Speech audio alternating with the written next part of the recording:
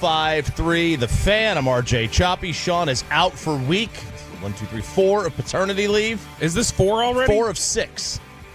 Man. He's got, it never ends. That's Bobby Belt, Peyton Russell alongside. We are back in studio. Dude, today. This is the closest Kristen has ever been to agreeing to give me another child. Has been seeing how much paternity Sean has gotten. Yeah, but you wouldn't take it. I know I wouldn't. I probably so what does wouldn't. It matter? You I probably Is it really wouldn't. that much, though? Huh? Dude, 6 weeks does feel like a lot.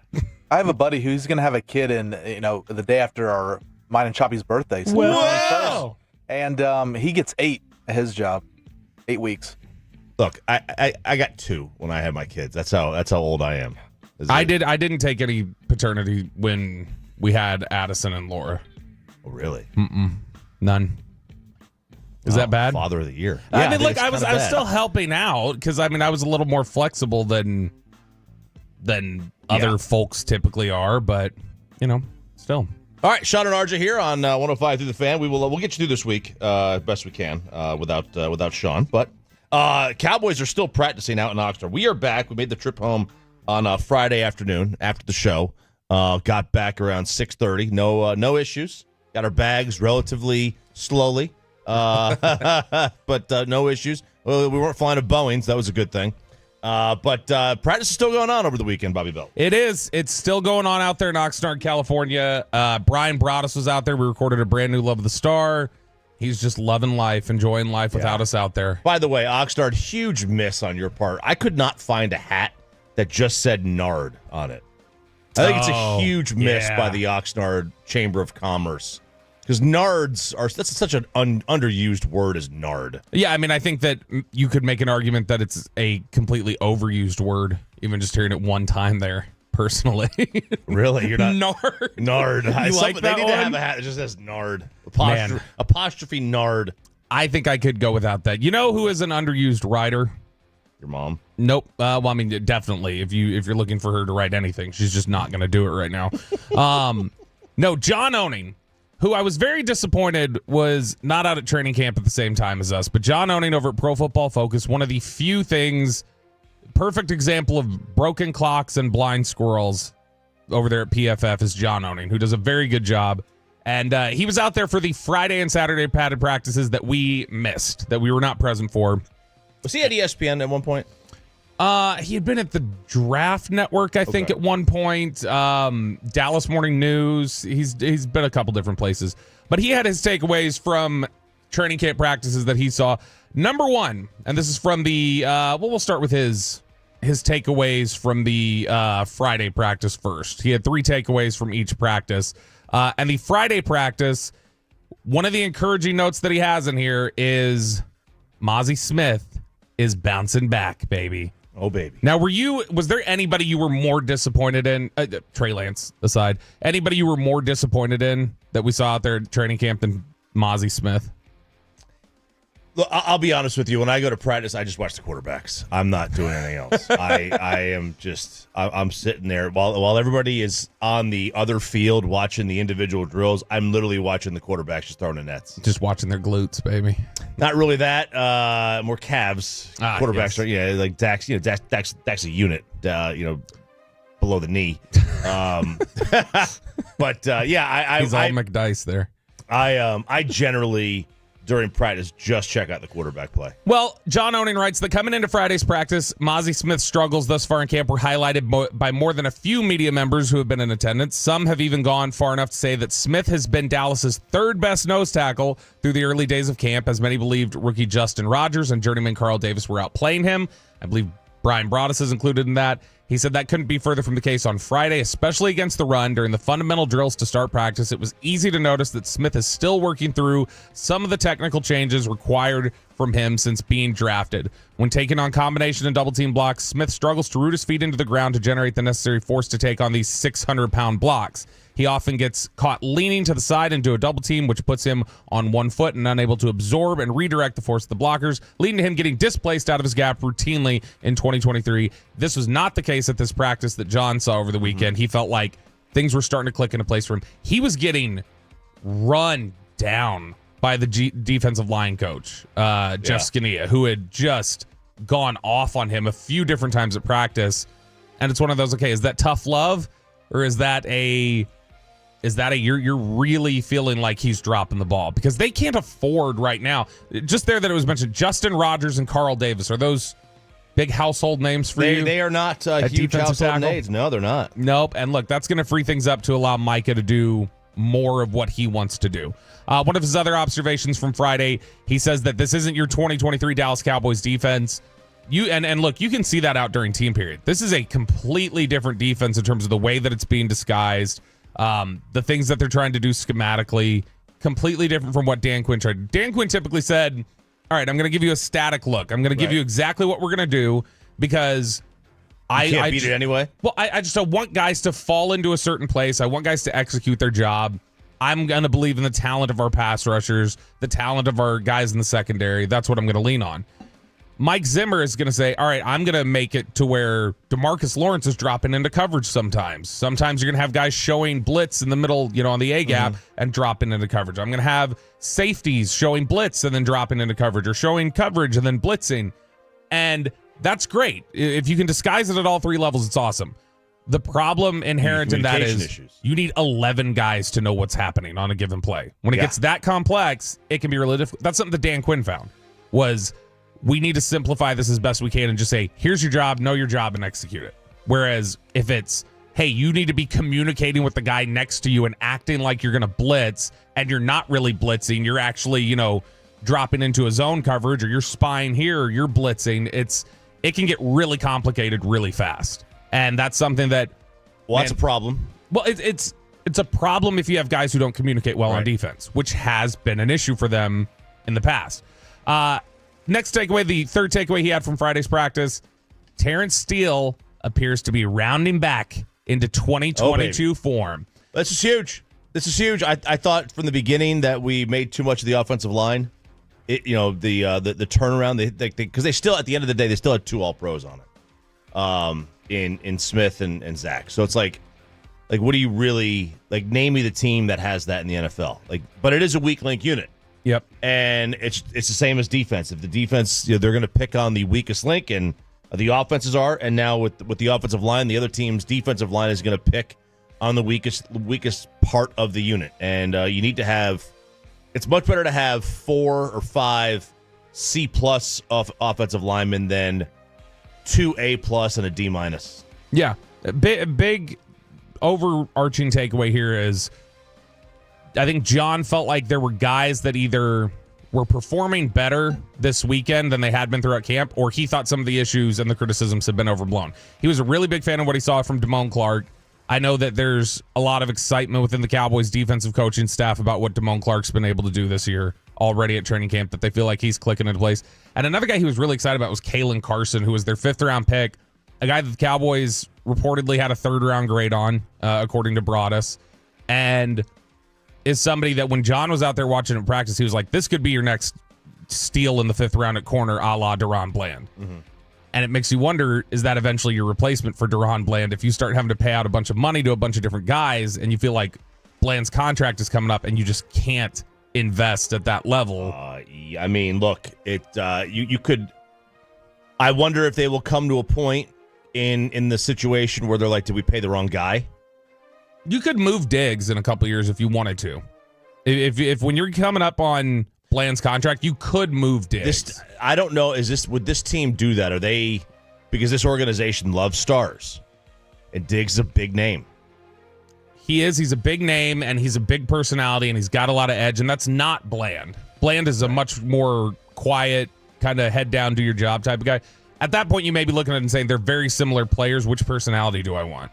Which edge do I want in my secondary? Well, because and I don't hate the idea of, finding replacements for guys who are about to be paid. That's how you got to do it. That really is how you have to do it in the NFL, in the salary cap era. Do you want to go down that road at that position? I mean, the Kansas City Chiefs had to do it with Tyreek Hill. They reached a point where they had to say, we've got to find Is it not easier, though, to find... If you have a really good quarterback, is it not easier to find a receiver than a corner? Oh, yeah, I can find a receiver much easier than I can find corner. Absolutely. So forget even just the question of quarterback. and like who you have throwing the ball to him. If you're just telling me that individual position, I can find a really good receiver easier than I can find a really good corner. 1,000%. You got to look at how they age. You know, how do corners generally age versus receivers? Mm-hmm. Because the moment they start to dip, it's a cliff. It's like when I dip, you dip, we dip. Yeah. Is typically how they go. Speaking of Tyreek Hill, he has a new contract, RJ Choppy. I saw. Man, this is Or does he? It's the weirdest. Because it's the same amount of money, right? Ever see. Is it not the same amount of money? It's $30 million a year. It is the same contract. They've just guaranteed more of the deal. That's all they've done. They didn't add years to it, anything else. It's just, hey, you have $60 million left that's total guaranteed on your $90 million deal. Well, we're going to guarantee up another $15 million. And the way this was reported yesterday or over the weekend from, and look, we all have it. This is not a criticism, so don't mistake it this way. Is this an accounting trick to free up cap space? No, it's not even to free up cap space. It's just to do him a solid. Oh, it's just to say it's well, and because so the biggest sticking point in CeeDee Lamb's deal right now that we've heard is guaranteed money. Mm-hmm. This is bringing him closer to, hey, over the value of your contract now, you're equal to Justin Jefferson in guaranteed money for Tyreek. Pretty much, yeah. It's off by I think like it's definitely past it in total, fully guaranteed. Potential guarantees, it's right there with Jefferson now, but he's past him in fully guaranteed money. So this essentially brings Tyreek Hill's deal to $106 million fully guaranteed over the life of his contract because they've just guaranteed more of it. What's odd about this and the way it was being presented nationally was, hey, this is like as a groundbreaking contract where somebody said this is the first time, this is the most money ever guaranteed in the middle of a deal without years being added to it. Yeah. It's like, boy, that sounds like a big favor to Drew Rosenhaus. Like Rosenhaus is saying, this is the way I want you to frame it. And again, this is not me being critical because that exists. You have these relationships, you do people solids in your reporting and things like that. Like I get that. But it sounded more like a solid because to me, I was like, I don't understand. The Dolphins were not walking away from Tyreek Hill in the next 3 years. No. Like, isn't their owner known as kind of a jerk?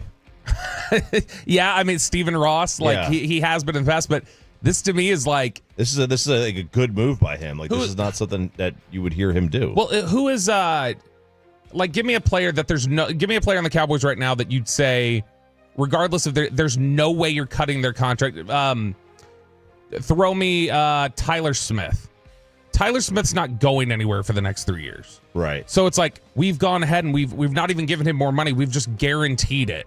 It's like, okay, well, what are you guaranteeing? He wasn't going anywhere. Like to me, it seems like a little bit of a phony. Yeah, I mean, I guess you could say this is, like if Tyreek rips up his knee and there's Achilles and his career's over. Well, see, it's injury protection. The only thing there is I think there are injury guaranteed. Like, I think his contract was already guaranteed for injury. So this just is guaranteed for other factors. Now, does Tyreek Hill anticipate that at some point he's going to start having a decline in terms of his speed because he's 30 now? And speed is typically one of the things that goes quicker, and he's going to lose that advantage. He's at the age where you lose it. Yeah, that you lose that. Now you're still fast, but you lose that quickness. Yeah, and maybe that's what part of this is about for him. Is I don't know when my decline's coming. I want this guaranteed, and they said, okay, let's do it. It'll be interesting to see how it impacts CD's negotiations because from an average annual value, you say Tyreek Hill just got a new deal. CD, he's still making $30 million a year. How can you get up to Justin Jefferson's money if Tyreek Hill, and the number one player in football, I might add, according to NFL Players Chop? Yeah, we'll get into that. 720, we'll get into it. But CeeDee Lamb, that gives them that argument on that side. But if it's truly about the guaranteed money, this hurts the Cowboys because now Tyreek Hill has reset the market in fully guaranteed money. And it's, you see this? You need to guarantee more in my deal. This is where we're heading. That's where we're heading. I mean, that's where they were heading anyway, I'm sure. It was the way it was going. So pay the man. Just get it done. This is good for CeeDee Lamb, the Tyreek Hill contract. But it was very confusing because I kept reading. I was like, wait a second. He was already making $30 a year. Yeah. This is still making $30 a year. They just gave him more guaranteed money. Good on them. Didn't know that was going to happen from that ownership group. It's Sean and RJ here on 105 to the Fan. The scariest part of the Rangers' weekend series loss to the Red Sox was not the offense. It's not the offense. We'll get in a little Ranger baseball coming up next year on 105 to the Fan. Let's get you on over to number one air. That's right, boys and girls. It is time to get on over to A number one air. You are going to want to go see them and go get that new heated and AC system from A.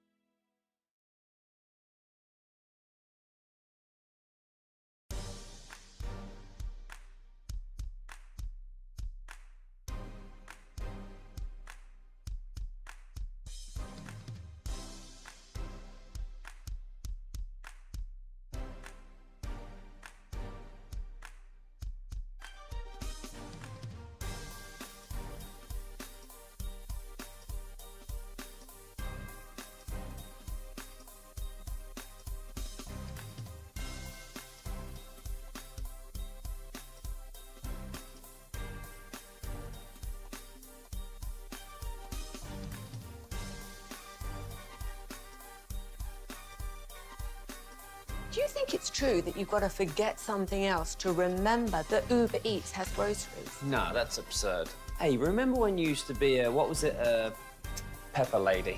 Pepper lady? Wasn't it Cinnamon Sisters? Basil babes. Saffron Squad? Nutmeg maidens? Paprika? No, Nutmeg Maidens. I just said that. Was it Spice Girls? Doesn't sound right. Was it Saffron Squad?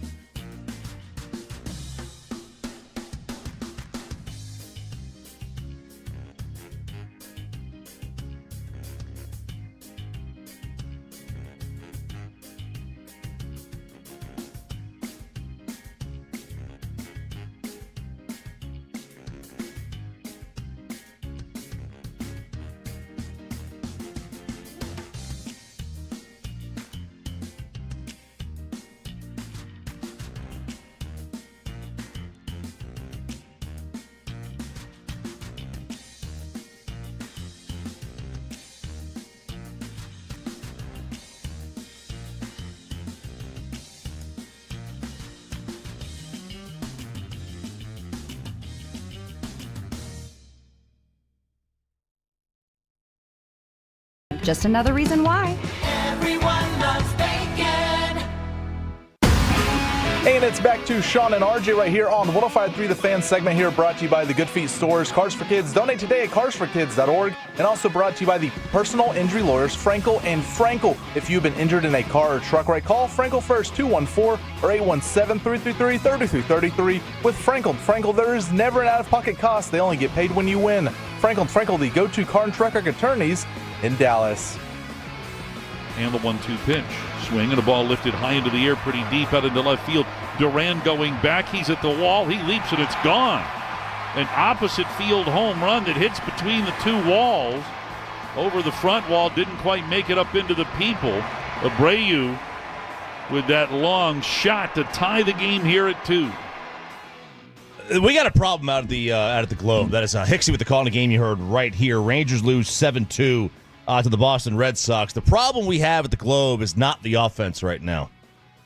Well, I mean, we shouldn't have any problems. They swept the White Sox. They did sweep the White Sox. They swept the White Sox. We needed to go all in on this year. Part of history. So that we had the chance. Oh, yeah, I've got some notes about that later. The Rangers are part of history now. They've contributed to a major losing streak, which we will get into. Yeah, an 84-win AL West crown. That's what we decided to sacrifice. Cheap, young talent in 2025. I wouldn't call it talent. I think you could have acquired cheap young talent. Here's my favorite note from over the weekend, Chop.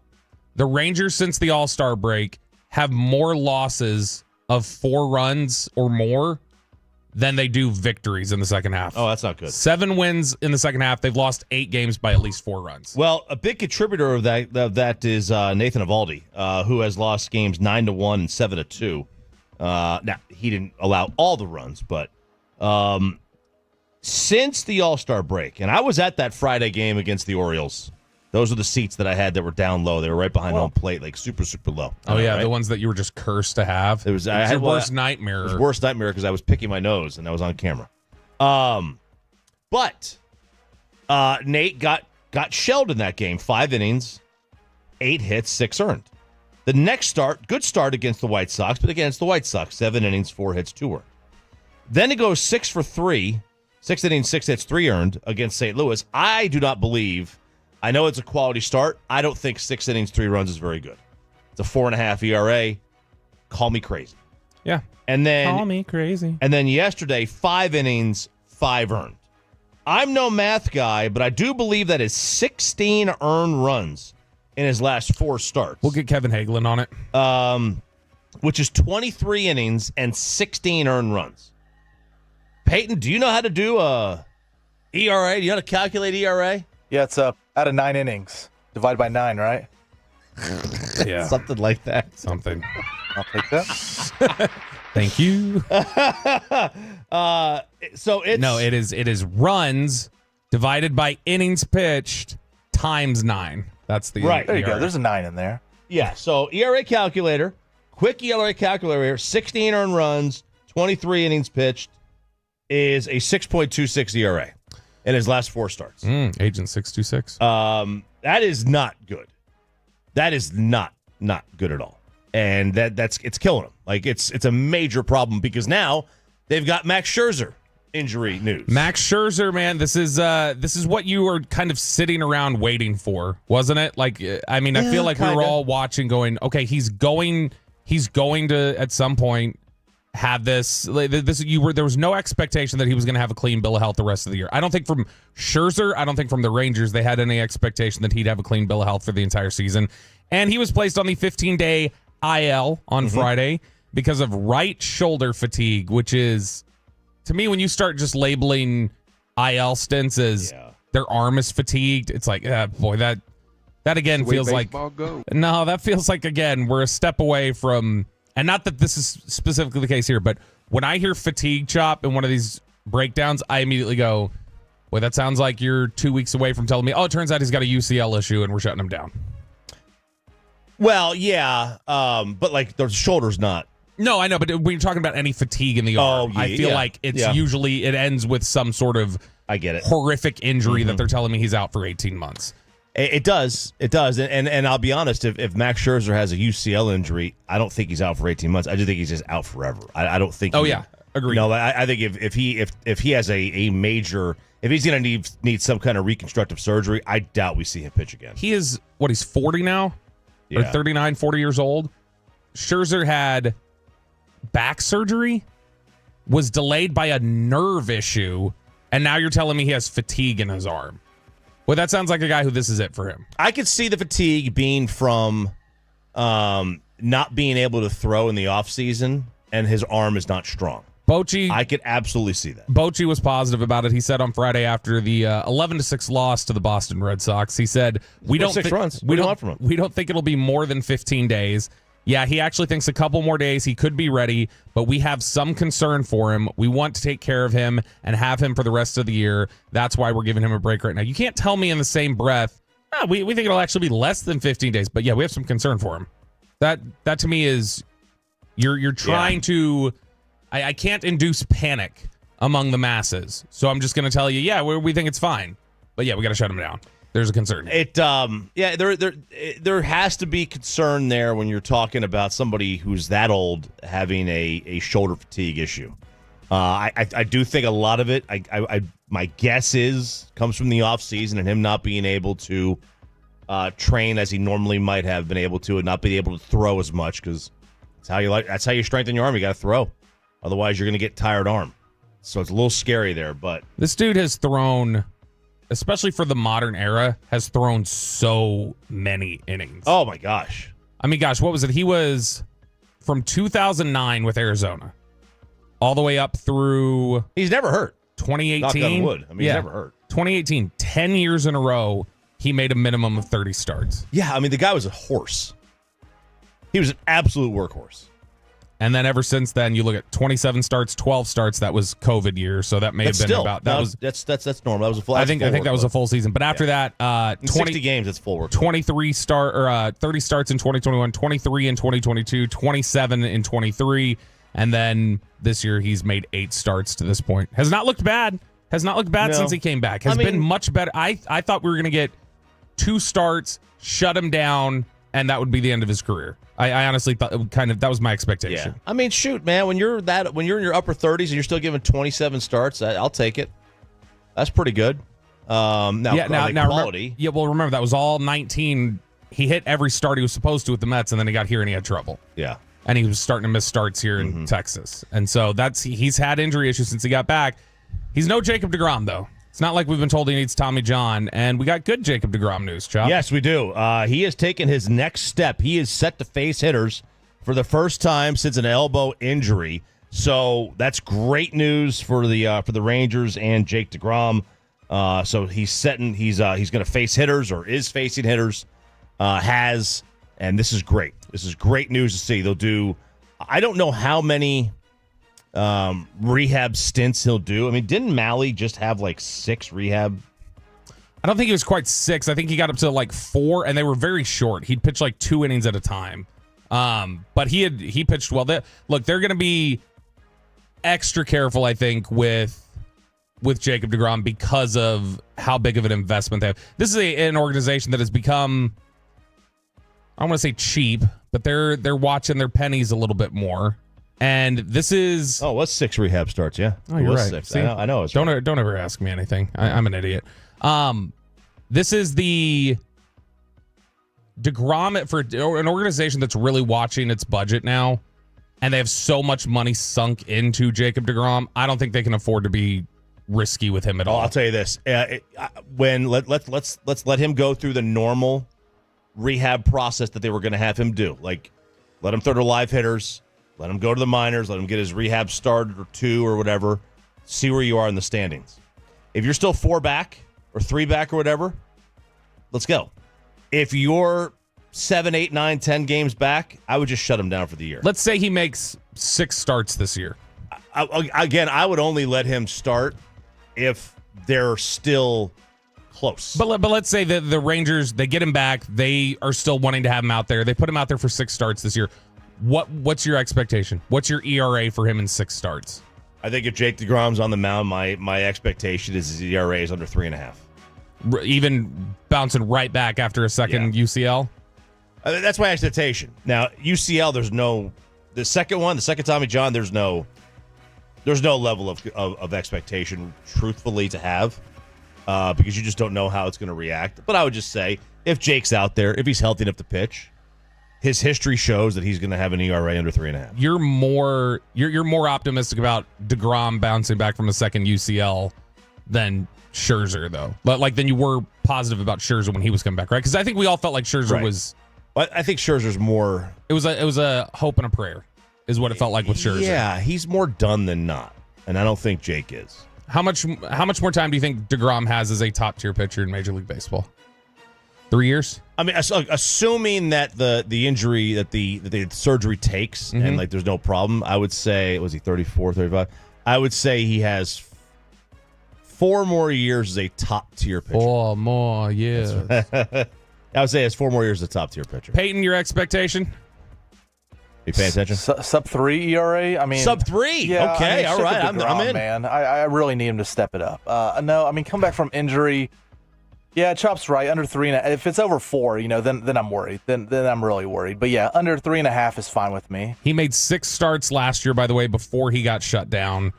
In those 6 starts, boy, man, it happened so quick. It felt like it was more. I felt like he started more than that, but he did. I don't think he even pitched into May. It was the end of April or the very beginning of May that he got hurt. It was. Remember he got hurt earlier in the year. He had to go on the DL, did he not? And then he went. Then he came off IL, sir. The IL. Yes, I know. Okay, I need you to get 2 things in your vernacular: the injured list and governors in the NBA. Okay. I don't want to hear DL or owners from you ever again, RJ Chappie. In 6 starts last year, 30 innings pitched. He had 45 strikeouts to 4 walks. He was so damn good. Yeah. Before he's a he monster, got hurt, man. he was so good there. It didn't look like he was slowing down.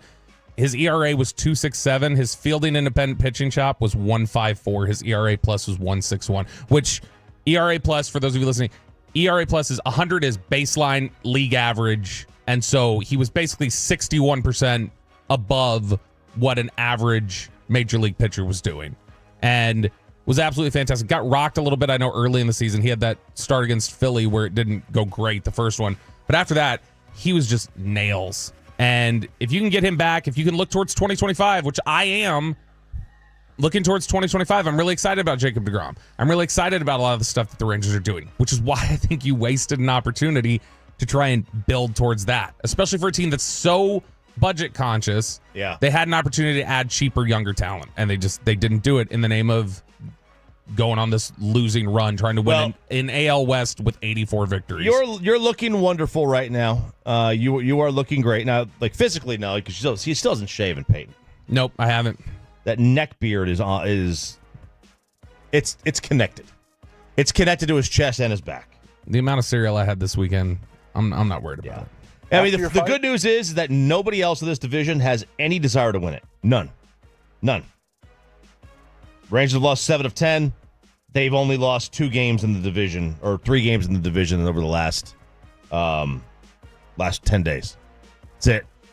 Like that, when you lose 7 of 10, that's all you lose. It's the only ground you lose, and you only lose 2 games of ground on Houston. Nobody wants to win this thing. And now you got Houston in town with a chance to. I mean, look, by the end of this week, you could be a game out of them, behind them. Yeah, wild card is sayonara. That's not happening. Yeah, that's done. By the way, if you want to win the 86 wins, I know Bassick said he thinks 86 wins gets this done. For the Rangers to get to 86 wins this season, they will need to go 33-17 the rest of the way. Done. Do it. They can do it. No problem.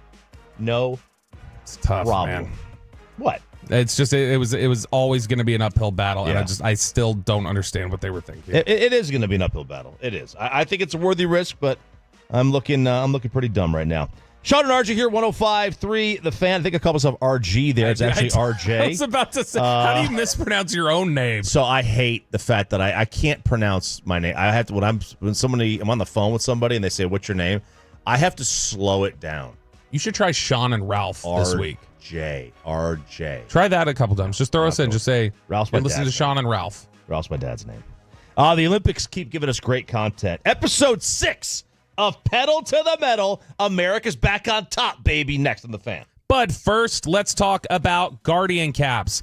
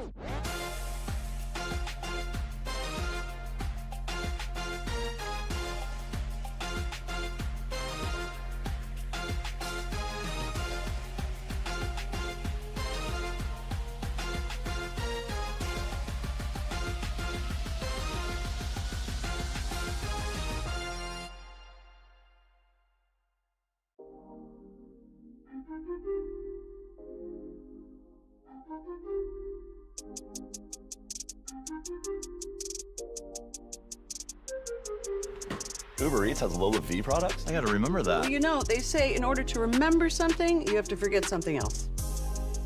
Okay, now that is a very cute haircut. That's like a little shag. I've never seen that before.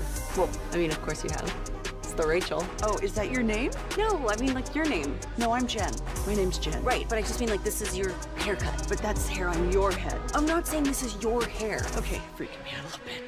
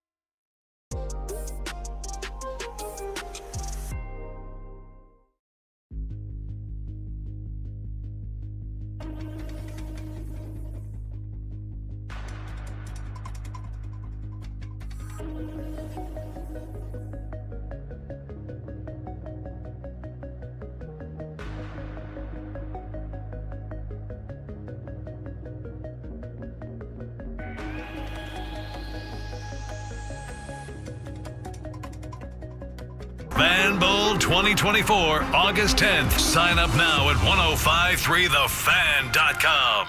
And it's back to Sean and RJ on 105.3 The Fan segment here, brought to you by Classic Chevrolet. Classic Chevrolet in Grapevine is the #1 Chevy dealer in the world.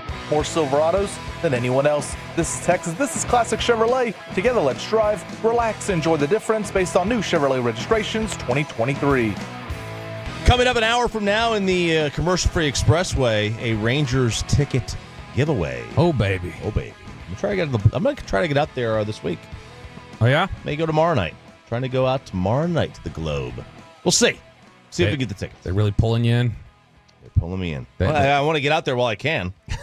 Sean was out there this weekend, I think. Oh, he was? Oh, yeah, he did. Yeah, because he's got his buddy in town. Yep. For a couple of days. It's the buddy who he's the godfather to his godson. Did you see the highlight of his godson?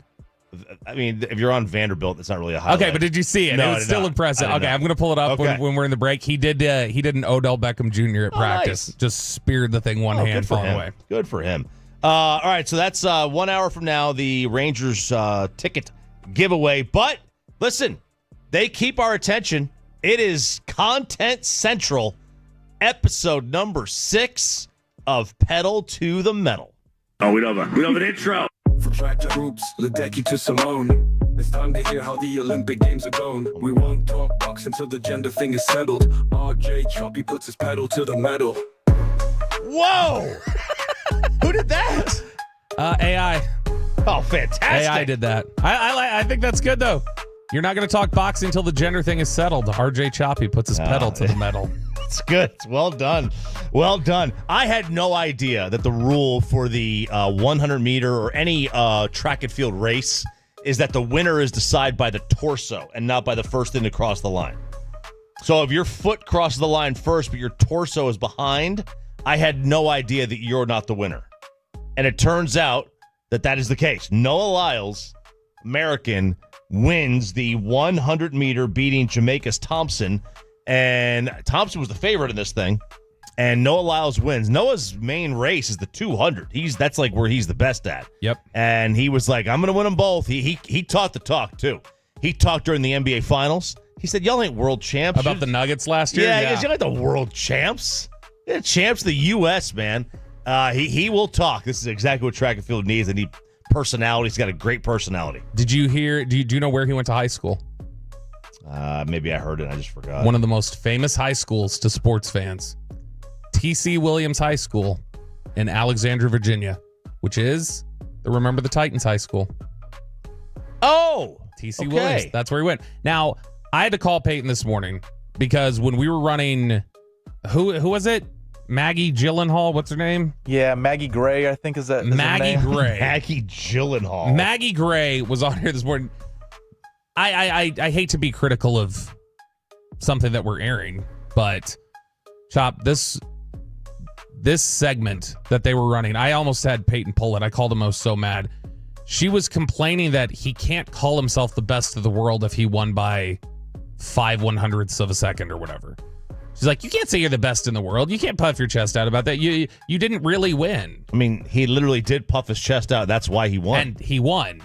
And so she couldn't ever define how much you have to win by to claim you're the best. But she's like, can you really say you're the fastest in the world if you won by that small a margin? She spent 10 minutes on this. Yeah. And I was actively angry about it. Is it like, because they have races leading up to the final. Mm-hmm. And you may not win all the races leading up to the final. You may not win any of them as long as you just keep qualifying and moving on. And then you win the final one, then you're the champ. That's kind of how it works. She was basically saying you can't claim you're the fastest in the world, even if you've won the gold medal for, hey, this is where you figure out who's the fastest in the world. She was basically saying you can't claim that unless you're Usain Bolt, winning by 2 seconds and slowing down to smile at the camera. All right. Well, I mean, good luck with that take. It's just, is there a, because I think what I read is his time was exactly the same as the second place guy. But because we're talking about thousandths, millionths of a second of a difference in these two. He still won. He's the gold medal winner, and the U.S. has won the 100-meter dash at the Olympics for the first time in 20 years since the Athens Games of 2004 when Justin Gatlin won it. We're talking about the first time in 20 years that the U.S. is back on top. Damn. 20 years since Justin Gatlin. I know. Makes you feel old, doesn't it? Yeah, well, I'll tell you what makes me feel old is Michael Johnson. He was out there I went out to Michael Johnson Performance, which doesn't even exist anymore, but I was out there a couple years back, and he was talking to the athletes, and he was talking about his career and made some reference to when it ended, and I was like, my gosh, life is just blowing by. By the way, go Vols on the Justin Gatlin stuff. So that's Noah Lyles. So he has he'll do his 200-meter, and he'll try to get that. Sha'Carri Richardson wins the gold, wins the silver, but now they're saying she didn't win the silver. She lost the gold.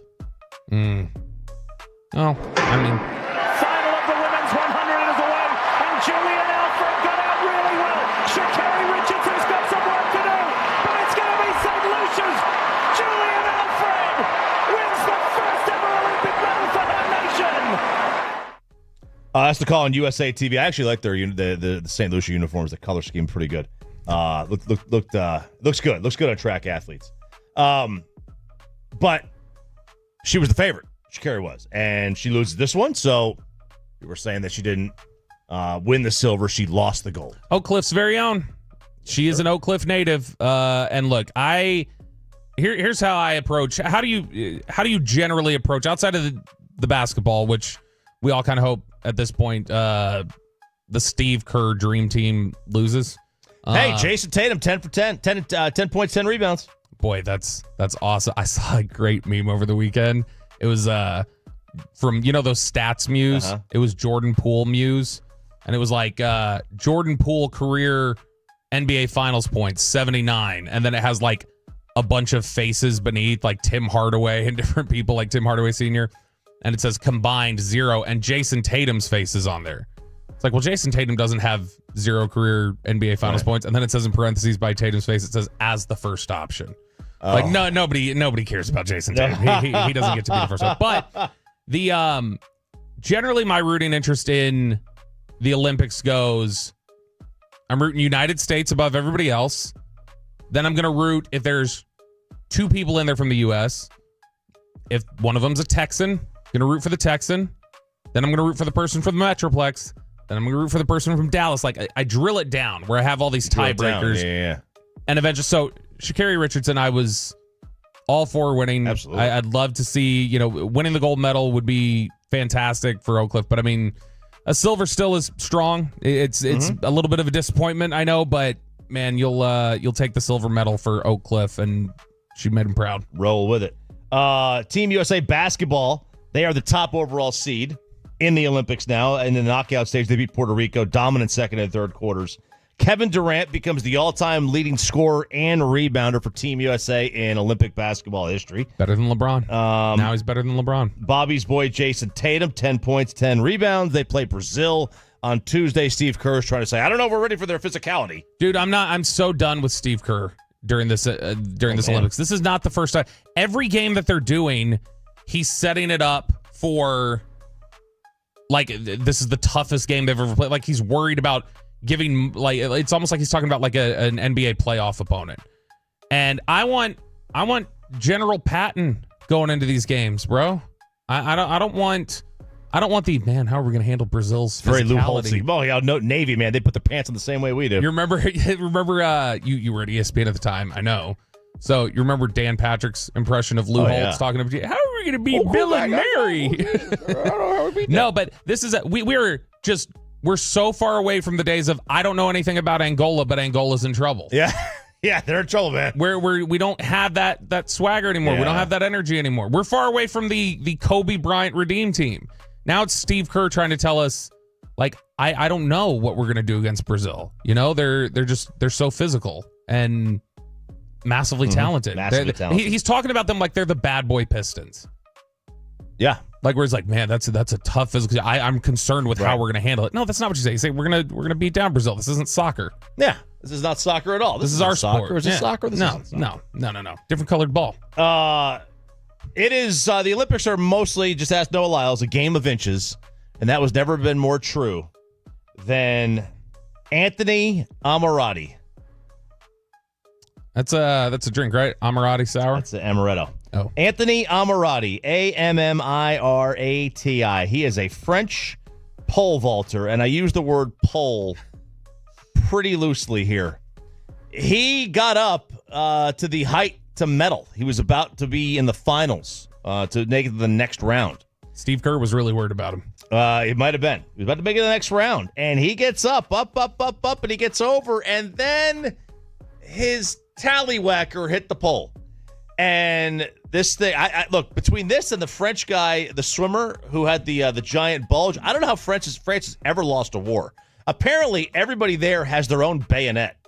I have no idea how this country was ever taken over by anybody based on the 2 Olympians that have shown out. And I do mean shown out. No idea how that's possible.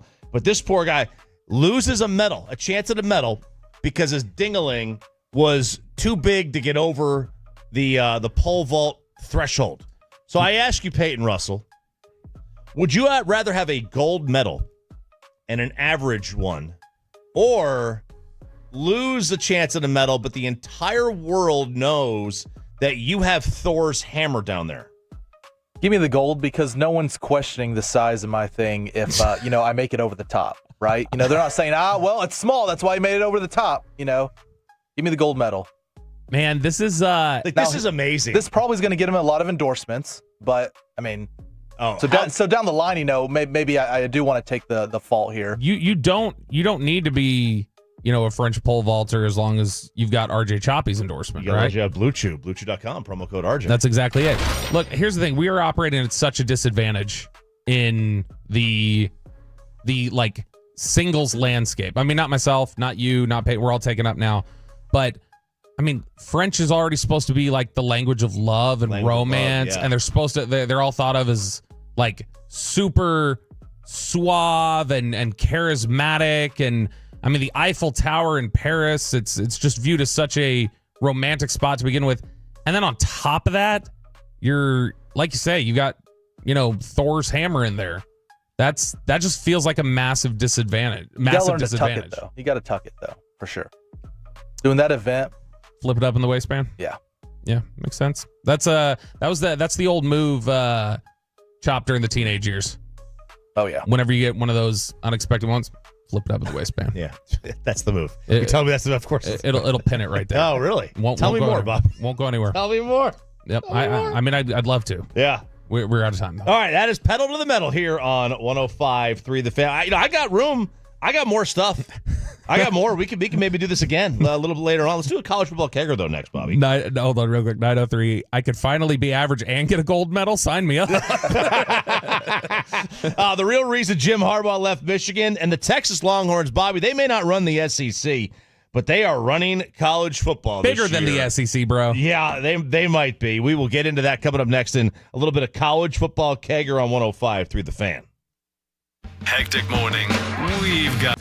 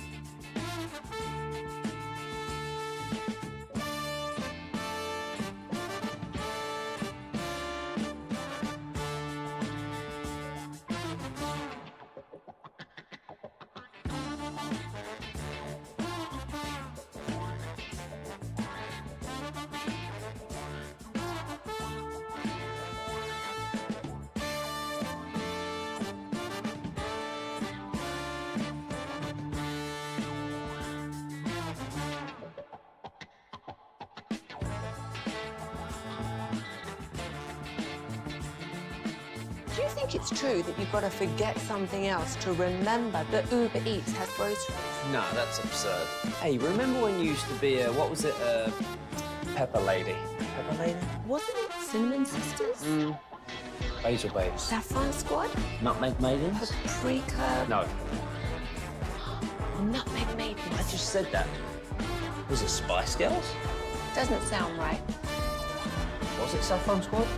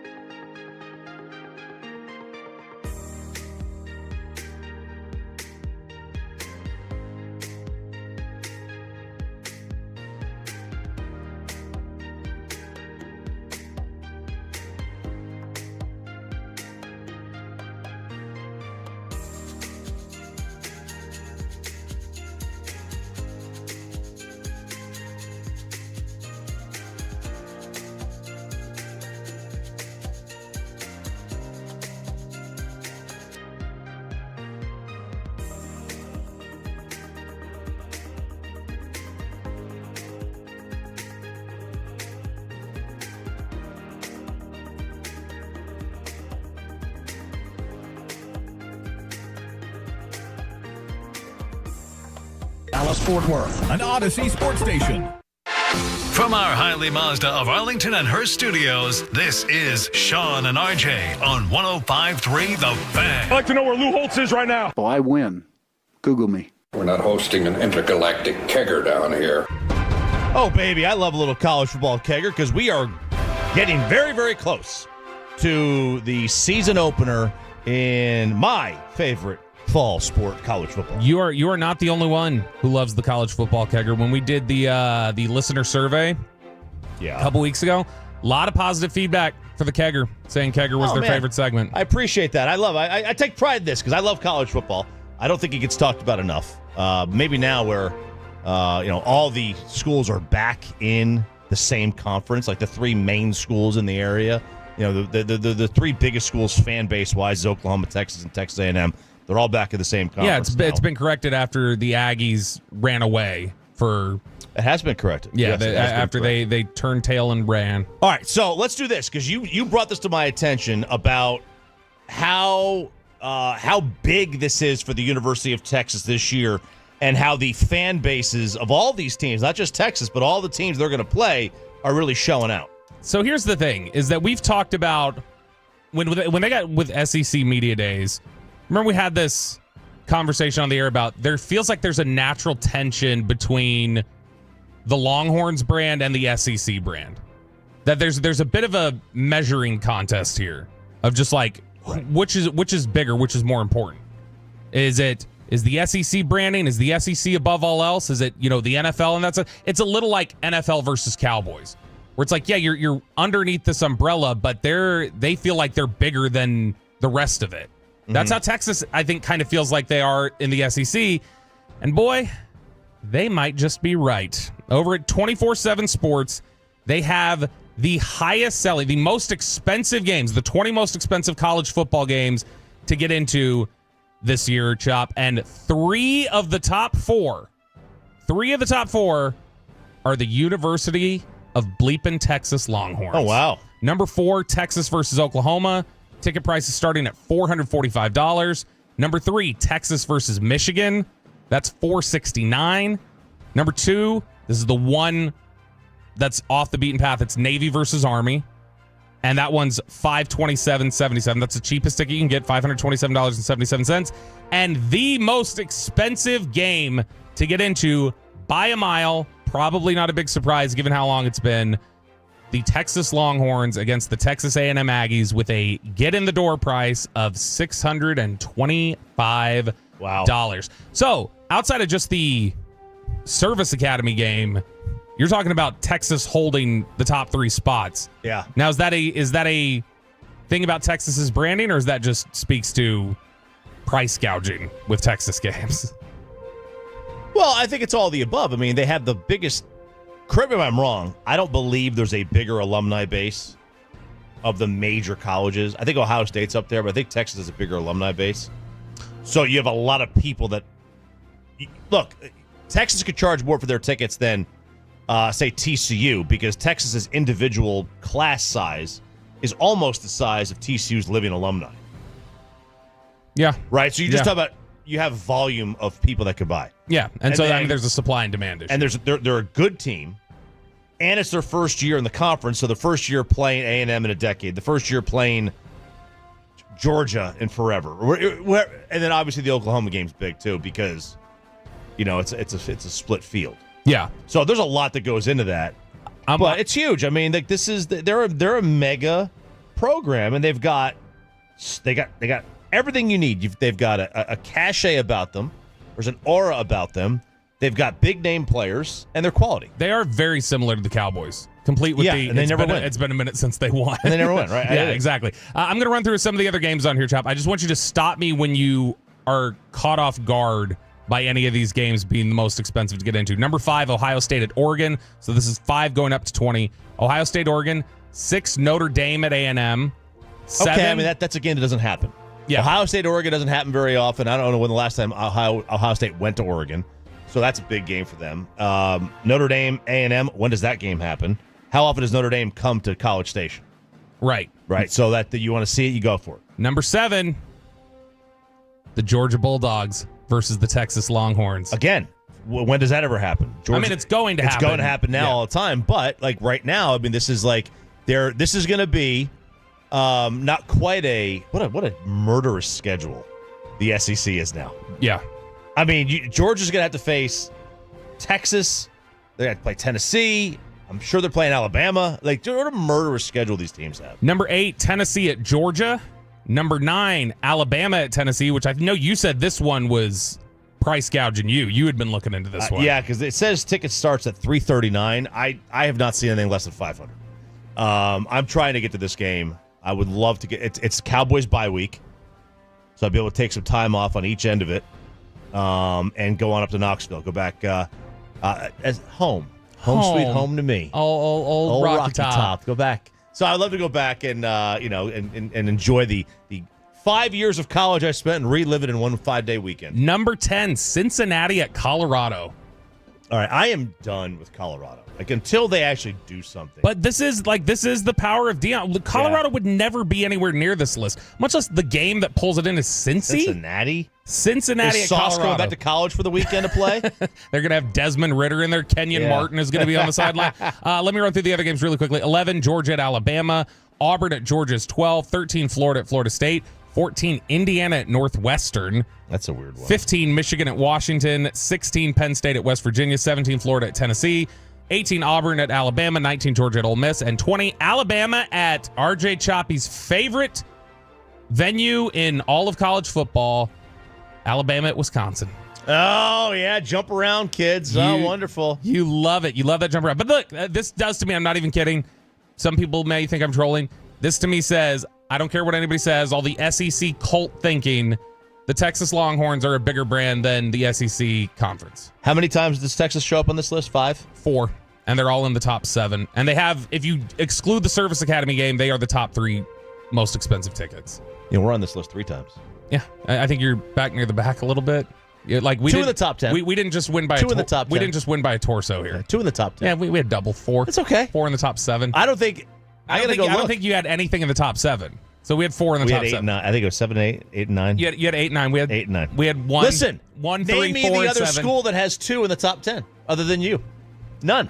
So are we the second best program? We're the second biggest named program of college football? Sure. You can be running behind while we Usain Bolt smile at the camera, bro. I'll take that.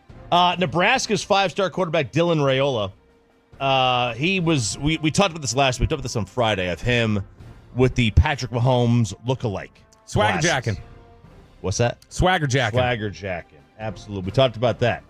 Well, he said that he didn't even know who Pat Mahomes was when he got this haircut. He posts on social media, honestly, I grew up, I played baseball, I never liked football. He said he never liked football. He's one of these guys that was not like even though his dad played in the National Football League, he didn't know who. Yeah. He absolutely knew who Patrick Mahomes was because he's a freshman. He wears 15 with the same Oakley as the hair. He knows who that is. He has to know who it is. I am rooting for a Tate Martell-esque downfall now for Dylan Raiola for trying to pull this one over on us. He said, I've had this haircut since the 6th or 7th grade, and I didn't even really know about Mahomes back then. So that was 6th, 7th grade for him would have been 6 years ago. Mahomes would have been a rookie. Mahomes would have been in the NFL. He would have been a rookie. Like, it's not a rookie. It was first year starting. And he had that haircut. He wore those Mahomes wore those sunglasses forever. He's worn those shades for as long as I can remember. There's no chance Dylan Raiola didn't jack this swag, as you would say. Swagger jacking. I'm not a writer. I'm a biter. It's a Jay-Z Cameron beef thing. Yep, gotcha. Michigan coach Sharon Moore violated NCAA rules according to the notice of allegations. Bobby? That's my buddy, Sharon Moore. This guy's screwed. No, he's not. He may never coach a game. Stop it. The suspension, he's facing a show cause penalty, which is what, basically it's what happened to Jim Tressel, Bruce Pearl, guys like that, where you get a show cause penalty, Kelvin Sampson, which means you basically can't coach for X amount of time. You can, but the school has to show cause as to why they're allowing you to coach. This is a suggestion, right? This is what the NCAA is going to submit as what their recommendation is, right? Correct. This is not a ruling. This is what the NCAA. It's basically like the charges that the prosecutor is seeking. Right. This is absolutely. They are powerless compared to what they used to be. The NCAA. For sure. Oh, for sure. No there's zero chance Sharon Moore misses any time. But do you know what Sharon Moore did? And this is the cover-up is always worse than the crime. Yeah, he's Michigan. They had Connor Stallions. Connor Stallions was the sign-stealing graduate assistant. Mm-hmm. He was on the sideline for Central Michigan, which Central Michigan fired the guy. All of a sudden, they just fired the guy who apparently allowed him on the sideline, who was a Jim Harbaugh disciple at Michigan who went to Central Michigan. Yep. And he allows this guy on the sideline. Well, Sharon Moore deleted a thread of 52 text messages with Connor Stallions off of his phone. People delete messages all the time, Chuck. That's a cover-up in the eyes of the NCAA. Now, you're right. They're powerless. Look, this is a tradition unlike any other with Michigan Wolverines, all right? Tom Brady started this rich legacy of deleting text messages and destroying phones and getting rid of things. And Sharon Moore in Michigan, they're just following in the footsteps of their father, Tom Brady. Yeah, they really are cheaters. Cheaters all over the place. This is a level 2 violation. They recovered it via device imaging, and he produced them to law enforcement staff afterwards, and they showed that he did delete those messages. Which is worse, deleting texts or deleting emails, do you think? Is that a Hillary joke? I was just asking a question. I was trying to figure out where you were going with that one. He's a repeat violator because he had contact with recruits during a COVID-19 recruiting dead period, so Sharon Moore, Bobby, I will be stunned if he doesn't get some kind of a major suspension out of this. He'll get some. Will he coach week 1 or week 0? I don't know. He'll get some sort of penalty, but it's not going to be anything of significance because the NCAA does not have the power that the NCAA once wielded. The NCAA, I'm so glad to. I love it. I love that the NCAA is powerless, completely neutered, and unable to enforce things the way that they used to because they spent decades ruining the lives of kids who were accepting a pizza from a booster or what, and I mean just completely derailing future careers with some of their heavy-handed BS that I have no sympathy for them. I hope everyone gets away with everything that they do violating the NCAA because they're an awful organization. What happened with Deshaun Foster at UCLA? Okay, so Deshaun Foster, which we played the audio last week, incredibly uncomfortable. He was clearly not prepared to go out there. And we were asking ourselves, has this guy never done media before? Or does Deshaun Foster... Sure he was in the NFL. But has he just never spoken in front of a crowd before? Or was he not prepared for this? Because you remember he said, we're from Los Angeles. Yeah. We're one of 2 teams in Los Angeles, us and UCLA. That was his big statement there at the press conference. Well, I like the awareness from Deshaun Foster. This is 99 awareness. He showed up at his media availability for UCLA. And Chop, here's the shirt.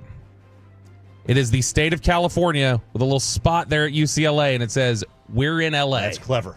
That's clever. That is taking something, running with it, taking a negative, turning it into positive. This is making lemonade from your lemons. This is PR 101. Embrace your failures and make fun of them. 100%. And no one this self-aware would be as naturally awkward as he appeared last week. Right. So to me, what this means is he was just completely caught off guard. Would never happen again. But he probably didn't know he had to make a statement. I don't know that was they were having everybody else do it. So I think he just thought he was going up there to answer questions. And all of a sudden it was like, tell us about your program. And he's like, okay, I got to tell you about UCLA. Yeah. Okay. Like, I got to tell you about UCLA. I'm not, I win Google me. I'm not that guy. I love it. Oh, man. All right. That is a little bit of a college football kegger. Sean and RJ here, 105 through the Fan. The commercial-free expressway is coming up next. We've got our best and worst of the weekend. Troy Aikman weighing in on the Dak Prescott contract situation. And when is the next former Cowboy getting in the Hall of Fame? We'll get into all that coming up next here on the commercial-free expressway, along with Rangers ticket giveaway next on 105.3 The Fan. But let's get you over to Zero Res. Get that carpet clean.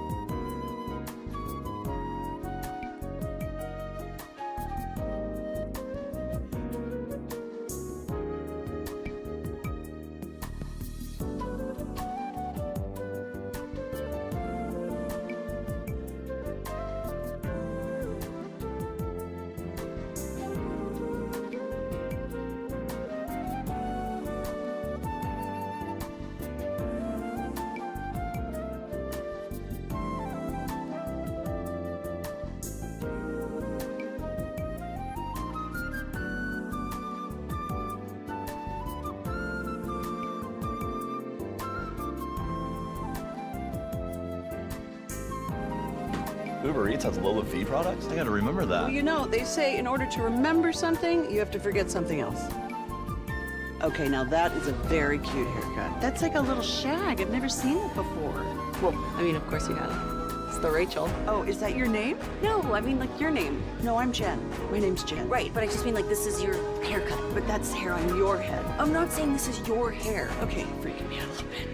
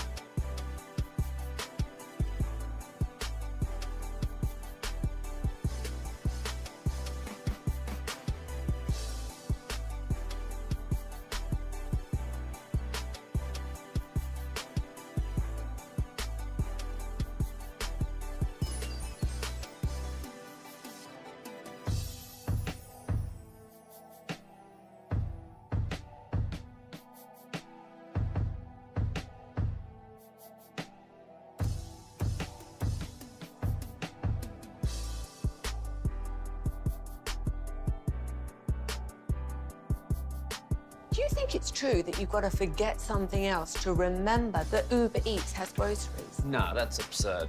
Hey, remember when you used to be a, what was it, Pepper Lady? Pepper Lady? Wasn't it Cinnamon Sisters? Basil Babes. Saffron Squad? Nutmeg Maidens? Paprika? No.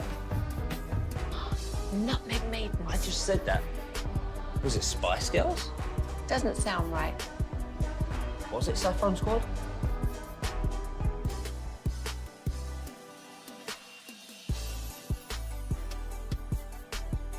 With you, it's Fan Bowl 2024, August 10th. Sign up now at 1053thefan.com.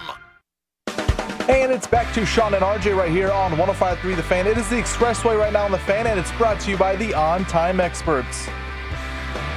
Good morning, DFW. It is Sean and RJ here on 105 through the Fan. You have reached the commercial-free, expressway commercial-free until the end of the hour. I'm RJ Choppy. He's Bobby Belt. Sean is on paternity leave. Week 4 of 6. Paternity leave for Sean. I mean, just keeps going. It's going. I mean, Jacob deGrom's been available more often than Sean Sharif. I'm really just Russell alongside as well. Yes, I'm really disappointed Sean wasn't here to do the grip strength test with us this morning. We've got the little grip strength meter, and Sean Carter's going to film everybody doing it. And I was really excited to see Sean have to. Like, do you think he could get his hand all the way around this? I think that would be the big problem for him. He'd go 2 hands. Oh yeah, he would definitely go 2 hands. Yeah, like I always do with your mom. He would throw one of those. You're gonna have to bring that back for next week, so when he can do that, and we can film him doing it. We do have a Ranger ticket giveaway and our best and worst of the weekend to get to. But Bobby Belt, Troy Aikman had some things to say about our quarterback, Dak Prescott. Concerning if you're a Dak Prescott fan. Oh, no. Encouraging, I guess, if you're one of the doubters. So Troy Aikman was on with Pat McAfee last Friday while we were going through LAX, which we'll talk about here in just a few minutes on best and worst of the weekend. But Troy Aikman was on. And you remember we played the audio from Ian Rappaport last week on Rich Eisen that sounded very pessimistic about Dak and the Cowboys. He was like, I think it'll get done, but I mean, he's like, there's a chance he goes to free agency like that again. And if he gets to free agency, it's not 60, it's way more than 60. So the topic of getting $60 million, will he be the first $60 million quarterback, came up on the Pat McAfee show with Troy Aikman. And when you listen to this clip, I think it's important to remember Troy Aikman has a good relationship with Dak Prescott. They do charity functions together. Troy worked NFL on Fox games for a long time, so he was doing these production meetings with Dak consistently. Obviously, 2 guys who know the unique circumstances of what it means to be the quarterback of the Cowboys, like what comes with that pressure. And so, really good relationship, strong relationship. I think he has a decent idea of Dak's thought process. So this is Troy Aikman with Pat McAfee last week talking about the potential of Dak Prescott being the first $60 million quarterback. I do believe he's going to be the first quarterback to $60 million. And from Jerry or somewhere else?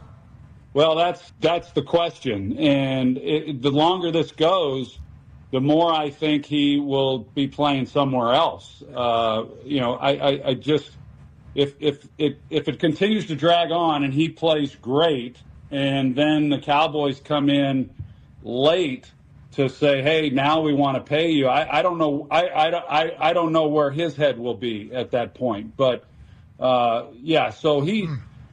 When you look at the numbers, if you didn't have the names and you just looked at stats, and again, I go back to I don't care about stats. I just want to see wins. But wins included, you would put Dak Prescott's numbers over the last couple of years along with Patrick Mahomes's.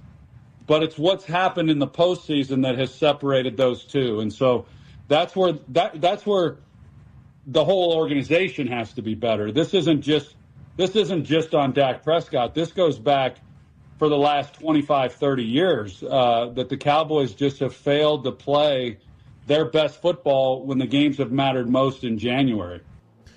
Chop, this is something that we talked about a lot during the offseason. And Todd Archer said the same thing to us over the summer in one of these interviews we did with him when Sean was out. This idea is starting to gain not just momentum, I think it's become consensus at this point.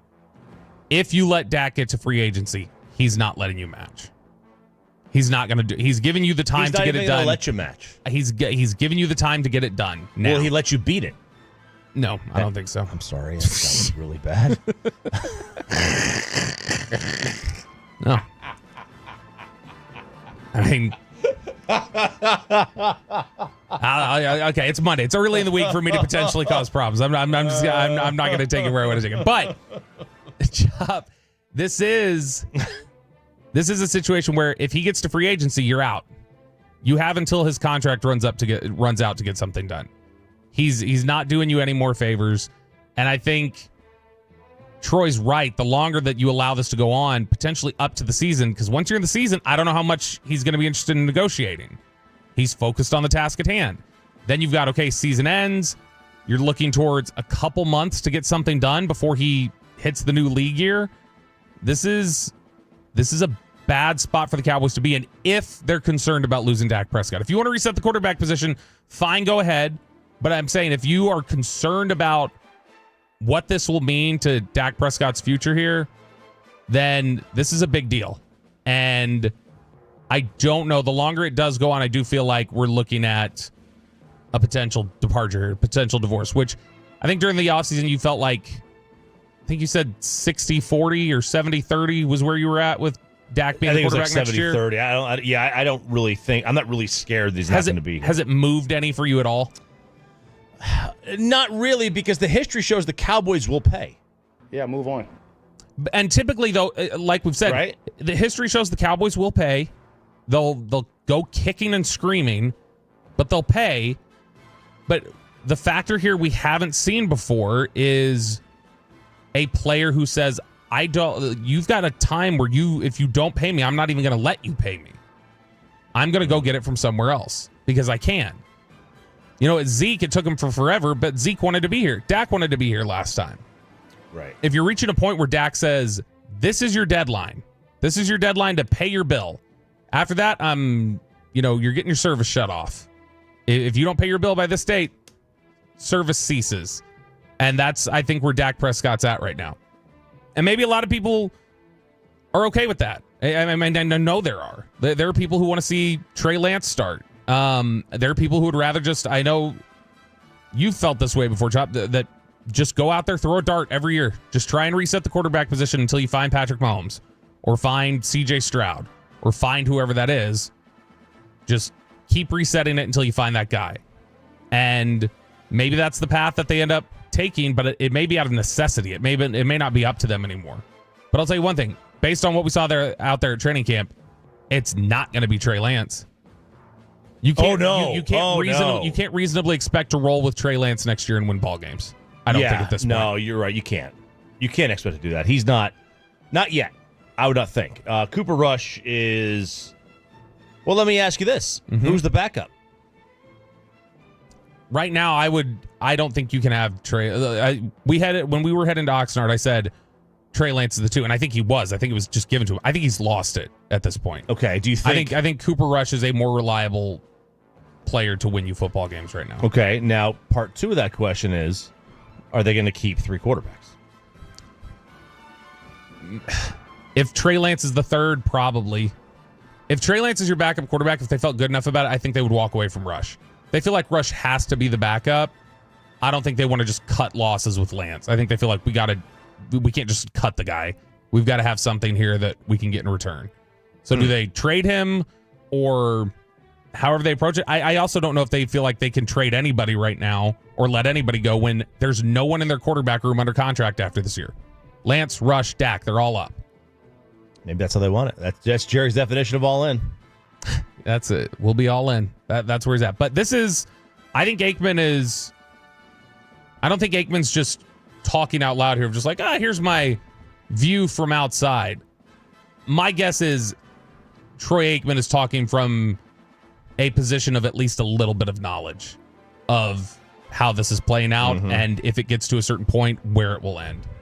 And if you want Dak out of here, that's fine. There's a lot of people on the fan text right now saying, go, get out of here. Fine. Love it. I'm fine with Dak going. 214 after Dak said to us, get over it, left many of us salty. So I honestly don't care if he leaves. Yeah, move on. I think everybody is at a point now. Even the Dak supporters, I feel like, Chop, are at a point where they say, yeah, it wouldn't be the worst thing in the world if he left. Like we could get, because we're all so beaten down by the arguments. The arguments stink. That it's like, let me see. Okay, go do it somewhere else and we can get our answer. It's almost like people kind of want him to leave. They're like, all right, let's see who was right. Because you guys are always going to think he's going to be a Super Bowl winning quarterback, and you guys over here think he's one of the 5 worst in the league. Like it's so aggressively polarized that I think a lot of people feel like the only way we're going to get our answer and our way to settle this is if he leaves and he goes somewhere else and we see what he does there. I mean, that is one way to do it. Does this team want to go down that road? That's the question, And look, I want this thing to get done. I just want closure, one way or the other. Just let me know what's going to happen beyond this year.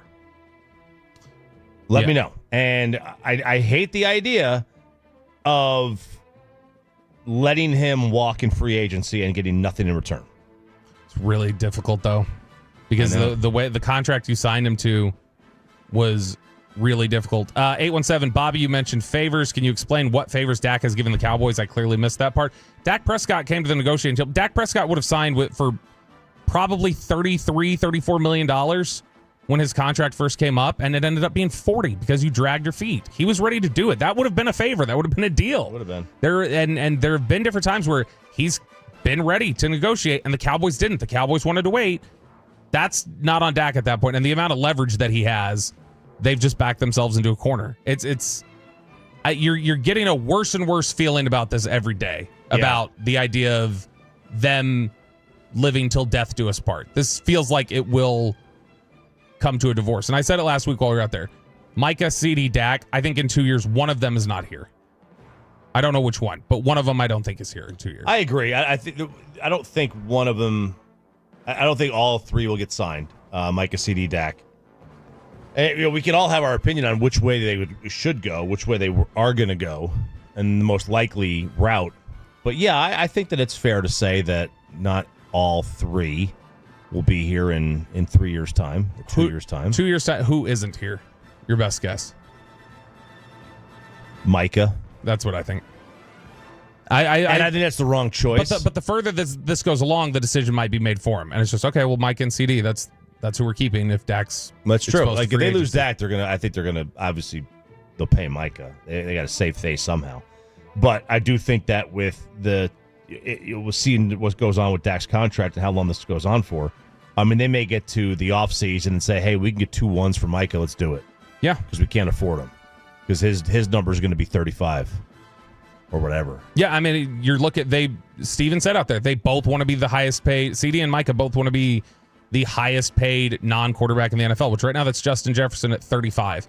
So that's 35 and a half, 36 minimum. Yeah, and that's what Mike is going to get that. Yeah. Next year he'll get that. He absolutely will. And I don't know if the Cowboys want to go down that road. Maybe they do. I mean, to me, I think he's the best I think he's the best non-quarterback, the most dominant non-quarterback in the league at his position. I know that everybody loves the TJ Watt stat numbers, but TJ doesn't get double teamed. He doesn't at the rate that Micah does. He doesn't beat his man at the rate that Micah does. What rate is that? 33%, Bobby. 33%. Let's hook you up, Tolos. All right, Tolos, caller number 10 right now at 877-881-1053 wins a pair of tickets to see your Texas Rangers take on the Minnesota Twins on Friday, August 16th. That's caller number 10 at 877-881-1053. All right, Sean and RJ here on 105 through the Fan. We had Hall of Fame inductions over the weekend. I'm not a speech guy. Are you a speech guy? I'm not. Real quick, I do want to say something here because 817 came back, said that's straight up fake news that Dak would have signed for 33. Shameful, Bobby. I don't know that you guys who hold to that opinion remember where we were when Dak came up for contract. It was after the 18 season. Dak was absolutely in conversations as the 32, 33, 34 number. And the Cowboys' first offer to Dak, I'm telling you this, the Cowboys' first offer to Dak and Todd France was $25 million a year. And that's ultimately where things went sideways. But he signed for 40 because it went 2 years down the road.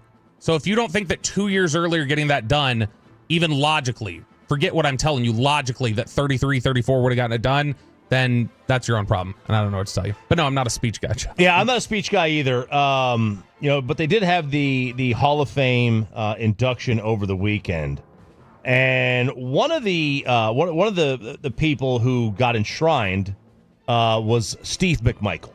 Mm-hmm. Now, Steve McMichael is battling ALS, and this was a very powerful photo. Him in a hospital bed with his jacket on. It was a great video to see.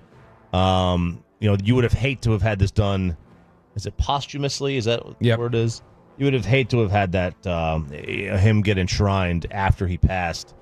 It was bad enough that it was with him in that state, not being able to be on that stage with everybody. But it was really cool video to see, and it brought back a great Mongo memory. That was his nickname when he body bagged the worst umpire in Major League Baseball history, Angel Hernandez, right before he was singing the 7th inning stretch, "Take Me Out of the Ball Game" at a Cubs game. On goes home, Chicago! And don't worry, I'll have some speaks with that home plate umpire after the game. Ooh! A 1, a 2, a 3. Take me out to the ball game. It's fantastic. And didn't Angel throw him out? I mean, he was a fan. I know, but you can eject fans. Yeah, I think he gave him the heave-ho. I don't think he left the game, though. I think he might have. Oh, I didn't think he. I think he was I always saw it as a fake throwout. Boy, Mongo is the wild thing to look at with his career, because look, it's a great thing. I think everybody is, it felt like the right thing in a lot of ways. I don't know that anybody thought of Steve McMichael for a long time as a Hall of Famer. That it's more, I think, just something where they felt that this was a way to honor him in a really tough process, in a really tough moment. But how many guys do you think are in the Hall of Fame, like Steve McMichael is now, Chop, where the first 4 years of their career, they started 10 games? Steve Young.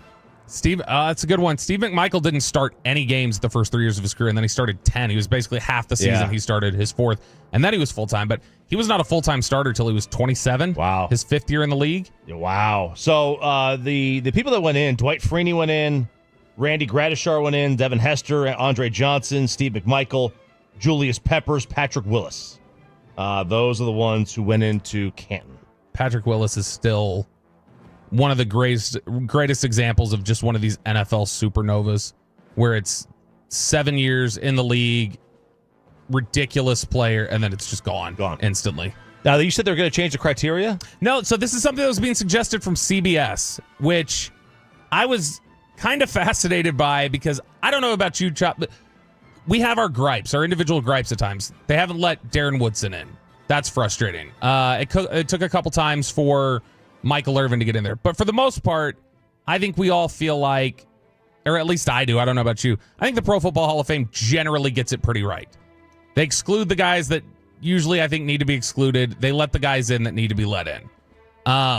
Whereas, it's not basketball where they let just anybody in. Right. And it's not baseball where I feel like they're too exclusionary. I feel like NFL gets it pretty close to as right as you can get it. Well, over at CBS, Brian DeArdo said it was time to fix a decades-long issue, and that was fixing the flawed selection process. He says far too many players and or coaches have had similar waits to that of Randy Gradishar and Steve McMichael and are still waiting, never received a call to Canton or received the honor posthumously. There's currently a backlog of deserving players, especially at receiver, who may never get the call. Saturday's ceremony was yet another reminder of the flawed system in which esteemed individuals are voted into the Hall of Fame. Given those constant oversights, it's time the Hall reevaluates its selection process and creates a better one. So here are some of the suggestions, Chop. Diversify the Hall of Fame selection committee. So right now, you've got it made up of 40 people, of NFL writers and people from different cities. So the suggestion here is you need to turn it into a committee. It needs to be writers. It needs to be coaches, former players, significant contributors. These need to be people voting on it. So you need to have certain individuals who, hey, I went up against that guy. That guy was a Hall of Famer to me. Like I'm voting for him, or I'm making the case that he's a Hall of Famer. He draws the comparison to the all-time team that was named in 2019. How they used a variety of different people to contribute to that. I don't love this one. Create criteria to add more clarity to the selection process. So suggesting, for instance, how the Steelers, to be in the Steelers Hall of Honor, you must be retired for at least 3 years, played a minimum of 3 seasons for the Steelers. Former coaches and contributors had to make significant contributions to the team and community. Talk about you should have these sort of criteria in place of, hey, let's make some check marks that you have to hit certain benchmarks. Right. The problem is we've run into this as an issue in college football with Les Miles and Mike Leach. And they have the college football. Yeah, the College Football Hall of Fame has a rule: to be a player, you have to be an All-American at least once, and to be a coach, you got to win 60% of your games. Yep. And so they want to put in not that exact criteria, but they want to put in similar criteria that says this is how you get there. So does that work for you?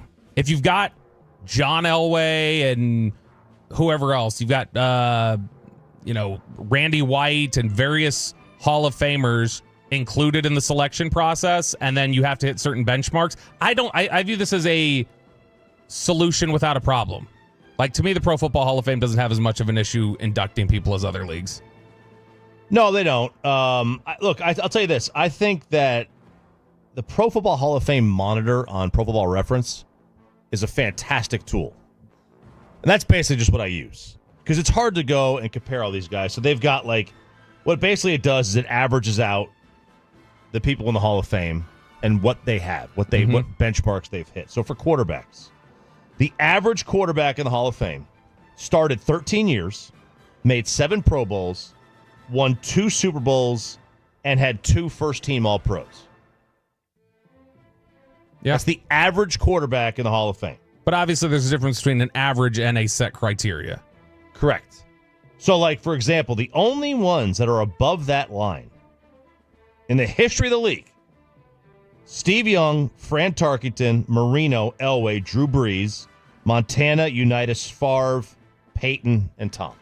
That's it. Well, and let's look at it this way. If they're saying Steve McMichael, this was something that was corrected, something that was wrong over time, it doesn't make any sense then to have a baseline criteria. Because Steve McMichael made 2 Pro Bowls and was an All-Pro twice. And I would imagine any baseline that you would have in place would be higher than that, typically. I would think so. So, I mean, it's all based on position. Those are just quarterbacks. You go to guard, the average is 1 championship, 4 All-Pro first teams, 8 Pro Bowls, 12-year starters. So that's the average on that one. And there's only a handful of guys that are above that on everything. Yeah. So, anyway, that's good discussion here. All right, Peyton, let's hit it. A little weekend. Let's find out about your weekend. Ladies and gentlemen, the weekend. I'm having a bad fucking weekend. Robert? I survived. Survived. I know Friday morning, things were a little touch and go for me when a little compact, little makeup kit was found in my car. What happened? Kristen came down on the opinion, which was essentially what I had said the whole time. It's probably your niece's, and she's away for 2 weeks. And when she's back, you can check in with her and ask her, because it's what she's at a camp, or it's one of these camps where you're not allowed to take a cell phone with you. And so she's like, what is this? Why is there a compact in here? I found it. And it's like, all right, I get it. It looks bad, as a snap reaction, but let's calm down, get away from the fog of it, and just go, probably more likely that it's my niece's than anything else. So Peyton, he's in trouble, isn't he? He's in trouble. No. That's where she came down on this, and we talked about it. And I was like, look, I don't blame you for when you first see it going the hell is this? But just think about it. Text people who would have been in the car with you and ask them, is this yours? And one of them will say yes, because I haven't had anybody in the car. So that's where it'll go. But she was good. We got home. I know some people were concerned that I was going to have to sleep at Sean's house, namely me. I was concerned that I was going to have to sleep at Sean's house. Not happening, though. I did tell her, I was like, look, we're getting to a point where nobody's allowed in my car.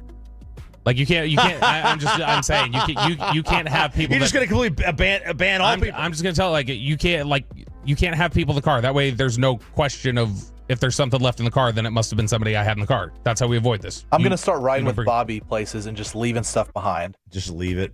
Yeah, and I mean, you I'm going to take lipstick and stuff from my girlfriend and just start dropping in the corner. Dude, that was an unethical life hack one time. And now I see really how it could have worked, where they were an unethical life hack to get back at somebody, leave lipstick in their car or something, a guy's car for a girlfriend to find. So, would you qualify this as the best or the worst of the weekend? It was a start of the worst. It cleaned itself up, though. Okay. All right. We salvaged it, and all is good now. I think it was also, I'd been gone for 10 days, and it was, separation anxiety, too. Because, look at me. Yeah. Who wouldn't? But Absolutely. I'll tell you what, our flight home on Friday, so much smoother. The drive back was twice as fast as the 1-2 Oxnard. The flight was faster. Yeah. We're going with the jet stream there. Did you take advantage of the free alcohol? I did not. I didn't know we had free alcohol. So, because I got us further up in coach into the premium economy, the main cabin extra. I appreciated the extra legroom, by the way. Those are free drinks up there. I did not know that. I slept. I was able to sleep. Oh, you did? I slept for 40 minutes, Oh, man. which is nice. But we got home. Hung out Saturday. I was driving by Grandscape in the Colony. I saw the Andretti indoor karting facility. Been there. It's fantastic. I got a wild hair, man. I was just like, it was in the afternoon. I was like, I'm just going to take the kids and Kristen tonight. We're going to go out here. Just because I'd never been there before. Dude, it is badass. Yeah, they're building one in Fort Worth by me at Alliance. I think it's almost done yet. Grandscape in general is badass. Like all the stuff that's over there. Yeah. And man, they've got like bowling and they've got this like patio, this outdoor patio on the top. They got a couple different bars. They've got the go-karts. They've got like a main event in there. Little overcrowded when we walked in. Oh yeah. Which was surprising to me. I didn't realize it was going to be, the Colony is obviously a popular area, but I didn't realize it was that saturated at night. The worst of the weekend was trying to park out there. And it's not like there's it feels like there's a decent amount of parking spaces there, but it was overrun. We had to drive around. We had to park down near Nebraska Furniture Mart and walk. Wow. Because it was so filled up. Yeah, I don't feel the parking there is very good.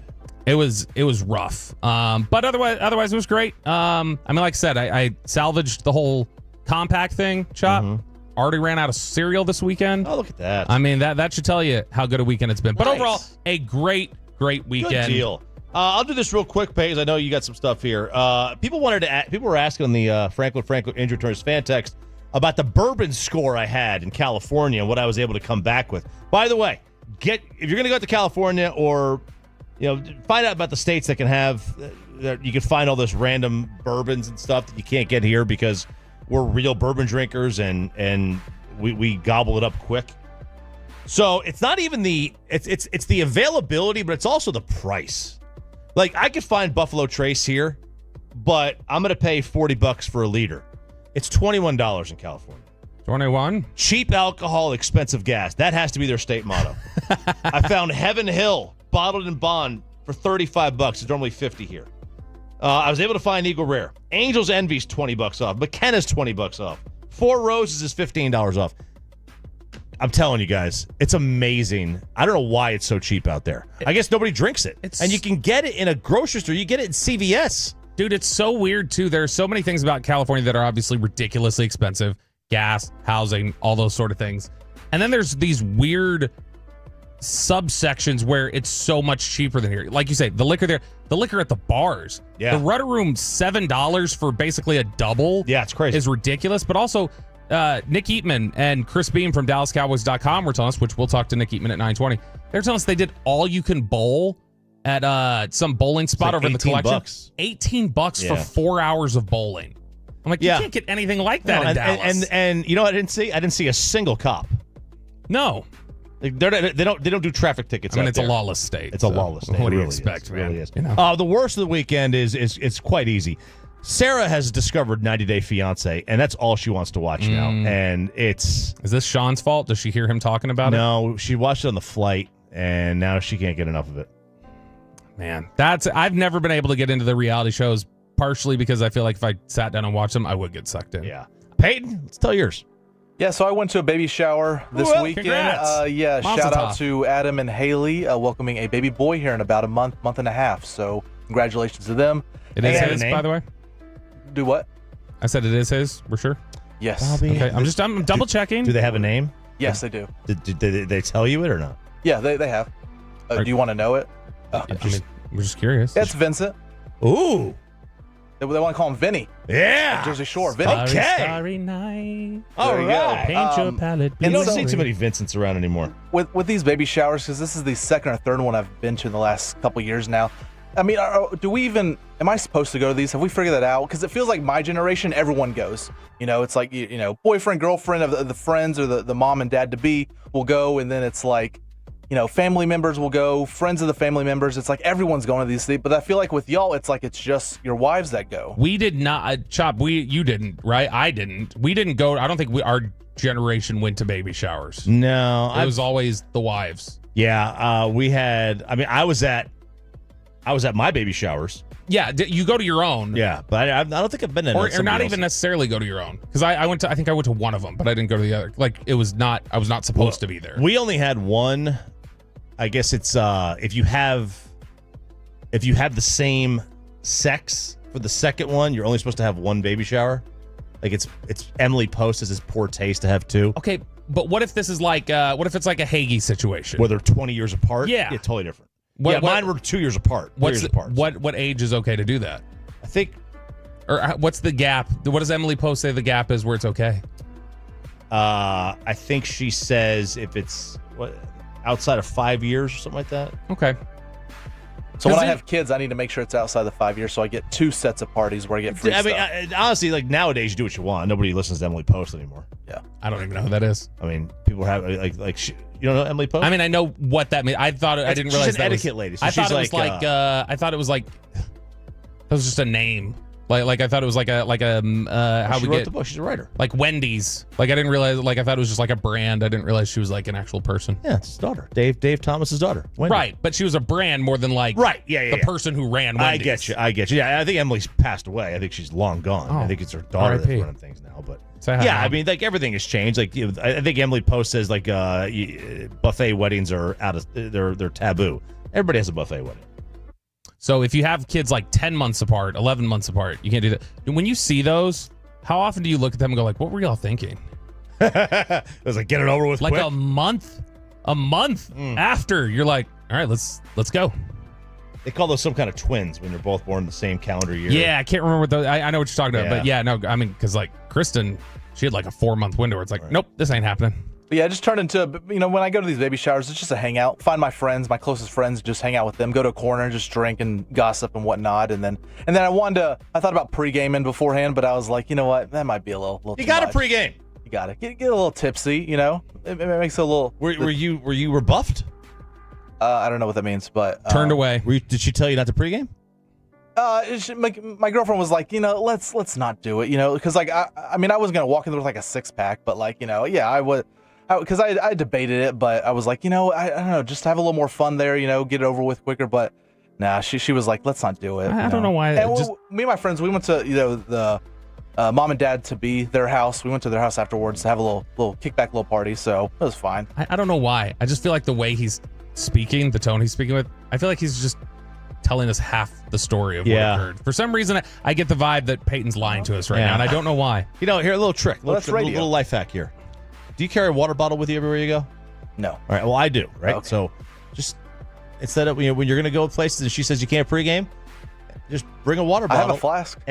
But that she'll know what's in it. She'll think this is water and it's just whiskey. You don't think she'll smell it? I mean, probably. I should have just done what I want, right? I'm a man. Chew gum. I'm a man. Yeah. 27. Be the man. Let's do this. All right, Sean and RJ here. 105.3 The Fan. There's your commercial-free expressway best and worst of the week. Let's go around the NFL, Bobby Belt. Former players going at Caleb Williams. The Commanders single-handedly saving the NFL preseason. It's next on 105 through The Fan. Miss any part of the boys this morning?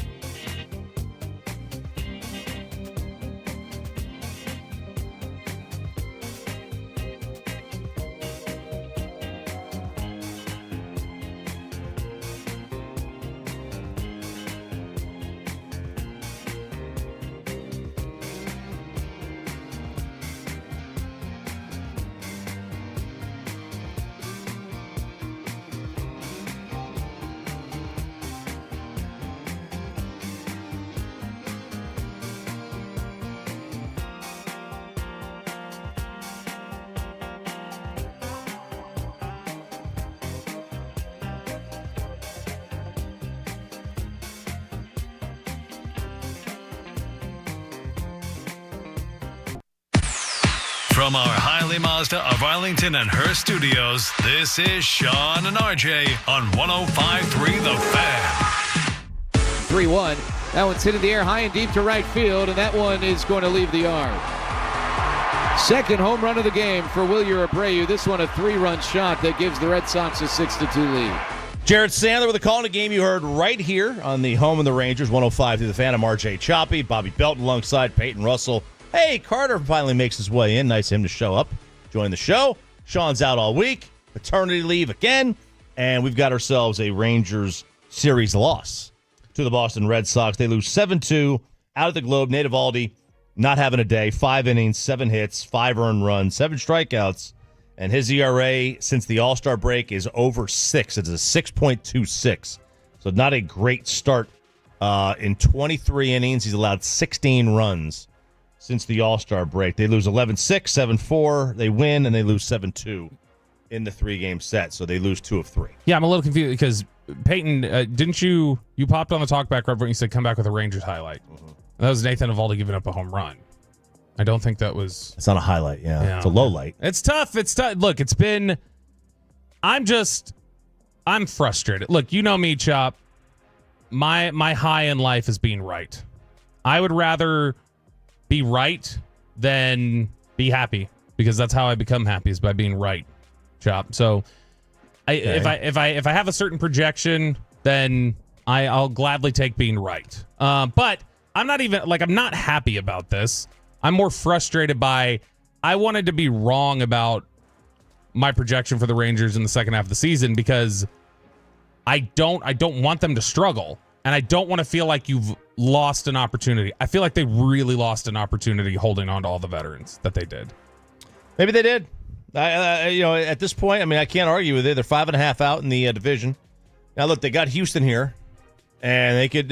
Let's just say they take 2 or 3. Then that's only a game you pick up, but you're still picking up something. I mean, they just did that a few weeks ago against them on the road. So yeah, it's they're not in sweep or weep territory yet, but they could see it from there.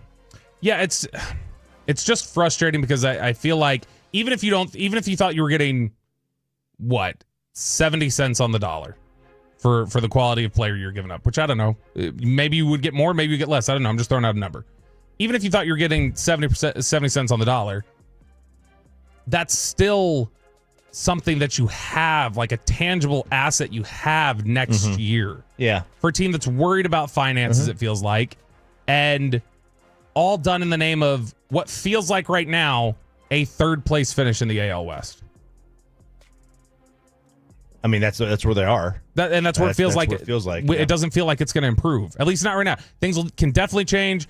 You mentioned earlier Jacob deGrom on his way back, but man, this is it's brutal. It's really tough watching just how strong they were offensively all last year. They've been better offensively in the last week or so, but how strong they were offensively, they've struggled with that. How the pitching has just kind of fallen apart lately. It's it's frustrating all the way around. Yeah, it is. So it has been a frustrating moment. Now, it wasn't the offense that did it this weekend.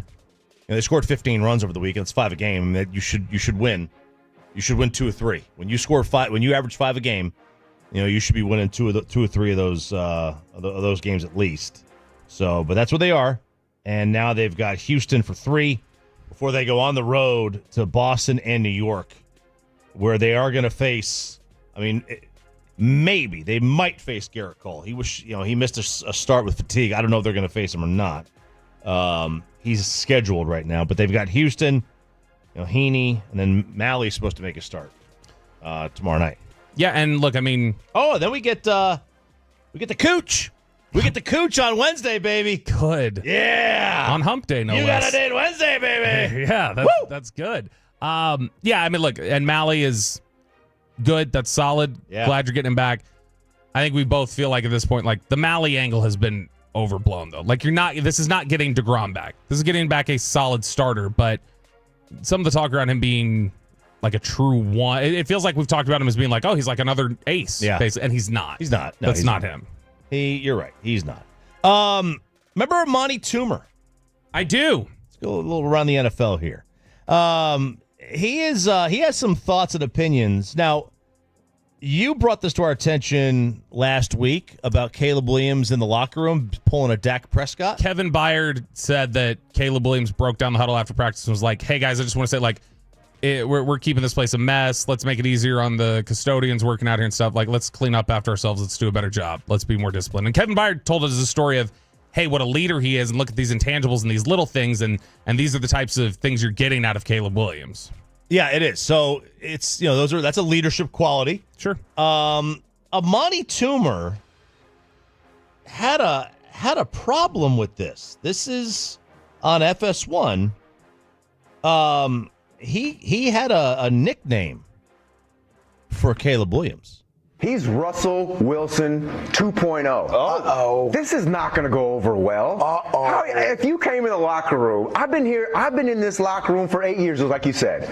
And some rookie's going to come in who hasn't played one snap. Right. Talking, wearing the fingernail polish. Now he's going to come in here and tell me, who've been here, who've been through the struggle, that I need to clean up? No, how about rookie? How about you clean up after me? Right. How about that? Don't give me this crap. I don't like it at all. I feel like rookies should earn their respect. Sure. Just because you got drafted number 1 doesn't mean nothing to me because I don't even know if you're good. Man. Okay. Can I take issue with, by the way, the article you sent with this? I take major issue with it saying former NFL star speaks out on Caleb Williams. Feels very generous to call Amani Toomer a former NFL star. I just take issue with that. Okay, fair. So that's Amani Toomer. A very weird take. Like he's basically saying like a guy who's trying to keep things clean is a phony. Yeah, like you're not going to come in here and tell me what the deal is. That seems bizarre. Yeah, it seems very weird. Maybe Amani's like projecting that he was that a rookie showed him up as a bad person because he keeps things dirty. LeVar Arrington had reversed an opposite take, and LeVar all over the NFC East, former teammate of Amani Toomer's, and he disagrees. I understand people are going to have their ideas of how they view things, but this is not an organization that has won anything in a really, really, really long time. I ultimately feel like it's kind of a weird thing to say when you think about it, that this team or he needs to do more to earn being a leader in this locker room. Well, isn't that doing something? Yeah, like trying to keep the things clean. And that is like I think Caleb is he's winning the early PR battle in the NFL. Like the report came out that he gave his offensive line in college his endorsement. He said, "No, I'm not taking this endorsement. I have enough. Give it to them." And then this. I mean, he's kind of winning the early. He's got early wins here. Hard Knocks has been good for him too. He's come off likable in some of the stuff there. Kevin Byard, a veteran, said he liked this. This was not a thing where he was like, "You're not going to come in here and tell me." I think the Amani Toomer take is a bad one, just from the perspective of you're going to come in here and tell me how to do this when I've been in this. Bro, you are the Chicago Bears. This is not him coming in and dictating things to the Kansas City Chiefs locker room. Like, he's talking about a certain standard that they should all be upholding. I give him credit for stepping up and trying to take that leadership role, because it could have backfired too. Even if it backfired, even if it was a bad take, I at least respect the confidence to step up there and say, "Hey, I feel like I want to break this down. I want to send a message to the team." Whatever that message is, I respect the confidence to step up there and say, "Hey, this is my team, and I need to start acting like it right now." Mm-hmm. Also, I think it's funny because Amani Toomer used to praise Eli Manning for coming in and taking control and trying to take the mantle as a young quarterback in New York. He wasn't complaining about it then. But he also has issues with Eli Manning now, so maybe this is like part of the course. This is fallout. It's a little bit like it's giving him flashbacks a little bit. The Bears are doing something with they're trying to prevent concussions within their quarterback room. They are teaching them how to slide. I don't notice the Cowboys do. I never see the Cowboys work on sliding. I haven't either. I've never seen this. The Cowboys have done some interesting drills before, but I've never seen sliding, specifically not a slip and slide. No. So the Bears went to Walmart and bought a $150 slip and slide, and are having their quarterbacks go slide on this slip and slide essentially. I would guess that quarterbacks are the most likely position on an NFL roster to have played baseball because of the throwing aspect, right? Yeah. I mean, we see so often quarterbacks who are pitchers. Right. Brady was a catcher. These guys are shortstop pitchers. But you get the point, right? Baseball players know how to slide. Yep. So they probably don't need to. They probably don't need to work on it. But I will say this: every baseball player, A, knows how to slide. B, every baseball player has forgotten how to slide. Dude, if you asked me to slide right now, I would like. I think I would be a 40% that my ankle moistens will lose itself and gets caught up under me and snaps, because I haven't slid in 20 years. You know how many injuries I sustained on a slip and slide as a child, too?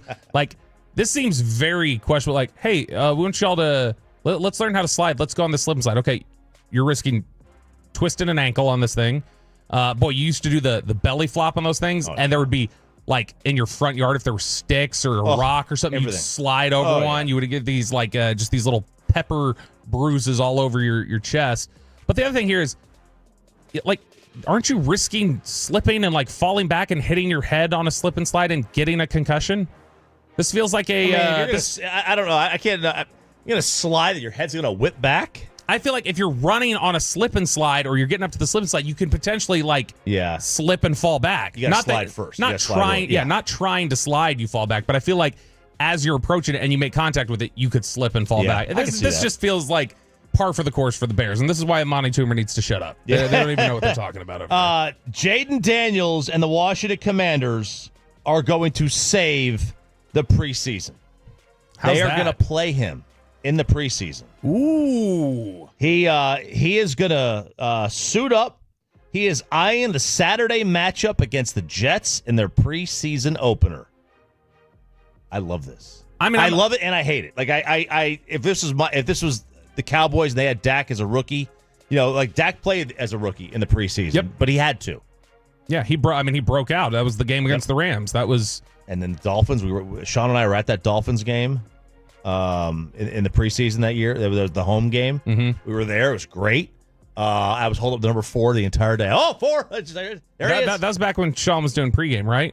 We both were. I think that was the time, and I've told Sean this story before. I think that was the time Sean blew right by me when I tried to say hi to him. Oh, that Miami he game? didn't hear me. I'm so much taller than him. It's tough sometimes, I think, for him to hear. Like, it may have just been like, oh, hello down there. Like, it could have been that kind of a thing. Yeah, I love this. I love that they're going to play him. Gives us something to watch. Gives us intrigue. Dude, this is, like, preseason football is unwatchable. Now, I actually don't want to get rid of it because I do think it's valuable for the bottom of the roster. Yeah. Like, those guys are fighting for jobs. Like, you got to let them compete. Like you just said, Dak. Dak was an awful practice player. Yeah. That's where they realized, oh, he was a gamer. If those are the valuable reps you get there. Yeah, I have no problem with them keeping the preseason.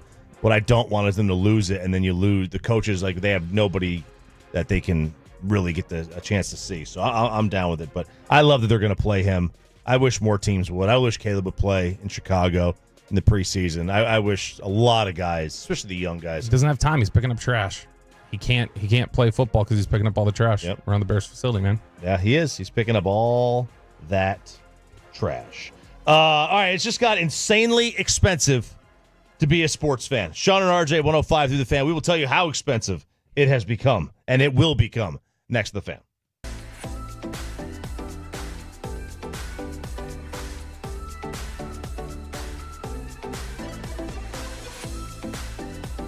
Uber Eats has low V products? I gotta remember that. Well, they say in order to remember something, you have to forget something else. Okay, now that is a very cute haircut. That's like a little shag. I've never seen it before. Well, of course you have. It's the Rachel. Oh, is that your name? No, like your name. No, I'm Jen. My name's Jen. Right, but I just mean like this is your haircut. But that's hair on your head. I'm not saying this is your hair. Okay, freaking me out a little bit.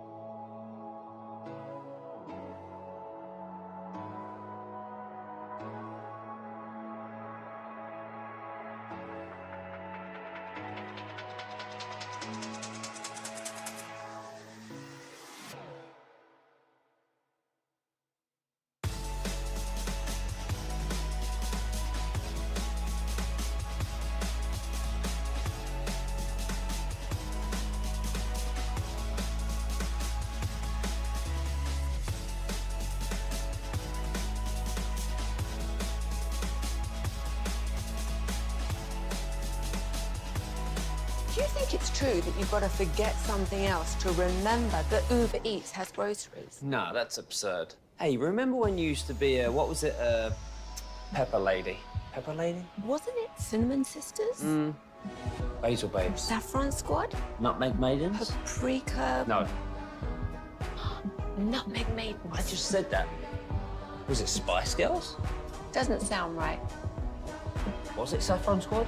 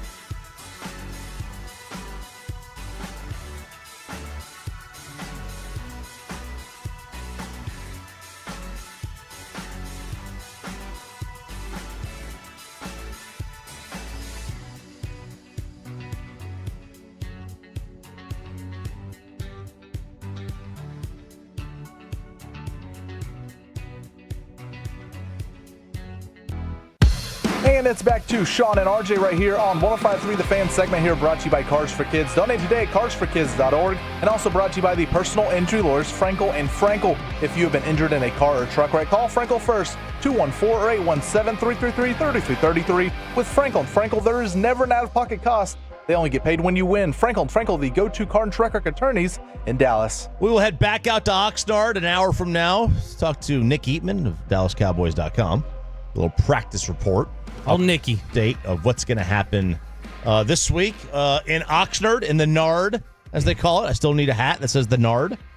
Still waiting for that one. But it is Sean and RJ here on 105 through the Fan. And I said a moment ago, it is going to be, and it has just become very, very expensive to be a sports fan. So ESPN, which is Disney, Fox, and Warner Brothers Discovery are launching a streaming sports bundle that is going to be named Venue, V-E-N-U. They're leaving the E off. V-E-N-U, Venue. Okay. And we now know what it will cost each month. So currently, ESPN Plus is about $11 a month for ESPN Plus. The new Venue streaming bundle, which will offer ESPN Plus, Fox, Warner Brothers, will be $42.99 a month. Dude. And that's where the world's going.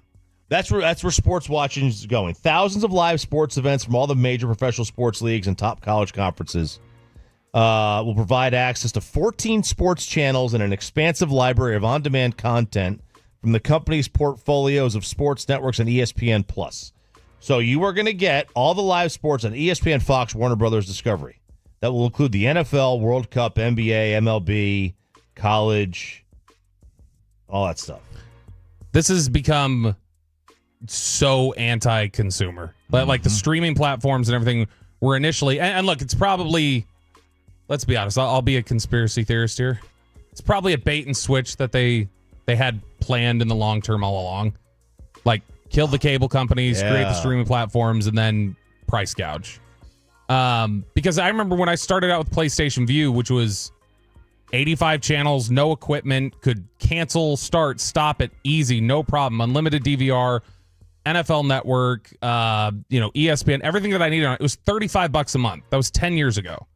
$35 a month for all that, and now it's Netflix is jumping up to 20. This venue thing is 43. All these streaming services collectively that like to consume the things you normally consume, it feels like you're ultimately paying more than you probably were for just a cable package back in the day.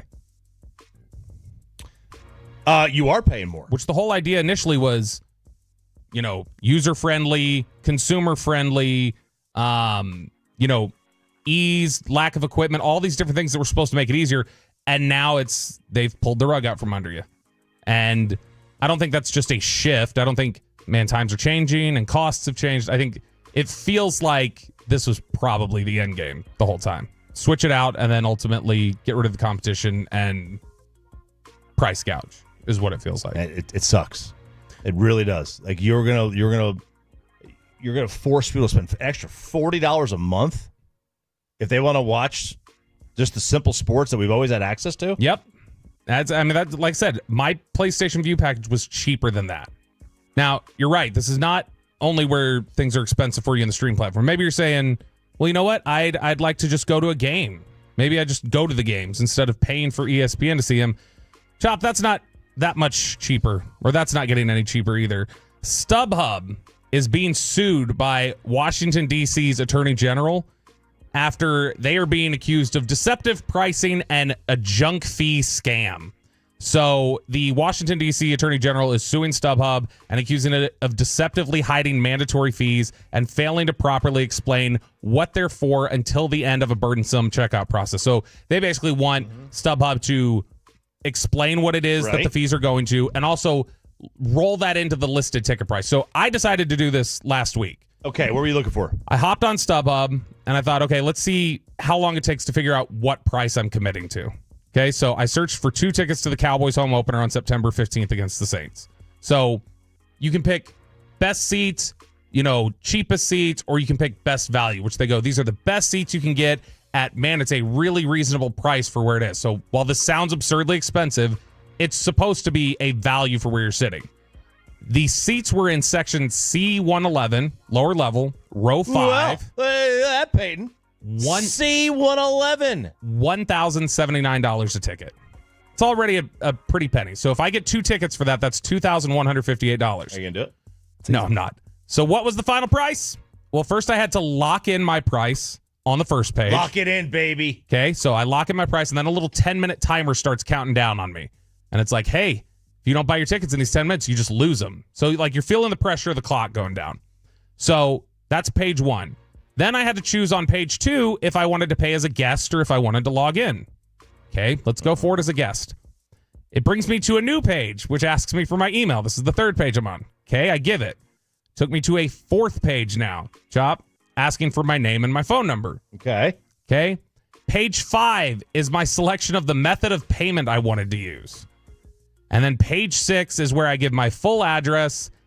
Then finally on page 7, with this clock running down the whole time, I was asked to put in my card info and finally given the final price, which went from $2,158 to $2,992. It was $834 more over listed price. In just fees. It was essentially like getting a 3rd ticket. And it was $606 of that was for fulfillment and service fee, which they're trying to get them to clarify. StubHub says when you hover over the question mark of what is the fulfillment and service fee, this is the description they give you. Fees help us bring you a safe global marketplace where you can get tickets to your favorite events. Okay, so you know what that is? BS? It's their license. Is that what it is, you think? I bet you. Yeah, so StubHub, so for example, like, I don't know if it's still the case, but they used to be the official secondary market ticketing provider for Major League Baseball. I don't know if they still are or not, but they used to be. So what they used to do is they used to guarantee your tickets. So if you bought tickets to a Ranger game on StubHub, and you got to the game and the tickets were fake, StubHub would honor, or the Rangers would, there was a deal with them where if you showed proof of purchase on StubHub, the Ranger would find you tickets. Oh, okay. Right, so like something like that. They were guaranteed. They were guaranteed to be real. And if they weren't real, they would make good if they could. So that was what. So I bet you they had to pay gobs of money to Major League Baseball to be the official, or whoever they were doing. Well, that's their problem. That's not our problem. Well, no, and look, here's the thing: if that's going to be the cost of the ticket, fine. Tell me. Show me the cost. Yes. Like if you split those fees up over the cost of the ticket, those go from $1,079 a ticket to $1,382. Just when I'm looking at my ticket costs, tell me it's $1,382. Don't set a timer on me and make me go through 7 pages before I finally get to see how much it costs. And here's the real B of it, Chop. $228 of it is in taxes on the back end. Fine. But you're taxed on that mystery $606 service fee too. It's not just on the tickets.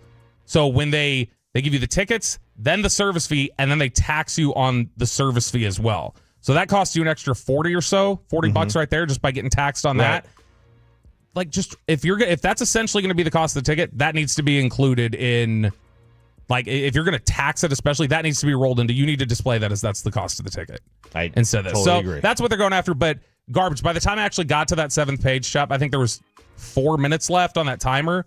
So then you're left with 4 minutes to scramble and go, do I want to pay this extra $800? Or, you know, especially if it's a rapid selling event, it's garbage. You can't. So, I mean, those are. I mean, half the time when you're buying, like, if I'm going to buy tickets like that, I'm going to spend that kind of money. I'm going to be like, all right, do I really want to spend this? Do I need to spend this? Then it's like, you know, how many times you got to call your lady and be like, hey, heads up, do we really want to go to this game? Dude, really want to go? Kristen said, yeah, go ahead and get World Series tickets last year. Because I was like, hey, they're this much. Yeah. And they were going fast. I did sort of the same thing. Took me a while. Then I got down to the final page. And I had to call her again because I was like, this is $1,100 in fees.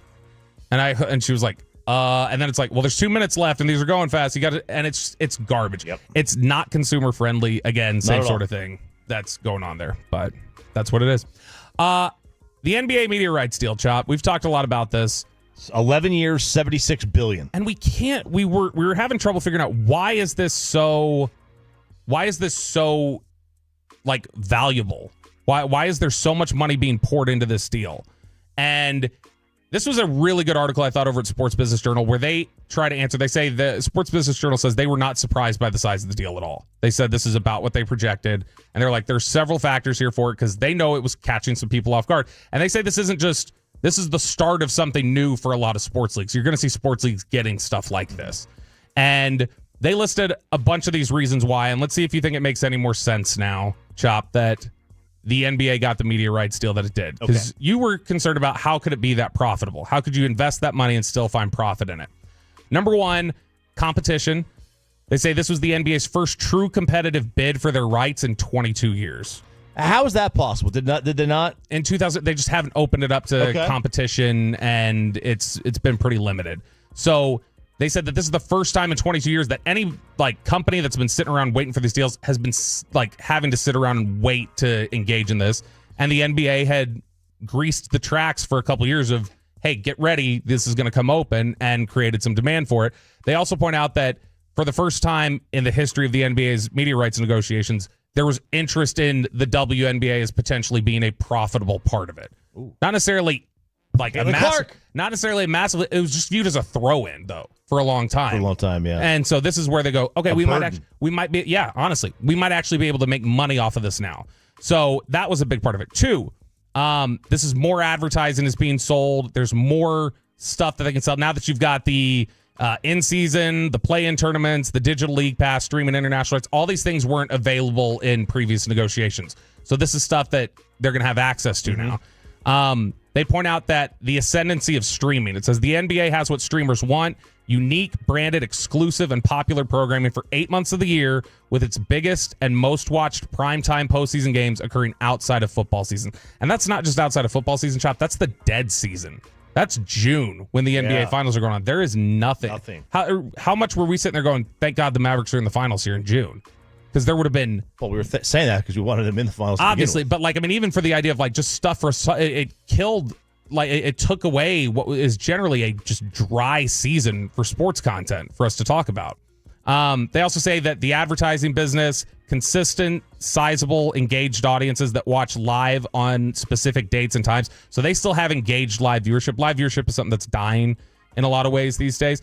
And then the biggest thing, they said it's the young demographic. They say that the NBA has done a better job engaging in social media and becoming popular on social media with TikTok, Instagram, House of Highlights on YouTube, and that it's pulled in a younger demographic that knows players on a first-name basis. Giannis, Luka, Kyrie. These are names they know as just single individual names, and it's the shoe market and everything else that comes with it. And so there's a confident forecast that into the future they're going to pull up a younger demographic and have them really engaged when they become, 25 to 54. Yeah. I still wonder how they're going to be able to make that kind of money, though. I mean, that's $7 billion a year that these teams, right? $7 billion a year. I don't know how they're going to make that money back, but maybe they are. These people are smarter than I am, I would think. Maybe they're not. Maybe they're not. Maybe not. Maybe not. We'll see. All right, what's coming up next in Below the Belt? How could 2 MVP finalists be underrated? They are. That's next in Below the Belt on the Fan.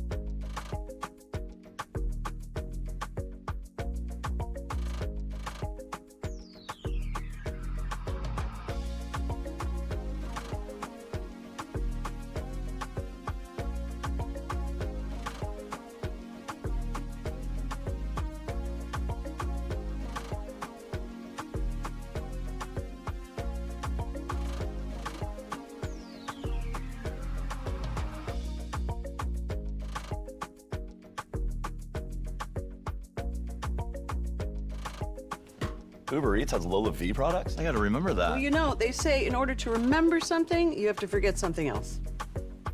Okay, now that is a very cute haircut. That's like a little shag. I've never seen it before. Well, I mean, of course you have. It's the Rachel. Oh, is that your name? No, I mean, like, your name. No, I'm Jen. My name's Jen. Right, but I just mean, like, this is your haircut. But that's hair on your head. I'm not saying this is your hair. Okay, freaking me out a little bit.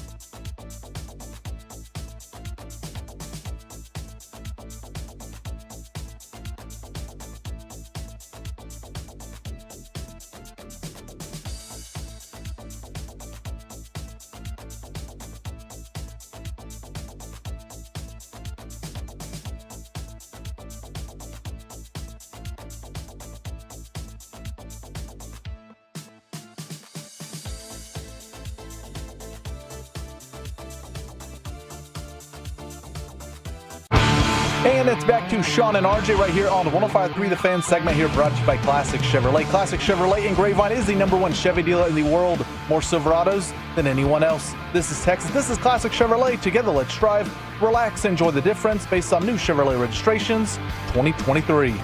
The great Bobby Belt. You ruined the morning show. Don't make me take off my belt. Don't make me take off my belt. We're not. Over to you, Bobby.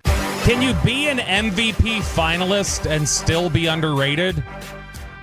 Let's see. Yeah, sure. Why not? Apparently 2 of them can, according to NBC Sports. More on that in just a second. First, we've been meaning to get to this throughout the show today.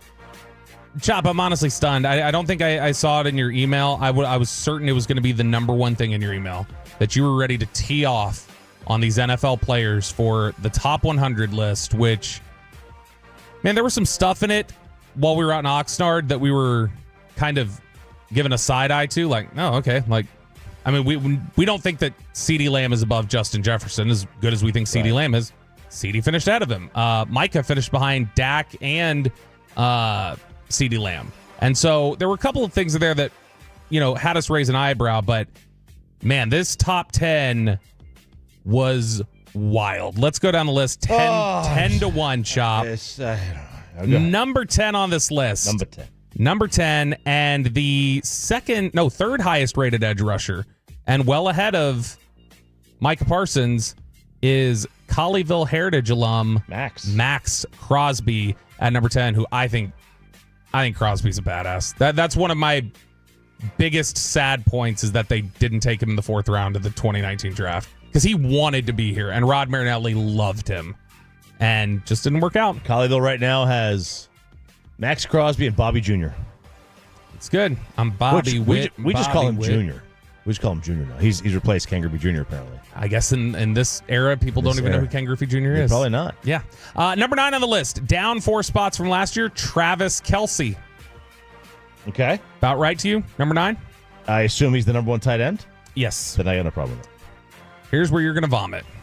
Number 8, up 19 spots, the 2nd highest rated edge rusher, one Theodore James Watt. I don't know if that's what it stands for, but TJ Watt comes in at number 8. The players side with me, Chop. Well, the players are morons. We've known that. Well, let's get down the list. Let's see if you still feel that way. Let's see. See, the player should know the guy who gets double teamed more is the better player, and that's Micah Parsons. Number 7 on the list, Trent Williams, the 49ers offensive tackle, the highest rated offensive tackle in the NFL. I don't think that's a problem. Nobody has an issue with that. 36 years old. He's still just as good as he has ever been. Number 6 on the list, defensive end, defensive tackle, however you want to call it. Not exactly an edge. Chris Jones from the Kansas City Chiefs, up 4 spots to 6. Boy, there's a lot of current and former Chiefs talent in here. Number 5, the highest rated edge rusher, up 15 spots. It's Myles Garrett, who a lot of people were trying to argue was the MVP of the league last year. Here's a problem. Down 3 spots to number 4. And number 2 at his position, it's Kansas City Chiefs quarterback Patrick Mahomes. I do believe this is an error in judgment on the player's part. Is this Mahomes fatigue? Like, have we reached the point that it feels like we got with LeBron? Where it's like he's so great and he's done things that we just start shrugging at, like it's become normal because we've almost become desensitized to how great he is. Is that what this is? Are players now guilty of this? Is this bitterness? Is this jealousy? I think it's that the players are just stupid and they don't know what they're doing. Gosh, I will say this. The next time anybody tries to throw at us on the fan text or anywhere else, you never played. Yeah. I think all we got to do is just point to this and remind them. You do play, and then you put him fourth. The people who played tried to claim that there were 3 players in football that were better than Patrick Mahomes. Here are the 3 that are ahead of him from 3rd to 1st. Number 3, a running back, Christian McCaffrey of the San Francisco 49ers. I'm gonna not say anything. Number 2, another running back, Lamar Jackson of the Baltimore Ravens. No, that's the highest graded quarterback on the list. Lamar Jackson comes in at number 2 after winning his 2nd MVP.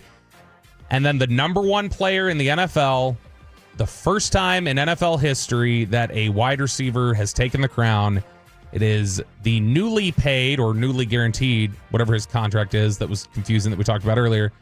Tyreek Hill of the Miami Dolphins is the number 1 player in the NFL. Chop your thoughts in general on having Patrick Mahomes outside of number 1, but more than that, these 3 specific names, Christian McCaffrey, Lamar Jackson, and Tyreek Hill. I think it's the dumbest list ever. I think that if you wanted to take this list and never talk about it again, I think you could do that. Yeah. I think, this is why I never have cared what the players have to say about their sport because they don't pay attention like we do. Every year we sit there and the players will tell us, I don't watch it. Right. They don't. They can't. Tyler Smith said he filled out the ballot. He's like, yeah, I just kind of put my teammates in there. Like, that was kind of how he said he approached it. They can't watch it. They can't watch it at the rate that we watch it at because they're playing the game. Now, because of that, I get why. Think about Christian McCaffrey, Lamar Jackson, Tyreek Hill. Can you think of 3 more shifty, elusive players that in NFL circles, defenders probably go, that guy gives me a hell of a time trying to tackle him. And then on the offensive side, offensive players just marvel like, I can't move like that. It feels like this is almost just a skill set thing and skills that NFL players marvel at more than like who's actually the best. Because Patrick Mahomes is the best player in football. I could see that they respect Lamar because he's got... I can't tackle Lamar. Like, oh my gosh, have you tried to get Lamar in space? You can't do it. Christian McCaffrey breaks my ankles every time. Tyreek Hill, I can't run with him. Like, it's these traits, it feels like almost that they feel like that's rare, that's unicorn even in our sport with freak athletes. Right, and I could see that. But Mahomes is like, man, like this pretending that Pat is just not on a different level than everybody else right now. That was like pretending that... Mike Trout, they did the same thing with Mike Trout in baseball. Every damn year they were trying to find a way not to have him as the number 1 player. It's just, is that fatigue? Yeah. The difference is that Pat Mahomes wins. Well, that's probably fatigue from the league that they can't beat him. Could be. Is what I would guess. I think it might be. 5. So where did Dak, Micah, and CD land on this? 5 Cowboys ultimately made this list. Number 53 was Zach Martin. 31 was Deron Bland. 17 Micah Parsons. 16 Dak Prescott. 13 CD Lamb.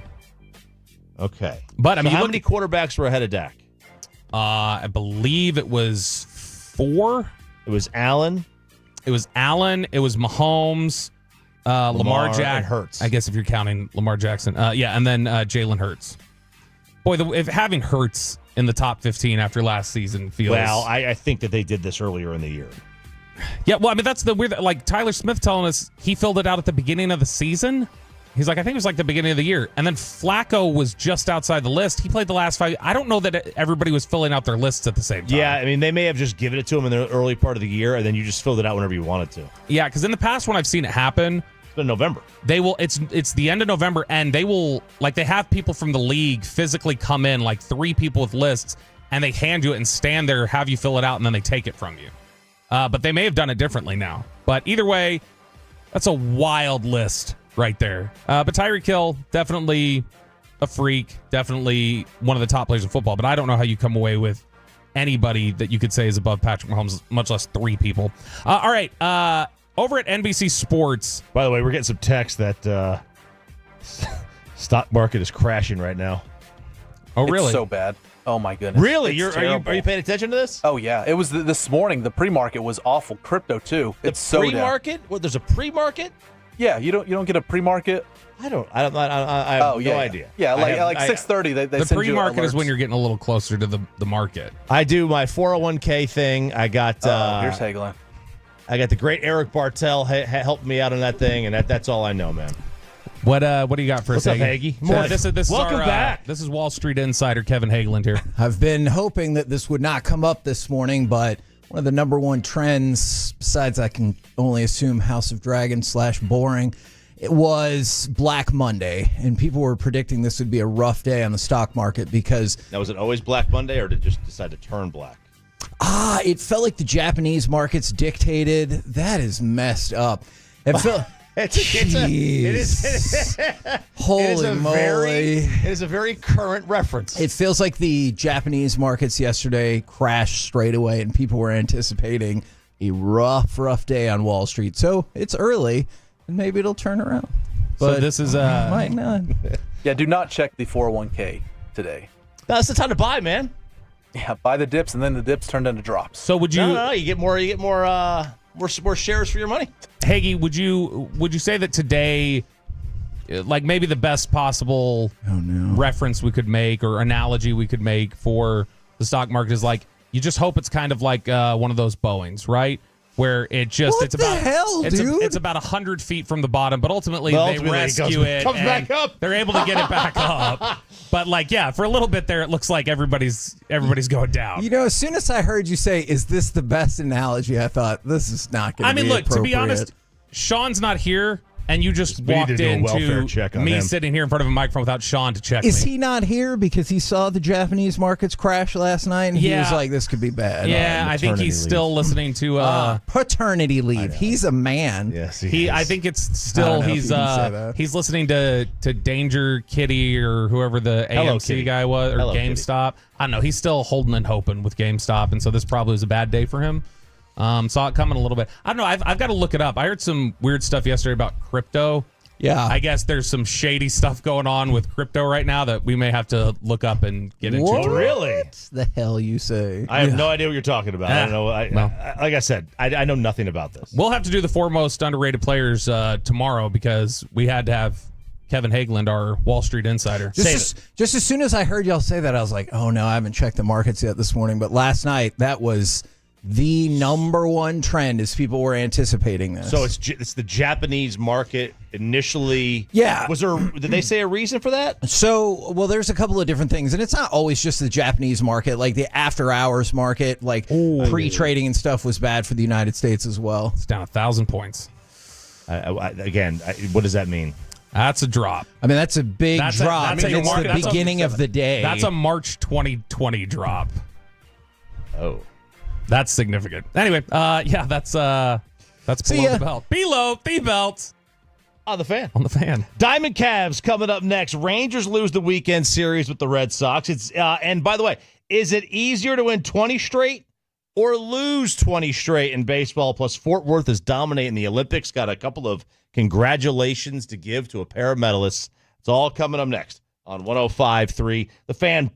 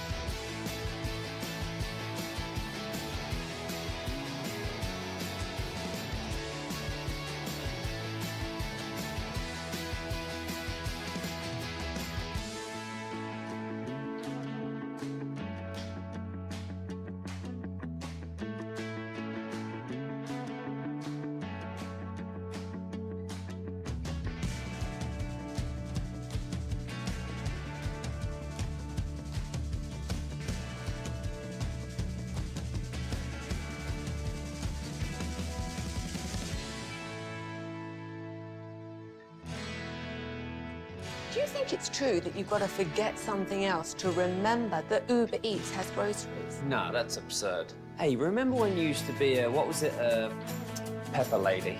Pepper Lady? Wasn't it Cinnamon Sisters? Basil Babes. Saffron Squad? Nutmeg Maidens? Paprika? No. Nutmeg Maidens? I just said that. Was it Spice Girls? Doesn't sound right.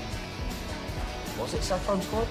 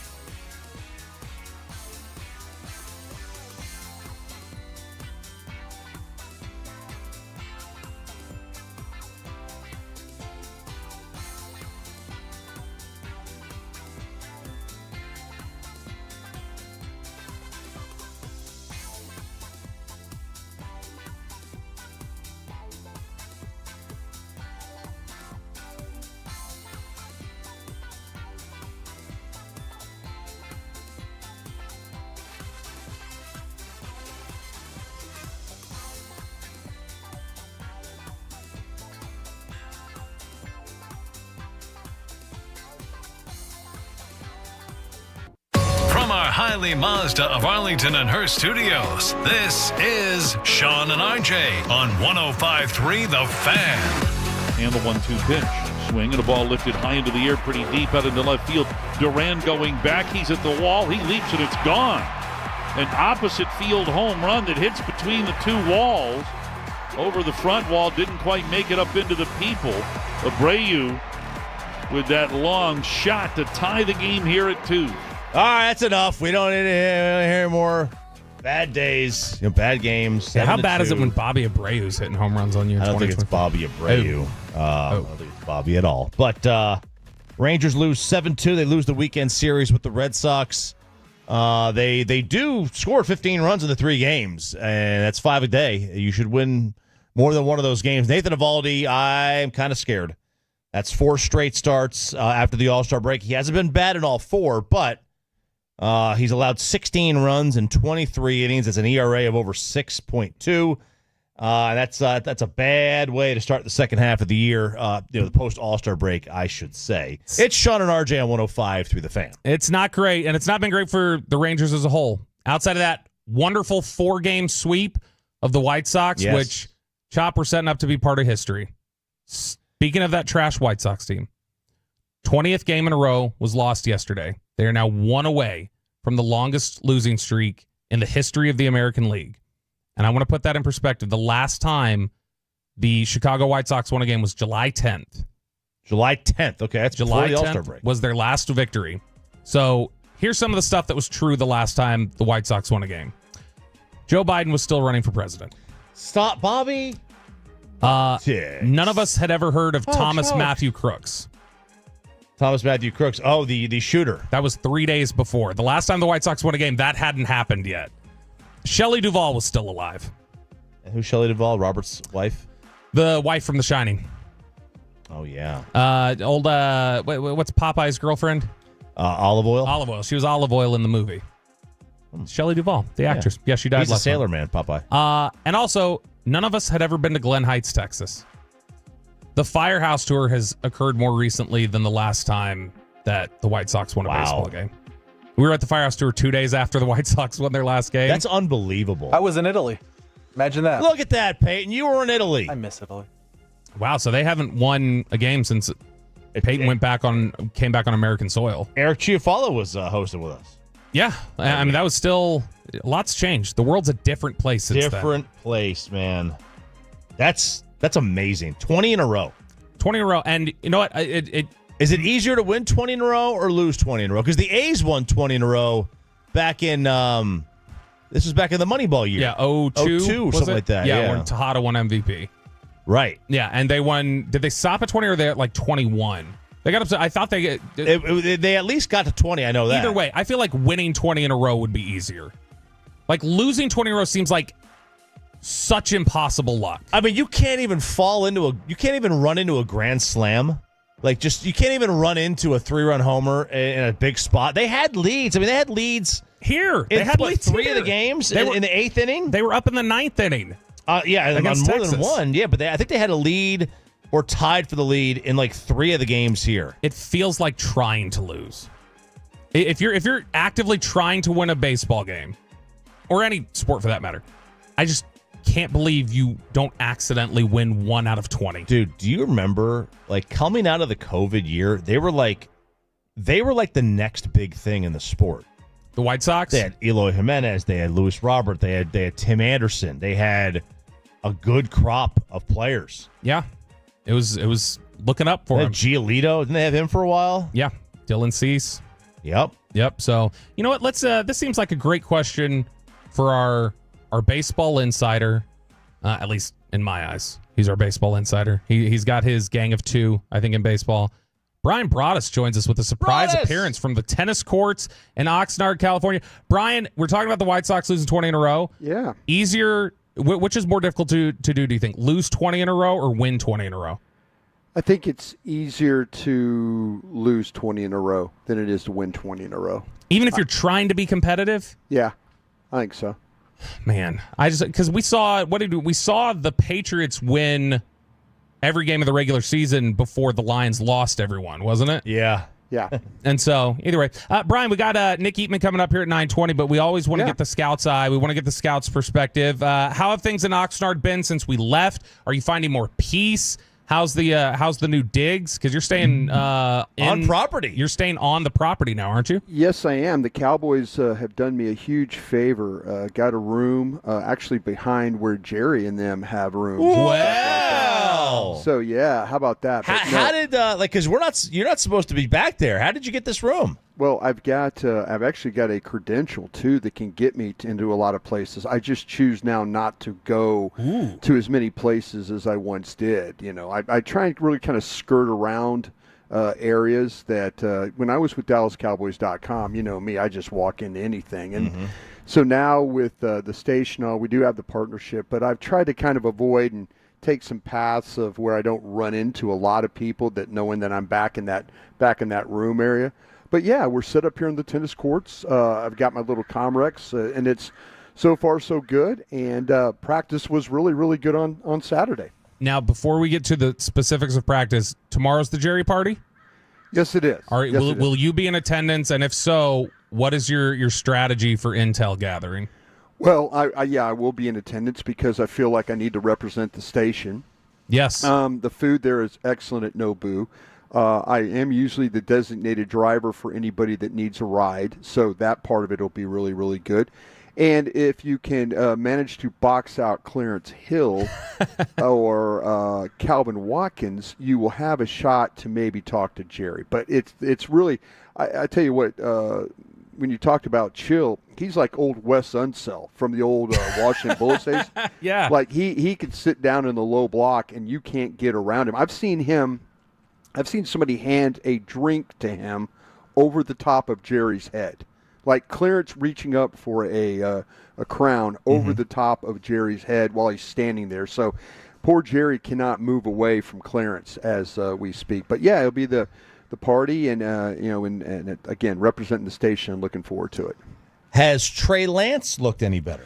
You know, Trey Lance in the drills the other day, the Saturday practice, I thought was excellent. And they went probably about 30 minutes too long. And Mike is really trying to instill some toughness in his team. But they had a young guy period at the end that, you know, the reps were a little sloppy, but not for so much for Trey. The ball to the outside, I think, with Trey has been a little bit of his problem early in camp, but he threw the ball much better. The problem that they're running into as a quarterback room is Mike Zimmer and the way he's disguising these coverages. And so what's happening is, you know, some of the reads that you feel like, oh, well, that's a clean read right there, but then there's a rotation, and now there's a linebacker, and now there's a safety, now there's a corner. You know, all these things are standing in your way, plus you're having to deal with Micah Parsons, you know, rushing over the top of Terrence Steele and stuff like that. So, yeah, but Trey's thrown the ball. I think the last 2 days, practices have been better for him. What I was kind of worried about was decision-making in that tight red zone area because we had seen 3 trips, and he came up empty in those. But very, very competitive practice. The secondary's making it tough. Zimmer's making it tough. But, man, from a scouting perspective, you really got a lot out of it. Brian Broaddus joining us from the tennis courts in Oxnard here on 105 through the Fan.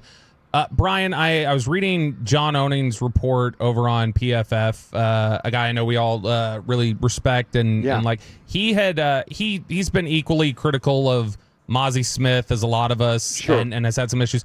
I did read he said that he thought at least on Friday, he said he thought he was starting to see at least a little progress from Mazi. Mazi was looking better in some of the run drill periods and looked like he was holding his own a little bit more. Did you see anything in these padded practices over the weekend that gave you any more hope for Mazi? Yeah, I think with Mazi, and we all have been very critical of Mazi, there's a couple different positions here that have our attention. We just talked about the Trey Lance and now the Mazi Smith one. They've got to get better as a whole at that one technique. Their defense has a chance to be a good defense with the linebackers, the secondary, the edge rushers they have. They need to figure out what's going on at 1. They need to figure out what's going on in the backup of the 3 technique. So there's 2 spots there at that defensive tackle spot that they need to kind of look at right now. But with Mazi, it looked like to me the stuff that he was doing in one-on-one, when Mazi gets engaged, when Mazi has a little success, when Mazi gets off the football, say going to his left, and he gets upfield and gets on a shoulder, and then you see the power kind of take over, you know, that's when all of a sudden Mazi, it's like, all right, good Mazi, good, you know, that kind of thing. You get encouragement. These coaches are coaching him hard, and I mean hard in a way of, you know, not being belittling or anything like that, but like, okay, step here, Mazi, hands here, you know, and they're really staying on him about his technique, and they're not letting him get sloppy. And, Mozzie, he's trying. There's times where he has looked good, he has looked better, and then there's times he reverts back to, where he's a little bit slower off the ball. He gets bullied, he gets hooked, he gets, reached. Those kinds of things happen to him. He's just got to find a way to be more consistent. And when he's consistent, you can kind of see that's like a little bit more bounce in his step. He had that on Friday, as you mentioned, a little bit better on the one-on-one pass rush drills. Brian, we hear the phrase, it's a popular one in NFL circles, the old proverb, iron sharpens iron. Mm-hmm. You mentioned the Mike Zimmer defensive schemes and some of the stuff they're throwing at them. How much do you think that's going to benefit potentially, or maybe it doesn't have much of a benefit at all, but how much could it possibly benefit this offense and getting them sharp and ready for the season, that they're seeing a lot more exotic looks than some of the static stuff they'd seen in years past? Yeah, that's a great question, Bob, because what they're dealing with right now is that Mike is going to be sound, and maybe not so much the exotics that we've seen in past, not a Rob Ryan exotics type of a thing where all of a sudden you're running exotics and then everything falls apart. Mike is going to be really, really sound. He's going to have the back end covered as well. Where I think that iron sharpens iron is the fact that Mike McCarthy, and I need to give him some credit for this, we talk about the practice, the tempo of the practice, he'll run ones against ones. The Jason Garrett administration was more ones versus twos. And so you see a lot more of these, Micah Parsons going against the offensive tackles. You see Mozzie gets to work against Tyler Smith and Zach Martin, and whether that's good or bad for Mozzie, it's still good work against a guy that guys that are all pro type players. So I like the fact that they are scheme wise doing things to each other, but I really do like the fact that Mike insists that the ones work against the ones. I love that part of it. All right, Brian, really quickly here, last but just curious, this week of practice we have coming up, given everything you've seen out there already, what would you like to see improve, or what are you looking out for this week specifically of like, hey, I need to see this get better out here at practice this week? Yeah, I'll tell you what, though, the continued improvement with Trey Lance throwing the football, I think that's something that, getting him ready for this work against the Rams on Thursday and then the game on Sunday. So I'd like to see that. I'd like to see the continued growth of this young secondary with Carson and those guys, getting an opportunity as well. Eric Scott, the young backup corner, he was drafted by a previous administration. Now he's doing a pretty good job for this one. So, yeah, I'd like to just see the improvement of the young cornerbacks. Trey Lance throwing the football better. Maybe we'll need to see a little bit more with the running game stuff, too. And maybe when the Rams come into town, you'll have a little bit better understanding of where they are as a running game with these backs. Are we going to get you every morning at 9 a.m.? You know what? I will make it a point to show up at 9 a.m. if you don't make me talk about baseball. You know what I'm saying? I mean, you guys got into like Chicago White Sox baseball talk, and I was sitting there just going, I don't know, man. I don't know if I could do this. I might have to go on to another show that's talking about White Sox baseball. What do you know about skeet shooting? I'll tell you what, though. Skeet shooting is kind of it. You have to wear yellow glasses. You have to wear a jacket with patches on the elbows. And when you say pull, that thing is humming. So you got to be ready. You have to know the angles. You have to kind of track the skeet. And you say pull, and that thing tracks, and then you hit it right there. But yeah, it's really an impressive sport when you watch people do it. Shout out to Vincent Hancock of lives in Argyle now. And then we get a gold medal in this? He won a gold. Connor Prince, who trains with him, there you go, won the silver at the Olympics. They swept him, gold and silver. Yeah. And Hancock has now won the gold 4 times in a row, tying Michael Phelps and Carl Lewis is the only ones to do that. He's going for 5 in L.A. How about that? Yeah, Hancock is the skeet champion. That's awesome, dude. All right, Brian, we'll have some Ask Reddit leftover questions for you tomorrow. We can hit with you at 9 and do some Cowboys practice talk. Brian brought us live from the tennis courts there in Oxnard. Nick Eatman is coming up next with his thoughts on where things stand with Cowboys practice, what we're going to look ahead to this week, and I don't know, maybe he'll be another intel source for us here at this Jerry party. That's next here on The Fan. But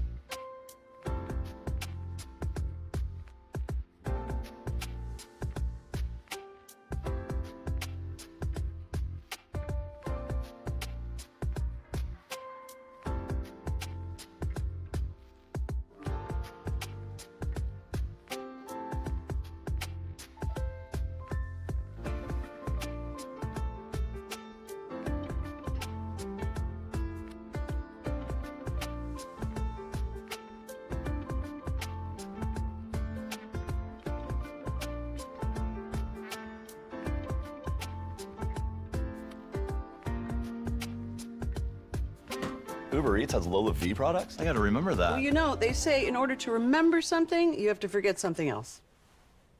Okay, now that is a very cute haircut. That's like a little shag. I've never seen it before. Well, I mean, of course you have. It's the Rachel. Oh, is that your name? No, I mean, like, your name. No, I'm Jen. My name's Jen. Right, but I just mean, like, this is your haircut. But that's hair on your head. I'm not saying this is your hair. Okay, freaking me out a little bit.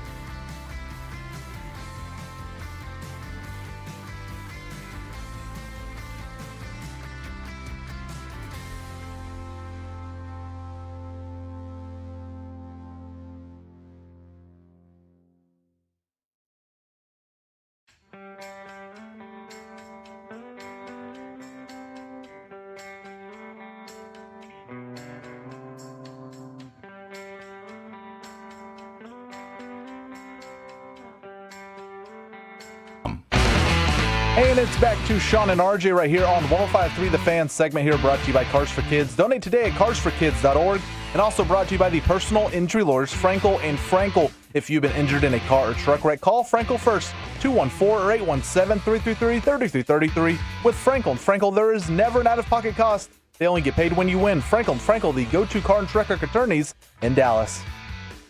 Good morning, DFW. Sean and RJ here, 105 through the Fan. I'm RJ Choppy. He's Bobby Belt. Peyton Russell alongside Carter, finally working his way into the studio. It was nice of him to join the show.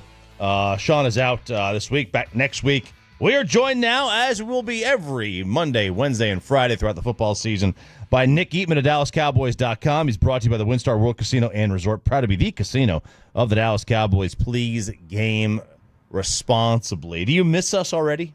Yeah. I mean, I definitely missed you and Bobby. I don't know about Sean being out for a week, but yeah, of course. I'm in this tent. It's kind of lonely, but Broadus was in here, hooked me up. He got me ready to go. It's all good. But yeah, it's not the same, guys. It's not the same, especially without the fan cam. Sean said he needed a week off from me. That he said he spent 9 days with me and he was just so worn out from it that he needed to be away from me for a week, which I get. Yeah, I think we all do. I totally get it. Everybody needs their reprieve. Everybody needs their reset. I got to be honest. Everybody needs to loosen the belt. Yeah, exactly. I didn't know how I was going to feel about Bobby joining the show, but it really has turned out to be great for me because like everybody's anger is now directed just at Bobby. So like, exactly. You know, when Sean gets mad at somebody in the show, it's always directed at Bobby. Yeah. When the bosses get mad, it's always directed at Bobby. You'd think you'd put his name on the show, you know? Sorry, guys. You would think. All right, Nick, I've got this is a question I was running over with Broadus yesterday when we were doing Love of the Star, and I wanted to ask you about it. When we were heading into training camp, we obviously had certain ideas about, well, this guy's, on the bubble, but probably leaning towards on the roster. This guy's on the bubble, but probably off. Or, this guy's completely off the roster, completely off.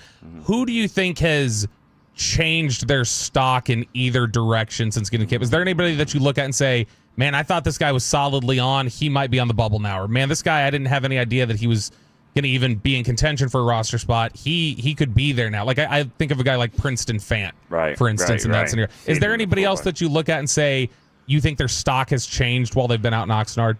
Man, it's 7:20 out here. You can't just be throwing these curveballs at me like that with no prep. No, that's a good one. I'm like trying to go through. Let me throw you some names. I'll throw you some names here.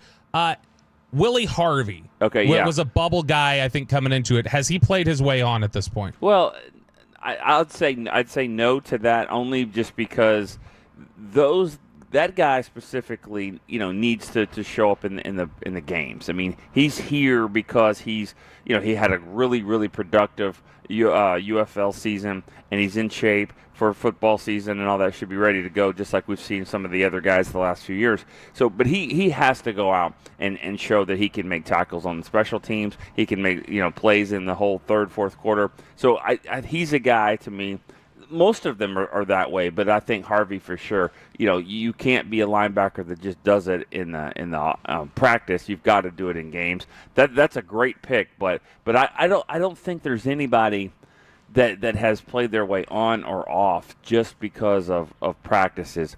Last year, Jalen Brooks pretty much did it though, because he was great in Oxnard. He didn't do a lot in the games, but I have to think that if Tyron Billy Johnson does the same thing as Brooks, he won't make the team. He has to carry it over to the games.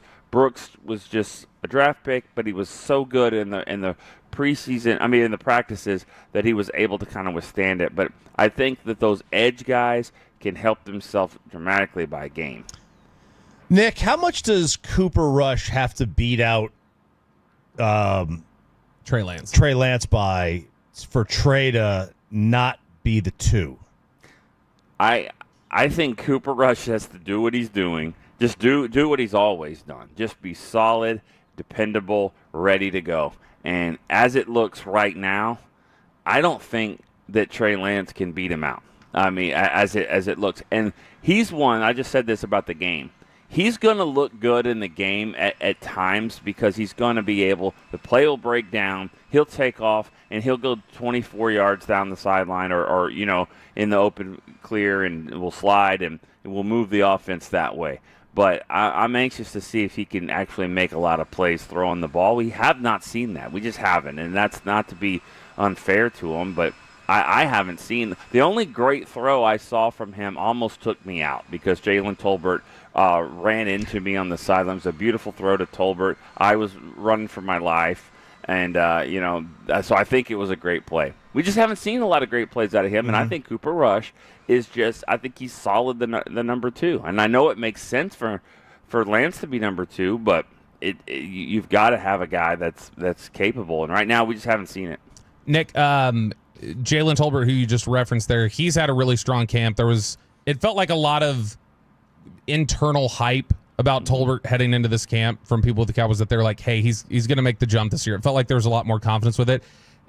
Should we buy into what we're seeing at these practices yet, or are you confident in the growth from Tolbert? Do you think this is going to translate? I do. I think the Dolphins game last year is the one that kind of got me thinking that okay, this guy's got something now. You know, that was a tough game. It was an important game. Yeah, the Cowboys didn't win it, but I just remember Tolbert having a nice catch down the sideline, had another couple of good plays in that game, and it just got me thinking that he's finally ready for this.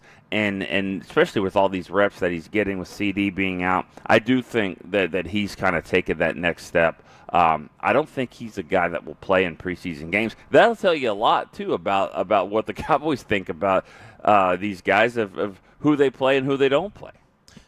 Nick, we're talking with Nick Eatman here on Sean and RJ on 105 through the Fan. Eric Kendricks, back issue. Back injuries, I know, get everybody a little bit, tense and a little bit uncomfortable, especially when you're talking about a guy, past his age 30 season, getting older. Any real concern about what's going on with Kendricks? I know McCarthy seemed a little unconcerned by it the other day, but is there any concern about this lingering at all? I think it's yes and no. I think I would be concerned by your veteran linebacker, a position that obviously there's going to be a lot of wear and tear, and anytime you're dealing with a back injury or any kind of back issue, you're going to be cautious about it, and that's what I wonder. What the Cowboys are they? How cautious are they being? Because at this point in the season, you've already seen a guy out for the year, and Sam Williams, and you don't want anybody. You don't want to have any big injuries. It doesn't take much. I mean, I think you could be like severe hangnail, and it would probably be out of practice for the day. It's just, and I'm not saying this. It's nothing. I think you're right to ask. I also wonder, I think it doesn't take much for a veteran for the Cowboys to say, hey, let's sit this out. Let's make sure we're 100%. We just can't have anything. We can't have any issues. And that's what leads Willie Harvey and guys like that to get a lot of reps. So there's good and bad here, when a guy is out. Nicholas, Tyreek. Yes, Mom. Sorry. Is that what you get called when you're oh man, it was Nicholas Shane. Oh man. I got Robert Cameron all the time. That was when my mom was still here, child. Sure, yeah. Absolutely. Yeah. The Tyreek contract it's not really any extra average annual, it's just moving guarantees. Does that do anything for CD's upcoming deal, you think?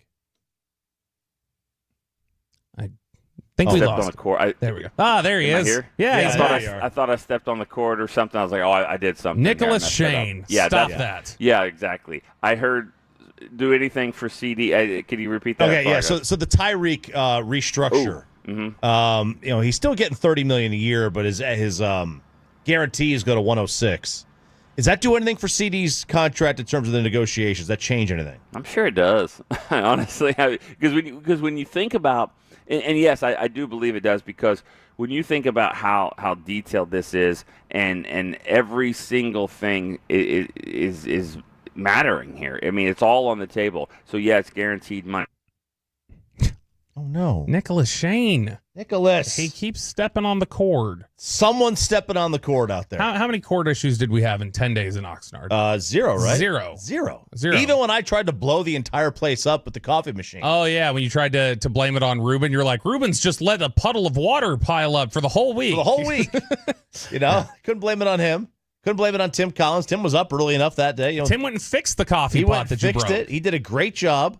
He woke up with us at 3 a.m. You didn't have to do that. Look, Ruben and Tim leave the tent. It all just goes to hell. There's nobody there. I think we lost Nick. I think Nick is. I think we did. We'll have to listen out for him here in the next couple minutes. But I do like, in general, the line thing when you were talking about Trey Lance and what Cooper Rush has to do.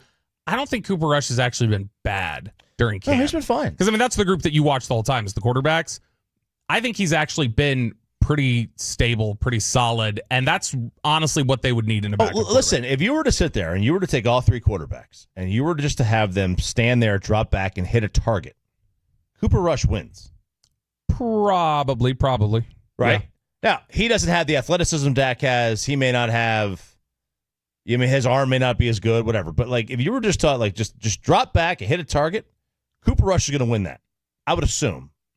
Yeah, more often than not. I mean, he's accurate. His biggest thing, he's not very strong. He doesn't have a big arm. He doesn't have a cannon, and he's not the greatest athlete. He's not going to ad-lib a lot. It's going to be a lot of basic stuff, too. If you're just talking about standing back, throwing to a target, does he have the arm strength to get it there on, routes moving across the middle of the field, no, it's going to look inaccurate there because a lot of times the zip's not on the ball. But in general, yeah, you're probably right. I mean, that's one of the things that makes him a competent backup is the accuracy. And if you simplify things a little bit, you can win ball games with him. Like so far, the singular throw that stands out to me at camp is still his deep ball down the right sideline to Billy Johnson in the second practice. Right. Yeah, that was. I mean, and then dime. Yeah, it was good coverage. Yep. And he put it right on the spot. And Billy Johnson had a nice play. I was too quick to try and throw dirt on Cooper Rush. And when we were heading into training camp, I had no idea that it was going to look this rough for Trey Lance. And I think he had better practice. It sounded like he had better practices when we left. His last practice that we saw, I thought he was better. I thought he was better most of the time. Most of the time. But his lows were really bad. Yeah. The stuff he wasn't seeing out there in the team periods was troubling. So like I'm a big proponent of having a high floor for a quarterback. Mm-hmm. I don't really care what I want you to have a high ceiling, but like having a high floor is pretty valuable. Sure. And Cooper Rush's floor is pretty stable. Trey Lance's is it's cavernous. The Dow Jones, you know. Is that bad today? Apparently, that's what Peyton was saying. Peyton and our Wall Street insider Kevin Hagelin. Well, we'll talk to Hagee in a second over the Dow Jones and the NASDAQ and all the industrials, whatever that stuff is. That was Nick Eatman for a moment. The DallasCowboys.com. Brought to you by WinStar World Casino and Resort, proud to be the casino of the Dallas Cowboys. Please game responsibly. Let us crosstalk with the KNC Masterpiece. Coming up next here on 105.3 The Fan. But let's get...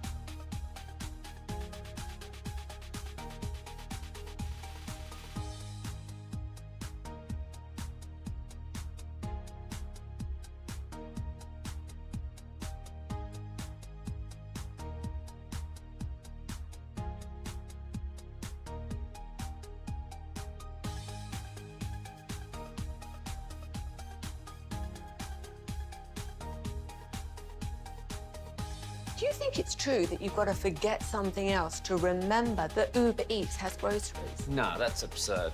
Hey, remember when you used to be Pepper Lady? Pepper Lady? Wasn't it Cinnamon Sisters? Basil Babes. Saffron Squad? Nutmeg Maidens? Paprika? No. Nutmeg Maidens. I just said that. Was it Spice Girls? Doesn't sound right. Was it Saffron Squad?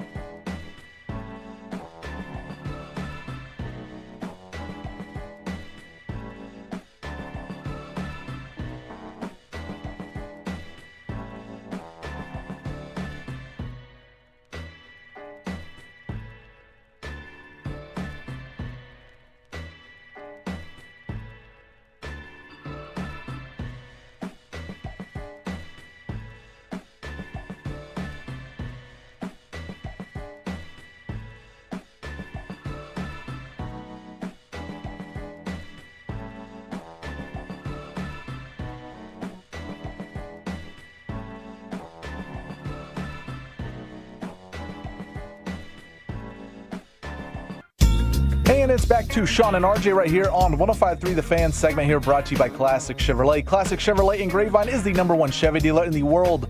More Silverados than anyone else. This is Texas. This is Classic Chevrolet. Together, let's drive, relax, enjoy the difference based on new Chevrolet registrations 2023. Good morning, DFW. It's Sean and RJ here, 105 through The Fan. Sean's out all week for week 4 of 6 of paternity leave, Kevin Hagelin. And I only took 2. Yeah, Bobby didn't take any because he hates... Where's Sean's commitment? I know. Where is that commitment? Actually, we should all hate you. That's all I needed. Why? Look, we fought for these times. Yeah! We fought for this Who stuff, did you man. fight for this? Everybody fought.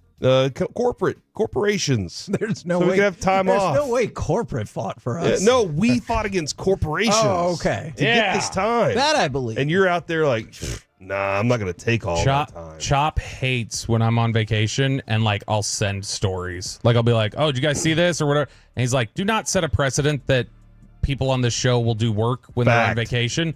Don't set me up for that." And so he did not like. I mean, you can do it as much as you want. I just know that I'm not. Right, but that's what you didn't like. You didn't like that I was setting an expectation of just like, Yeah. "Oh, that's normal. You should be doing this." Yeah, we should get time. We're humans. Enjoy your time. Look at that. Come on, baby. Corey Try. Majors. Are you telling people how to vacation? Fighting for the Vacation. Take your vacation. Take your time. Your company's going to squeeze everything they can out of you. You get to squeeze that out of them. That's weird. If you die tomorrow, Yeah. your job's posted on Wednesday. Yeah, and they're not paying my family for my vacation days. Oh, I think they would. What about your sick days? Yeah, sick days, baby. No, they won't. I have 750 hours of sick days available. I know. I'm not gonna I've see maxed. that. I've I got thought the it was max. like, It's isn't it like 480. 7? I was gonna say, isn't it like 734 because you took those 2 sick days back in July? Good point. Yeah. Very good point. Yeah, we had the COVID. Oh, don't you start Mr. Movid over there with your 3-day itchy throat. Hey, I'm sorry. I don't take. I never take days off. I mowed but the grass lost and my needed voice. 3 days. I lost my voice. It happens. It happens quite a bit. What's coming up with the show, Corey Majors? Man, I'll tell you this. We got Mickey Spagnola joining us at 11 we'll find out. today. Also, Baseball Nuggets, where Mike explains what's going on with the Rangers. At Mike, what is going on with the Rangers? They're playing baseball games. Yeah. They're showing up. Let's do it. Did you hear my note this morning, Mike, about the since the All-Star break? No. The Rangers have lost more games by 4 or more runs in the second half than they've won games. They've lost 8 games by 4 or more. Oh, dear. Maybe Mike doesn't They've won discuss 7. what's going on with the Yeah, it Rangers at sounds 10:40. It's been rough, man. What is wrong with Nate Eovaldi? So 16 runs in 23 innings after the All-Star break. Now he was good against Chicago. That's the White Sox. 7 innings, 2 runs. But 5 innings, 5 runs yesterday. He had 6 runs against Baltimore. Against St. Louis. I mean, 6 innings, 3 runs. They call it a quality start. But you guys, I mean, that's a 4.5 ERA. Well, I'd like to look up his numbers, but I'm not connected to the internet here right now. I was having problems with it too. What's his ERA? His ERA since the All-Star break is 6.26. Here's what I would guess, but I punch don't buggy. know without looking it up. Last year, he missed most of the second half. He was a pretty injured guy with Boston. Yeah. I don't know if he has the ability to throw now. And then he pitched in October because I think tired too. I don't know if he has the ability to pitch 6 months without going on the injured list for a while. So maybe he's just kind of fatiguing right now. I don't know. His speed was fine yesterday. There wasn't anything wrong with his. Is that gun pretty accurate in there? I think so. This is the same exact point of the season, though, last year where Eovaldi hit that point where at first they were saying, oh, he's got mechanical issues. And then they came back and they're like, oh, he's actually hurt. Against Tampa last year, right after the All-Star game, and then he didn't pitch again until September. Right, and but that's when he started having the velocity issues, was right around like mid-June, late June. So I'm looking, the most innings, he pitched last year 144 innings. In 21, he did pitch 182 innings. He's at 117 right now. I mean, it kind of, maybe he's going through a little bit of a rut, but his ERA at 3.62 is pretty common for his ERA the last 4 years. So he's kind of just getting to where he usually is, about a 3.6 to 3.8 ERA. All right, so I'm looking at Brooks Baseball, which I think is a great site. It's run by Brooks Kieschnick. Brooks was here. I don't know. Kieschnick. Brooks Koepka. Not Koepka either. Brooks Robinson. Nope. His fastball was at 96.4 on average yesterday, which is up for the year. The year, it's usually been around 95.5. Yesterday, he had a whole bunch of 2-strike counts and then would get to 3-2, or the guy would end up getting a hit. He didn't really have a put-away pitch. He did not. So his breaking ball is just average, but his splitter is awesome. And his fastball, usually the rise on it gives him swings and misses. But maybe right now the splitter isn't as devastating with late action.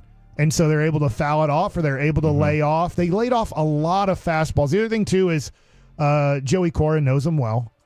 And it seemed like he told their hitters, and they were very disciplined with this, if you get 2 strikes and you see a fastball up and you think it's at the top of the zone, just let it go.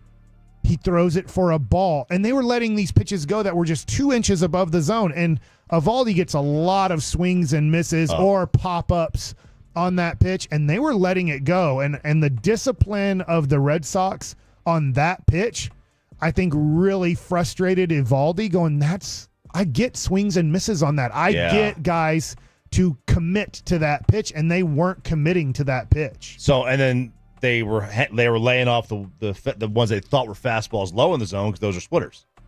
Yeah, well, he got a few, but they were just fouling it off. Yeah. I would say that he wasn't getting tons of swings and misses on that. But what was happening is they were laying off some pretty good pitches, and I just thought they had very good discipline. And if it was a pretty good pitch and they swung, a lot of times they fouled it off. Did you notice you caught yourself? I didn't realize that till I saw later in the night that you put that on Twitter. Thank you. The cement mixer. Oh, dear. I'm sorry, what? He was calling a pitch a cement mixer. Cement. He says cement mixer. And he caught himself because he almost said a different word. So then you said it differently? Did you say cement? I guess. I didn't know. It's a breaking ball that doesn't break. It's just spinning like a cement mixer or a cement mixer. I don't know which one did I say, Chop. I don't know. To make it easier on yourself, just go with cement. You left the T off the first time. And so that's what we call those breaking balls that don't break. So I am kind of curious, though, working with us for as long as you've worked with us, do you catch yourself a little more than frequently than you used to? Because our show's childish sometimes. A little bit. We had a good deal on Walter Pennington and him going to the School of Mimes, which I started because we kind of had that discussion for just a second the other day. So that was fun. And then he gave up a 3-run homer. There was a point last year, Mike, where the Evan Carter thing felt like a little bit like a desperation when they brought him up. Is there a point in the season with things heading the way there where you think they just start looking at things going like, bring Kumar Rocker up, bring this guy up. Let's start just seeing what some of these guys can do. I think they would worry about Rocker because 1, he's not on the 40-man, and then 2, they're trying to rehab him, and they probably don't want to put that much pressure on him to that adrenaline. They kind of hey, we're practicing right now. Yes, he's trying to get guys out and do those things, but it's more practice. Here in the major leagues, it's about winning and losing games. People lose jobs at this level, and people get a lot of money at this level. Yeah. So I think they would want for Rocker to kind of, give him this time in Double-A. He's barely pitched in his life the last 3 years. And then next year, I do think we see Kumar Rocker on the team. I don't know if it's as a starter or a reliever, but he will be on the team next year. Maybe not day 1 on the team, maybe so. Rocker will be on the team next year. I think we're going to see Jack Leiter in September make some starts. That'd be nice. I don't think there's any position player left in the minor leagues that is ready to possibly help your major league team. So there's nobody in the minor leagues that's a position player that is a young guy that you're like, let's give him 50 at-bats in September and see what happens. So there's not really much to choose from down low besides Jack Leiter and say, I know it didn't go well. I know in AAA he's doing okay, but not awesome. But I think they'd probably give him 3 starts in September, maybe 4, and just be like, whatever happens, happens. If he gives up 30 runs in 4 games, he gives up 30 runs. If he throws 30 innings and gives up 2 runs, awesome. He's figured a lot of things out, and hopefully he can carry that over. Because I do think right now Jack Leiter is part of your 2025 team opening day. Gentlemen, did we look at our 401k this morning? So I was actually just looking at that, and I guess the good news is in the last hour, at least the Dow has started to flatten out a little bit. The NASDAQ is still down like 4%. Ooh. Why? Well, so yesterday there's fears of a recession, but I feel like people have been talking about that. Not if forever. I'm elected, okay? If I'm in office, there will be. Yesterday, great economy, beautiful economy. Suckers one and of losers. One of the best economies we've ever seen. Or I guess overnight, the Japanese market had their biggest sell-off since 1987, and so they started going in the tank, and so the futures market started going in the tank, and as soon as the bell rung today, stocks started going down because of this fear. But I was worried it would just go down, down, down all day. It seems like it's gotten closer to flattening out where, I mean, it's not good, but hopefully it will be less catastrophic than some people Over the last anticipated. week, Lockheed Martin has shot up pretty 2 much. hours to What's flatten the going on there? curve. Yeah. Oh my God, Bobby. Yes, I've seen the people who have pointed out the Lockheed Martin stock has gone way up, thus anticipating World War III. I didn't say that, Kevin. But that's what don't incite panic on radio. The connection that people are making. I'm not saying that. I have seen that connection. What out other there. one? Buy toilet paper, everyone. It's coming. I'm not buying it. I'm not doing that. I'm not falling for that again. Okay, Not again? I'm still using that toilet paper. Charmin That's stock, a great baby. thing. Yeah, I know, right? Just keep the toilet paper. Yeah. around. You know what I really not profited off of, but I was able to use during COVID is like at the end of COVID, by like June. It was a joke. You're supposed to laugh at that, Hagee. But when they finally got all the hand sanitizer and wipes. Yes. By the end of it, they were selling these hand sanitizer, these wipes for like 99 cents a jar. Oh, really? And I got like 40 of them. And I used those until January of this year. Really? And I finally got they finally ran out. Can you flush those? No, these are not the baby wipes. wipes. Clorox wipes. These are the Clorox I know. sanitizing wipes, but they were like the fake Clorox. It didn't say Clorox. It was like some no-name Was it brand. Clorox. It was. right there. It was Clorox with a CK instead of an X. That would be awesome. Oh, all right. It is KNC. Hold on, I'm gonna stop you there real quick. I'm RJ. sorry. What's up? Were you relieved that the time on the clock was 9:54? Because it sounded like you looked at the clock and you're like, whew, no more time left. No. I think he thought he was had the look in his eyes of like, what next? And then he's like, oh, the time's up. I Yeah, gotta so have to- Sean has 2 more weeks of vacation. I don't know. So this week and another week. This isn't vacation. No, this is paternity, and then he Yeah. has 2 more weeks after this week. Do you think if the dang. ratings don't drop when he's out, maybe you should just move on? Oh my God. So move on from What are you him? doing Yeah, I'm right trying to here? scare him back. Don't do Try that. to scare him back? I think do he that. can scare Sean back at this point. Oh, No. I don't think he can scare him. I don't know what that means. I don't think so. KNC's next to the fan.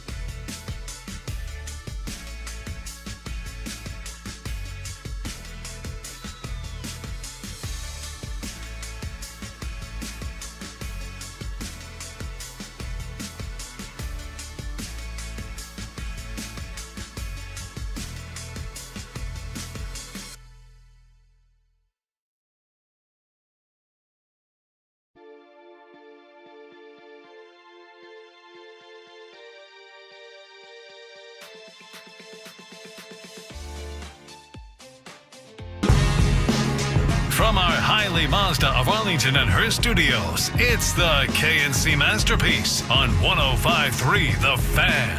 KNC Masterpiece right here on 105.3 The Fan. Asking the questions that matter, like, do you feel like this will be a manic Monday? And is there any part of you that wishes it was still Sunday? 877-881-1053.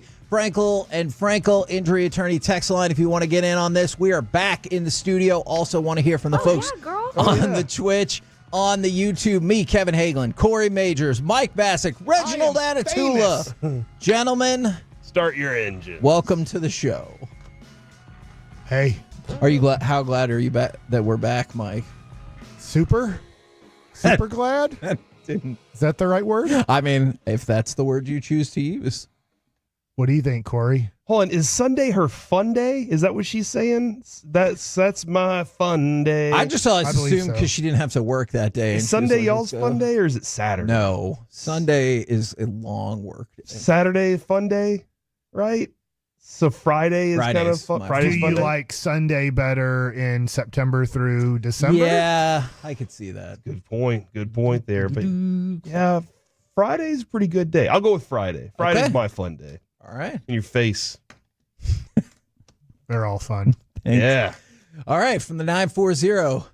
No, because Sunday is my Monday. See, So everybody has hell different no. schedules. Everybody has different schedules out there. From the 2 and 4, I just want to get back in bed and play Call of Duty.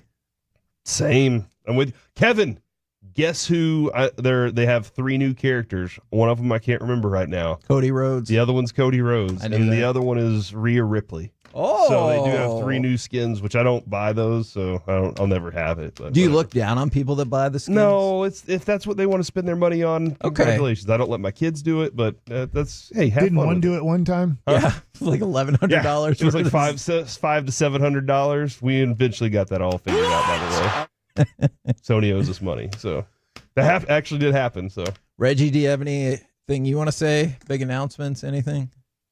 No, I'm good right now. All right. All right, Reggie's here for now. We're back in the Metroplex, but the Cowboys coverage continues. I know Mike was concerned about that. He was like, hey, I know you guys are going to be back from training camp. Are you still going to talk plenty of Cowboys?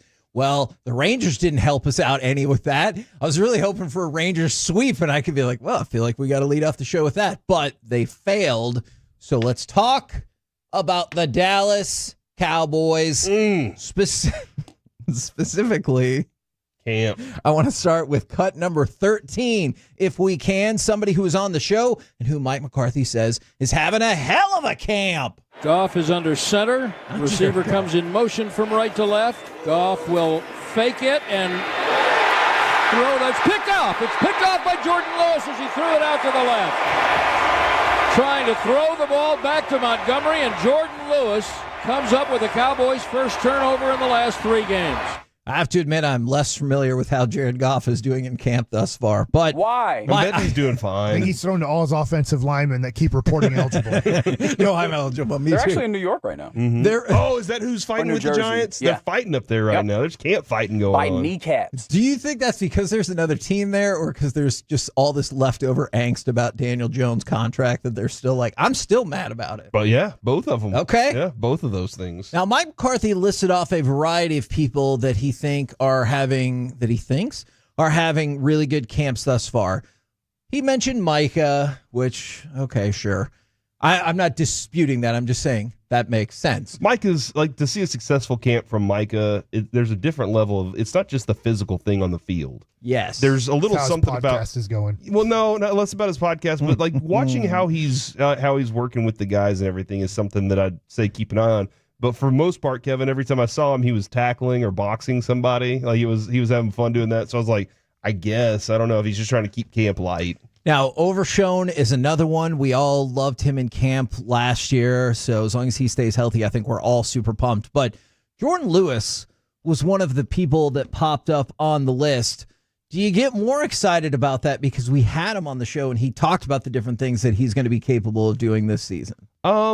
Or you're just excited because he plays for the Cowboys? I mean, I think I'm just excited for a player that's, been through it a couple different times and and can be a very useful part to a very, very talented secondary. Like that's what I get excited about for him is if he's having a good camp, And again, camp is what it is, but he's out there trying to set the tone for what his season's going to be. And this is a dude that's had lots of health problems throughout his career.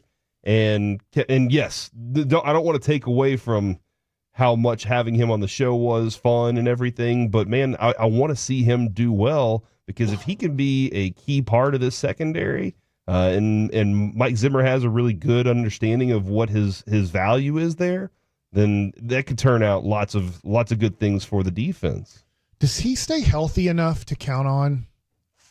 Not historically. So that's like foot injuries and soft tissue's been kind of problems along the way. So yeah, no, it hasn't been that way. But when he's on the field, he tackles, he plays hard, he's out there doing his, playing the toughest spot. So yeah, there's a lot of things to like about it. But I agree, Mike, there is that question of how long will that last? Will it be 6 games and then something? So I immediately answered that question in my head because I was going to say I hope so. And then I thought, well, if that's my answer, I guess probably not. By the way, text in if you'd rather talk about SummerSlam than the Cowboys. I've seen one text about that. So, about SummerSlam. Don't pretend like you don't know that happened this weekend. I couldn't find Jordan Lewis to save my life on Football Reference.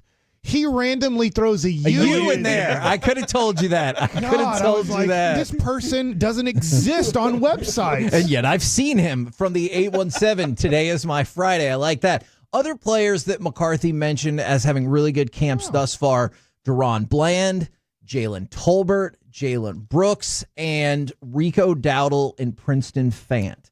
Now, Dowdle, Tolbert, and Brooks really stand out to me because running back and wide receiver, I would assume, is where you were like, man, I would really like it if some of these people had a standout camp. Not that you don't want Micah to have a standout camp, but You're like, I feel pretty confident that I know what you can do. These are players at positions that I'm like, yeah, I really want some people to stand out. Yeah, and when you were watching, you were very specific about, like, you wanted Sam Williams to stand out. Yep. Kevin, he got hurt. Yeah, I'm still sad about that. You didn't want Trey Lance to stand out, and he did. He has stood out, just in a negative way, and so that's been a sad thing. That has been a story. It's a roller coaster with that guy. Who was the other guy that you really were in on that you wanted to stand out the most? Was it Carson? You've been in love with what Carson's been really good. I'm intrigued by Snoop Connor. Wanye Thomas. That's it right there. Wanye Thomas you fell in love with Wanye. Wanye Thomas has been standing out. And like, I know he's an NFL player, but the more and more you see him, you're like, he's an NFL player. Like, let's get him on the field one way or another. There's no way anybody can remember this, but I'm going to throw it out. All right. I do remember this. The game in Kansas City, is a long time ago. And somebody got hurt. I think it was Roy Williams, the wide receiver. And then Miles Austin had a great finish to that game and then had a really nice, 2 to 3 years with the Cowboys. Yes. But it happened in a regular season game where they were desperate for somebody to stand out on the wide receiver core because of injury, and Miles Austin did. And he took that and ran with it and made good money playing football. I don't remember Miles Austin being a big story in training camp. He could have been, and there's no way to remember all of these guys because there's always a guy, some dude named Houston forever everybody's talking about. He never did jack squat. You're right. So it's like, I hear what you're saying, and I'm not trying to poo-poo it, but I feel like it has to happen in a regular season game. I think you're right. I think we could do a separate segment about, over the years, all the players who stood out in camp that you thought were going to make something of themselves but never really went anywhere. I think that is a valid point for sure. Wanye Thomas is a little different, though, because I've seen him. We've seen him in regular season games. In terms of Connor or Carson, very, very fair. In that game, Mike, that was his 4th year. Okay. All right, so that was his 4th year, and he was 5 games into the season. 15 targets, 10 catches, 250 yards. Up to that point, he'd never seen more than 6 targets. His and career. It's because of an injury, and he and Tony Romo had worked together as undrafted free agents and all that stuff, and then all of a sudden it takes off. I think that, shortly after that, Kevin, is when they were like, let's give this dude a big old contract in this offseason where everything's going to be fine, and they got penalized for it. And my thing is, I like the way you said that, is the way that that's what you're hoping for, is that there is a Miles Austin in training camp that we have no clue about. I know you just said a few names, but if there is an opportunity in a game where there's an injury and this person has to step up and play almost every snap, I had no clue it was that much. Yeah. That's probably too much. That is wild. But to get out there and catch 5 balls for 75 yards and a touchdown in a game where you have an injury to Brandon Cooks or CD Lamb, that would be pretty special. And so, Mike, keep in mind what I'm saying here. I'm going to say I like that I've seen potential candidates. Now, that doesn't mean jack until you actually see it in the game, but at a variety of positions. We've talked about it in terms of the cornerback spot. Cornerback. Carson. We talked with Tyron Billy Johnson, as a potential option at wide receiver. I know Wanye Thomas has seen the field, but if you needed him to see a lot more of the field, I know there's a potential option right there. So what I like is you're picking off a couple of different position groups in terms of wide receiver, safety, cornerback. And so I think that's encouraging, but Mike is right.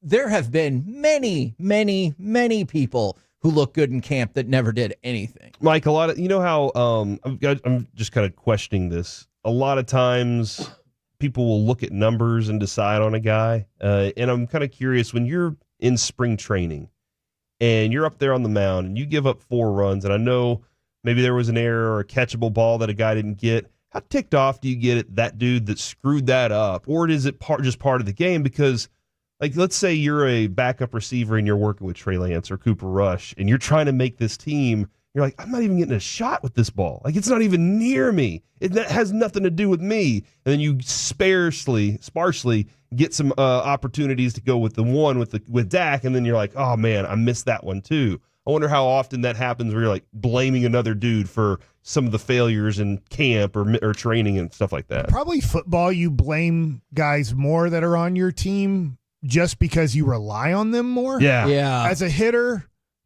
I mean, a guy can make a great play against you, but it's also marked down as like, hey, that was a good at bat. You know that the coaches are smart enough to go. But if you got open by 5 yards, they're marking it down, but they didn't see the completion of the play. Hey, can he make a play on the ball? That's the thing that would stink if you are doing certain things, but only working with a quarterback who can't get the ball to you. So that has me, Kevin, wondering a lot of times whenever you're seeing your starter is not playing any preseason games. And I know these coaches are watching you in practice and everything, but I wonder how many times you've missed out on a player because he had a quarterback throwing to him that wasn't up to par. And you're like, dang, how do we miss on that guy? Well, training camp is like preseason games don't exist anymore. I think you make a very fair point. I want to bring up one more player, and if we're talking about pass catchers, tell me if it's a big deal, not a big deal. Luke Schoonmaker missed Saturday's practice with a groin injury. He's day-to-day, said he hoped to practice today, and he said it's nothing crazy. But given all of the problems we saw with him last year, is it bad? And the fact that other people are passing him by right now. Is it bad that I'm like, yes, here we go again? No, I mean, it's correct. It's the right thing to think. And if you're the person who was like, hey, let's draft this guy, if people are going, hey, what did we miss here? And you might say, well, I mean, we miss health. We didn't know that this dude was going to be this injury. And that's something that I think is difficult to put out there. But when you spend a second-round pick on him, you expect that dude to be a contributor. And so to see other people pass him by right now is definitely one of those things that you got to be a little concerned about. Are you ever going to be healthy enough to be on the field for us? Yeah. And reliable to us. Now, you're deep at the position, but it is a bad mark. It's a bad X across your draft that year in that specific spot.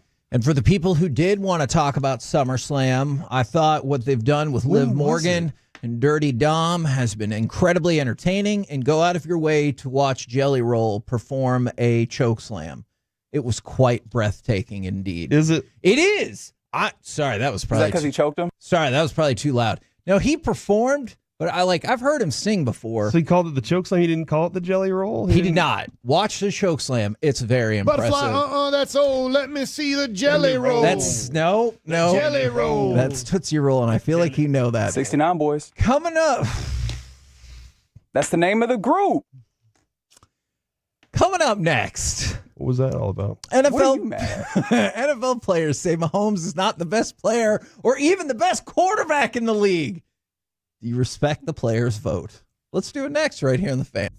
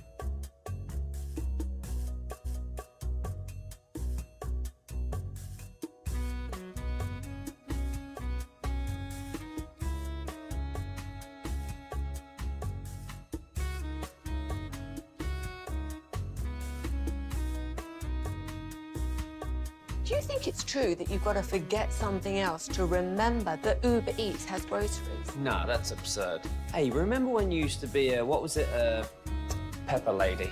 Pepper Lady? Wasn't it Cinnamon Sisters? Basil Babes. Saffron Squad? Nutmeg Maidens? Paprika? No. Nutmeg Maidens. I just said that. Was it Spice Girls? Doesn't sound right. Was it Saffron Squad?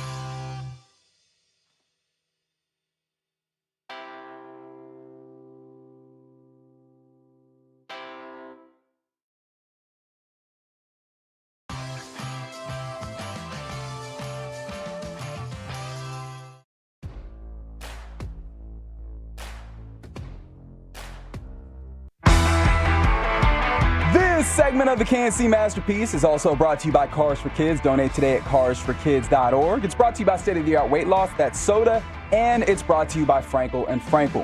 If you've been injured in a car or truck wreck, call Frankel first. That's 214-817-333-3333. With Frankel and Frankel, there's never an out-of-pocket cost. They only get paid when you win. That's Frankel and Frankel, the go-to car and truck wreck attorneys in Dallas. Chiefs have been inside the 20 4 times in this game. Shotgun snap, out route, caught near side, touchdown! Kansas City, Kadarius Toney on the quick out, and the Chiefs finally break down the door and take some nectar. Does he always say that last part? Nope. I don't recall that very last part. But is it nectar and flowers? Yes. Why do you need to break down a door? Yeah, where's the door? I know there's a pistol. Maybe to the greenhouse? I don't know. I'll look into it. Call that guy up. Yeah. All right. Get him on the line. So I will not. We've talked about this all throughout the process, and the Cowboys did end up with 5 players in the top 100 as voted by the NFL players. Zach Martin, 53, in case you've not been keeping up. Deron Bland, 31. Micah Parsons, 17. Dak Prescott, 16. CeeDee Lamb, 13. Now, this list, the point of this list, at least it says, per the NFL's own website, NFL players cast their votes to identify the best in the league heading into the 2024 season. All right. So you know how sometimes you will get some folks who are like, if you didn't play the sport, you shouldn't be covering the That's sport. right. Or, okay. You don't know how this works. Okay. You haven't put your hand in the dirt. All right. Personally, I don't agree with that. But what do you think about the fact that the people who play the sport say not only is Patrick Mahomes not the best football player, he's not even the best quarterback? Does that take away... Takes away a lot. Okay. I mean, if he was the best quarterback, he should be the MVP last year. I mean, he did win the Super Bowl, but I hear what you're saying. Was he the MVP? Yes. No, he was not. The Super Bowl. That is a good point. But so I seriously wanted to have part of this conversation because, like, we can talk about the top 10 and everything, but my serious part of the conversation is I know athletes play the sport. They're infinitely more talented at their particular sport than I could ever be at their particular sport. But when you take a step back and you look at it, and they say that Tyreek Hill, Lamar Jackson, and Christian McCaffrey are all better than Patrick Mahomes, and specifically Lamar Jackson, because I realize different position, maybe it can be hard to quantify. I don't necessarily agree with that either. But when the players say Lamar Jackson is better than Patrick Mahomes, that does feel like that takes away a little credibility from people who are like, players need to vote for these awards and everything, because I feel like most people, and I love Lamar Jackson. I love Lamar Jackson. There's no way in hell I think Lamar Jackson is better than Patrick Mahomes. I feel like that takes away from some of their credibility, does it not? 100%. This would be like, I don't know, 1996 or 97, and then voting Karl Malone and Charles Barkley as better basketball players than Michael Jordan. Gross. Like, we are at the point now where he has established himself fatigue. as arguably the greatest football player, I guess I shouldn't say quarterback of all time. I know he's not yet. I get it. I get where Brady is. I even get where Montana is. He's on a trajectory. Right. So it's just silly. This shows the ignorance of a lot of football players. I will add this though. That Jamar Chase video where they're like, who's the best quarterback in the NFL? And he's like, I won't say his name. I'm not going to say his name. He's beaten us. I'm not going to do it. Yeah. Joe Burrow. You know, like he throws Joe Burrow out. It's his quarterback, obviously. But would any if we polled every wide receiver and said, would you rather play with Patrick Mahomes or Lamar Jackson? If you got to vote for Lamar Jackson, it's because that person knows he's bad at football and doesn't want to get exposed as like a bad route runner or not getting open. Yeah, and Lamar Jackson is really good. I think He's it would be a top 10 landslide player. for Patrick Mahomes. And I get if you're a defensive player, if you are Micah Parsons, for instance, he probably fears Lamar Jackson more in a regular season game because of the ability to just run for a 50-yard gain on any random play, where Patrick Mahomes, he can run. He does run for first downs, but you're not afraid of his legs beating you the way that Lamar Jackson can. So I get if you're a defensive end or a linebacker, you're like, man, Lamar Jackson gives me nightmares.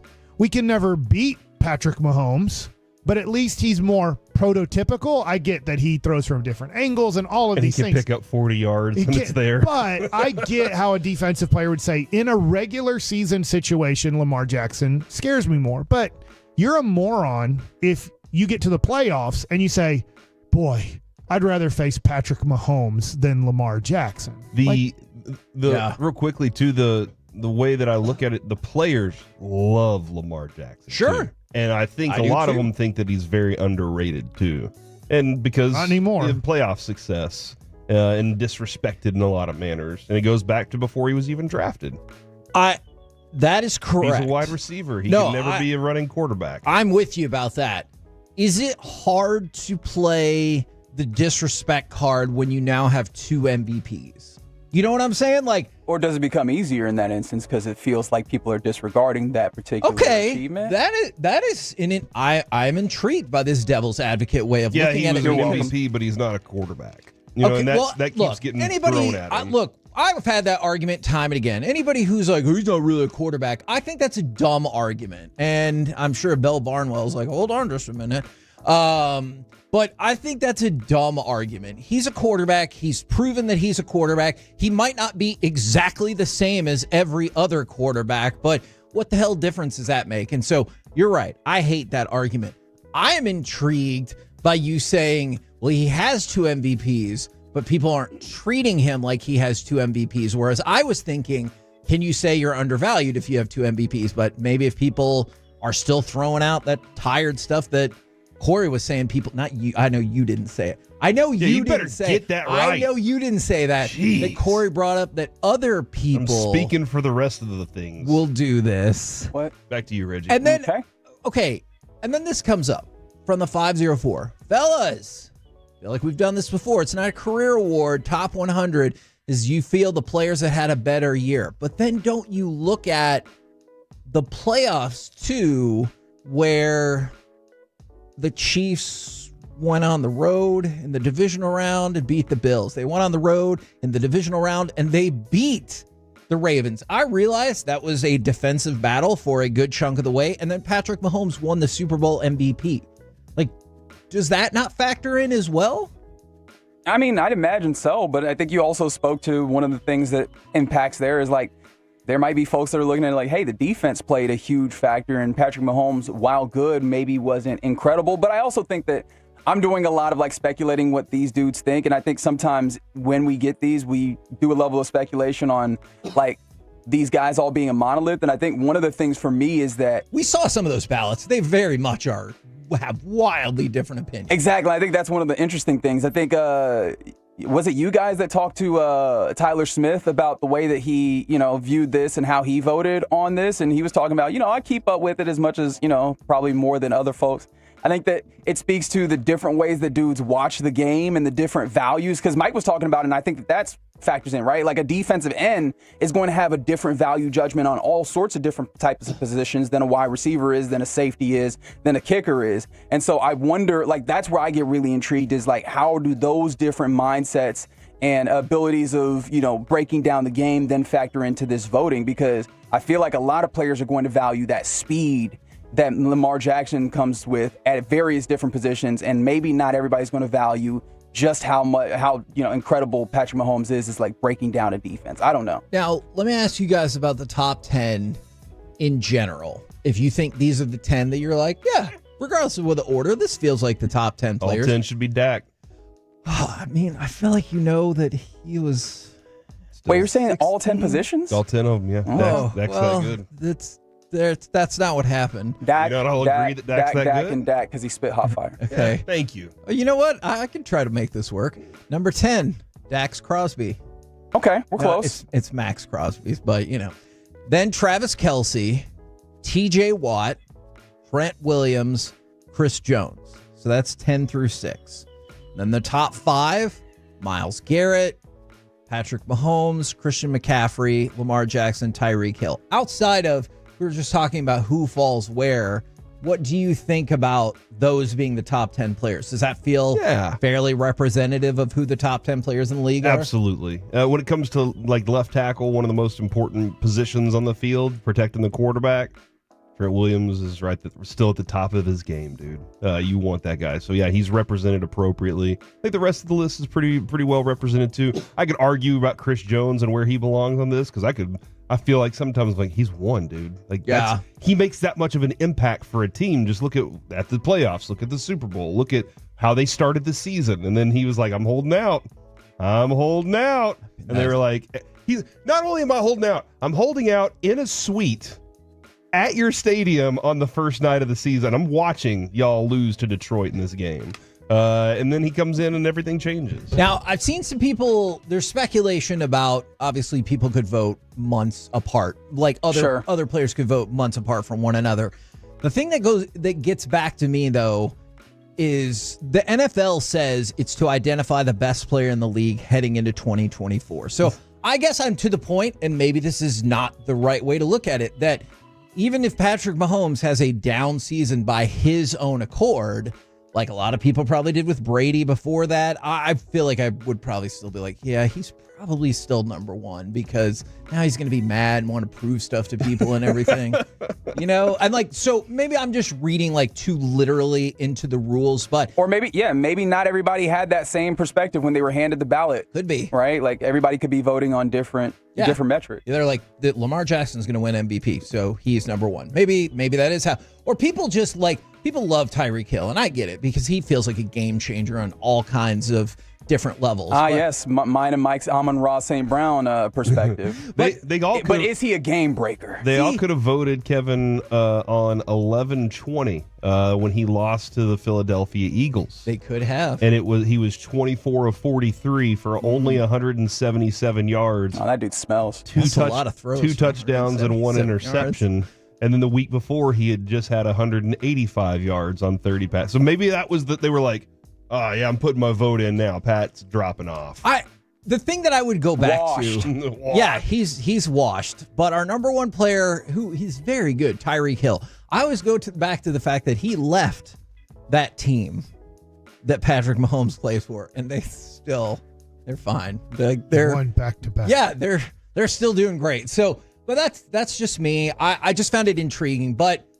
Whenever people are like, well, they never played the game, they don't know. I do sometimes look at things and I'm like, yeah, I think both people can have a say in how it works. Yeah, we're having fun watching the game. We watch the game too, right?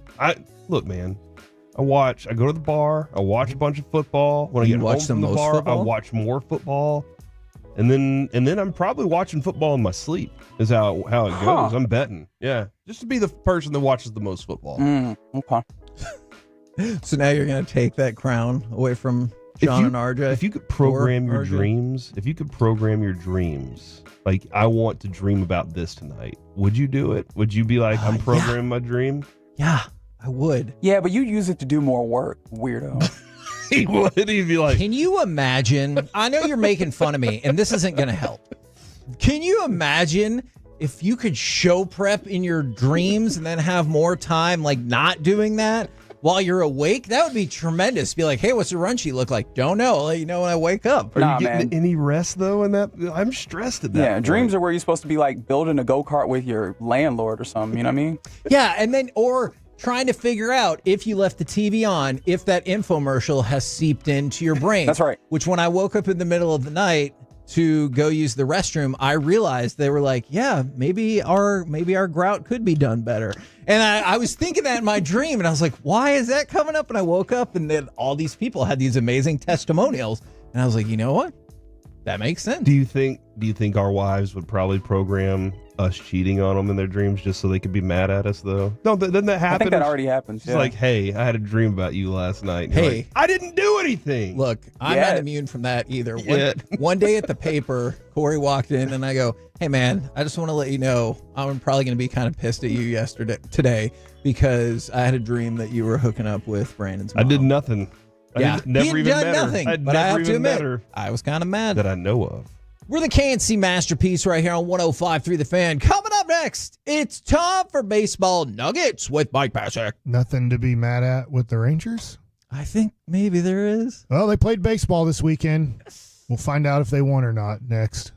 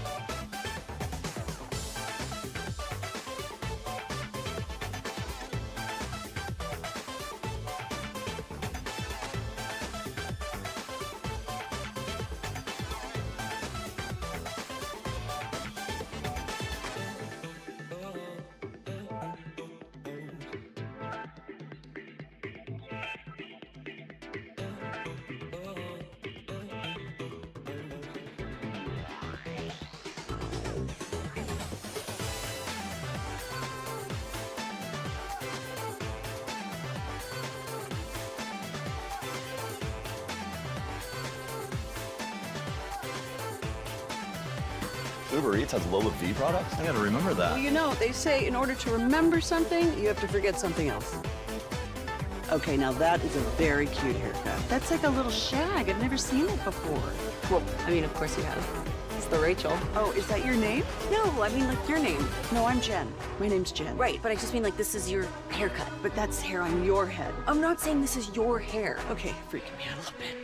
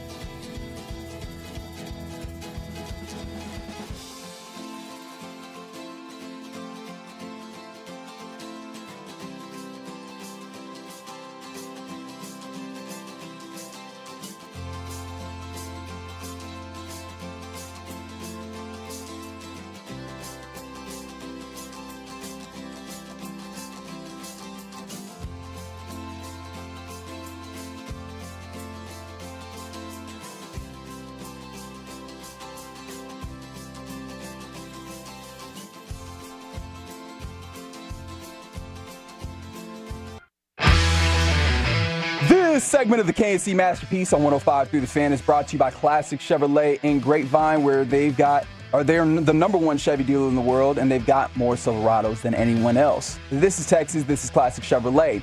Together, let's drive, relax, and enjoy the difference based on new Chevrolet registrations 2023. The 3-1. That one's hit in the air high and deep to right field, and that one is going to leave the yard.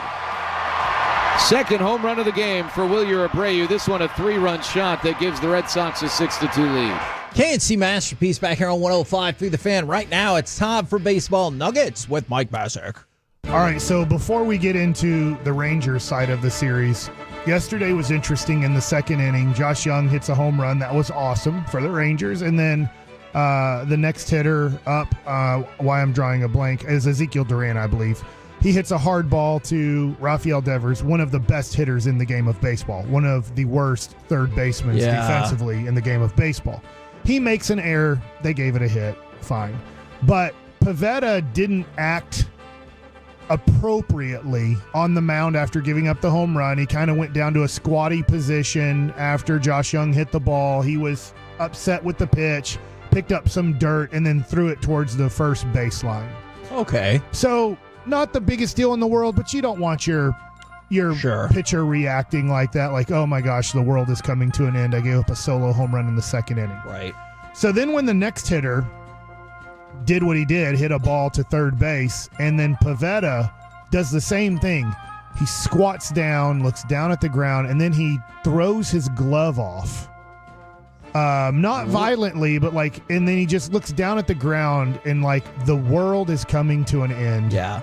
Which, you get that though, right? I'm not saying you're supposed to do that, but you can understand that feeling, right? Yes, but you don't want to show that at all. And most professionals don't. And so Alex Cora, the manager of the Red Sox, goes out to the mound and he rips in to Nick Pivetta. There is no discussion. It is a one-way discussion. And then Alex leaves the mound, gets out of the inning. And so, by the way, it made it 2-0 because I forgot Seager hit a home run in the first inning. Ripping bombs. For the Astros or for the Rangers? For the Rangers. Okay. Mistakes can be made. We have said the wrong names of people or whatever. Absolutely. Anyways, after the game was over, the comments were like, well, it wasn't a big deal at all. It was a big deal. So Nick Pivetta is winning the game 3-2. Going into the fifth inning, he gets the first guy out quickly, gets the second guy out quickly. Coming up is Josh Smith. And Alex Cora goes out to the mound and takes the ball from Nick Pivetta. And Nick Pivetta then goes into the dugout. Everybody's trying to give him 5. He gives nobody a 5. Oh, no. He then takes his hat off, takes the pitch comm out, tosses it to the dugout, and then walks down into the tunnel. Because he's pissed that he took him out to not get the win? Yes, 100%. Oh. Wins mean, people can say whatever wins matter to us. Wins do help out your contract situation. If you're a 15-game winner, that does mean something. And I'm not saying that Pivetta was going to get to 15 wins, but wins do mean something. We still look at wins in Hall of Fame situations, in All-Star situations, in Pitcher of the Month situations. We do look at wins. The dude went 4-1. Let me look at his other stats. Yeah. Does it match up? Now, if the dude went 4-1 with a 4.2 ERA in the month of July, I'm going to look at it and go, okay, well, let me see if another guy, and there's plenty of guys that had better ERAs, let me see if it contributed to wins or not. Let me see his strikeout to walk ratio, all kinds of things there. But what's interesting in this is how both guys lied to the media afterwards. Yeah. So after the game, Alex Cora, and this is what you have to do, especially in Boston, but I would say most everywhere, but especially like in a Boston or New York, he says, sometimes you got to remind these guys that they're good. He says, at the end of the day, he's one of our biggest competitors, and regardless of the stuff, he's still good enough. It was a reminder, hey, bro, I know you probably don't feel good right now, but you know how to compete, and we need you here. He gave us enough today. The bullpen did an outstanding job. And then Pivetta said, he said he locked back, which I feel like means looked, but it does say in this article, locked back. Okay. Into the game. So I guess he locked back in. Yeah. And then he was like, yeah, man, I was able to hand the ball over to the bullpen, and they did a tremendous job along with the hitters. I saw your reaction. I saw Alex Cora intentionally, with you only throwing 70 pitches, 44 strikes. He's throwing 63% strikes in this game. He's given up 2 solo home runs, and that is it, and is having a nice, clean, quick 5th inning. Alex Cora intentionally made sure he didn't get the win. After the game... Do you know if anybody asked that specific question? If anyone was like, but you didn't get the win, right? So it says, it just looks like in this article, at least, it was a quick article. What am I on? I'm on Nesson. Okay. Which obviously they're the television product of Boston. They're just recapping because I was like, I wonder what was said after the game. And after the game, they won, and everybody lied to the media and made it sound good, and they won the series, and they move on to the next series. Now, that being said, Boston Red Sox conversation over. I just thought that was a very interesting part of the game. The Rangers lose 2 out of 3. It's just not looking good. I will say this. That White Sox series, when it happened, if you just look at the schedule, if instead of a 4-game series against the White Sox was there and it was a 4-game series against the Red Sox, the Rangers probably would have took a different approach at the trade deadline. Yeah. But the White Sox gave them... They won all 4. They won the last game against Baltimore. Baltimore beat them up pretty good, but the Rangers ended up winning the last game against Baltimore, so it ended up being a 5-game winning streak. They go to Toronto, they go to St. Louis, they go 1-5. They come back home, they're 1-2. They have a big series against the Astros. Luckily, the Astros and the Mariners aren't very good either, but they're better than you are. And so I just think of that White Sox series, Corey, and I think, if that series doesn't line up schedule-wise at the end of July, then I don't know what the Rangers... I don't think they do the same thing at the trade deadline. Oh, man, I wonder if that's a learning moment for Chris Young. If he's like, you know what, I wonder if he looks at it like, no, I thought I had a really good finger on the pulse of this team, or if he's like, you know what, I'm never going to let the team fool what my gut tells me. You know, I wonder if that's a thing for him where he's going, I'm never going to let that happen. This is one of those circumstances where I think you had a championship roster. You always are going to believe they can do that again until they prove otherwise, and you give them the best opportunity to do it. This isn't working out that way, though. I go back to that, I think, as well, Mike. I understand all the reasons for selling, but this is the first time you're ever defending a title. It feels like you got to maybe kind of benefit of the doubt to pushing to go for it as opposed to the other one. Yeah, and I think that it ended up where the Rangers didn't really buy. They did get a very nice left-handed reliever. But they also didn't sell by any means. Right. I mean, they traded Michael Lorenzen, and now hindsight that John Gray is hurt, that Max Scherzer is hurt. Yeah. Like, you'd kind of like to have Michael Lorenzen back, to be honest.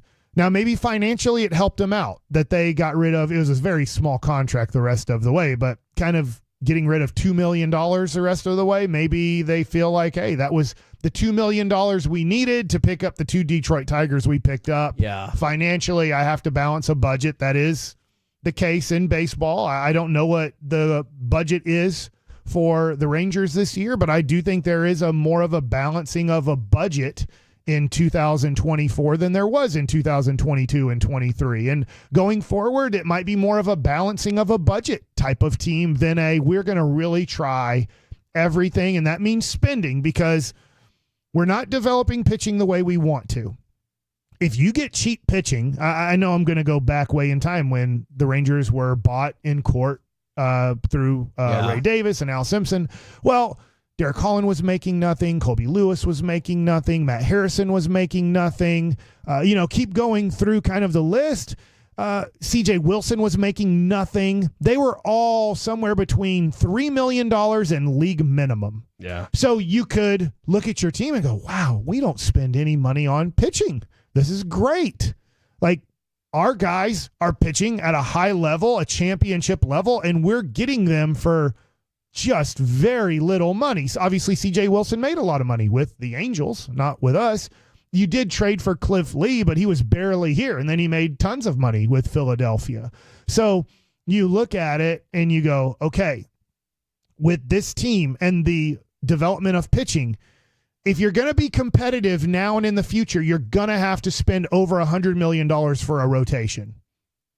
That I don't know if they're going to do that anymore. Yeah. And with your bullpen, you're going to have to spend probably $40 to $50 million for a bullpen because of the development of your pitchers in the minor leagues.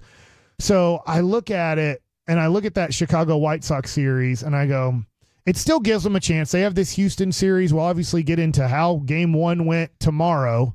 But I just look at this and go, they're just not, I think people have said it here, they're not playing inspiring enough baseball to make you believe that they're going to go on a run. You know that it's available because Houston's not very good. Seattle's not very good. But at some point, they have to inspire, one, themselves, and then two, us, to go, okay, they're going to do it. It's within reach. 5.5 is within reach, but they're trending more towards an 85 to 90 loss team than they are an 85 to 90 win team. Yeah. We're the KNC Masterpiece right here on 105.3 The Fan. Coming up next, we will go out to Oxnard to talk with our Dallas Cowboys insider, Mickey Spagnola, right here. Do that. Tell me one more thing. Baseball Nuggets brought to you by Twin Peaks. Yes. Eats, drinks, and scenic views. Love it. Mickey next on The Fan.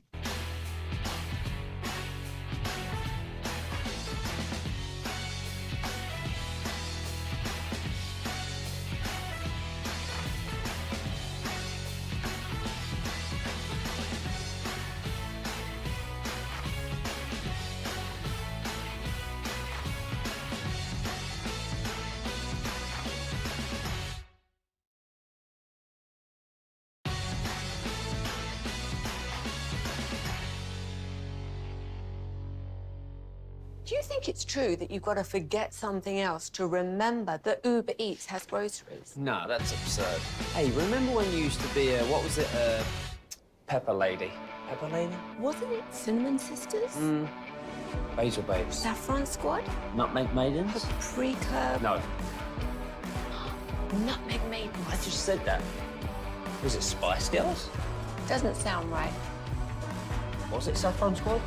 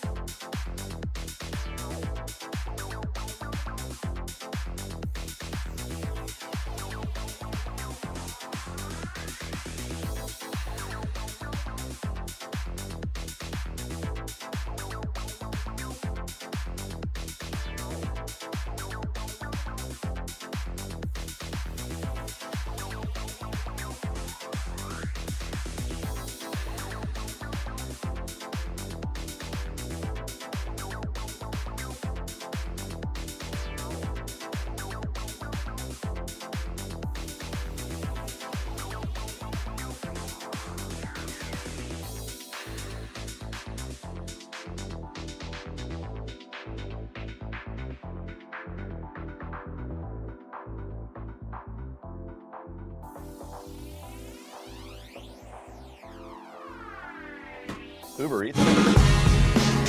From our Highly Mazda of Arlington and her studios, it's the KNC Masterpiece on 105.3 The Fan. KNC Masterpiece right here on 105.3 The Fan right now, brought to you by Ford and your North Texas Ford dealers. Ford is the best in Texas. We go to Oxnard to talk with our Dallas Cowboys insider, Mickey Spagnola. Good morning, sir.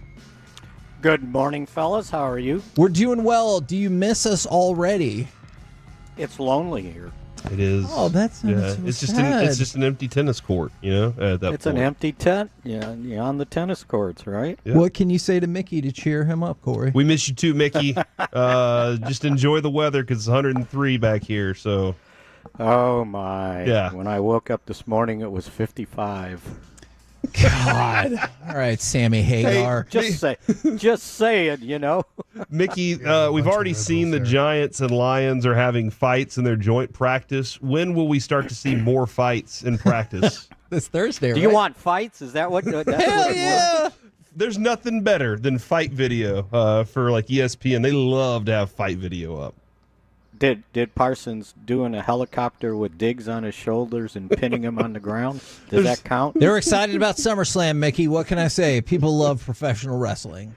Well, I was surprised because when he put him on the ground and got on top, all the stands, the people in the stands on that side start counting to 3. See, they love love wrestling. People love professional wrestling. Yeah. Now it's wrestling. It's wrestling. That's right. That's right. Wrestling's what we did in high school Correct. and college. Are you talking about fake wrestling? What? I'm talking about. I'm just kidding, Mickey. Roman wrestling. I wouldn't go there. I'm just kidding. I'm just kidding. Now, you know, one time I had to do when I was working in Jackson, Mississippi. They were having one of these wrestling things, and I was supposed to do a feature story on some guy that had played football at Nebraska, but now he turned into a professional wrestler. So I'm going, okay, how do I do this, right? And I said, well, he's a football player. It's kind of a feature story. First thing he asked me when we got in there, he goes, is this going to be a serious interview, or are you going to just come in here and make fun of us? And, oh, no, it's serious. do you remember who the wrestler was? I do not. It was more than 40. It was more than 40. You know what, years. Mickey? If you've got some free time today, really think about this and see if you can figure it out. See if I can figure it out. I would like to know more. Google it, right? Yes, I'm not going to lie. I just typed in Mickey Spagnola wrestling story, and it hasn't got me anywhere just yet. So I'm gonna keep. Try former Nebraska Cornhusker professional wrestler. Okay, I'm gonna keep working on that as we get to probably what you want to talk about. I mean, I did have a question real quick, because I know that Schoonmaker said not a big deal or anything like that, and I know he missed practice on Saturday. He's hoping to be back out there today.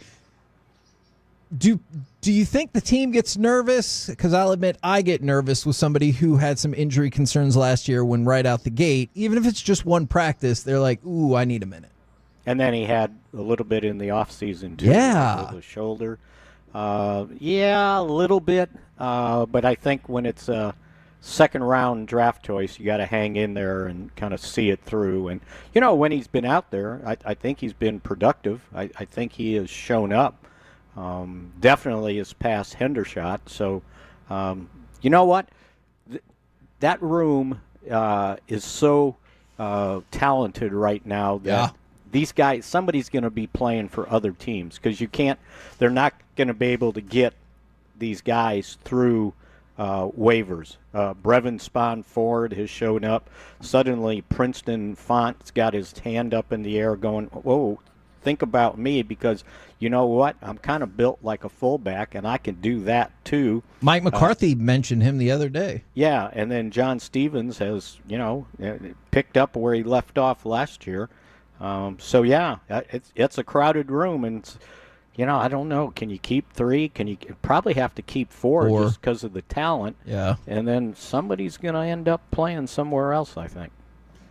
Hendershot. Who? I think it's going to be Hendershot.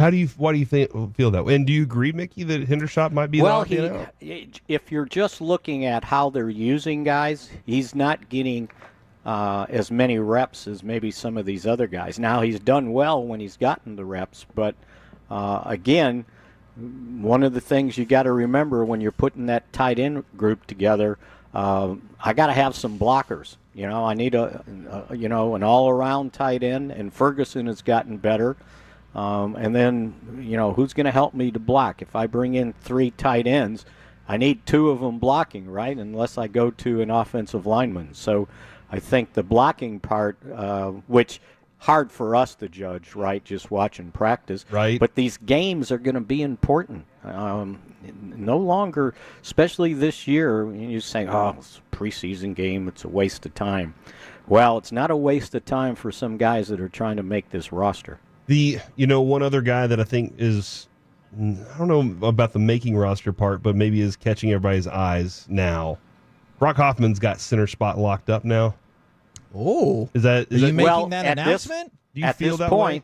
At this point, I just wrote about it on Friday, and oh no, I didn't. I wrote about it for today. It hasn't been posted yet, but yeah, I mean, I think there was this assumption when they drafted BB in the 3rd round. It's like, well, that's the center of the future. Well, the future may not be just now, because Brock Hoffman has not just rolled over and said, okay, take the starting job. Dak Prescott said he'd go to war with him any day, anywhere, anyhow, and really, gave him a good report. Brian Schottenheimer said, I love Brock Hoffman.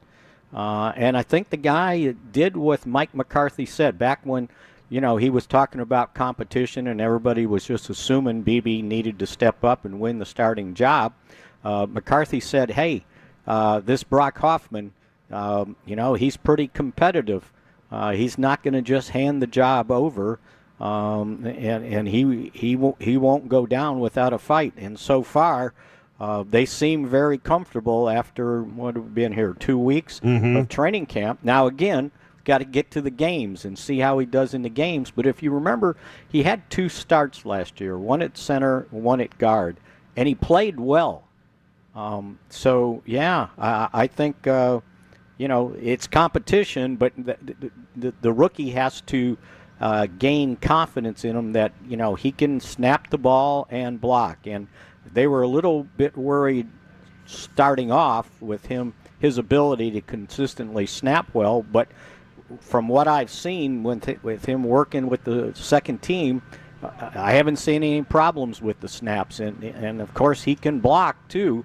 Now it's a matter of recognizing things, right? The center's got to shout out the blocking assignments and be able to recognize things, and so far so good. And let's remember, Hoffman played in college at center, so he's got some experience playing center. And I know, okay, he's an undrafted free agent, started off on the practice squad. The Cowboys put him on a practice squad, but they elevated him 3 times his rookie year. And then last year he was, eligible for every game as a backup. So, yeah, I think we keep an eye on that. But I would say at this point, he's the starting center.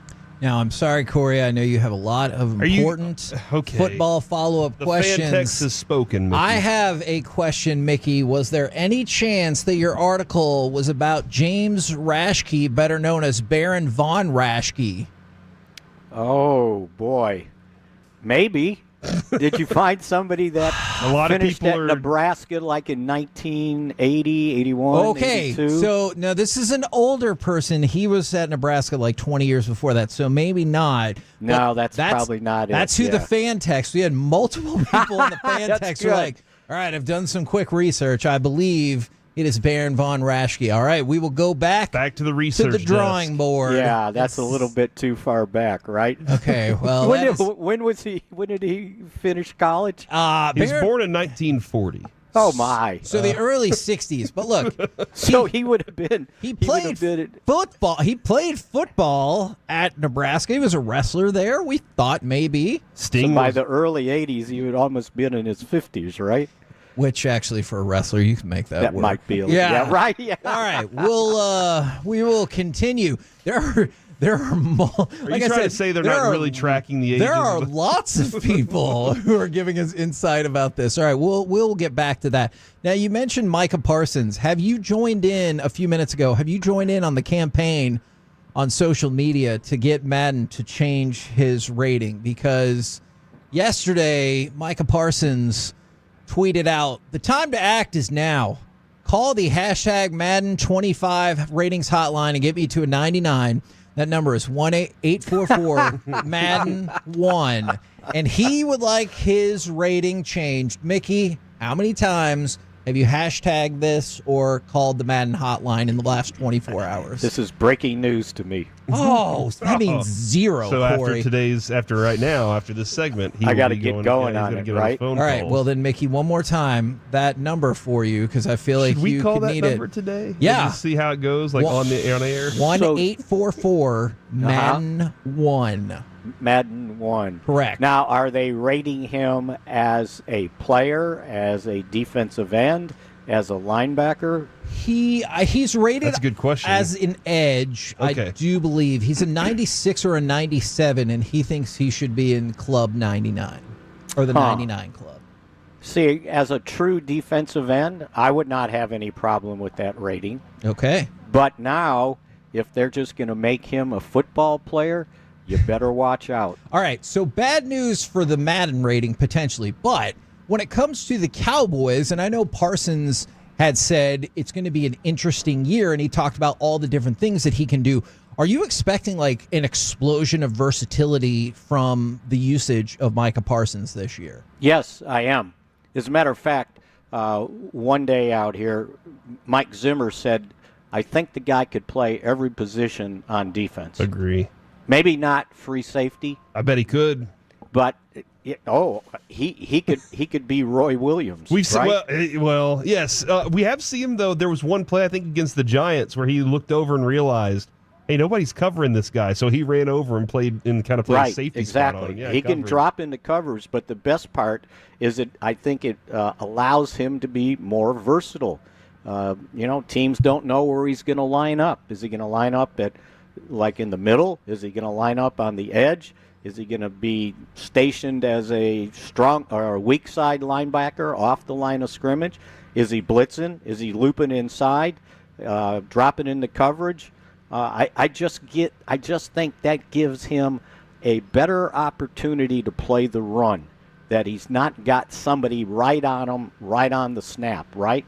And then one of the things he has to learn is how to shed blocks and go to the ball. But with his speed, and if he can get back to playing linebacker and recognizing things like he did at Penn State, I think he can be dynamic as a linebacker. And then, if they need him to put his hand down on 3rd and 10, so be it. But boy, he was playing linebacker in some nickel snaps.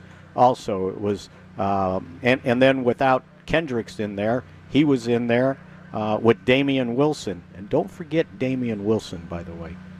Good call. Yeah, I saw him make a couple of really good plays while we were out there at camp. Yeah, and they're giving him opportunities, and that's that's kind of how you judge what even if the coaches don't say it, you can judge by what they think of them, by the opportunities they're getting, by the snaps they're getting, and without Kendricks out there, Damian Wilson got a lot of reps, and that bodes well for a guy that was a pretty darn good line. I mean, when he left in free agency and went to Kansas City, he earned a starting job out there and won a Super Bowl ring. So, don't go to sleep on this guy. At any point in your career, do you remember interviewing somebody named William Dannenhauer, also known as Dave Sullivan or the Equalizer? Oh, that might be it. How in the world? I haven't even seen that name pop in yet, dude. People have done their research on this. Mickey, I'm telling you, as soon as you said that, all these names have been coming in. I've been like, hey, this guy played football at University of Nebraska. He became a wrestler. And so, yeah, the thought that was thrown out there, he was born in 1963. He was known as Captain Ron, the Equalizer, Dave Sullivan, several different things. He played football at the University of Nebraska. as well as his brother, I do believe. And so around the 80 time. Yeah, but he would have, if he's 63, so 20 years. He'd been, 20. Am I right there? Yeah, he would have been 20 in 1983. So you said about 40 years ago. Yeah. Okay. Look at you. How about that? Look at you guys. Oh, we need to find that story and read it. And then, Yes. proofread it. And well, I'll tell you. I'll have to go dig through some stuff. Yeah, tomorrow, Mickey, either bring us more Cowboys news or find that story and read it to us verbatim during this segment. Either way, we will catch up with you tomorrow, good sir. All right. Good being with you guys. See you. There you go. Mickey Spagnola right here on The Fan. Great work by the YouTube, the Twitch, and the fan text. We had one. It failed. Several other ideas came up, and we believe Dave Sullivan, the equalizer, is who Mickey interviewed 40 years ago. Wow. We're the KNC masterpiece right here on 105.3 The Fan. Coming up next, it's time for Wanker of the Weekend, Olympic edition. What? Hashtag don't hold your breath. Next on The Fan. You say in order to remember something, you have to forget something else. Okay, now that is a very cute haircut. That's like a little shag. I've never seen it before. Well, I mean, of course you have. It's the Rachel. Oh, is that your name? No, I mean, like your name. No, I'm Jen. My name's Jen. Right, but I just mean like this is your haircut. But that's hair on your head. I'm not saying this is your hair. Okay, freaking me out a little bit.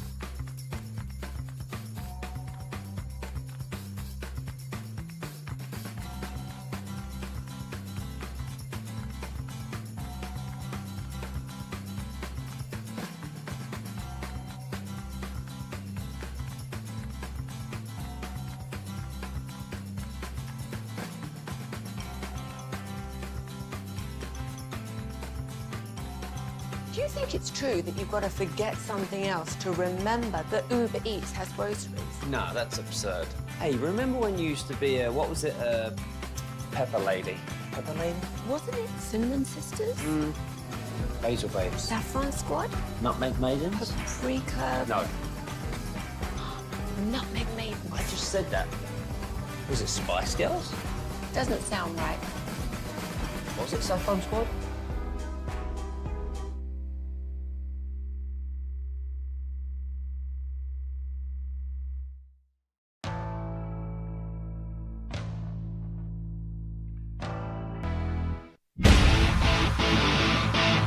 This segment of the KNC Masterpiece is also brought to you by Cars for Kids. Donate today at carsforkids.org. And it's brought to you by Frankel and Frankel. If you've been injured in a car or truck wreck, call Frankel first. That's 214 or 817-333-3333. With Frankel and Frankel, there's never an out-of-pocket cost. They only get paid when you win. That's Frankel and Frankel, the go-to car and truck wreck attorneys in Dallas. There's an Olympic gold medal waiting for somebody who wants it the most. Now Thompson starts to wind up. Curley's going with him. This is close. Jamaica's going to do it. Kishane Thompson is a gold medalist on debut. Nope. Let's go ahead and cut it off right there as we bring you into Wanker of the Weekend, Olympic edition. Now, if you have other Wankers of the Weekend, that is totally fine. But that one call right there, and Lee Diffie came out and was like, oh, obviously, I got it wrong. Sorry about that. But my wife also thought that Thompson had won it, and I thought Noah Lyles had won it. And you know who also thought Noah Lyles had won it? Noah Lyles. Michael Johnson. On the BBC call, you can see him like actively being like, no, it's Noah. Yeah, okay. It's Noah. And I love them looking at it, but Jess thought that the Jamaican representative had won it. I thought Lyles had won it. Watching them stare at the screen, waiting for like the unofficial or official results or the photo finish or whatever was really captivating. And then Noah Lyles won. And that race was amazing. It's just the call. He was so sure. If it's that close, shouldn't they just run again and then somebody like really be the stronger runner there? Just those two? Best of three. No, yeah. Oh my god. Yeah, let's redo the whole thing and just see what happens. Holy moly. I knew who won. I didn't watch it live. I saw like on my ESPN feed, Noah Lyles wins by 0.05. Is that right? It was 5,000ths of a second. Was it 005 or 05? 005. Okay. So I watch it last night. Go to YouTube and click it, and I'm like, wow. In real time, to me, it doesn't look like by much, but it looks like by a hair the Jamaican guy wins. So it was just interesting watching it, knowing who won. Yeah. And then going, wow, in real time, it looked like maybe the Jamaican guy barely won it. And then they showed like the photo of the finish, and you're like, wow, because some incredible photos. Yes, some incredible photos coming out of that. Only race. your head matters. And your torso. Your Oh, your torso. Nose. The guy. But your torso isn't ever going to be ahead of your head, is it? That. I mean, it could be. I guess that feels like a weird way to run. Yeah, you'd be running like a, I don't know, like a Michael Johnson ran like that. Yeah, he was Michael. They might have made that rule for Michael Johnson. Yeah, he did. He definitely ran, but he was so far ahead of everybody most of the time. It didn't matter. It didn't matter. Yeah. I think the guy who finished in third was 200ths of a second. Oh, is that Curly? From first place. That is how ridiculously close this race was. You want to know who I feel bad for? Who's that? Old boy in, I don't remember which country, but I think he was running in the green, where it's like, hey, you're fourth by thousandths of a second. You get nothing. Yeah. Yeah, that's why you have the delightful gold, the exciting bronze, and the shameful silver. I understand. What? I'm just kidding. I saw Roy Wood. The shameful silver. I saw Roy Wood post something from Jerry Seinfeld because, like, I don't know, 20, 25 years ago, he goes, if you finish second, everyone's going to want to know the story. And they're going to be like, oh, how far behind were you? And you're like, oh, 2/100ths of a second. It was like, oh, how fast? That. Like, and you just can't even say it that fast. And he's like, all you need to do is like put your nose forward or lean a little bit more. And you're like, oh. Whereas if you get the bronze, I always think you're like, thank God I got a medal. Whereas the silver, I wonder if you're like, this is cool, but man, I was close to gold. And if you get gold, it's like everybody in the country. But what has if you're gold. going against Simone Biles or Katie Ledecky? Well, if you did it today, you might be okay. Oh, Shout out to Rebecca Andrade. Can you tell me what happened? I don't. Should I give some spoilers? Just say it and then count to 3. Okay. Because I want to know. I don't care about it being live. Count to 3. Well, it gives you time to turn it on mute. Simone Biles had some struggles today. She fell off the beam, as did Suni Lee, and then she finished second in the floor exercise, which was a major upset because Simone Biles kicks everybody's ass in the floor. Simone Biles, this is the first floor final in a major international competition she's ever lost, which is crazy.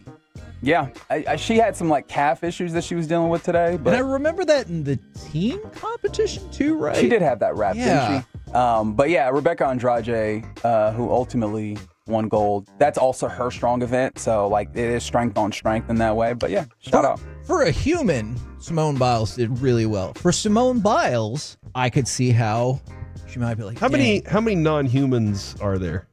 Three. Trillions. 3? No, I mean athletes that you're like, for their standard, it's just different. She's one of them for sure. Michael Phelps would be one of those too, and in the history of things. I think Ledecky, to a certain extent, Especially when you're in that 1500. Yeah, there are definitely some. You know what? Here's another one. I'm going to ask you about. Was this. Michael Johnson human? See, I don't think so either. And then I'm I at asked 200. And then I asked the question about Sha'Carri Richardson because she got a silver. Which again, that stupid rain out there. I feel like if it wasn't rain, it'd be a different story. But it's a great track. That's one of the things that also. Track's been zooming. It's purple. Cool. But 2, the technology, I don't know exactly how it works, but man, are they moving quicker on that track? And Richardson finished second. So she won a silver medal, which is awesome for most any humans in the world. It was a letdown for her. I bet she was disappointed because people looked at her as like, hey, you could win this gold. Sure. And I mean, she won gold in world championships last year and things like this is what you expect of her. But I mean, I think it's a similar thing that she's had that also kind of plagued her, which is slow starts. Yeah. So now let's go to the triathlon where, if you recall, it's where you do your best, right? Yeah, because you got to try. You got to try. You try anything. Triathlon with an I, thus meaning 3. So you mean triathlon? Yeah. Okay. You know what? If it will get me past this, yes, the triathlon. Yeah, you go to triage, not triage. Claire Michelle was hospitalized due to an E. coli infection days after her first swim in the river that we've talked about how they had to shut down competitions because it was polluted. Now, this feels like a very expected outcome. It's still shocking that someone had to go to the hospital because of just basic Olympics.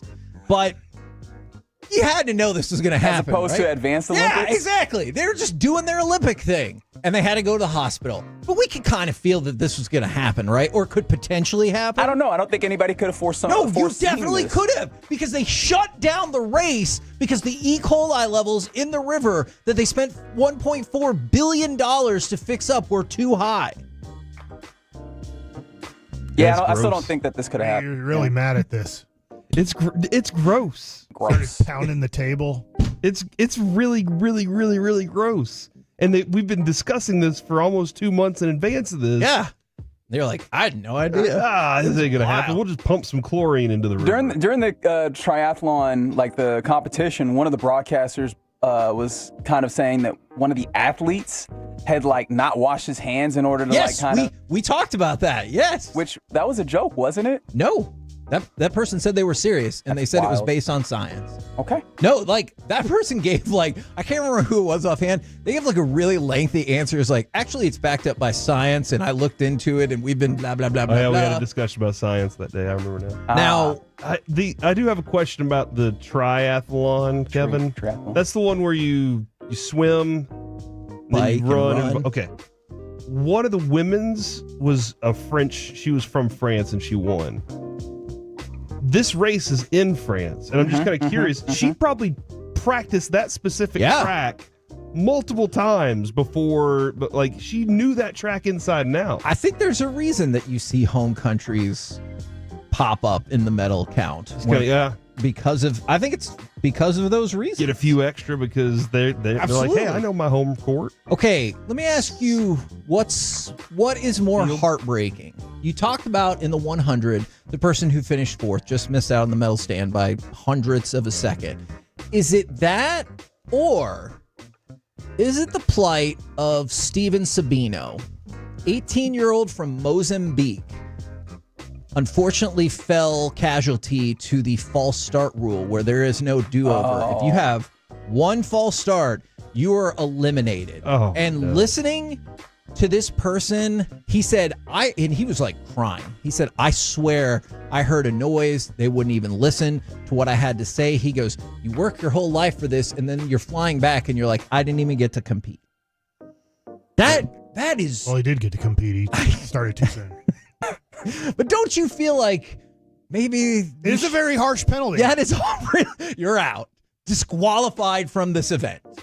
Because one false start. I could see it if you did it multiple times. Like, get this moron out of here. I get it. Am I crazy about this? Did they used to have it like, somebody could false start, but the next false start, that person was disqualified, and it was like, I didn't false start the first time. I think that is correct. Yeah, everybody gets a one. That's a great question. I don't know, but that is a very harsh rule in sports. Now, this one is tough because I don't know if this person belongs in Wanker of the Weekend, or is everyone just like, hey, you're awesome. Anthony Amirati, which sounds suspiciously like Am I Righty? Mm-hmm.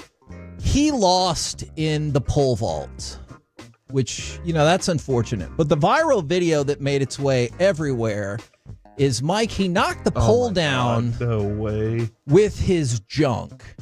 And even Good for him. I'm serious. Like he holy crap. He cleared the pole. He's going down.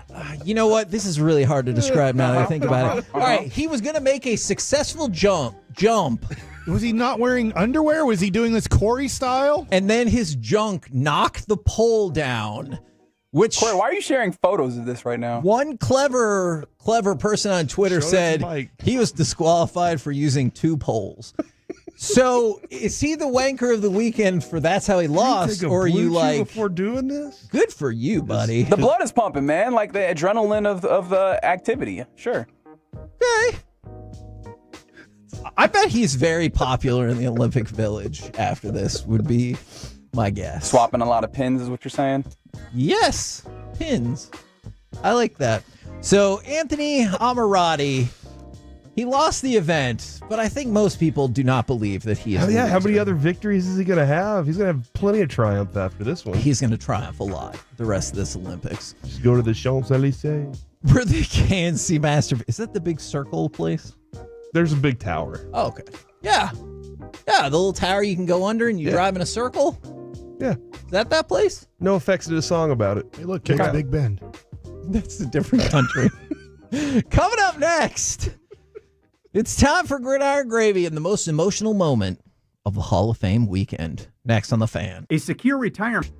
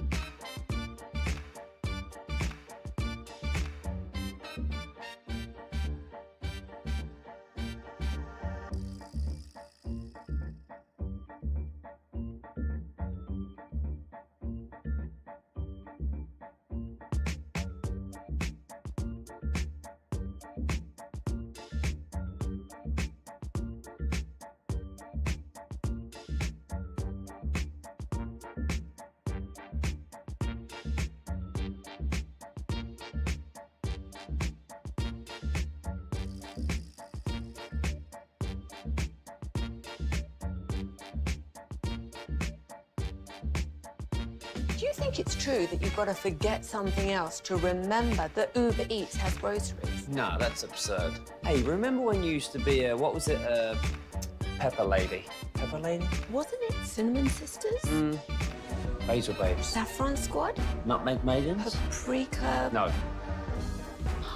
nutmeg maidens. I just said that. Was it Spice Girls? Doesn't sound right. Was it Saffron Squad?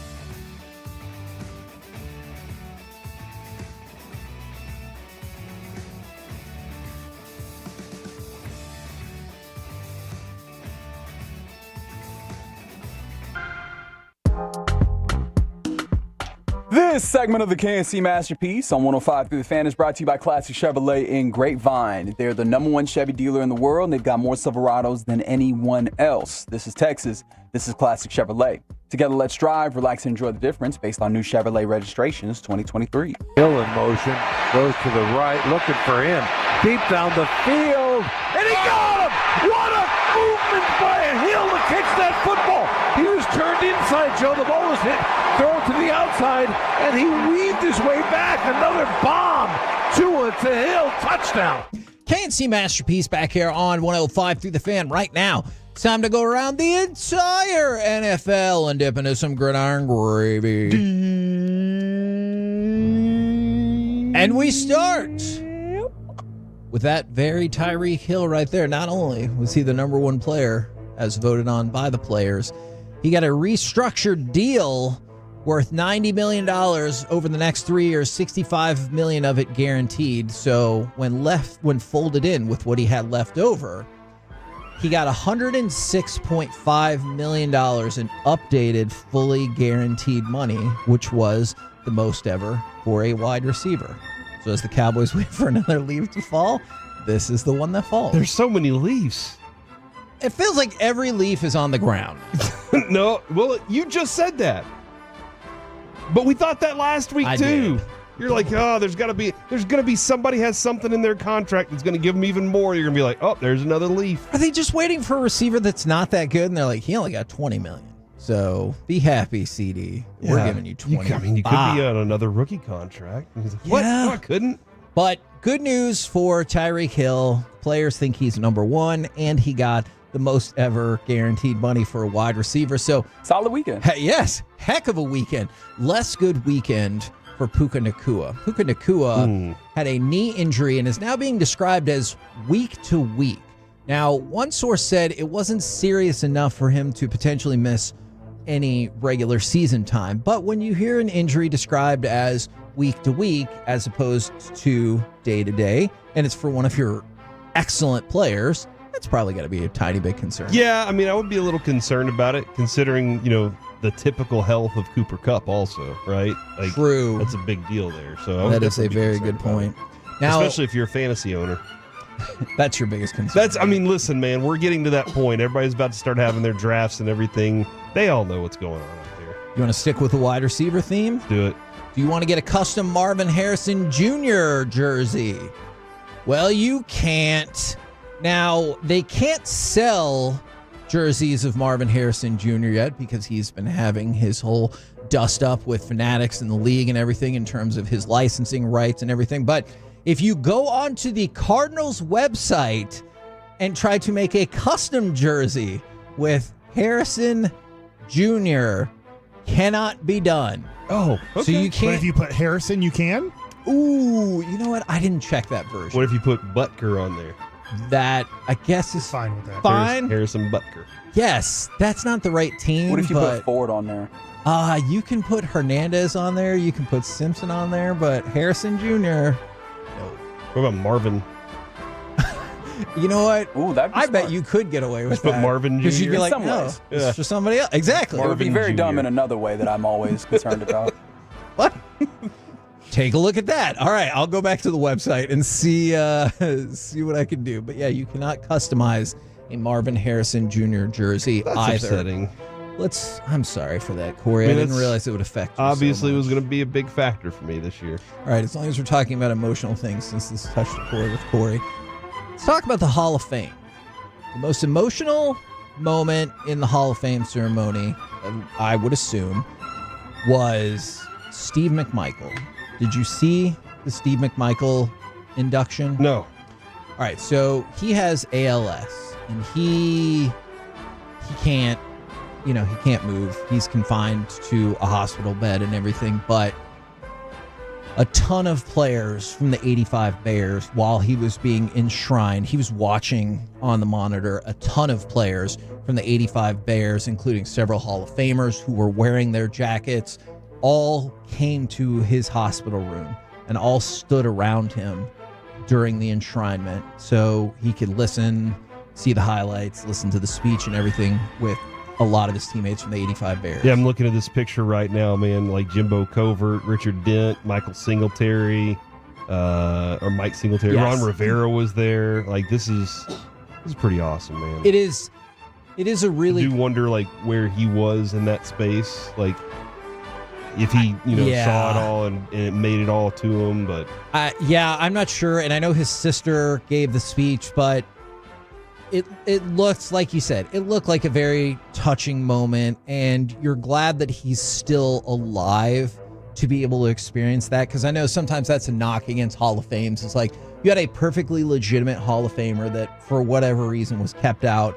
And then they died, and then they made it into the Hall of Fame. You're like, oh, hey, that's great. It would have been really cool to get them in while they were still alive. yeah, I feel like the Hall of Fame definitely is something you want to experience alive. Yeah. And I'm not saying like you experience it dead at all. Like, that's not what I'm trying to. But like, what? No, but like that's something that as the Hall of Fame you should be thinking about. Making sure they get to embody that, be part of it, and then have that moment of like Drew Pearson. See that? Man, that's what happens when you become a Hall of Famer. That seriously is one of my favorite moments ever up here at the station, because I think people react to Drew Pearson that way anyway. Yeah. But we're like walking in right next to one another, and a couple of you are like, oh my God, gonna get your autograph. They're so excited. And then he gets on the elevator with me, and that's what he says. He looks at me and goes, see that right there?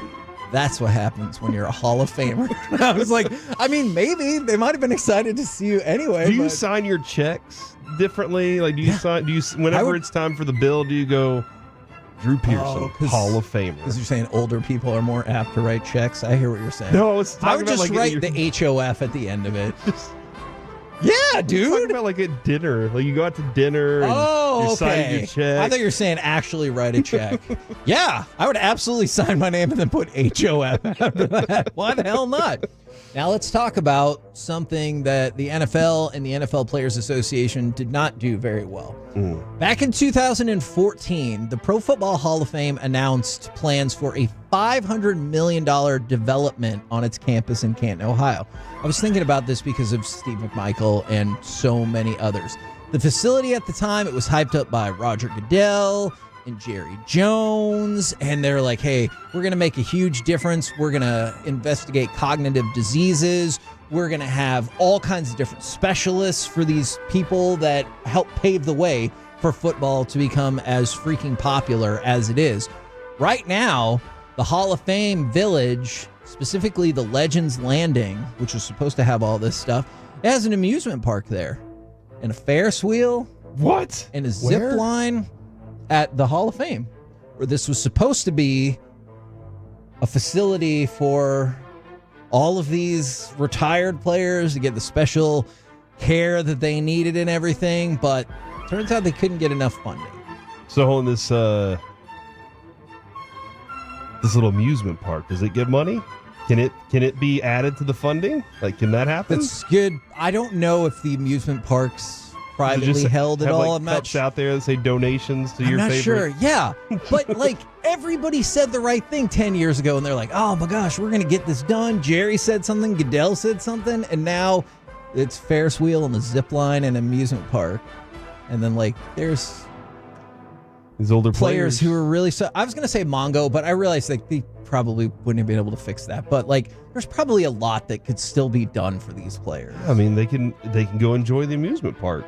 Give them life one more. The zip line will give you life, bro. Okay, I guess that is... Get on that. You'll think about things. I guess that's an alternate thing that we could look into. By the way, Drew Pearson has just popped up on my Facebook timeline. That's weird. They're always listening. Always listening. What, the 88s? I mean, yeah. Okay. Or the internet. The 88's always open.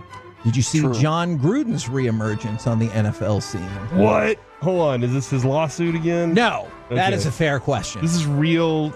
He was fully decked out in Chiefs gear while helping out, well, you could probably guess, at the Chiefs practice. Nobody would ever wear Chiefs gear to somebody else's practice. Mike, your thoughts? Well, last year I wore a Chiefs Super Bowl hat and then a Super Bowl collared shirt. It didn't have the Chiefs logo on it. It just had the Super Bowl logo on it. Oh, yeah. We were supposed to tell you, one of the Cowboys players was like, did that really happen? I think it was Trent Sig. And it was Trent Sig, yeah. Hey, tell him it didn't inspire us. And so he wanted you to know that your attempt to inspire them to win the Super Bowl, just in case you weren't already sure, it was not successful. I watched the playoff game. There was no inspiration. I'm not even sure if they the only time they perspired was chasing the Green Bay Packers who intercepted the ball. Yeah. Oh my gosh. That did happen. Let's go. So hold on, John Gruden's back, baby. Yeah. Yeah, wow, that's wild. You know, he and Andy Reid worked together in Green Bay, right? They worked together for a little bit. So who's that? He and Andy Reid. Oh yeah. So like they have a long relationship there. Listen, it is wild though because he was the Raiders coach. And the Raiders and Chiefs have a pretty significant rivalry, so to see that's wild. Do you think Andy Reid is so entrenched in the NFL system? He's like, what are you going to do? What are you going to do? You're not going Super to Bowl do winning coach. anything to me. I have so many Super Bowls now that I have Patrick Mahomes. Potentially good news for the Panthers. Jonathan Brooks, the running back, who obviously had been mentioned a lot around here prior to the draft. He underwent ACL surgery in November, which we knew. They're hoping that he only misses a few weeks from the 2024 season and can still be a big contributor to their team this season. Also, Jane Daniels getting ready. He is going to play in the Washington Commanders preseason opener. Be ready, man. I'm interested to see him play. I'm very interested to see him play. We hope he's not good, right? Everybody loves him there right now. I get it. He looks like he is going to be good. Yeah. We're the KNC Masterpiece right here on 105.3 The Fan. Coming up next, the offense finally shows up, but the Rangers lose another series. What? I feel like you probably knew that, Mike. We'll do it next right here on The Fan.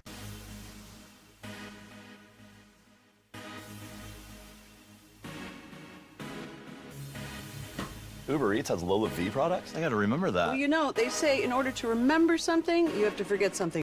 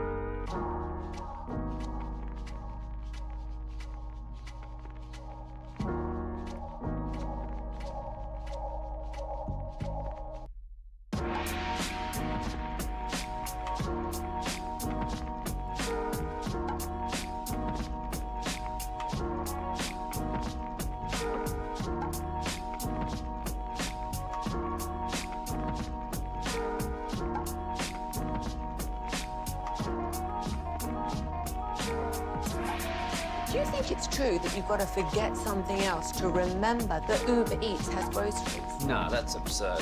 Hey, remember when you used to be a, what was it, Pepper Lady? Pepper Lady? Wasn't it Cinnamon Sisters? Basil Babes. Saffron Squad? Nutmeg Maidens? Paprika? No. Nutmeg Maidens? I just said that. Was it Spice Girls? Doesn't sound right. Was it Saffron Squad?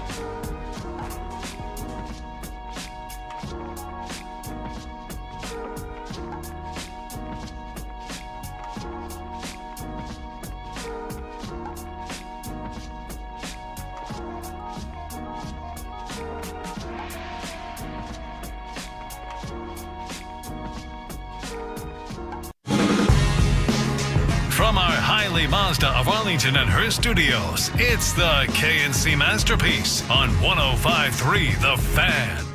KNC Masterpiece right here on 105.3 The Fan. Usually I'm excited when we talk about the Texas Rangers, but it's tough today. It's been tough for a while. The Rangers lose the series to the Red Sox. Now, I thought a lot about what you said, Mike, in terms of going into the series. The Red Sox were giving up between 6 and 7 runs a game. Yeah, and they did that in the first two. And so the Rangers got outscored 22-15. So they still averaged 5 runs a game, but that's still off of the most recent average that Boston had been giving up. So even going up against a team that have been struggling mightily pitching-wise, you still have a game where you get shut down, and it ended up being the decisive game in the series. Yeah, it's disappointing. It's frustrating.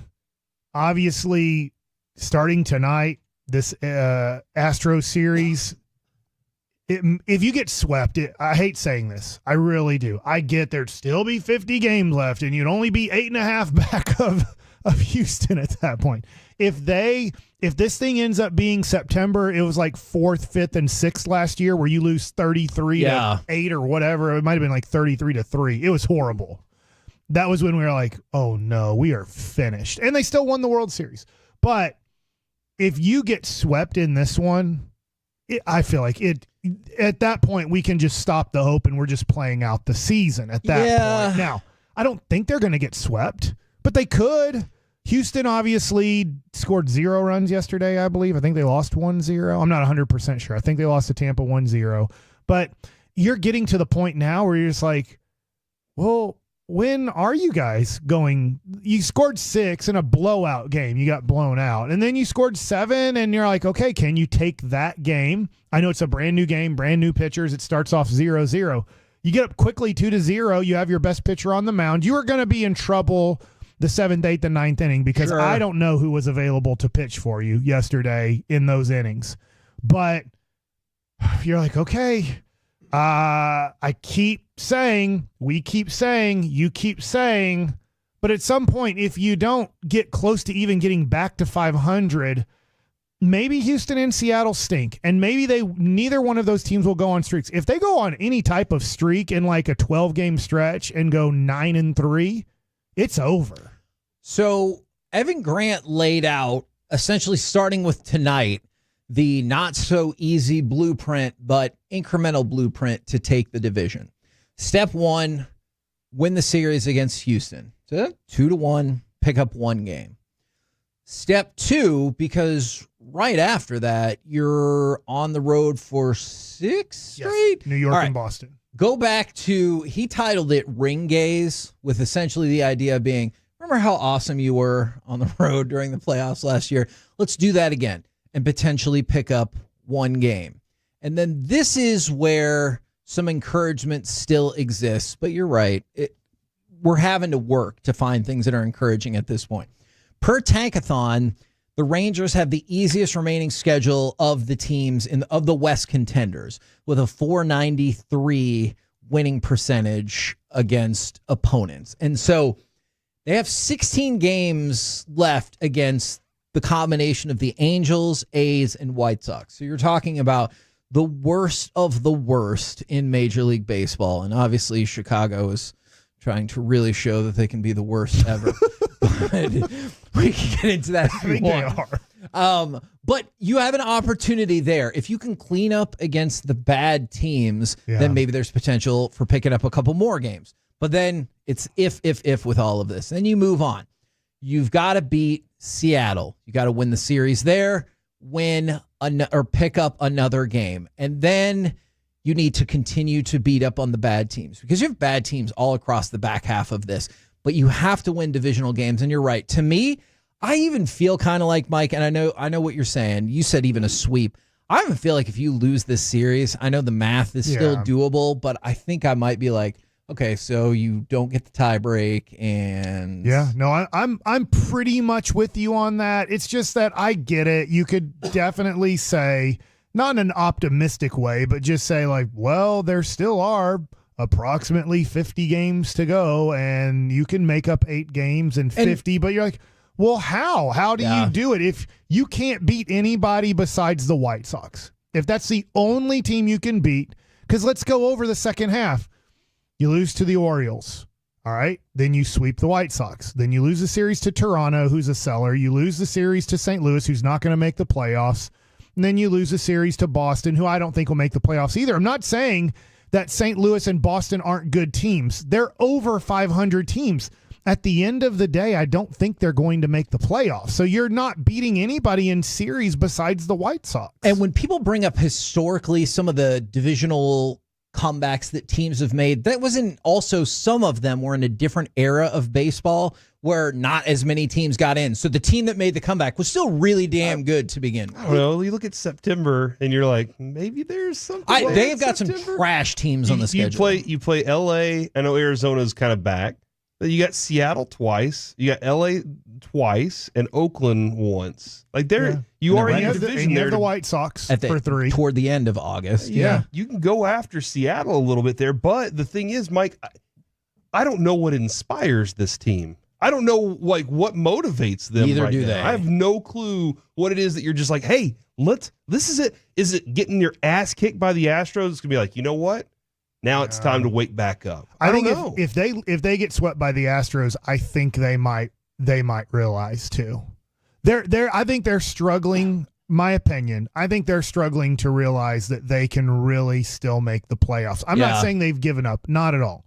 But what I'm saying is, man, when you go out there, I'm just adding it up here, 112 times, and you're 53 and 59.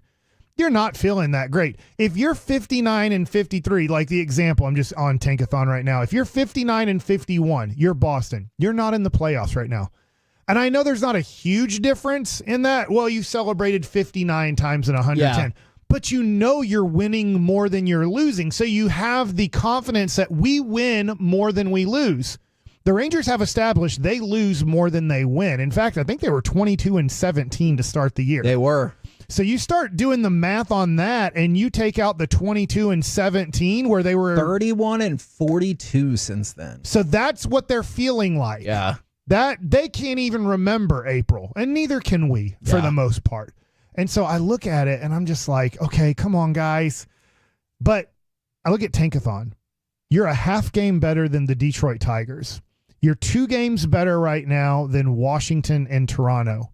If for some reason you go into a slump on the road, which is likely. Let's be honest. The way the Rangers play on the road, it's likely they're going to go 1-5 or 2-4 on that road trip. Most likely they get swept by New York and they go 1-2 against Boston. That would be what would be likely to happen. Maybe they win one more than that and they go 2-4. You could find yourself at the end of the week or the end of next week, you could find yourself with the 4th best odds of getting the number 1 overall pick in the upcoming draft. That's more likely. Yeah. At this point, what's more likely? The Rangers get the number 1 or number 2 pick in the draft, or the Rangers make the playoffs? Just factually, it's more likely right now the Rangers end up with the 1st or 2nd or 3rd pick. I'll throw that one in there too. Then they would in making the playoffs. And I keep wanting to just instinctually argue with you, but you can't, right? I want to be like, well, what about this? What about this? And the cold hard numbers say, yeah, probably not. But look, it's if nothing else, this feels, and I think Evan Grant even said, like, you're running out of time. This feels like the end of the road right here because you are tied with Houston 5-5 in the season series. So I feel like you need to win this series to at least get the tiebreak to have an opportunity, continue to move up in the standings. So I'm with you. A sweep, it's over. Yeah, 100%. Sweep, you're done. Then you're just playing out the season. And I'll be honest, we moved to the NFL and the Cowboys as hardcore. Yeah. At that point. And I like the Cowboys, but I loved last year saying, like, hey, the Cowboys are going, we're getting ready for the Mavs and the Stars, and the Rangers are still in this thing. Like, that was the best. All right. Other side. What if Rangers sweep the Astros? Then what do you think? Then yeah, it's going to be hard to convince me not to believe even after the road trip. Not like, to believe what? That they can't win they the have World a shot. Series? Yeah, if you sweep Houston, even if you struggle on the road with New York and Boston, I'm going to be like, yeah, but remember, Corey was pointing out, you got these games against Oakland and the White Sox and Seattle. Like, I will believe. I want to believe. I love the Texas Rangers. That show that we did from the parade last year where Mike got to be on a float, that was one of the best days I've ever had. Mm-hmm. I want them to so desperately be in this. I would love to see them make the playoffs and be like, now we're really defending our title. Let's see what happens. Yeah, and from the 817, yes, we do have a live show at the Globe on Wednesday. That is going to be the case there. But Kevin, yeah, I think that's the big hope right now in this stretch to get to September, obviously. In my mind, is just stay close, keep it close. Don't go 8.5 games back this week. Sure. 12.5 or whatever you can fall back from. Don't separate yourself that far from them. Stay in that vibe so that you can, whenever you get to August against the Chicagos, that you can get that little stretch right there. I'm just hopeful that you don't get too far away from it because that becomes an overwhelming, daunting task. Figure out a way to get to 500. You've seen Seattle and Houston are like, that's fine. We'll try to hang around there. But every time the Rangers get close to 500 within a game or two, it just really falls off a cliff. Does Boach need to run out there and do a lollygagger's speech? Does he? I mean, is that what he has to do to get these guys? Do y'all want to be replaced by the number 1 overall pick? Is that what y'all want? They're trying a lot of things, and it's just not working. I was looking at this real quick. I was just looking at the Colorado Rockies of 2007 because I'm like, well, I mean, we can then be optimistic in September with the schedule and point to that. The issue is the Rockies went on a streak where they won 15 of their last 16 games. Yeah. 14 of their last 15 games because this is where it hurts because it felt like they came out of nowhere and they did, but on September 15th they were 76 and 72. I'm going back to 07. Yeah, that's a good so the bit better. miracle run. Yeah. They end the season 90 and 73 because they had to play a play-in game situation because they tied San Diego, but they were still 76 and 72 going into September 16th. At this point, you are 6 games under 500? I believe that is correct. Like, that's not good. Yeah. That doesn't give you like, hey guys, we're still winning more than we lose. No, we're not. We lose more than we win. And did you see the Evan Carter quote over the weekend? It's just it's help me. I didn't see it. It's help me. Heartbreaking because they kind of asked him like, hey, you know, how tough was it to admit that like you probably weren't going to play this season? And he said, I don't know if lying to yourself is the right word for it, but any competitive person is going to tell themselves they're good to go. And it kind of takes your body telling you that it's not easy for you to kind of accept that. And so he was like, no, yeah, I'll figure it out until finally his body was like, no, you won't. Like, accept that this is happening. Yeah, and then you got to go through the mental hurdle of how long you have to accept that. True. You know, is it forever? Is it just for a period of time until I rehab through it? That's the fight. That's the mental part that's really tough. Gosh, for some reason, this just popped in my head because we were talking in November and December about giving him like one of those 8 to 10 year contracts to like lock him up and say goodbye to that. I was like, no, not yet. And now with the major back injuries that he suffered from age 18 to 21, can't do it. I don't think you can ever do it. Yeah. I mean, maybe you buy him out of arbitration. I can see that, but we're talking 2 to 3 like solid, healthy seasons. And then for anybody watching the steeplechase, I was really excited because I knew they jumped over stuff. But at some point, I was like, do they jump over stuff into the water? And then I saw them jump over a hurdle into the water, and I was like, They still do that? Yeah, they do. And that hurdle's like 4 feet tall from the bottom of the water. They do look really tall. Yeah. Why not slide under it? It's part of the rules you have to go over. Yeah. Well, I didn't know the rules. Why do they even have a gap underneath it? Why don't they just put like a... Because there's water. Run around. Oh, you mean like just like a full... Yeah. Huh. Plenty of tractor. It's like a wall. Would you allow them, Reggie, to run around it just because you're killing a lot of time having to divert your speed and go around? No. Okay. We're the KNC Masterpiece right here on 105.3 The Fan. Good news coming up next. More Olympic talk, because I'm not going to lie, I feel like this was one of the most thrilling weekends in recent Olympic memory. Oh, good for Let's you. talk about it next right here on The Fan.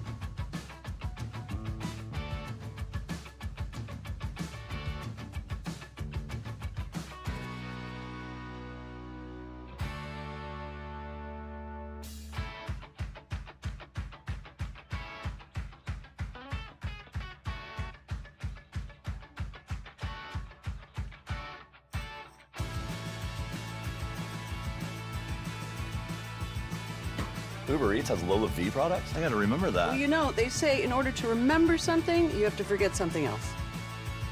Okay, now that is a very cute haircut. That's like a little shag. I've never seen it before. Well, I mean, of course you have. It's the Rachel. Oh, is that your name? No, I mean like your name. No, I'm Jen. My name's Jen. Right, but I just mean like this is your haircut. But that's hair on your head. I'm not saying this is your hair. Okay, freaking me out a little bit.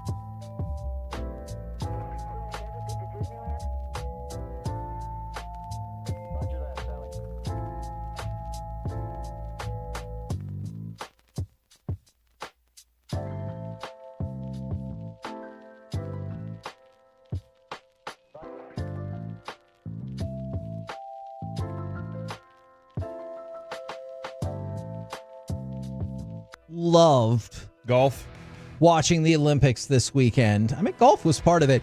I have to admit, once I got all my stuff put away from returning from our trip, I wanted to decompress a little bit. Wait, you immediately put your stuff away? Yes. Oh, yeah. Same. Have to. Oh, okay. I mean, I was done unpacking before I went to bed, and by 9 o'clock the next morning, all my clothes were washed and done. How'd you do that? You like sleepwalking and washing clothes? You could put the clothes in the laundry. Yeah, got it up early and did my laundry, man. Okay, nice. What I do. So within the span of about 30 minutes, and like most other people, I do really enjoy the gold zone. And this weekend, their whole bit was 49 gold medals in 48 minutes. And in the span of 30 minutes, I watched field hockey, handball, the hammer throw. The hammer throw is like Thor's awesome. hammer? Not exactly. Okay. I watched fencing. That's And I think the last swimming, or no, the 100-meter dash and something else. So there's like 6 totally different things in the span of 30 minutes. And that's one thing. Oh, the high jump. I remember it's the high jump because they had to wait for other people running around the track. And they're like, hold on, I got to wait for these people to run by. and then I can go do. So they could high jump? So then she could go do her high jump. That was like her ramp to Doesn't go seem run. right. It was incredibly exciting, and there was a whole bunch of cool stuff that happened this weekend. Scotty Scheffler, first world number 1 to win gold medal in golf. Mike, did you watch any of the tennis match between Carlos Alcaraz and Novak Djokovic? I watched golf. Okay. So no, but I saw where Djokovic won and he was like crying into his little girl's arms. He was so happy, and because his career's almost over, and I he's could like, see that. 'cause he's like, I just lost to this one guy. I'm on my way. it was weird because people were like, this is the one hole in his resume. I was like, I guess so. It's like the one thing he didn't win, but he's His still resume for what? the greatest of all time. Oh, okay. Because Fed never won gold medal. I think Nadal did. Did Tiger Woods win gold? Did he ever win a gold medal in his time? I'm I was wondering sure about that it. with I'll go Scotty look it Scheffler, because I don't know if Tiger really ever cared about. I could see that. About that. He was just so entrenched in the majors. Yeah. That I don't know if he really ever cared about an Olympic gold medal. I know the Ryder Cup for part of his time he didn't really care about. Just Yeah. he didn't- Him and Mickelson have never participated Yeah. in the Oh, Olympics. well, there you go. So there you go. You know who cared a lot, though? Maybe they didn't have golf Olympics. I don't know. Like, has golf Olympics always been there?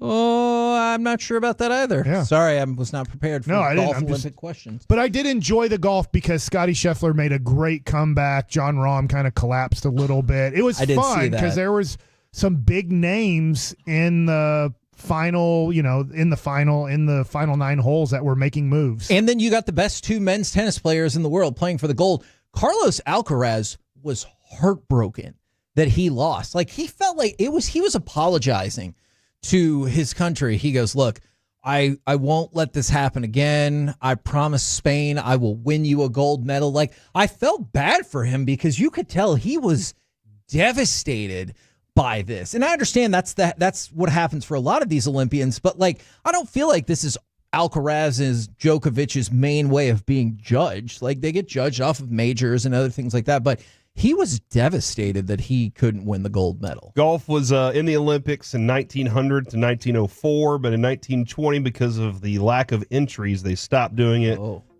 In 2009, the Olympic Committee decided to reinstate it for the 2016 Olympics. So they didn't really have a it was chance gone yet. that Yeah, long? they didn't really have a shot for it. So. Holy moly. All right. Because nobody wanted to do it. True. They're like, we don't even want to be in this. I guess that is fair. Now, I have a question to you. yes.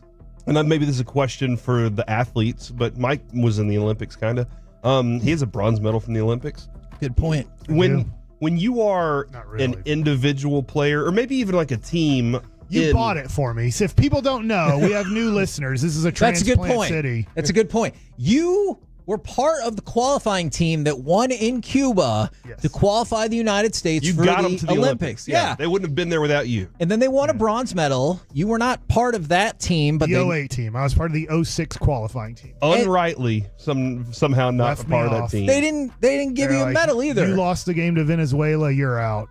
So we got you a medal. Yeah. And we Just- presented it to you. Yeah. It took a long time It was for it to awesome. get here. But when you're part of, like, let's say you're an individual or part of a team, do we feel like does the Team USA basketball team, are they like, yeah, we're part of the American group that is putting 71 Olympic medals out right now? I think they might. Or are they like, this is my thing. This is like an individual. I wonder if this is my thing. I'm here, or if they feel like they're part of Team USA. Ooh, I'm going to let you judge. Because I don't know how they interact with that. Like, do they have a GM that comes by every week and says, all right, guys, we got to have a meeting? Here's what I need you to do.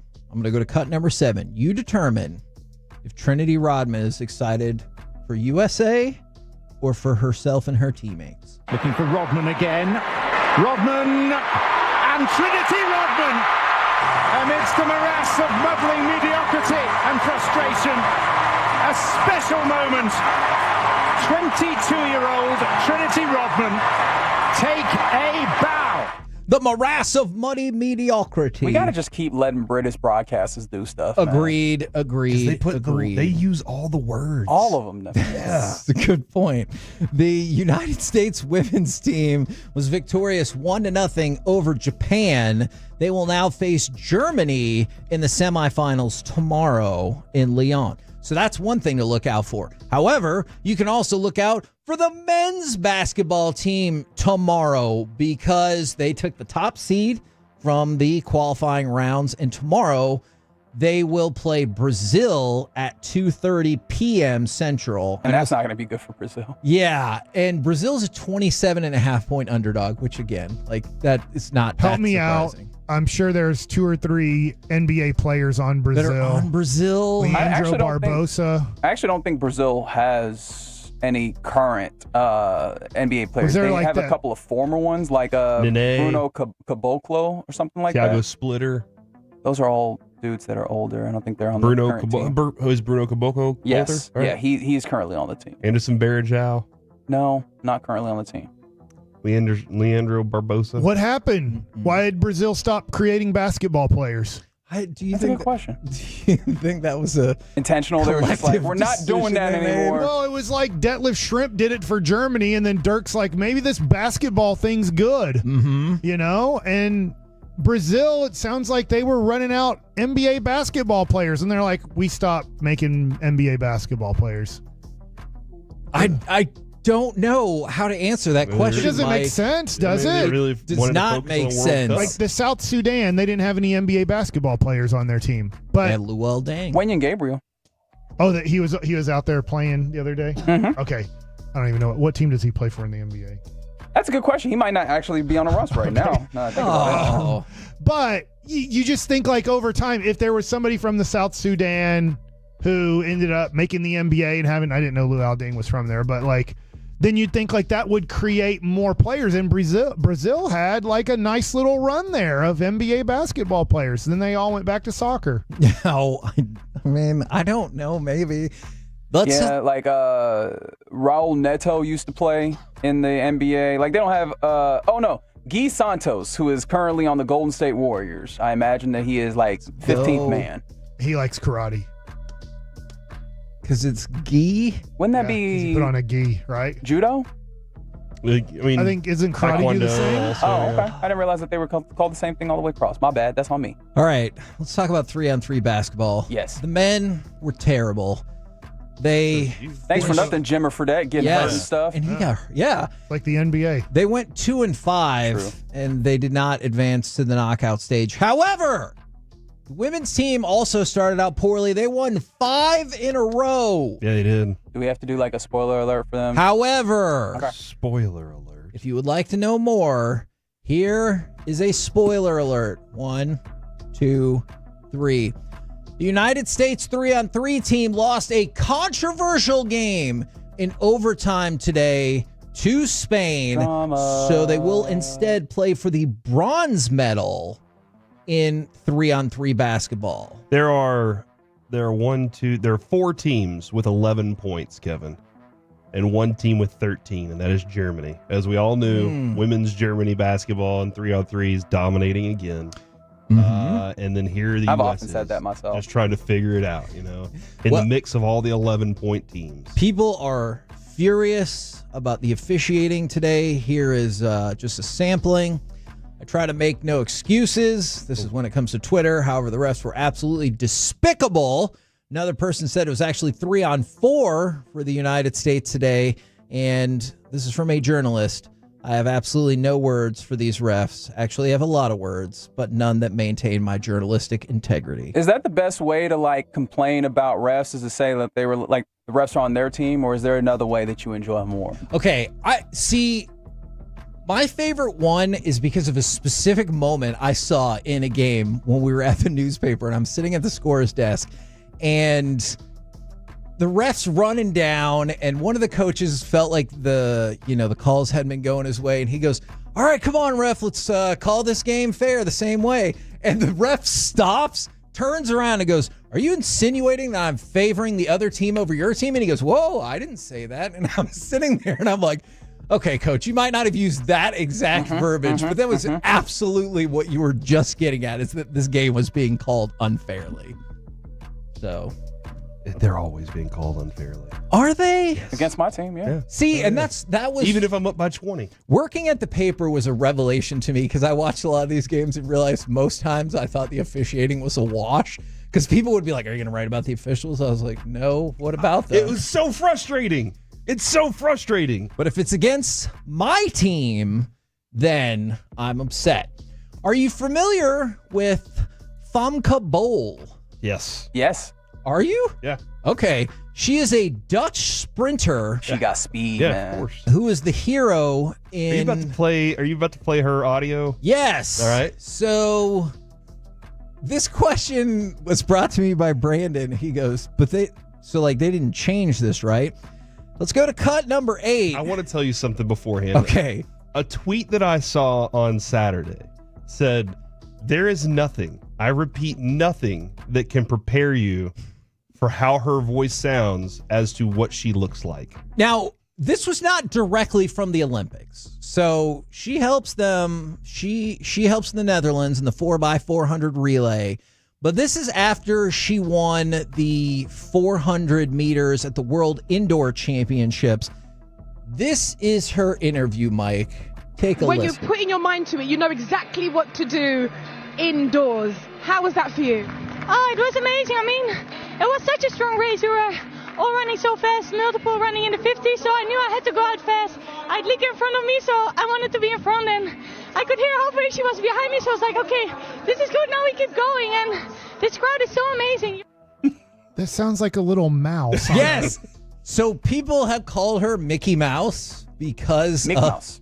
Yes, because of the way that she speaks. And I just want to point out when Annika Sorenstam first talked to us, I kind of got a little bit of this vibe from her. Okay. And so I did, but yes, that was much more high pitched than that for sure. And look, man, we all talk differently. Let's not make fun of this, Kevin, but it definitely did catch me off guard. I think it's delightful. Yeah. All right. I was like, this is amazing, and I love All it. running so fast. She's running so fast. So the United States women's basketball team also victorious. They defeated Germany 87-68. That was their 58th straight Olympic win. Wow. And that was to close out group All this play. year, huh? No. No. In the That's what I heard. history of the Olympics. So you have to go back many Olympiad, and they will now move on to the knockout stage as well. There have been 58 Olympics? Okay, you play more than one game per Olympics. All right. Even if you're terrible, How many you do you play play? at least I'm trying to 3. divide it up. And I think the United States usually plays 6. 6, Let's say- 57, 58 straight wins. Mm-hmm. 6 times. Oh my God! It's like 13 Olympics. No, Do you think that they should? Can we get to a Math Mike checks like out. it? A Mike likes it question. Not that we have to get to Mike Yes. likes it. What if in the Olympics they took one person from each country, and you have to take out the team sports, so they can't do basketball or even 3-on-3, but you have one Olympian who has to do every thing in the Olympics. man. I They have to play ping pong. They have to swim. Yes. They have to I run. love this They idea. have to do every event that would be an individual event. And however many points you give per event where they finish. So they have the It's like a super decathlon. decathlon. Yes, Yeah. that's what I was thinking. So instead of 10 events, they're in like 75 events. Okay, I feel I'm like You so want to in on see this. you want to see like all of a sudden they have to get on the balance beams and the uneven bars and everything, and they have to do that. Plus, All they have right. to swim a 1500. I'm looking for a decathlete that has a slender build and can swim. So I'm going to take my group of decathletes and be like, can you swim? And if you can't, then I'm going to have to eliminate you because it's really going to hurt if you can't do like almost a third of the events probably. And so slender build to potentially to potentially go for the gymnastics. And a decathlete, I know you know how to do at least reasonably well, do lots of other things. So that's what I'm going with. Do you think every person would get hurt at least Yes. one time? Yeah. Like all of a sudden, like they are good at this, and then you give them a skateboard Or and a you're like, gun, and they're like, I've never shot before. I guess the decathlete they'll did. be okay in Yeah. that. At least they won't hurt themselves unless they're like Plaxico Burress and they forget to take it out of his pants. Sure. But like, I also wish I hadn't responded like that because I'm definitely more than but like some of these events, and the thing is obviously you'd be like, you know, you have to be able to somewhat do all of these things, but there's going to be something that you literally can't do, or you're so scared Okay. to do, you're either going to get hurt doing it or you're just going to get on the skateboard on your knees or something. Might I suggest to you that the hammer throw or the shot put is where it's going to happen? Because the hammer throw, people spin around, and I just see that person falling and it hits you in the face. I don't even know how to train for all the events. Okay. How do you train? You just go, you know what? I'm not going to be good at that one, but I'm going to excel at this one. So I'm going to focus on this one more. I feel like we give them 4 years. We announce it at the end of these Olympics. There will be an ultimate Olympian. Okay, that's a good point. And we give them a gold medal as big as Flavor Flav's what about a platinum clock. medal? Platinum medal. Like they do with the gloves. Yeah. I like it. I thought Mike was going to put forward the oft heard of one commoner in every sport so that we can just get a juxtaposition. I do like that as well. What if you give them a huge, to your point, platinum's even better than gold, but if you gave them a big gold bar, because you're a gold bar guy. Yes, that would be an awesome. Olympic gold bar. It's marked as the Olympic gold bar of 2028. That would be amazing. Now, here's where I think you might get hurt with the shot put as well, because American Ryan Krauser became the first man to three-peat in the Olympic shot put. This is somebody who has won the shot put 3 straight times, said, quote, "Throwing a 16-pound ball is not easy on the body. Throwing it as hard as you can, as far as you can, gets you beat up." And that's somebody who is the best at this. And he's like, no, it hurts. It hurts a lot. Where does it hurt? All over his body. Spiritually. It says well, I didn't look into that. I guess that is possible. And then Katie Ledecky won her 4th straight 800-meter freestyle over the weekend. She became the 6th Olympian to have 9 gold medals, joining Mark Spitz, Carl Lewis, Larissa Latiana, Pavo Nurmi, and of course in first place is Michael Phelps, who has 23 gold medals. Does she have silvers also? Yeah, she's got some other medals. Ledecky, I know I was watching one of the relays. They got silver in a relay. Yeah, I know it was an individual, but she has 3 at least here. So and that's before this. I guess 4 now. Simone Biles is racking up silvers. That is true, but I want to talk about one more swimming thing really quick. Did you see that for the first time in Olympic history, the United States men's 4x100 medley relay did not win gold?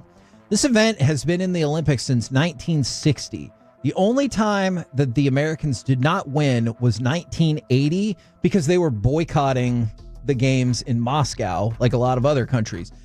They won every single time this race ever took place. Straight, right? Mm-hmm. And Kerry Von Erich was supposed to go to the 80 Olympics. Yes, I do remember that.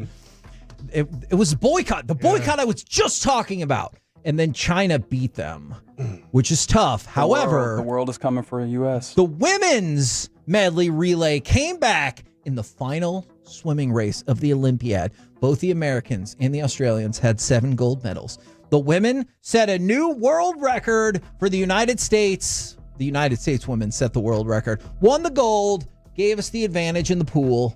Victory, America. Hold that. You're not as excited as I was hoping you would be. That's impressive, man. You don't care. I do care. I just think it really stinks that these guys have to jump over a bar into the water just to tick you off. Hey, how about we get their socks and shoes wet? It doesn't do anything. It just is ruining you're just like, why do you want me to run in sloppy socks and shoes? How much do people hate? Do you hate wet socks? I hate it. So when I go to Six Flags, which I haven't gone in a while. Now transitioning into Mike likes it. I wear these Under Armour that you'd wear at a river or a lake or whatever that you don't wear socks with. Because, if you go on the Jimmy Fly Snuka ride or whatever where you get wet. It's the waterlog, but yeah. You're just like, I don't want my socks wet. It is the worst to have your socks wet. Ride. Yeah, no, it's terrible. Kevin, where does wet socks rank on your... It's pretty bad because that also increases the possibility of blisters. Oh, yeah. So, and there's just no reason for it. Yeah. It's not slowing them down. It's just like, I don't know the ancient history of the steeplechase. Maybe there is a reason for it. Uncomfortable. You don't know that?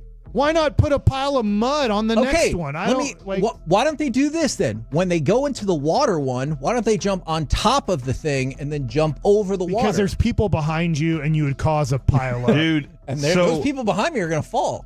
So are you. So Probably. The idea too is the water is deeper next to the post. Yeah, it gets and shallower further away. You want to jump further away. I'm watching a lot of the guys water. are just hitting one of their feet get into the water. But then, I don't know, that would irritate me maybe more that one of my, that I have one foot that's sloggy and sloppy while the other one is dry. But do you keep just going, I have to hit that foot is always my sloppy foot. I don't want the other one to get sloppy Hold on, wet. can you put your foot, you can jump on the post? You can. Yeah, right there. Hey, see, he jumped over it. See? Wow. Because Mike, That guy. it creates adversity, and that's what the Olympics is about. It's Overcoming adversity. On the next one, make them run and put a parachute on. Make them spin around the bottle, and then make them run dizzy. Like you're turning this into beer league softball. Yeah, also why not? If we have to jump into some stupid water every other jump, I guess Ethiopia won. This is good. Now we keep going. USA lost. Oh, that's sad. All right, Mike. That's a great drop. You're taking over now. All right. So, kids. Oh, my God. They're going back to school. Yes. All right. So, I love Bishop Lynch. It's a great private school. Love it. I'm not going back to school. Right. So, this isn't, maybe Mike likes it so much. Today. Sounds about right to me. Not a email. fan.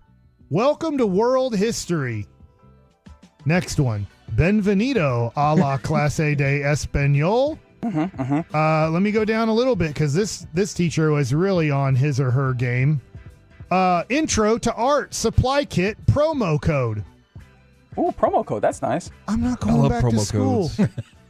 Send these to my kids. I'm not going back to world history. Are you going to send these along to your kid? Wait, but how upset would you be if they had sent this? So I'm guessing this is what, Jake's? Jake and Cal both are going to.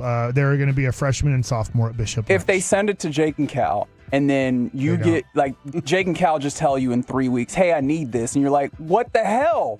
You've had this for 3 weeks. Why didn't you tell me?" I know. You're right. It's just a lot. As a parent, I got enough crap going on. They're the ones that are supposed to be going to school and passing. I invite you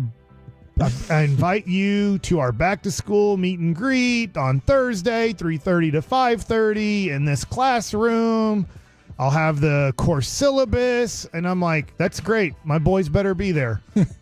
I'm not. So in theory, you're like, yeah, I hope they figure it out, but I'm not here to. And I don't know, Corey, are you getting these emails right now? Yep. My kids go back to school next week. Do your kids go back to school next week? 13th, yeah. So that's next week. Next Wednesday or something like that, yeah. So you're getting all these emails too? Are all the parents getting these emails? Yeah, and today we have 2 walkthroughs. So you walk the campus. Oh, like Cowboys training camp. And usually, God. I mean... They do that at 5 o'clock or something, and they're doing it at like 1 o'clock in the afternoon. And Adrian's like, "What? Why? They're middle schoolers. They can't drive. Yeah. They can't get there. How are they supposed to get there?" Lucy's never been there before, so Adrian's helping out with that. Sounds like Adrian has to quit her job. Is that okay? I guess that's a takeaway. I guess what they think. I guess that's what they think. I told you with baseball for the most part, baseball's over until September right now, but there were so many games in mid-June to mid-July that are like, 10 a.m. start. And friggin' it feels like Oklahoma. I think it's called Melissa. You're just like, well, what the crap, man? So they expect one parent. I feel like schools and sports expect one parent not to work. Sure. And maybe that's what we should be doing. But inflation, What are we going to do about that? Man, you know what I like the best about you, Mike? It's your way to just tie all the topics together. You might not think there's a tie-in, but there our is. 401ks are going down as we speak. Have they rebounded today? Hey, you have a 401k? The day hasn't been it's not good, but it has not been as bad as perhaps anticipated. Okay, so now I'm going to give the floor to Kevin just so he can share it because it was a sweet story because your kid likes you. You haven't said how old is Noah, and then how excited were you to see him versus Brandon? Noah turns 2 in 11 days, so I'm very excited about that. Brandon was still working when our flight came in. Yep, see? And so he could have asked for that time off to see you. That's a good point. That is a very good point. So Jess and Noah came to pick me up at the airport, but by the time we landed, it was like, 11:15, something like that. Nowhere near as bad as GBag. But we opened the back of the car, put the bags in and everything. At this point, Noah wakes up and he looks at me and he goes, "It's Dad." Mm-hmm. And it was just delightful. And so I opened up the back door and just gave him a big old hug. And he's like, "Hi, Dad." And he was jazzed up from there because when we got home, he stayed up for like another hour and a half and he wanted to tell stories and play with his new toys because they had been in Florida, him and my wife. And so he was so pumped up. And then when I saw my son, he gave me a hug. But, that's kind of, he was enthusiastic in his own way. But for Noah, it's the best. Mike, do you mind if I share? Okay. No, go ahead. Yeah. No, go ahead. I'm just kidding. Man. I'm kidding. Mike likes it. I'm kidding. Hey, Corey, how was it with your two sons? One was asleep and didn't wake up, and I didn't see him until after his work the next day. Okay. Lucy was also asleep, and she came in and woke me up at 6 a.m. and was like, "Hi, Dad." And then Carter was awake when I got home, somewhere around midnight-ish, and he came out, gave me a big, huge hug, and then said, "Will you help me put Legos together?"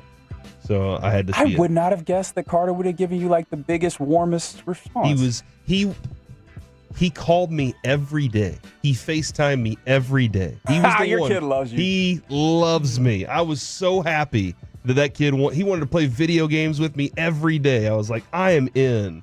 And then he wanted to put Legos together whenever we got back. And I helped a little bit. That's nice. That sounds good, man. When you put Legos together, Mike, do you I just used to.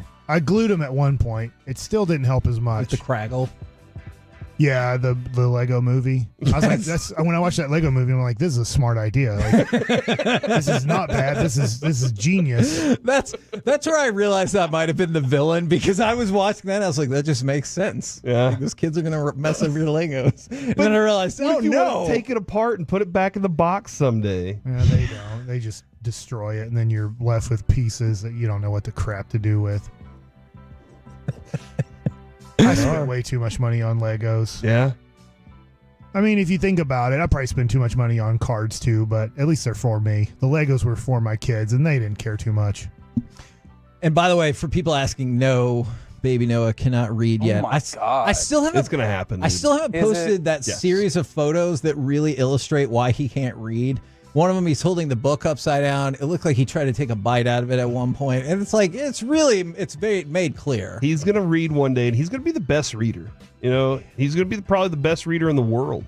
I'll take the field on that bet. You think so? Oh man, How do you judge all reading? kids in the world versus Noah? How do you judge that? Is Noah Lyles running the 200 tonight? He or is, today? and it's his better event. And Is but that- this is is that- just like the rounds, the heats right? to- yeah. Okay. All right. Where they can't see Matt. Go ahead. Real quick. Do we have like anybody who can win like the 400? Did that already happen? Or is the 400 not fun to people? Because we did the relays. Is there So everybody? far. The 100 is the fastest person in the Yes. world. That's the coolest. I get it. But then when we get to running a whole time around the track, at what point do we go, oh, not that fun? 400, I think, is more fun to the general still. I Okay. think once we get to like 800, people are like, That's long boring. distance. Yeah, it's too long. Ugh. So that was the moment with my wife watching the Olympics. Is the 1500 was coming up, and she goes, "How far is that?" I said, "It's about a mile." And she goes, "I think it's probably 2 miles, right?" And I go, Nope. "Yeah." And the world record is 4 minutes and 3 seconds. So be on the lookout for 2 that minute miles. 2 minute mile. And then she just gave me a look and walked off. Sam Kendricks is doing good in the pole vault, and his ding isn't getting in the way of the pole. Coming up next, it's time for the C Block starring Corey Majors. When you have to go number 2, next on the fan. We're combining two of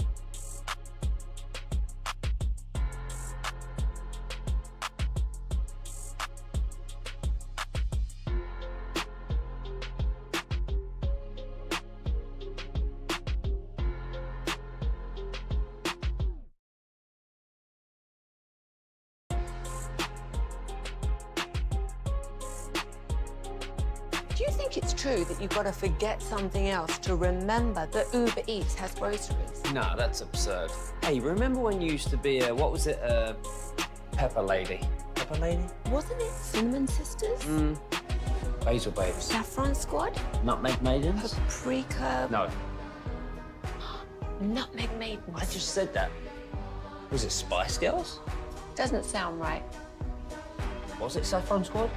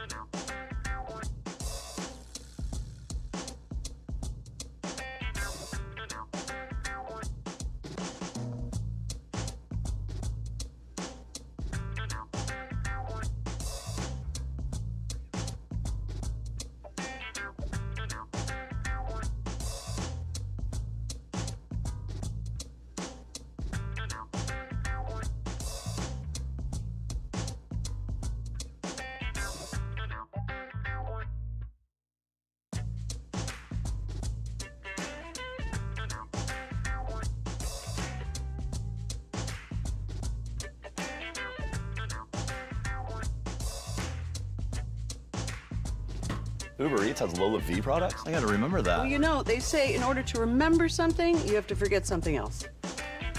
Okay, now that is a very cute haircut. That's like a little... From our Hiley Mazda of Arlington and her studios, it's the KNC Masterpiece on 105.3 The Fan. KNC Masterpiece right here on 105.3 The Fan, where Corey, I have an Olympic update that's weird if you want to hear it. Remember I told you about Anthony Amirati. That is the pole vaulter whose, I guess, pole knocked the other pole off its little thing there. He's been offered $250,000 by Cam Soda to show what he can do on camera. Like pole vaulting? More or less. Now it's time for the C Block starring Corey Majors. That was not an intended part of the C Block. I just want to point that out. That was a Kevin Hagelin news. That's why I had to do it before note there. We introduced not the C Block. Where did you shop for back to school stuff back in the day when you were a kid? Because I feel like Mervin's was about it. Like Mervin's was the place. Does Mervin's even exist anymore? Is there? No, it's gone. I feel like Target was still a player even then. Not like as big of a player. Are you talking about for school supplies or clothes? Clothes. Ooh, yeah. School supplies was like Fazio's. I feel We went like to the grocery my store. grandma. Fazio's? know what that You've never been to Fazio's? I don't know what that is. About a Is that Muppet an right Italian now? restaurant? Fazio's was a grocery. It was a look, man. We weren't a rich family growing up. We had to find those extra stores. All right, the ones that were out there, and it was right there in Mesquite, off of La Prada, I think, or Gus Thomason. It was right there, dude. And so we would just go, and they had a huge, giant section for stuff. They also had the bags that said "thank you, thank you, thank you, thank you" on it. You know? The generic bag. Yeah. Nice. Fazio's, and it changed to something else because there were Skags back in the day too. They all went to Skags. Skags Alpha Beta. Yeah. So yeah, but yeah, for clothes it was usually Mervyn, Sears sometimes. Just department stores in general. Yeah, we'd go to Redbird Mall. I feel like Foley's. Good old Foley's. Which is Macy's now. They just changed the name. Woolworths. Dillard's. Oh, yeah, I bet Dillard's. Dillard's seemed expensive, though. Was a player. Mervin's, I do think, is like... Because sometimes they have the standalone Mervin's, too, and then you're like, hey, we just go right there. The other thing, too, was like, I didn't know about outlet stores until I got out of high school. When I started dating Adrienne, she was like, oh, yeah, we're going to go to the Nordstrom outlet store. And I was like, what? Wait, were we doing outlet stores all that far back? Like, my general impression, I realize I've never interrogated this thought, is that, like, at some point in, I don't know, at the turn of the century, we're like, hey, we can take this store and put it as an outlet. And I feel like that's a more newfangled kind of thought, or maybe I'm wrong. Because that's usually, I would go to the Nike outlet store. That's where I was like, oh, I feel like that was happening in the 90s, but I don't recall it in the 80s. But, you know, as a little kid, I don't remember outlet stores. But I do remember in the 90s around the country, there were plenty of premium outlets. The one, you'd have to drive from here to Hillsboro, it felt like, to go to the outlet. Which, by the way, it's abandoned. Right, it's gone now. Really? Like, it's just empty. The buildings are there. Although I think that there might be like oddly enough, a Bath and Body Works out there that still operates. Because I went a few years ago because I just wanted to be like, yo, what's happening here? And nothing except for the Bath and Body Works. But yeah, abandoned. Wild. Montgomery Ward's also a player there. And JCPenney's. JCPenney's. And so if y'all can, just email Dr. Outlet and find out when he started the outlet malls. Because I would appreciate that. He had a PhD, huh? Gotta be. Outlet. To get something that successful, that is fair. I feel like you have to be a doctor. To Reggie's point, Grand Prairie and Allen were early 2000s, right? Think so. I do not remember shopping at the Allen outlet when I was going to school. Yeah, we frequently have. That's like that Nike outlet that would go on there, and then obviously, what is it? Last year when the shooting happened, there is like months later. My son's like, I'm going to the Allen Outlet Mall, and Adrian's like, no, you're not. I'm like, what do you mean? It's been months since that happened. She's like, I just don't want him to go there. Well, then. It's interesting. Wouldn't you say to your wife, he can't go anywhere? Yeah, he can't go anywhere now. Because that same day, he was at the mall. I mean, there's been grocery store shootings. Yeah. There's been movie theaters. Yeah, there's been everything. So why are we going shopping? Just get it all on Amazon, right? All right. Whoa. Have you ever had to go so bad that it took you away from what you were doing professionally? Have you ever, in the middle of a game, Mike, you were like, I got to go to the toilet right I have now. absolutely left the board when I needed to. You guys have seen me leave the board. You've seen Reggie get up and just... For some reason, no. Like, I've never been on the mound and like, I'm going to pee my pants. What about the other one? What about the other one? No, for some reason, no. I don't know. For some reason, I never... I think your body like shuts down for the most part. I can see that. I think if you're doing long distance things, and the thing about playing baseball or basketball or whatever it is, you have breaks. As in, you know what I'm saying? You're not constantly out there. Yeah, that's true. If you're running a marathon, obviously we've heard of marathoners, peeing their pants or whatever. There's not really a time to break. I've heard football players just going in play because they're like, I'm not waiting today. Yeah, but I mean, I have a theory, Corey, that I think you should do that to yourself. Because then what? Nobody wants to block that guy. Right. Don't put on like if you feel like you're not getting open, don't put on deodorant for 2 days and don't shower. See what happens. Yeah, they're going to give you space to shoot. Yeah, they are. Nobody wants to be that close to that sweaty, smelly person. Like, this game ain't that important. Olympic cyclist, German Nils Oh, man, Politt. if he crapped his pants and he is sitting on a bike, that's the worst. Got off of his bicycle and rushed into a packed pub to relieve himself during the men's road race. Wow. Yeah, the incident happened about halfway through the 280-kilometer race of attrition. Oh, he got time to catch back up. And he was seen coming out of pub Café des Two Moulins, which was featured in Amélie. He pulled up in there and was like, I gotta go. Thousands of fans roared on with delight as he was going about his business. I don't know if I that can go feels at that point, intimidating. too. All these fans are like, you can do it. He had been part of the lead group during the early stages of the race before falling away, and then he was like, well, I'm almost 20 minutes behind the leader right now. So he said, you know what? Oh, hold on. He suffered a puncture in the final 4 kilometers. Of his tire? Of his tire. Oh, okay. Oh, what did you think? I don't know. The way this story was going, I was not sure. So there you go. He stopped in the middle of it. I was afraid you were going to tell me that he had tried to hold it so long that he had an intestinal puncture. Yeah, that would be of some bad sort. too. That would be tough, man. Ooh. So that Man, that's happened brutal. in the Olympics, Kevin. I know you've been doing. Don't gold your breath and. That's tough. We were talking Don't about gold your bowels at maybe this for point. tomorrow. My silver tongue and Track stuff like to the that. future. I like it. Okay, but that's tough. I guess it's better than just going on the side of the road. Competitively, it's not better. Right. But for, I don't know, embarrassment's sake, do you really Well, want... and probably you're getting arrested if you just stop on the side of the road in the middle of the Olympics events. And you're that feels unfair. Why? It's Because indecent exposure. You have to keep competing. Yeah, but what if your needing to go has limited your ability to compete? Because at this point, you said he slowed down behind the lead pack. I wonder if he was just cramping, That's a good point. Yeah. Good point right there. What if he was just cramping? With the bubble guts. Everybody's had that moment, Kevin. Yes, I have always thought to this day, I do not believe this is an official police department agreement, but that if you get pulled over for speeding and you're just like, I gotta go, that the police officer should understand in that instance, they can still follow you to your house and make sure. Check, watch me. Yeah. What? Yeah, dude. Or just always have a bottle of water handy.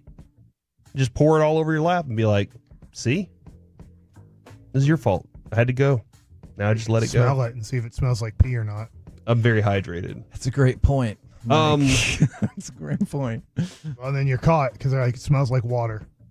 Be smart out there on your Twitter, people. Oh, no. Don't tweet things that could get you in trouble.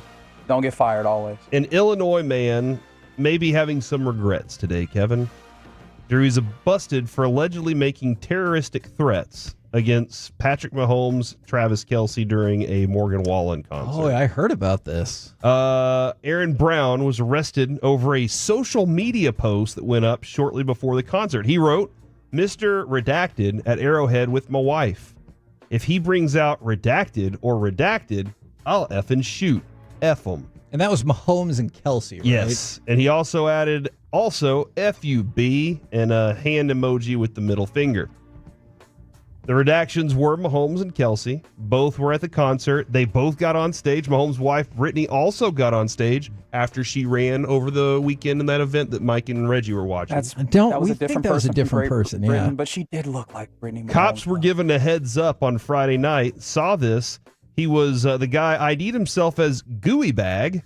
What? And Brown did attend the concert with his girlfriend, and police contacted him on his cell phone. They were like, hey, are you at the stadium? And he was like, I am. And they said, okay, you're arrested. And then he had to pay $15,000 bail. The bail was set at $15,000.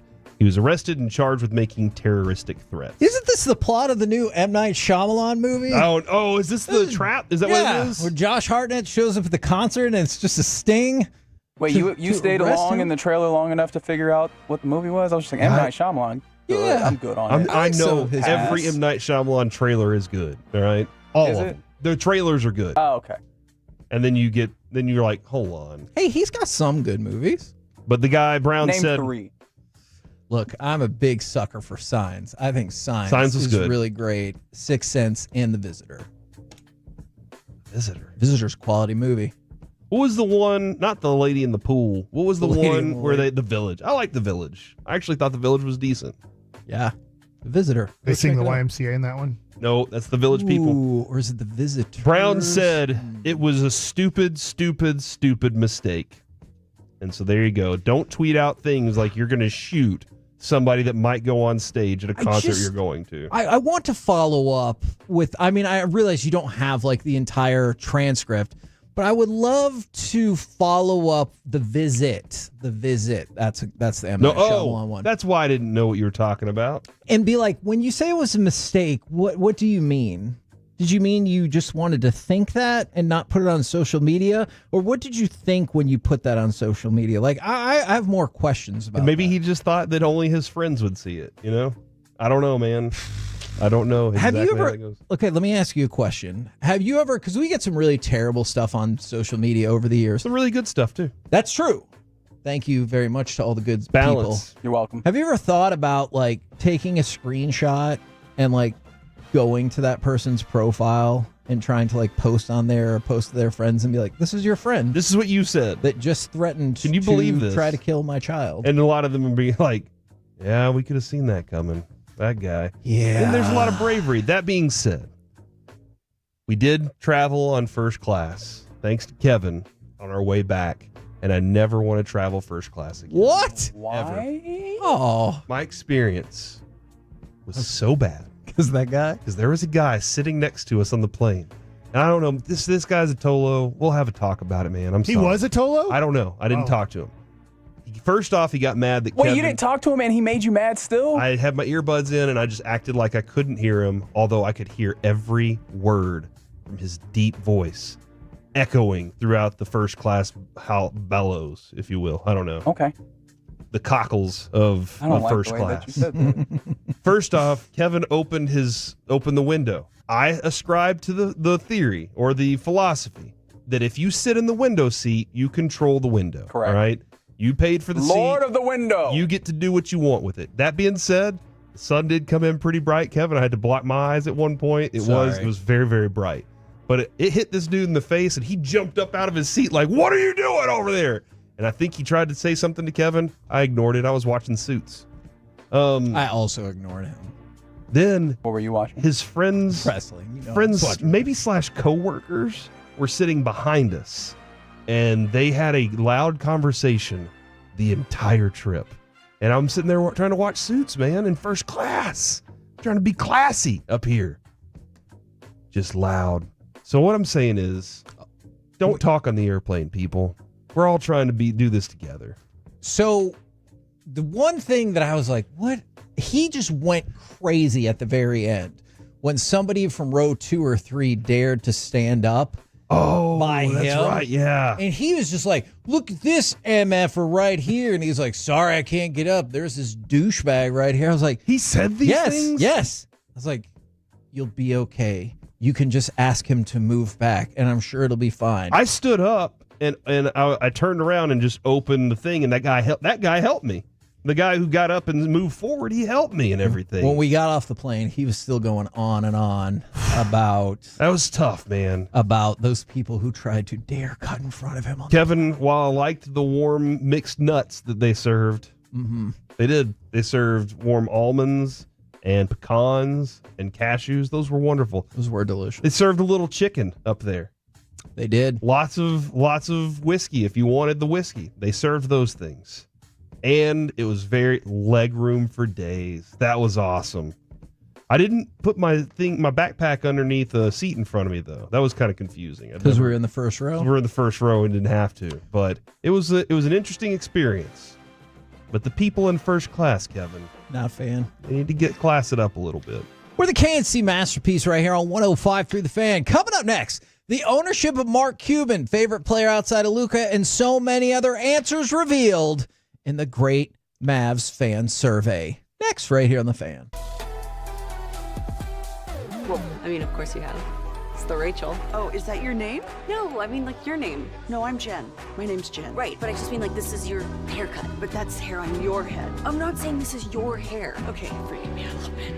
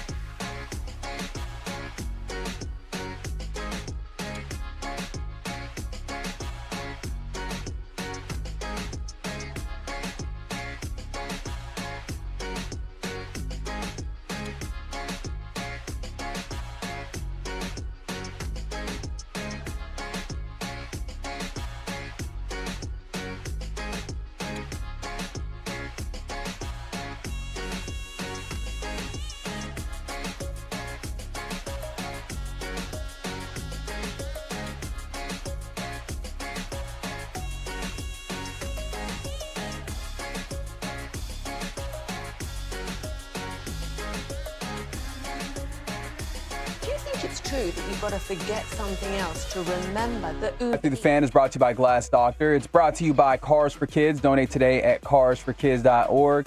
And it's brought to you by Frankel & Frankel. If you've been injured in a car or truck wreck, call Frankel first. That's 214-817-333-3333. With Frankel & Frankel, there's never an out-of-pocket cost. They only get paid when you win. That's Frankel & Frankel, the go-to car and truck wreck attorneys in Dallas.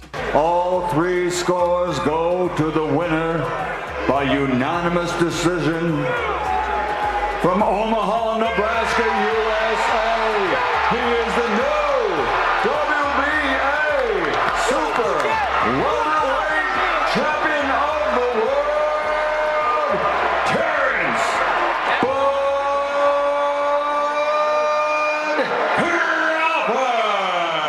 Terrence Crawford over the weekend wins a decision to become a 4-weight class world champion. And I know some people are hoping the next super fight will be against Canelo. We saw him previously just beat the brakes off of Errol Spence. So Terrence Crawford stays undefeated, keeps it moving. Is there anybody else out there to fight? Like, is Canelo the only option that really would sell? Yeah, and I don't know. I watched that fight. Like, it's an incredible achievement to win a world title in 4 different weight classes. But when I watched that fight, I was like, ooh, I don't know how that's going to go against Canelo if that matchup goes down. I think he will lose that fight. All right. But we'll see. He's a great, great fighter. Now, I want to go to the Mavericks for this because we went through the Great Dallas Mavericks fan survey with y'all's answers. I now have the results, and I want to pick y'all's brain from The Athletic and see if any of these are surprising or anything along those lines. Now, we still get some consistent numbers here. The biggest group of Mavs fans became Mavs fans in the early 2000s during the Dirk and Nash era, 34%. How many Mavs games did you watch this year? This was surprising to me. 63% of Mavs fans watched 61 or more games. Really? So they're saying like their fans are like really fans. Like, I'm going to try to catch as many as I possibly can. All right. Now, 0 is still the leading answer in terms of how many did you go to. 52% of Mavericks fans this year went to 0 games in person. Outside of the championship season, what is the best team in Mavericks history? 2011, the championship season. Okay, outside of that one, unfortunately, the conference finals didn't get a lot of love, as you might have guessed. The 02-03, Dirk's first conference finals, not a lot of love. The Game 7 against the Showtime Lakers in 88, not a lot of love. 41.5% said the Dirk team that went to the finals in 06, and then 51.5% said this last season. This season? Would you This season was miserable up until like February. Okay, so would you put this behind? Because I think I would have gone with 06 just because I saw a clear path to victory in that finals. When I step back and look at this NBA finals, I'm not sure I'd figured out that path to victory. But the game was against the Western Conference. Like, that was a blast. So much fun. Obviously, playing against Boston in the finals was like, you realized very quickly how outmatched you were. And you kind of had a little bit of hope, but like that stretch, there was a stretch from February until the finals that I think was an absolute blast for you. Because I agree. You're watching Luka play at a very high level. You got Kyrie bigs. as well. Yeah, you had bigs that could play with it, and you were a better team. But the season itself, I think if I'm taking the whole season, you were like, I'm about ready to quit on everything regarding this team right now. I was right there with everybody on that. Well, I guess it's tough because they ended up overachieving, and that's the ones that usually are the most fun. Besides championship, the most fun are when you feel like a team overachieved what they should have done. And so that's what makes this last season so fun, because I guess this upcoming year, they're not favored to win it all. Obviously, that's the only step that they can take further than last year. But that was fun because everybody thought like it was a play-in team at best. To your point, you get to February 1st or before the trades, and you're like, they're going to be in the play-in. Yeah. And maybe they win the play-in game, but that's it. And then they made it to the NBA Finals based off of the trades and the just development of that team. So that probably is the most fun. 1988, they had a really good year until the end, and then they peed in their pants and ended up in third place. And then you're like, oh, crap. And then they beat Houston. Denver was hurt. They kind of got a favorable matchup because I think Fat Lever got hurt in the series, which helped out a lot. And then they took the best team in the world at the time to seven games. They just couldn't beat Magic and Worthy and Kareem and AC Green and Byron Scott and Michael Okay. Cooper. You know the Michael 1988 Thompson, team. I appreciate Kurt that. Rambis. Outside of Luka, who is your favorite Dallas Maverick? Only 2 players got more than 5% of the vote. I think we said Lively, right? Yeah. I mean, I said PJ because I have to say PJ. PJ got 4.8% of the vote. But it's He's really clearly got to be third. Lively. Lively got 64% of the vote. Kyrie got 26. I'm surprised. I would have thought, honestly, that Kyrie probably would have taken it. There are a lot of wary Kyrie fans out there. They did not know if they wanted to be a fan of his or not. Mike's had a very long, I want to give my heart, but I'm afraid of it getting broken. And so I think that has something to do with it. Plus, you see Lively and you're like, you drafted him. He's your guy. He can be your guy for the rest of his career. And on top of all that, you see his growth potential. He's everything you want a rookie center to be. So I think a lot of people did. They did fall in love with him this year. I agree with everything you said. Who's your favorite Ranger of all time for both of you guys? Pete O'Brien. Okay. Steve Buechele. Who'd they start off with? The Cubs. The Texas Rangers. Yeah. Oh. Both of them. Okay, so you're more inclined to go with somebody who's like a homegrown. I think when you start asking fans, Kyrie can't help this. Yeah. But when you've played for 3 different organizations before you come here, sometimes you feel like, is he ours? Is he a Dallas Maverick? And look, we all love Kyrie. We're not taking shots here at Kyrie, but I think when you start choosing your guys, you think of guys that started with you. It doesn't mean they're going to finish with you, but at the time, you're just kind of like, they're my favorites. It's tough to go, hey, did you like Jose Canseco more than Ruben Sierra? Most people would say no. Ruben Sierra was ours. We developed him. He came up with us. And the same thing with, I don't know, Josh Howard, who came up here. You know, it's just like when guys start off with you and you get to see them their rookie year and then progress on your team, there's more of a connection to that player. Now, we asked what the most likely reason was for Mark Cuban selling the team. Prioritizing family, future political ambitions, declining local broadcast rights. All 3 of those combined for 47%. 53% of people said it's his own personal finances. Really? Which I know, Mike, that's what you said, and that's kind of what we went into. This one is really interesting. The 5 common words most associated with Mark Cuban's 24-year ownership. Successful, good, team, that's a give up, fun, and solid. Right after that, we're roller coaster and mix. I think I'm in the roller coaster vein. I might be roller coaster. So too. let's take out team because that's stupid. Whoever voted that, you should not vote anymore. So the top 4 words, he owned a basketball team. Good job. Were successful, good, fun, and solid, followed by roller coaster and mixed, which those 6 words right there feel pretty emblematic because I could see how you would go with successful, absolutely, or good. I can also understand why you would say mixed or roller coaster because you're like, you had the dude. Well, and even the roller coaster stretch in the Dirk era was while you were trying to build that team. Like you were trying to win and figure out, am I really this good of a 50-win team every year? But like we're still this far away from being a championship team, but we're still this good. I believe the 9th place vote went to loud. All right, let's talk about competence levels. Scale of 1 to 5, 1 being lowest, 5 being highest. How confident are you in Nico and the front office? Now, you guys are very confident. So are the people.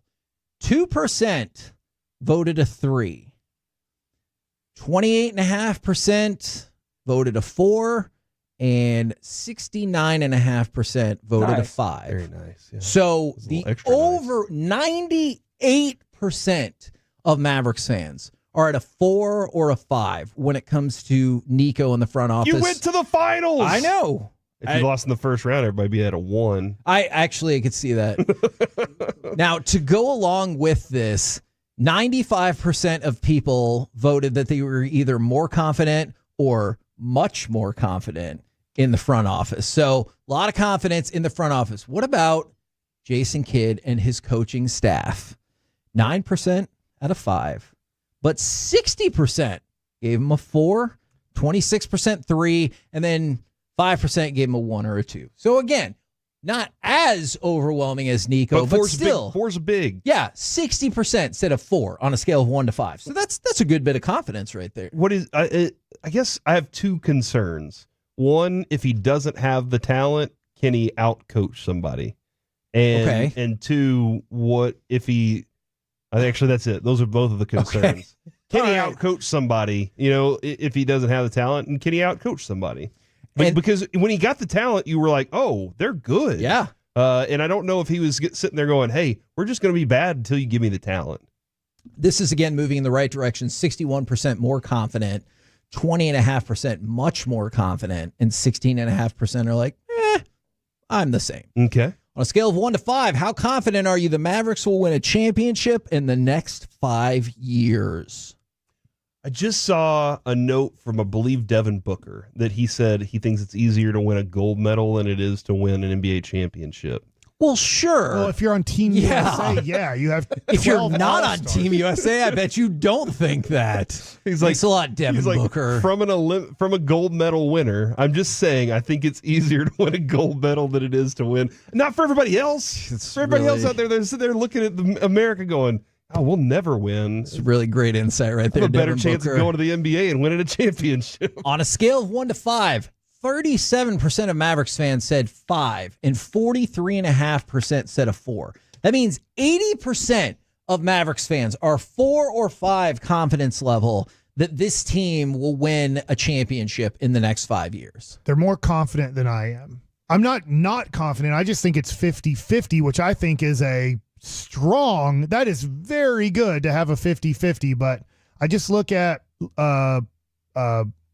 Kyrie and I look at Klay Thompson, and those are arguably your second and third best players. Hopefully Derek Lively is really good, but that doesn't give you a 5-year window. I know we're all watching. We're all kind of Noah watching Lyles. the 200 right now as Noah Lyles is running Don't away. say anything because people will be upset about It's just a spoiler qualified- alert. That's what they do. They run, Kevin. Yeah, he ran is away running. from where He started. qualified and intentionally ran slow. He did, but he still finished first in his heat, a second off the world record pace, but still. But a lot of guys are running under 20. Yeah. So he's going to have, I guess he'll have a bad lane in his next round, which I don't think he's worried about. I don't think so. Kevin, when it comes, you probably might see Boston again. Yes. Have you done anything to change being able to beat Boston? Adding Clay's great. So maybe that is the one thing that changes it. But now you got to make it healthy through an entire season. And I think maybe the Mavericks believe that they have done that by switching out some of those other pieces as well. By the way, the fan base seems to agree. Okay. 93% of the fans gave the Mavericks a 4 or a 5 in their offseason. 57% a 4, 36% gave them a 5. So last question for you.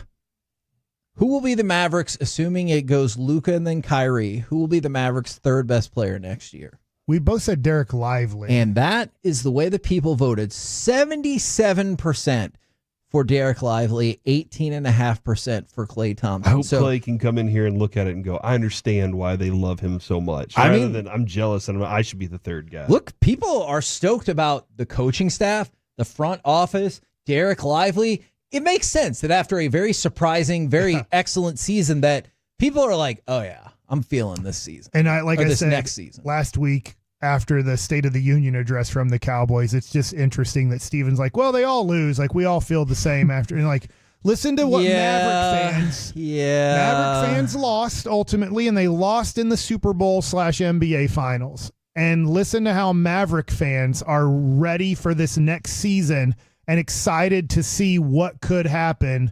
And they both lost in the playoffs. They did. It doesn't seem like the Cowboy fans feel the same way. We're the K&C Masterpiece right here on 105.3 The Fan. Coming up next, let's chat with those fellas from the GBag Nation.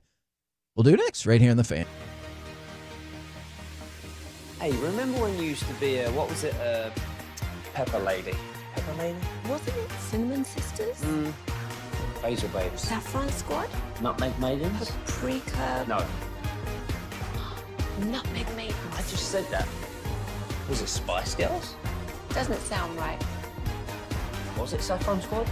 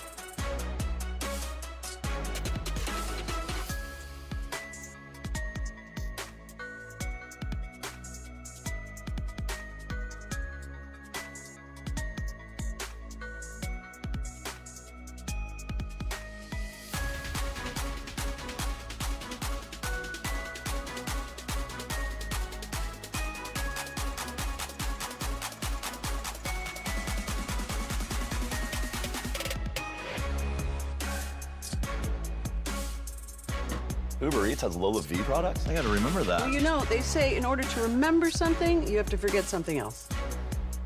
Okay, now that is a very cute haircut. That's like a little shag. I've never seen it before. Well, I mean, of course you have. It's the Rachel. Oh, is that your name? No, I mean, like your name. No, I'm Jen. My name's Jen. Right, but I just mean like this is your haircut. But that's hair on your head. I'm not saying this is your hair. Okay, freaking me out a little bit.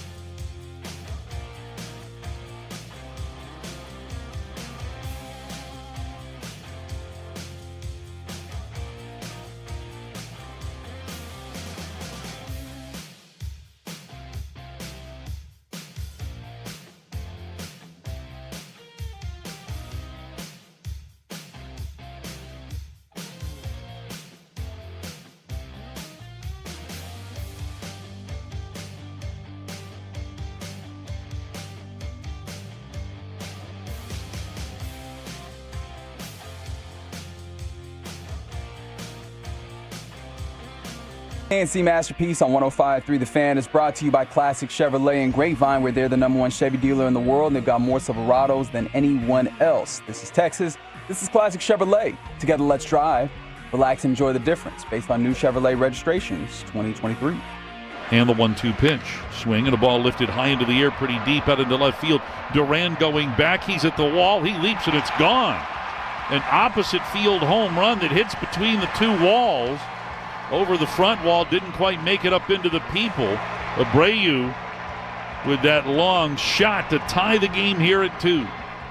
KNC Masterpiece back here on 105.3 The Fan. Final regular season series against the Astros for the year gets started tonight. You can listen to it right here on 105.3 The Fan. And courtesy of D&M Leasing, we bring you our chit chat with those fellas from the GBag Nation. Gentlemen, how is you today? Terrific, Hagee. How are you? I'm doing excellent. It's been really fun watching live Olympics because this shift does not always lend itself a whole lot to live sports. So aside from some day baseball here and there, so it's been when we were nights, we did a lot of live sport exactly. Not too much, maybe.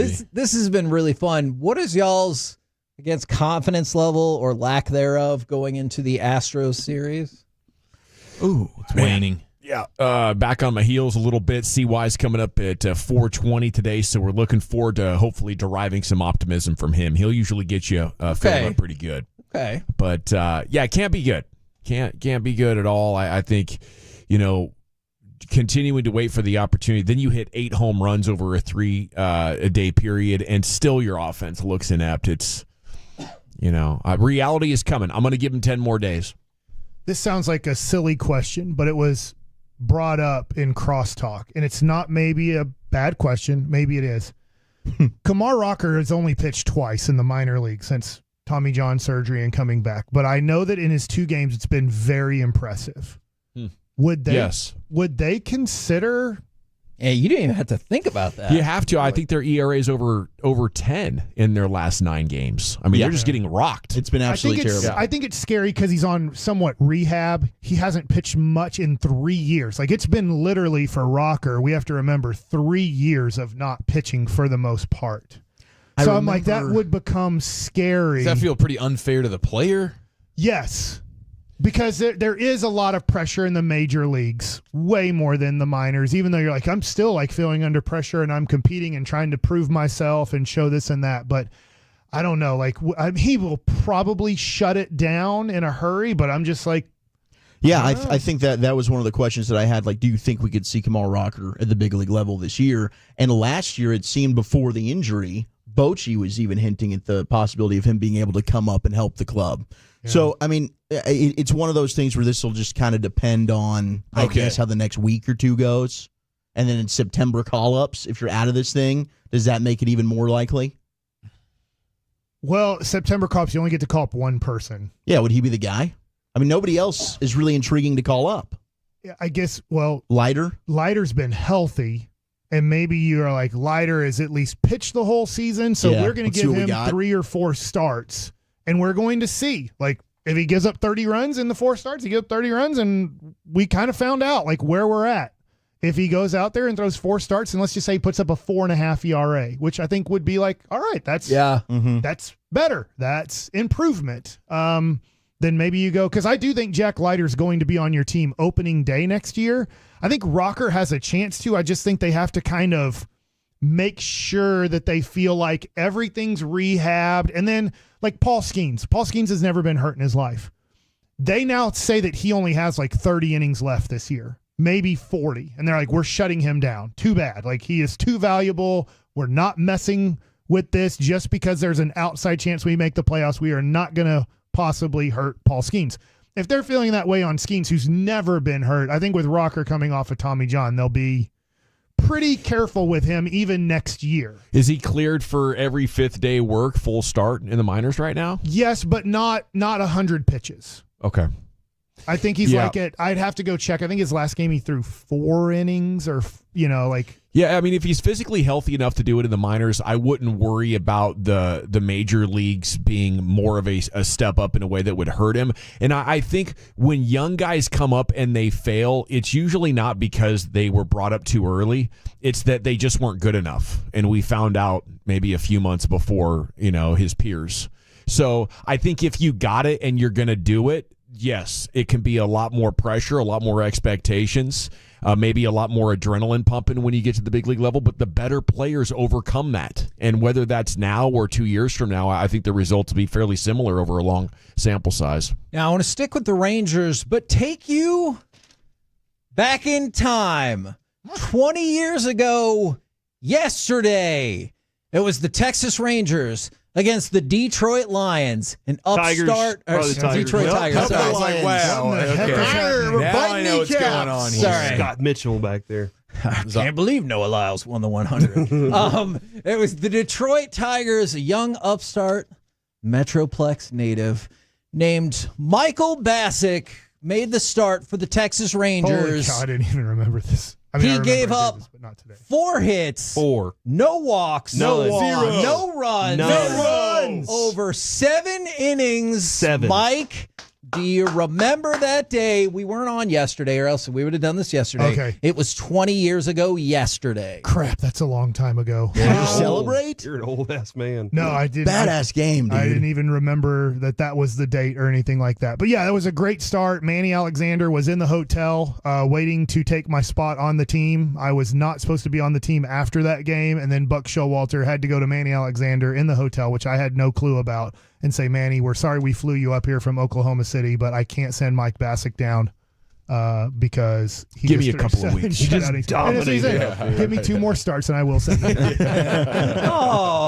I was ticking time bomb. This next game, I didn't pitch great against Baltimore. I didn't do horrible, but I was not good. And then the next game, I wasn't doing bad against Tampa, and he just took me out after 4 innings.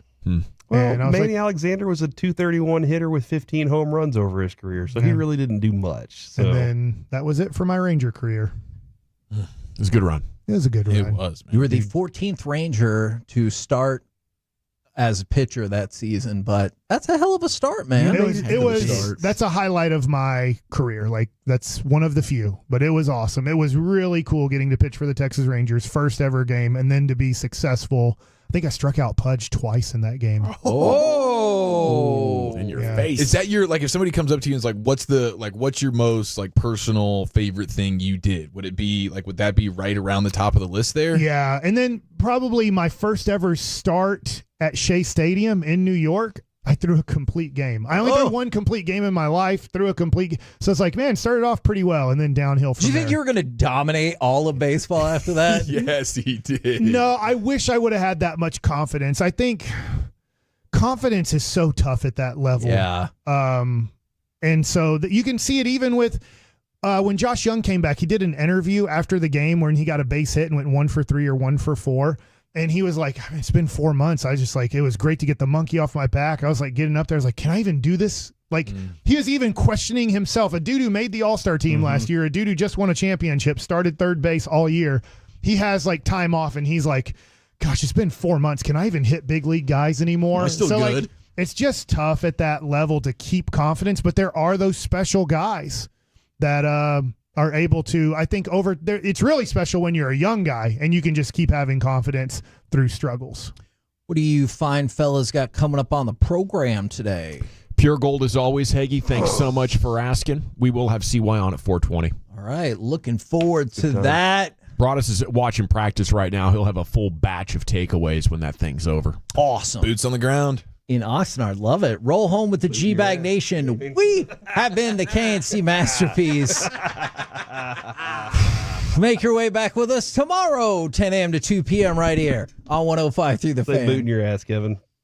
It's the American way. All right. This is good. Now we keep going.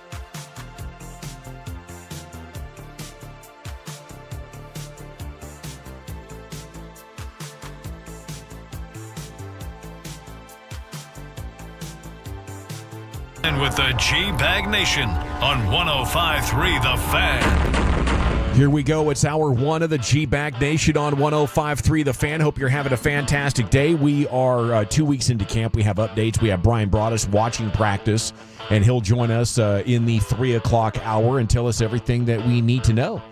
Okay, so General at your service. There's Zach Wolchuk. You have Eric Chiafalo. Lucius Alexander is in the Pimp Cup at Master Control. Carter Freeman's coordinating your video. You can watch us at 105thefan.com, Twitch, and YouTube. And along with you, we are the nation. Okay, still no contract for CD Lamb. I think I have a good feeling here that CD's just, using this as an opportunity to extend the holdout. Maybe camp's not his favorite thing. And I think he and his agent are holding a line in negotiations that the Cowboys just have no intention of agreeing to. I think as we get closer to week one, CD will lower that. But I think it's a legitimate story. I mean, 2 weeks in, I haven't seen the holdout last this long in my time covering the team, 15 years.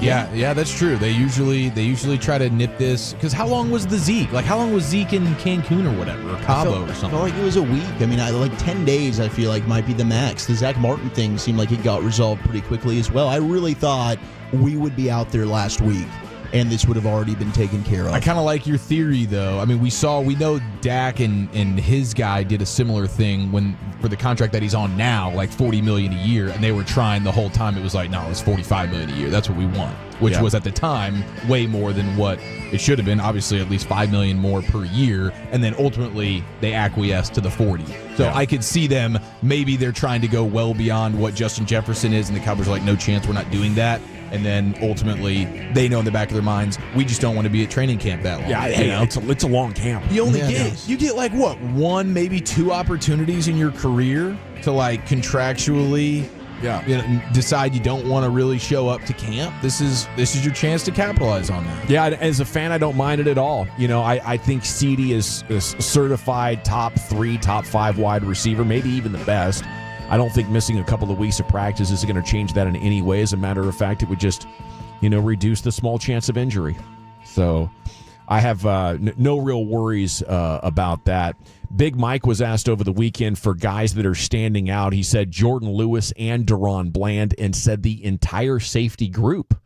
Must have, had a couple of good practices there. Scooney is day-to-day with a groin injury, but those are kind of your Cowboys updates, at least until, practice wraps up and we can start to get a handle on anything that may have happened today. Anything? Well, speaking of groins, Royce Freeman left practice today. He's also got a groin injury, so that could hurt him in terms of trying to make the team. We'll see if that lingers. But it was good to see Diggs and Eric Kendricks also back out there full pads today. So excited to hear what Brian reports back in the 3 o'clock hour, right around 3:20, from what he got to see from those veterans. The Scooney thing stinks, but I think now you can proceed with clarity that this guy's just not going to stay healthy enough. It's one thing after another. That's not bad luck. It's just some people are more fragile than others, and he happens to be a fragile one. He was hurt a lot in college. You really, I think made a big reach going for a run game blocking tight end in the second round. Massive mistake. The Cowboys got cute in last year's draft thinking, oh, wow, our roster is so good. Let's use a first-round pick on a big nose tackle and a second-rounder on a blocking tight end. And they paid for it in a big way. They, two things that if you identify them that you're going to get them and you take them that high, it should be a 100% hit rate. They couldn't even get that right. Yeah, I know. It is frustrating, and we knew this isn't a surprise. As you mentioned, this is a guy who's been banged up plenty throughout his time. He was getting banged up at his pro day. He couldn't even finish his pro day leading up to the draft because he had an issue. I don't remember if it was his shoulder or what, but it is frustrating, and you just hope that, thank God you got Jake Ferguson. He's bona fide tight end 1. And then Wolchuk, there's a couple of these guys that are fighting for spots right now that it's like, dude, you guys are better than Scooney, so it sucks to waste a second-round pick, but you do have maybe some young promising dudes even behind Ferguson. You do. Like John Stevens is a guy that I was at camp and said I've already got him as my tight end 2 personally on my roster rankings. I think he's better than Schoonmaker. So, yeah, it's not the injury thing was an issue in college. So to Eric's point, this shouldn't come as a surprise. And the Mozzie thing's just a bummer. It's like for years we were thinking they don't put resources towards a big-bodied one tech. The one time they decide to do it, right now it doesn't look like it's panning out. Now, granted, apparently the reports are as soon as we left, Mozzie started having better practices. Sure. We'll see Renaissance if that's accurate. man. Yeah, I'll believe it when I see it with my own two eyes. I don't believe it. I got a strong vibe that maybe the coaching staff was sending out words into the collected media that, hey, be a little nicer on our guy. Lay off our guy. Lay off our guy. So I would think that's a much more probable explanation for why the reports changed, if you ask me. But, hey, I'll reserve judgment. I guess everything that I've seen for 2 training camps now was reversed in 48 hours in Oxnard. Yeah, sure. Kevontae Turpin talking over the weekend about the new kickoff rules they have. Says it'll be a great weapon for the Cowboys, and, quote, with me, I hope they don't kick it into the end zone, give us the ball in the 30. The first 3 games, I feel like I'm going to have a chance, but if I break a couple, I think they'll just kick it in the end zone and rely on the defense. Yeah, I think that's a good point. If it does get really exciting, it will just revert to now NFL teams get it at the 30. If you have the ability to get this thing done, I can't wait for a full slate of preseason games to, give us a much bigger sample size on what could be possible. Although Turpin was a preseason special teams ace, a couple of years back, and it really didn't mean much. Right. That's true. And that's a guy who, Walchuk, you talk about your personal record book of who's tight end 2 and whatnot. He's your wide receiver 3. He's wide receiver 3 for me. I think he's a game breaker, and I do think we haven't had the regular season house call yet from Turpin. We haven't. I think this is the year. And he's gotten so damn close several times, but he can't get out of his own way. Literally, he's running into his own blockers at times trying to score. It's like, damn it, Turp, just calm down. There's a spatial awareness thing with him that is a little bit off kilter, but the good news is there's less coming in waves now. It feels like once you get past that first line of barrier, it feels like it's just, hey, dude, green grass. As long as you don't get turf monster, just don't get Daniel Jones on this one, Turpin. I think we'll get you a touchdown pretty quickly here. He is one of few guys with that level of speed and explosiveness. So if there is an exploit in this rule to be had, I'm sure he's well equipped to go out there and find it. The new rules, by the way, they put an emphasis on dropping it between the 20 and the 10, or at least in theory, and nobody can move until the returner touches the ball. So if you get a bad kick or a wobbly kick and it gives, the guy an opportunity to get to the sideline, if you put your coverage team in a compromised spot before the kick even happens, we're anticipating it should increase the explosive plays, I think, in a significant way. If it does, it's interesting. Sean Payton was asked about this on Saturday. He was saying that if that does start to happen, we start to get the more explosive returns, then you're telling me, okay, the analytics are saying it's better off just having the team start from the 30. What are you going to see? Touchbacks. Right? No so question. You're going to be right back where you started. No question. So you might end up having to tinker this thing where if that's the case, you want to avoid the touchbacks, maybe it's like, okay, instead of the 30, it's the 35-yard line. I don't want to give the team the ball at the 35. I think what we got to hope for is it is so good in the big playmaking that even the balls into the end zone are getting brought back consistently. I don't know, maybe you can tweak it that way. But whatever the case, I'm glad that the NFL is opened to it and, exploring some pretty radical ideas. Maybe we could do away with the kickoffs altogether if this doesn't work, or, workshop something else that could be exciting, because it is a pretty significant pain in the butt to go touchdown, 3-minute break, kickoff that's a nothing burger, 3-minute break. Okay. Keep the fun back in there. Let's go. Rangers dropped 2 of 3 to the Bo Sox, 2-7 in their last 9 games, only 3 hits yesterday.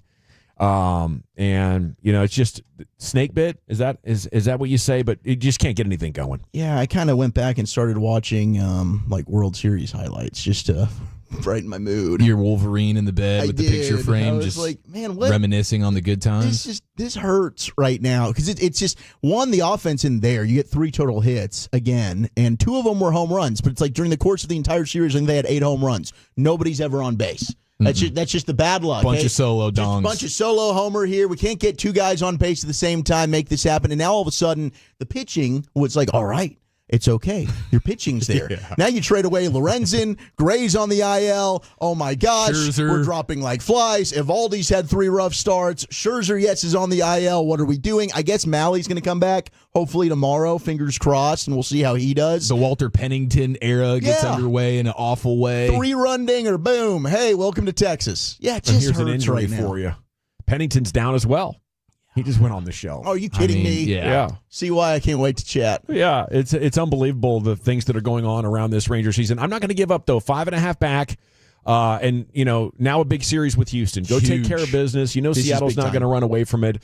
This is their opportunity. And I just remember of how helpless we felt leaving Seattle last September and then leaving the Globe after Game 5, going to Houston. And there's so much history. So that's going to be one of my questions for CY. Do you still think this team can turn it around like the team did last year on a couple of historic occasions? But tick, tick, tick. That is the sound of the life of the Rangers season running out. Yeah, dude. This series right here, this is life support, right? Yeah. It's like you've got to find a way to at least win 2 or 3, or else all of a sudden I feel like this thing is Dunsky. And we just got to hope Adolis Garcia sees the Houston on the chest and all of a sudden channels that ALCS MVP again. There's a part of me that's like, would Houston agree? Like, could we just make this a road series for the Rangers? Let's just go play this thing out at Minute Maid, dude. Let's do that. I think so. I feel better about that. I don't even know if the Astros would agree with you because they're like, no, we kind of like the way we like the sight lines at your ballpark. Yeah, Jose so how about Altuve's that? really good in Arlington. Let's keep it that way. Gosh. Heaney and Brown tonight. Matchup of nearly identical ERAs. Did you see that? 4.11 and 4.12, but Brown has gotten significantly better run support. He's 9-7 on the year. Heendog sitting there at 4-11. That's your guy too, Wolchuk. I know. And he's been so damn good this year, but he can't get any run support, to your point. Chinese swim team was apparently roiding out of their minds. That's how they won the relay, damn it. Tested positive before the Olympics. Came and won a bunch of medals. So amongst your Olympic controversies, there is also another one where different countries have different roid testing standards, and if you're a little bit more lax and you're like, yeah, well, it wasn't that close to the Olympics, so we're going to go ahead and let you go. Then you end up kicking butt and taking names. Michael Phelps, among a lot of swimmers who aren't happy, he says if you test positive, you should never be allowed to come back and compete again. Cut and dry. I believe it's one and done. Lifetime ban for Reuters in the Olympics. What do you guys think? I think it's probably fair. Absolutely. I don't think you can be doing that. Yeah, Phelps is saying it's hard to argue. Like, that's the greatest. Him and Ledecky, I mean, 2 of the greatest, and Simone Biles, best Olympians ever. I'm not going to argue what his opinion is. And this is like every 4 years. The amount of dedication that goes into this, and then you're going to skirt the rules, and you got caught. Like if you did it and you didn't get caught, then hey, kudos to you. But you got caught, man. So this is dry. Like, this is definitely a banned substance. There's not like any fringe gray area here, or maybe there is no gray area. I don't know. I guess more information I've can been come told in. there is no gray area, Walter. But the way I read that story, they cheated and were roiding and they showed up, and a lot of the swimmers feel like it's just a completely unfair sort of field of play there for the swimmers that lost to those Chinese swimmers. Okay, great weekend for me though, guys. Didn't watch too many Olympics, but I did watch the latest Planet of the Apes. And I think it's the best ever. It was fantastic. Oh, you saw it too, Wolchuk? I did. Did y'all do a date together to the cinema? I went. This is probably one of the last movies that I've seen in theaters outside of our bro date that we had out in Oxnard. But it was, I went on a solo voyage and saw it one day. Oh, that's better than therapy. I think it was like before we were able to bring Eliza back from the NICU. It might have been the last movie that I saw before that, but it was good. I enjoyed it. And now they've set up like a whole new series that we're going to have from this. So I agree with you, man. I thought it was an epic movie. 682 caught my Dexter tie-in. No, I'm sorry. Yeah, the 682. No, that's the 817. Great text. I thought you were going to mention you saw something great in Dexter after we got that text. Yeah, I mean, Dexter's going along okay. I'm just kind of going through the motions, finishing up at this point. But it's all right. Yeah, with Dexter, it's all about those first couple of seasons. Yeah, first couple seasons are just off the chain, and then you're like, wow, I'm so deep into this thing. What am I going to do? Am I just going to punt on you, Dexter? I don't have the heart to do that. It's not the same, but it's close. And I think they earned my views with those first three seasons or whatever it was. The girls got another tournament win there with Dallas Surf 2011 girls. Kicking butt, taking names. Did you get any sleep post? Because we red-eyed that thing, and then you had a long day of coaching and grinding. I got 30 minutes from about 5:30 to 6 o'clock, I think it was. Or maybe it was 6:30 to 7, something like that on Saturday morning. A little power nap. And that 30-minute power nap set us up for greatness. And I even got my stomach to cooperate a little bit later on that day. So You did? We're on the comeback What, trail. what was your big secret time. sauce? Wait, were you at a local youth sports porta-john? No. Letting out You made it everything home? that had No. backed up in you for the entire week in Oxnard? You know what it ended up being? It was a week's worth of Oxnard consumption that you let out on some poor toilet. Oh, what ended up happening is I was at an El Phoenix and tore through That'll a do pretty it. good chimichanga. Hey, that was probably food poisoning. I got food poisoning the last time I went to an El Phoenix. Great establishment. It You want was, to get dude. It cleared was out? delicious. Hop into there. We got our G-Bag of the Day coming up at 2:30. NFL first ballot Hall of Famer or not, that's coming up next here in the Nation.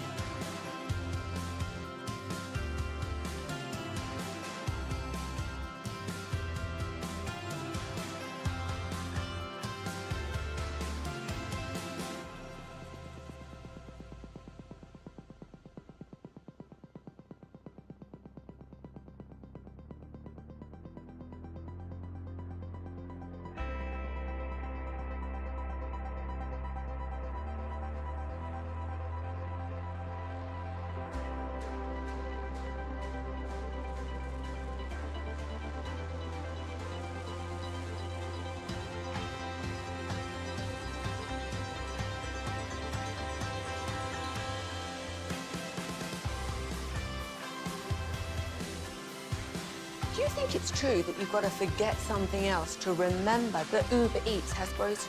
Nah, that's absurd. Hey, remember when you used to be a, what was it, Pepper Lady? Pepper Lady? Wasn't it Cinnamon Sisters? Basil Babes. Saffron Squad?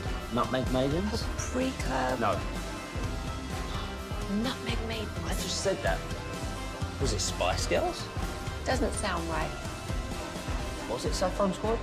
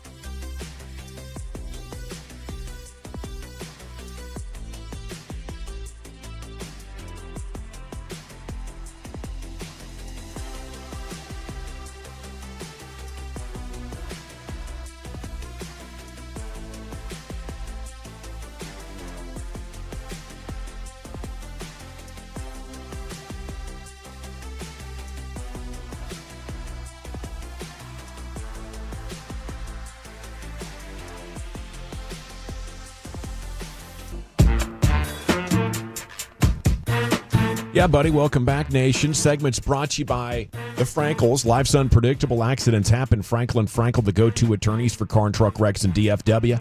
If you or a loved one's been in an accident, contact the Frankels for a free consultation, 214 or 817-333-3333. Go to frankelfirm.com. It's also brought to you by Window Nation. Buy two, get two free. Go to windownation.com, and it's brought to you by Cars for Kids. Donate today, carsforkids.org. Broadus will be rolling back in here in the 3 o'clock hour. He is in Oxnard right now watching Cowboys practice. And for more football stuff, here's Wolchuk.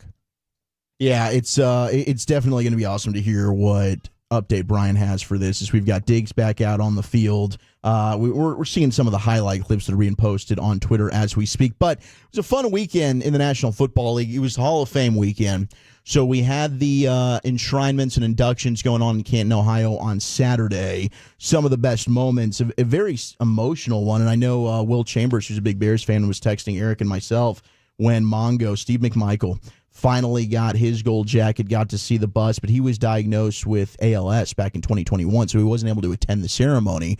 So he's at home, and they bring the bus there. His wife, Misty's there, along with other family members. His former teammate, Jim Porter, with the Chicago Bears, who's also a Hall of Famer. We're at his bedside in his home. And it's just a sad moment because it's like, man, we waited too long here. Yes. But he gets diagnosed with ALS in 2021. He's not really able to enjoy this, but long overdue. Steve McMichael finally being inducted into the Hall of Fame. Another Bear, Devin Hester, gets inducted as well. His mother, Juanita Brown, was his presenter, which was beautiful. Randy Gradishar had to wait 35 years. He gets into the Hall of Fame. Jim Irsay ended up presenting Dwight Freeney into the Hall. Patrick Willis, who we grew up watching and was absolutely an outstanding linebacker for the San Francisco 49ers, was inducted, gave a great tribute to his late mother. All-time traps. Oh, my gosh. Traps. Absolutely legendary. Like, just shrug an 18-wheeler. Him and Tyron Smith, just two of the most physically imposing specimen I think we've ever been able to see. There's no gap from like trap to earlobe. Nothing. They just touch each other. Like 0% body fat. It's insane. Julius Peppers was given love to fellow North Carolina Tar Heel Michael Jordan. And then Andre Johnson, first ever Houston Texan to enter the Hall of Fame. So that took place over the weekend. I don't know how many watched, 877-881-1053, but I was now looking ahead. Okay, who do we have first ballot 2025 eligibility? Is this a first ballot Hall of Famer or not? We begin. All right. That's really the big question. Yes. Because there's so much of like, is he a Hall of Famer? Like, yeah, probably. But is this guy first ballot? First ballot's really what it is. I want to get this one out of the way because we do have a Dallas Cowboy who is eligible for the first time. And it's one that we love. And he was out there and we got to see him at training camp. Travis Frederick, Cowboys center from 2013 to 2019. 3 All-Pro honors, 5 Pro Bowls before he had to have his career shortened, as we know. But we're thinking Tyron's going to be a Hall of Famer. Zach's going to be a Hall of Famer. Is Travis Frederick a first ballot Hall of Famer? Can't be first ballot. Can't be first ballot just based on the longevity factor. I mean, what he played 5. He probably played 5 seasons at a Hall of Fame level. But I don't know if that's enough, especially at an unsexy position like center. I don't think you're getting in first ballot. As much as I hate to say that. Yeah, I think we love Trav. He was as good as anybody in his short period of time doing it. I hope he eventually gets in, but not on the first ballot. No, it's so unfortunate. He could still be crushing for us if it would have never that damn Guillain-Barré. Dude, it's crazy to consider. He absolutely could still have, like, now it would be Tyler Smith and Frederick and Martin still hanging on strong. Dude, I mean, how much better would they have been over the last couple of years? And I sit up, late at night just wondering who's going to win the NFC East this year. And I'm thinking to myself, man, I don't think we realized in the moment just how big of an impact losing Travis Frederick at center was going to have for the rest of the offensive line. It's never been the same. Yeah. I don't know that the Eagles really realize how big of an impact it is not having Jason Kelce this year. There you go. Spin it to a positive. I think their offensive line just might never be the same. I'm with you, man. I think the Eagles proved to everybody in the second half of last year it's a sinking ship. And then you lose Kelce, forget about it. Eli Manning has a chance to be a first ballot Hall of Famer. 14 Pro Bowls, 10 All-Pros, 5. He's got the Super Bowl MVPs, the Super Bowl championships.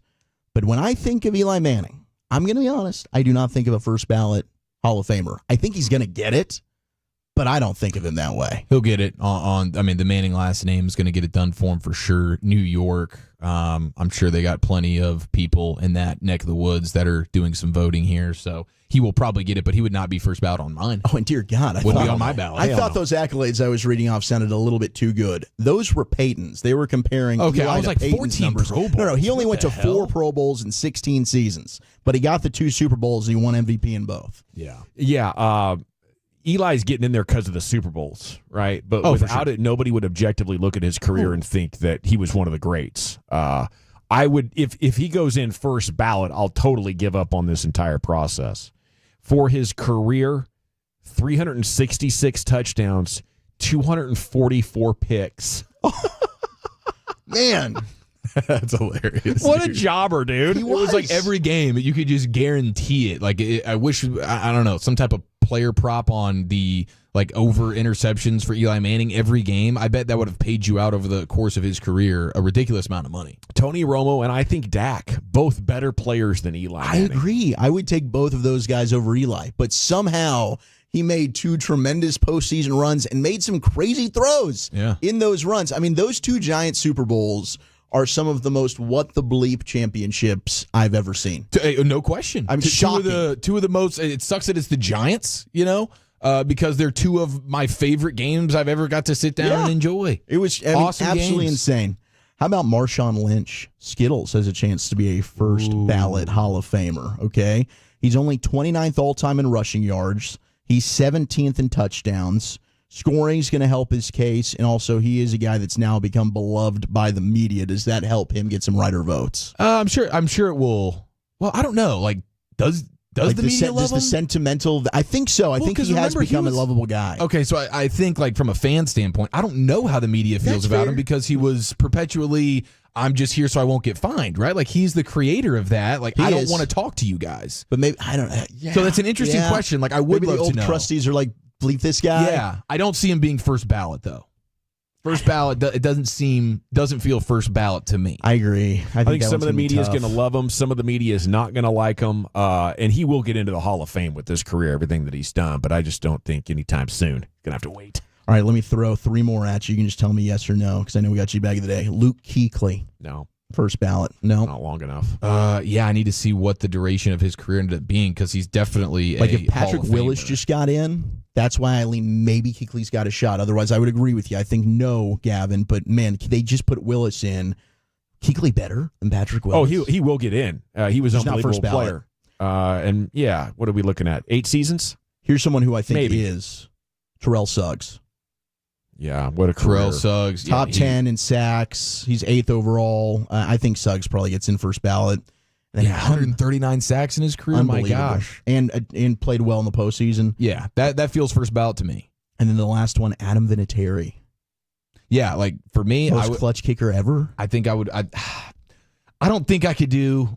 I can't go first ballot. Second ballot for sure. Okay. Vinatieri. Yeah, I can't put a kicker in first We're ballot. not doing man. kickers That's just- first ballot. Yeah, Sorry, Adam. You can wait a year. That's just a rule. It's borderline. I mean, they need their own wing altogether anyway. It's time now to go into the Pimp Cup. Here's Lucius. Welcome back from vacation. Yeah, appreciate it, brother. Appreciate it, man. All right, so it was fantastic, bro. It wasn't long enough. You know what I mean? Yeah, I hear you. Yeah, a little lake living. Need a vacation from my vacation. Yeah, there we go.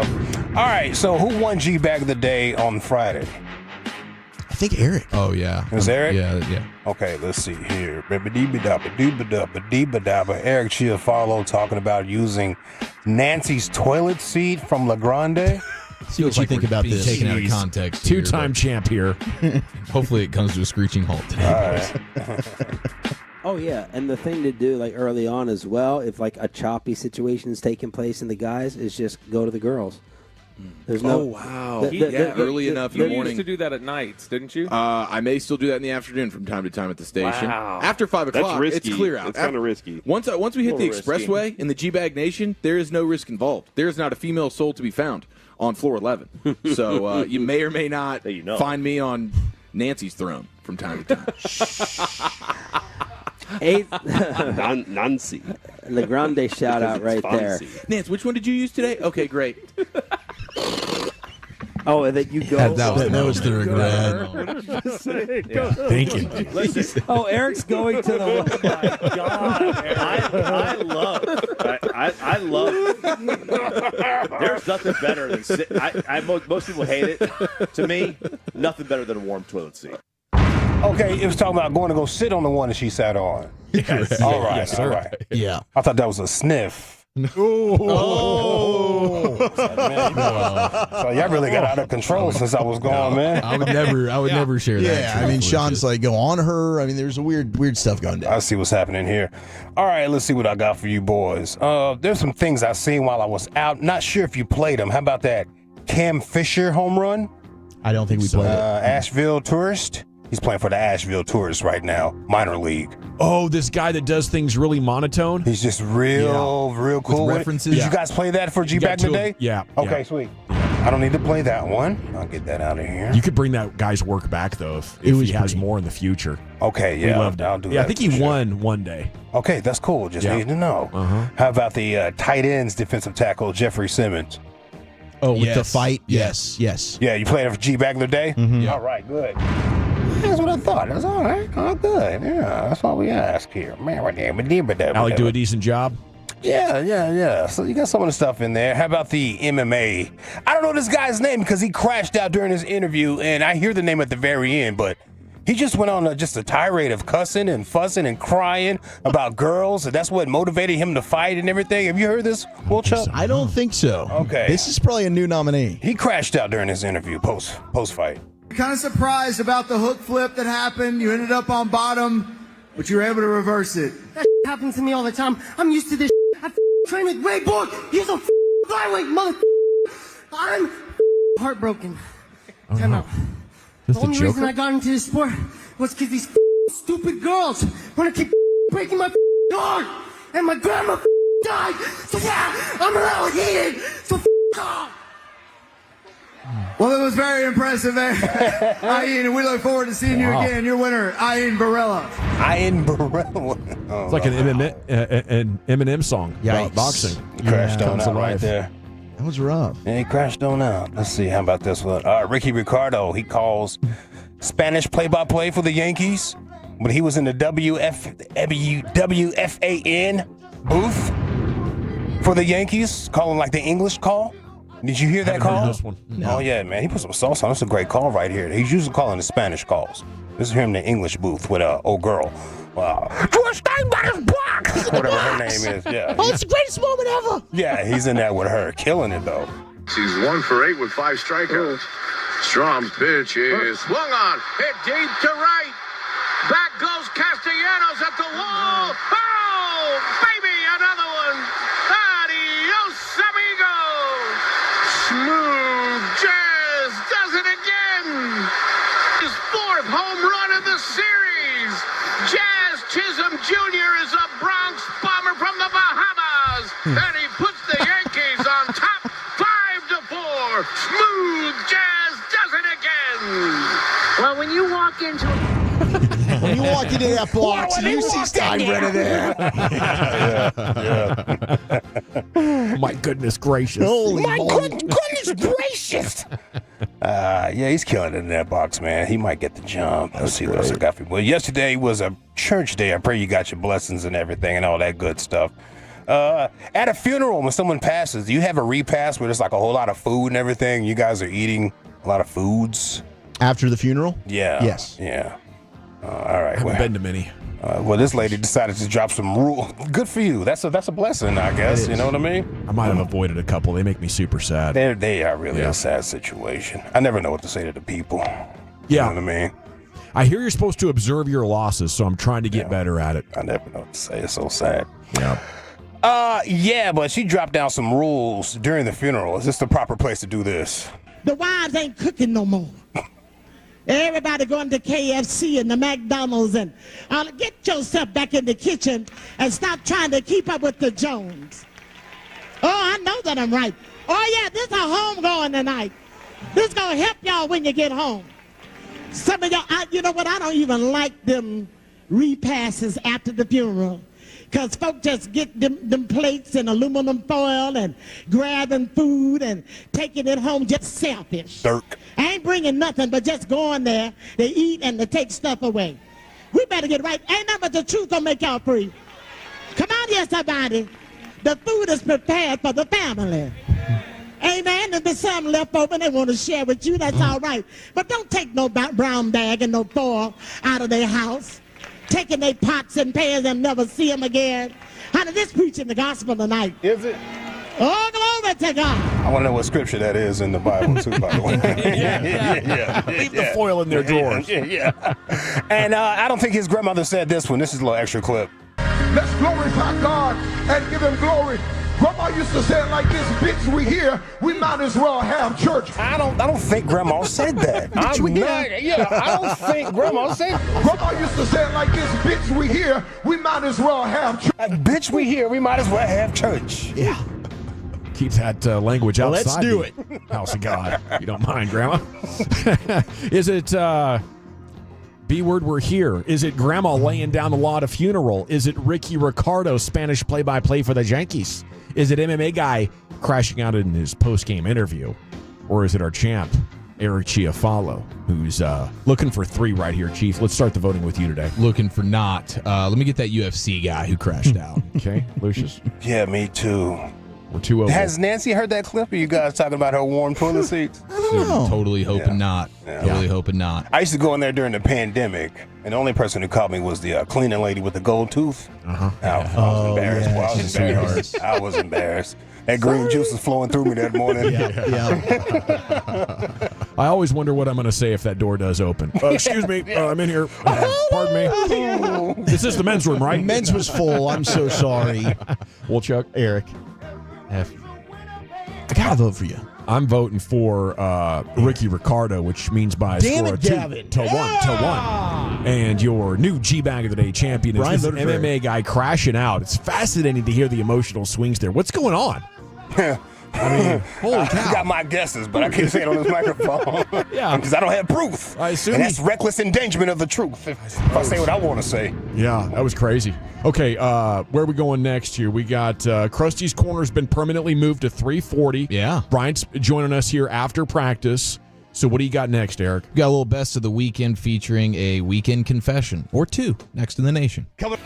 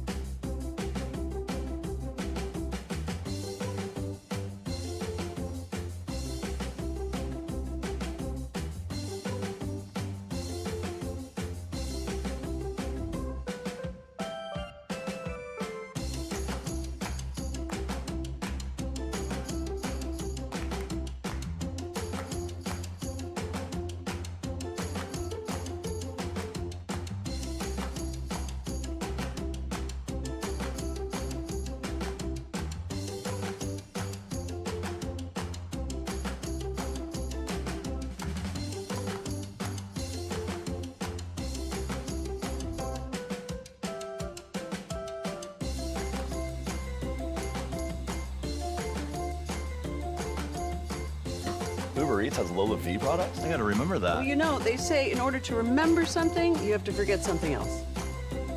Okay, now that is a very cute haircut. That's like a little shag. I've never seen it before. Well, I mean, of course you have.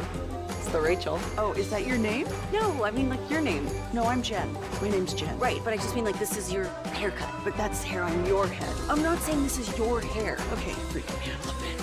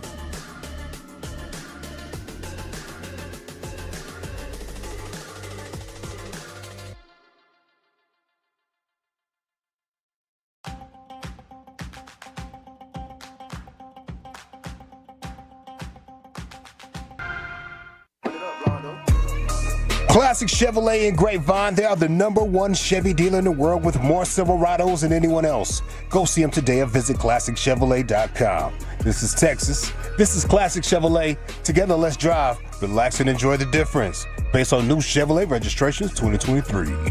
Well, thank you, Lucius. Thanks for making us part of your day. It is the GBag Nation here on The Fan. Chris Young's coming up this afternoon. We'll talk with the Rangers GM about his takeaways from the last 9 games, where they've only been 2-7 and are really starting to lose it again. So we're hoping for a bounce back starting tonight against Houston. Pregame's coming up at 6:30. All right, Broadus' Krusty's Corner, if you haven't heard yet, has been moved to 3:40 daily, and it gives him a chance to watch practice and collect Cowboys news and takeaways before he stands and delivers, which he will do at 3:40. Right now it's time for the best of the weekend. Here's Chief. Yes, sir. Thank you very much. How exciting is this, man? This time next week, we'll be talking about the wonderful festivities at Hurtado Barbecue going down Saturday afternoon for some Fan Bowl action. And I look forward to that very much so. And we're actually going to be at Hurtado in Mansfield on Thursday, which is their newer location. Or I guess it's their newest location before they unveil the Dallas one that they're prepping for right now. So we'll be getting some Hurtado in Mansfield on Thursday, GBag Nation 2 to 7, and then Saturday in Arlington, Fan Bowl extravaganza. And man, I got to say I'm excited about it. And then the Cowboys play the Rams on Sunday. Can't wait. That's true. Gonna have my belly full of birria tacos. Oh my gosh. Yeah, that's gonna be incredible. That's gonna be wonderful. I am happy for you. So is it just one clear out from your Oxnard constipation and you were good to go back to normal, or No. you still feel like you got to get a little bit more out of there? It's going to be a process to get the gut right. You know, what I'm looking at is gut health, and my gut health is bad. So I feel like it's no longer life endangering. Yeah. And now I can sort of work from here with more, maybe natural fruits and vegetables, stuff like that. Love it. Okay, so weekend confession, getting in at 5 a.m., home by like 6:15 Saturday morning. I got like 2 hours of sleep in shortly after I arrived home. And then, but the effects, like I was jet lagged. Sunday, we go to church, and I was dozing. Yeah, whole weekend was pretty. The head was bobbing. And I literally did fall asleep in church for the first time since I was a child. Nice. And I just, I had to get that off my chest. Did you get called out? No, well, it was a little embarrassing because I had a new buddy that I've been inviting for a while, and he showed up with his fiance, and he was sitting next to me, and like after the service, I thought I was hiding it, but you're in that sleepy, like disoriented, so like your head catches, and you're like, well, hopefully nobody caught, nobody. But then after the service, he was like, "Are you pretty tired or what?" I was like, "Well, yeah, yesterday I got in at 5 a.m. Yeah.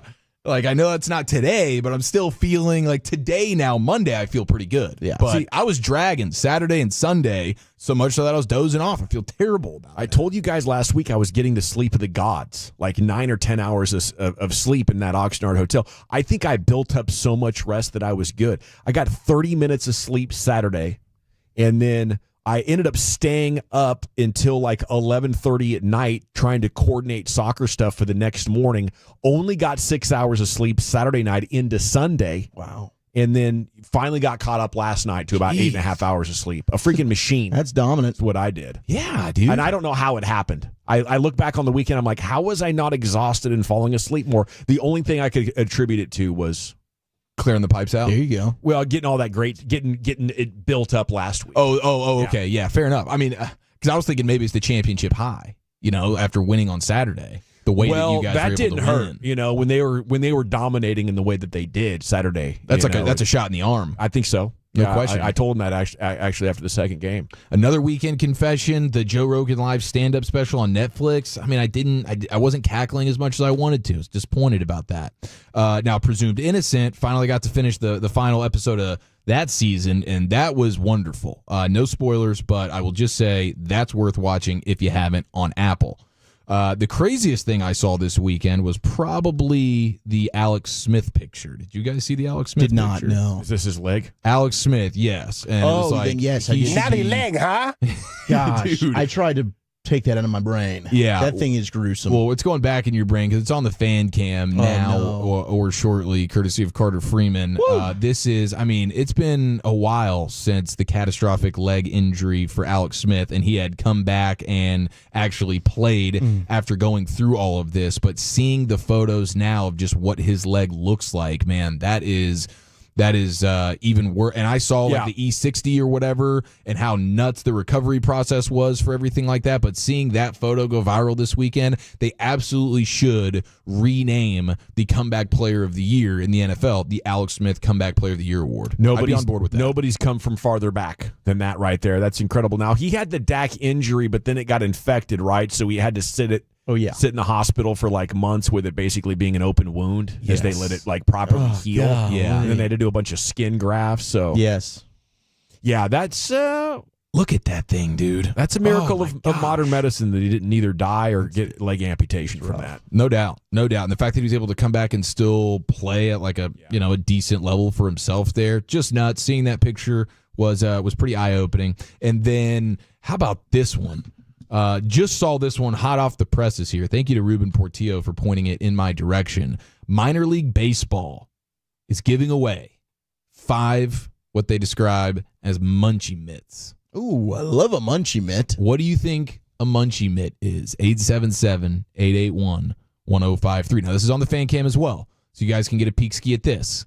This is as cool as it gets, man. It's a glove that I'm going to use to eat at the ballpark so I can just take it off and throw it away when I'm done. Like I'm eating nachos and eat a mitt. That. Disposable. Yeah, okay. Like a glove. That's a fair I mean, they're theory giving away or 5 of them, though. I'd imagine they'd give away more than that. Yeah, they're not disposables necessarily. This is like a certified leather mitt here that's going to snag you a couple of foul balls, perhaps even some dong balls. And then, no, you don't eat the mitt, but what the mitt has is like a bunch of pockets on the back side to where you could put your beverage inside of there, like cup holder style. Nice. You could put your dog in there. I mean, I don't know how many people are putting their dog in there.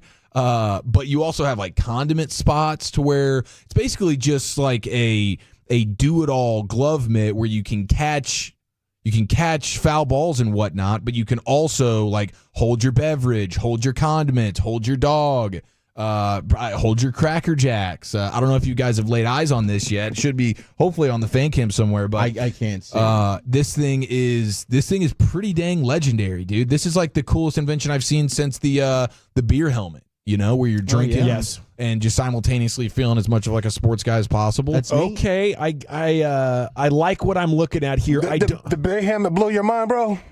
What's that? Did the beer helmet blow your mind? Whoa! Hey, first time I saw that, dude. Beer helmet. Wow. This is cool because now it's like I could you could be double fisting beers and you could have the beer helmet at the same time, or the beer helmet could be the beer helmet and then you're hydrating with something else. Who knows? You got your hands free for kicking ass, whatever needs to happen. Whatever it takes, totally functional. Dude. And getting hammered at the same time. Now, I brought the munchie mitt up, and I got to tell you, I like it, but I think it's more of just like a holder than a functional glove. I don't think you can make plays with that. Yeah, I was kind of thinking this would be like the helmet, the Bluebell helmet. Now you're eating out of the glove? Yeah, like I'm putting a bunch of munchy stuff into the mitt that I can now eat. Yeah, and ultimately, I guess you could do that. I mean, it's not built for it per se, but if you want to throw a bunch of Cracker Jacks or whatever, or maybe you just take your nachos and you dump it into your glove. Do that. But, now you got a bit of a messy situation. But I think the munchie mitt is here to stay. It's in the minors now, but I look forward to munchie mitt night at Globe Life Field circa 2025. I would definitely want one, bro. I mean, yeah. That's a novelty item. Yes, and there's terrific. only 5, dude, so they're keeping the demand. Like, I mean, this is a rarefied air situation. You see a guy with the munchie mitt out at the ballpark, that guy's dedicated to his craft, and he's kind of, super lucky, I guess. That's right. Thank you, sir. Best of the weekend in the books. Krusty's Corner coming up at 3:40. We have some NFL news of the day. We'll check where we're going with that. Well, a player just got paid. Did we all just get ball sacked by this list? And we got someone not participating against the Cowboys in practice on Thursday. That's next.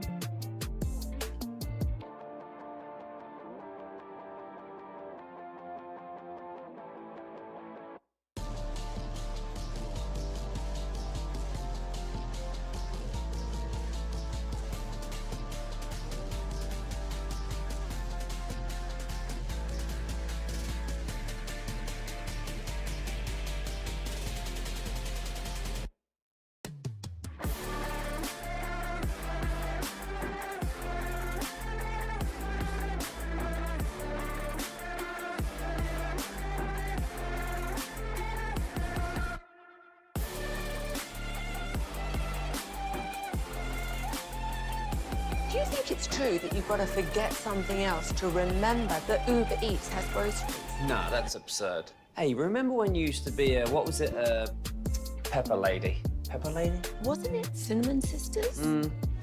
Basil Babes. Saffron Squad? Nutmeg Maidens? Paprika? No. Nutmeg Maidens. I just said that. Was it Spice Girls? Doesn't sound right. Was it Saffron Squad?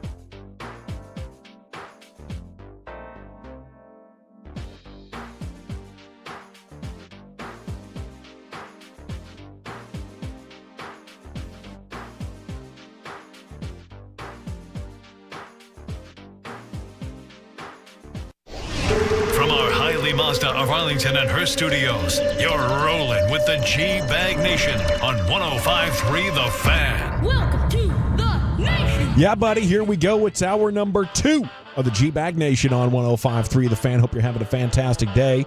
Broadus has joined the broadcast. He is live in Oxnard, California on the tennis courts. And a good afternoon, sir. How the heck are you? Gentlemen, good afternoon to you as well. We've just gone into the 2-spot portion of practice, which means the helmets and the pads are off. So nice to be with you guys a little bit earlier than I thought I would be. It is great to have you. Thank you. Broadus in Oxnard, the rest of us here in DFW. Krusty's Corner's coming up at 3:40. A massive batch of takeaways from today's practice coming up then. Here's Wolchuk with your NFL news of the day. We've got a new highest paid player at this position, fellas. This just in. Wide receiver? A new deal for Kansas City Chiefs standout kicker.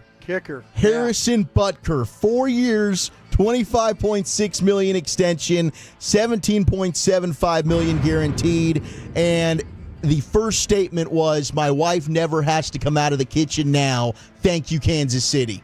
Congratulations to Harrison Butker. Oh, He's a grand man. wizard. Well done, Wolchuk.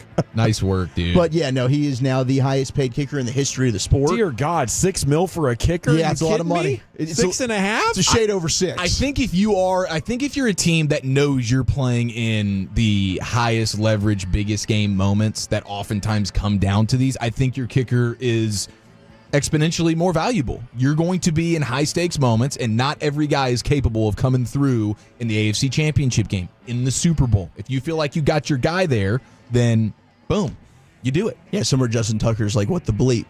Can I get a raise? This is something we need. Now, I also saw Matt Araiza, punt god, back in the NFL, and he's with the Chiefs. And he's booming 75-yard punts. Oh, of course he is. Are you kidding me? Now the Chiefs add him as well. I mean, their special teams is going to be absolutely unfair. But, hey, we got Butter Aubrey, Brian. I know you've been keeping tabs on the special teams out there.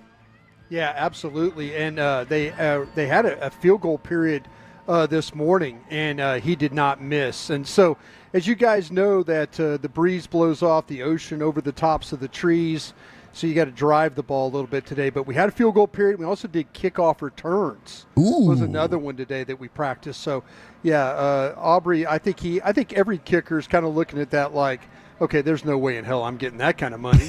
But, yeah, there's some. Aubrey might. Tucker might be one of those guys. And then, yeah, Aubrey, I mean, if you find a way to get the ball past midfield with this guy, you're probably going to get 3 points. So, good for all the kickers out there. Well, it was also a good weekend for Tyreek Hill. He got a restructured deal from the Dolphins, so his new deal is worth $90 million over the next 3 seasons, $65 million guaranteed money. Y'all ain't got that camaraderie. Pretty good stuff there from Tyreek Hill. And then he also became, and I really thought, guys, I think I was sitting there with Ruben while Eric went to try and take a nap in the Burger King lobby there. No, that was at the chicken spot, Guy Fieri's Chicken. Yeah, you're right. Guy Fieri's Chicken there. They're kind of connected, and we're looking at the top 100 players list. And I'm like, are we all getting ball sacked? There's no way this list is real. For the first time ever, we had a receiver as the top player in the players list of the NFL Top 100. It was Tyreek Hill. He came in at number 1. We had Lamar Jackson at 2, Christian McCaffrey at 3, Patrick Mahomes at number 4, followed by Myles Garrett, rounding out the top 5. And look, I get it. It's the players that vote on this, but I'm not alone in thinking this list is a bunch of BS. Bears corner Jalen Johnson, who we were really excited about. Maybe you go get him at the trade deadline. All-pro player. What were his thoughts on the NFL Top 100? From like last year, from 2023? Yeah.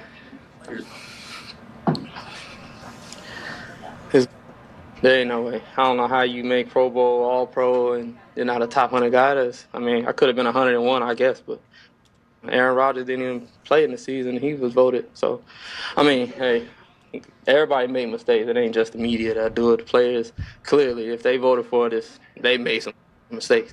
But it is what it is. I mean, at the end of the day, I know the truth, and it's okay. I got some more for them. Does stuff like that, though, like, drive you a little? Maybe not drive you, but does it just kind of feed 100%. It's disrespectful. It's disrespectful. Yeah, no, it's disrespectful because I know I go out there and line up, and I know receivers go out there and can't say that I'm not one of the best people, like best player they played against. So I mean, just whatever it is, it happened. I mean, doing it wouldn't have just like moved me to where I feel like I'm complacent or anything, but just to see it, I mean, ain't no way 100 guys better. Ain't no way, and especially guys who didn't play, who were hurt, played half. I'm sorry, excuse my language. Ain't no way. From like last year, from. Damn right, Jalen. You let him know. This is a bunch of BS. Yeah, tell him. You know what, though? You're right about the players voting on this list, though. I could understand some guys that if you played against them, you're kind of going, all right, man, I got to vote for this guy. It might be somebody, that we're really not thinking about. But, man, I don't know if I don't know if the writers get it right either. I really, really don't. I always kind of felt like the front office and coaches might have a little bit better understanding of that, of who they're having to prep for and stuff. But, man, the players are clearly going to vote for Hill when they should be voting for Mahomes is what they should be doing. Yeah. I mean, one guy left that team, and they still won without him, okay? Yeah. That guy isn't propelling his team to the same team greatness. There's just ways that I think, we would diminish that vote. But the players love speed. They do. They do love speed. And they would not be good GMs. I think a lot of fans would be better GMs than some of these players. Well, and it's funny, the guy that they voted number 1, as you mentioned, Dawson, left. Yeah. You know, and now the guy winning the Super Bowl is the quarterback that's playing without him. But you're going to put the guy who left and they didn't win the Super Bowl. You know, it's kind of funny. But, you know, players, I wish people took more time. There's some guys I think that are serious about this, and then the others that, like, the PR guys are filling out the ballots for the players. You know, it's, hey, time to vote on the top 100. And everybody's going, oh, really? Nah, if you guys could only have one wide receiver for your team right now, would it be Tyreek Hill? Yeah, I mean, I think if it'd probably be him or Jefferson. Yeah. And then Lamb is certainly in that conversation. Mine would be but Lamb. Yeah, CeeDee's in that conversation as well. Tyreek with that speed, though. I mean, that is just rare. And he's gone and done it now in 2 different places. I do think Tyreek warranted to be the top receiver. No question about it. Right. But, I mean, and I understand, like, people are texting like it wasn't voted on during the playoffs. I think Tyler Smith talked about that with Sean and RJ. He got that list to vote on it midway through the season. I think that's also a weird deal. Like, not all these players are voting on it during the same time. The NFL comes to them, and then some of them just want to vote for their friends. They just want to vote for their teammates to put them on that list. So it is very skewed, but any NFL top 100 that doesn't have Pat Mahomes at number 1, it's kind of like, what the hell are we doing here? And let's be real. If Jalen Johnson's ticked off, he's not in the top 100. You don't think Mahomes is going to be like, okay, number 4? Yeah. All right, let me get a little more motivation. You don't need to give him any more motivation. Well, they didn't even have him as the number 1 quarterback either. No, Lamar was 1. Lamar was the number 1 quarterback and number 2 overall. And I think it goes to your point of, like, the speed factor and, like, defenders. Lamar Jackson is the guy that, like, strikes fear into you as a defender just because of, like, he can embarrass you. And the speed. He can completely juke you out of your shoes, put you on a highlight reel in a way that Mahomes doesn't quite do it. Mahomes more likely to beat you. Lamar Jackson more likely to at least embarrass you once in that game. Well, one person who's not going to be embarrassing the Cowboys during their joint practice on Thursday, and this is going to be awesome because we're going to have you, Brian, there able to watch all of that. Well, we have a full show on Thursday. Rangers are off. It's going to be Rams, Cowboys ahead of their Sunday preseason game. But Puka Nacua is week to week with a knee injury for the Rams, so we won't get any Puka versus Bland, Puka versus Diggs, any of those one-on-one matchups. Puka, they don't think it's serious, the knee injury. He had an MRI. The team feels good about it, but it's not the day-to-day. It's the week-to-week, which leads me to believe it is a little bit more serious than just your general injury in training camp. Oh, yeah, that is one that they're concerned about bleeding into the regular season if they're, shutting him down to that extent. And that's fine. I'm not that interested in the preseason, to be honest with you, Wolchuk. I don't know how much he would have even played. I was going to say the Rams aren't either. Like, they are perpetually, they never play their guys. So even if Nacua is like, hey, he could play in the scrimmage or whatever, joint practice on Thursday, McVay is like, he's doing everything at the most cautionary way that you can do it until the season starts. Titans have reached an agreement with safety Quandre Diggs, former Texas Longhorn. He's got a 1-year deal. He's actually going to join up with Jamal Adams, who was his safety mate in Seattle over the course of the last couple of years. So Tennessee, they've got new safeties. We got Diggs. We've got Adams. They will compete with Elijah Molden, who's a 4-year veteran, along with Amani Hooker, who is the incumbent starting safety there. So a lot more depth with the Tennessee Titans secondary. Speaking, though, of starting in training camp, does appear Jaden Daniels, Commanders rookie, is going to play in the preseason opener against the New York Jets. We did not get to see Caleb Williams in the Hall of Fame game this past Thursday, but Jaden Daniels, according to head coach Dan Quinn, they do want to get him some work. So we'll get to see him, Washington taking on the Jets. That's also going to be a matchup coming up this weekend. Excited to see that. I mean, I think that for the division purposes, you never know. I mean, this thing seems pretty wide open to me. If all of a sudden they do strike gold like they did with RG3, it seemed his rookie year. Jaden Daniels is one of those franchise-changing type of talents, Brian. Yeah, the Commanders need to figure out their defense, though, because some way, somehow, it became awful. Mm-hmm. And maybe it had to do with, getting rid of its primary pass rushers. But those 2 defensive tackles inside are outstanding. The linebackers, they've got some promise there. They just can't cover anybody. And they had a lot of picks last year. So, picks as far as selections to try and find ways to fix this. We'll see if Dan Quinn and his staff could be miracle workers here at that place. But, man, that's a team that's got a lot of skill on offense, but that defense needs a lot of work. Carolina ended up taking Jonathan Brooks, Texas running back, in the top of the second round. I do believe that if he had been there, Cowboys would have snagged him at 56 overall instead of Marshawn Kneeland. There was some talk, and it's funny you bring that up, Wolchuk, because this morning I asked some people in the front office about that. I wanted to know. I was asked on Twitter X about the Cowboys and the running backs, and should they have taken one, this, that, and I wanted to know how serious they were, and that was the one name that they were serious about. And then as the draft wore on, it became evident to them that the players they might be selecting are similar to the ones they currently have, the Rico Dowdles and people like that. So they got off that really, really quick.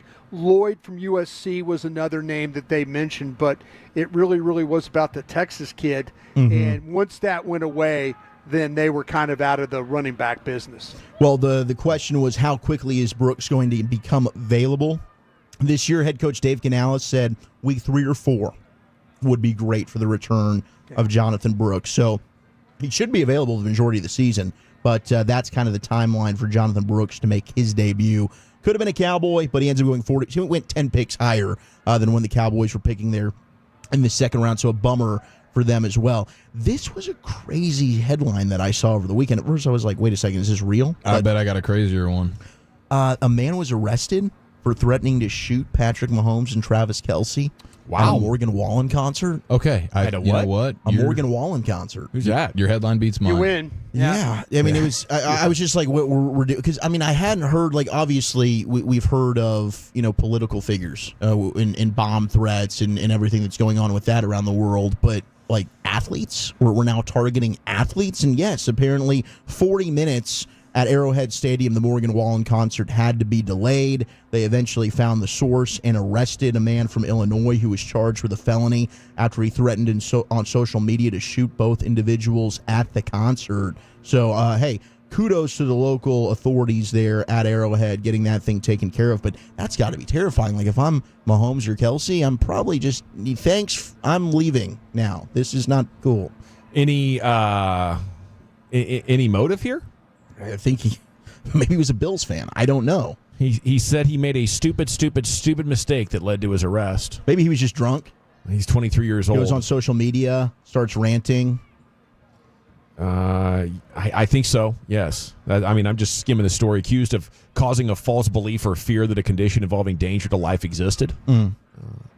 And that he did so with reckless disregard of the risk of causing the evacuation of any portion of Arrowhead Stadium. It's going to be bad. I mean, he's facing a felony for making a terrorist threat, so that's one that, you don't want to be playing with. But he could bunk up with that mascot dude that's in jail now, right? A couple of chief dudes. Chiefsaholic. Chiefsaholics might try and get him in prison. You know what I'm saying? Hey, you're going after my guys. Think about the crazy, violent watch parties those two guys could have on a Chiefs football Sunday. Just going crazy. He might be a fan of like another team and was just joking. He's from Illinois, so I guess like he would be a Bears fan, right? I don't know. Like that would just be an assumption. Maybe he's still upset that the Bears didn't take Mahomes and they took Mitch Trubisky. He's just never gotten over it. I think this guy had Chiefs gear on when they let him out. Oh, did you see the picture? It's the enemy it looked from like within. to me it was, I don't know, maybe sometimes I get butt cracked on those pictures. Like he could have. But I kind of felt like that, like, why would this guy want to, do that? But anyway, you know how it is. A lot of people out here. You hurt the ones you love most sometimes. Well, Kelce made history, got another 99 Club membership in Madden. He's the first tight end in the history of Madden to be a 5-time member of the 99 Club, as he now has one more appearance in 99 overall than Tony G, Gates, Gronk. They all played, got 4 years in the 99 Club. But, hey, Travis Kelce, future Hall of Famer, 5 straight. And a proper legend. Thank you, Wolchuk. Thank you. Okay, Krusty's Corner's coming up at 3:40 with takeaways from today's Cowboys practice. Olympic gold is next here in the GBag Nation.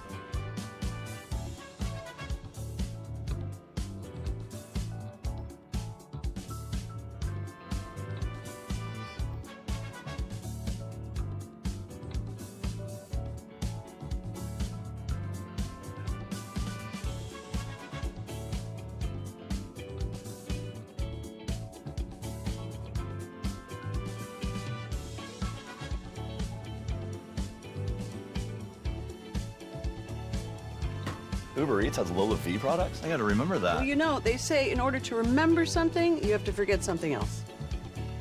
Okay, now that is a very cute haircut. That's like a little shag. I've never seen it before. Well, I mean, of course you have. It's the Rachel. Oh, is that your name? No, I mean like your name. No, I'm Jen.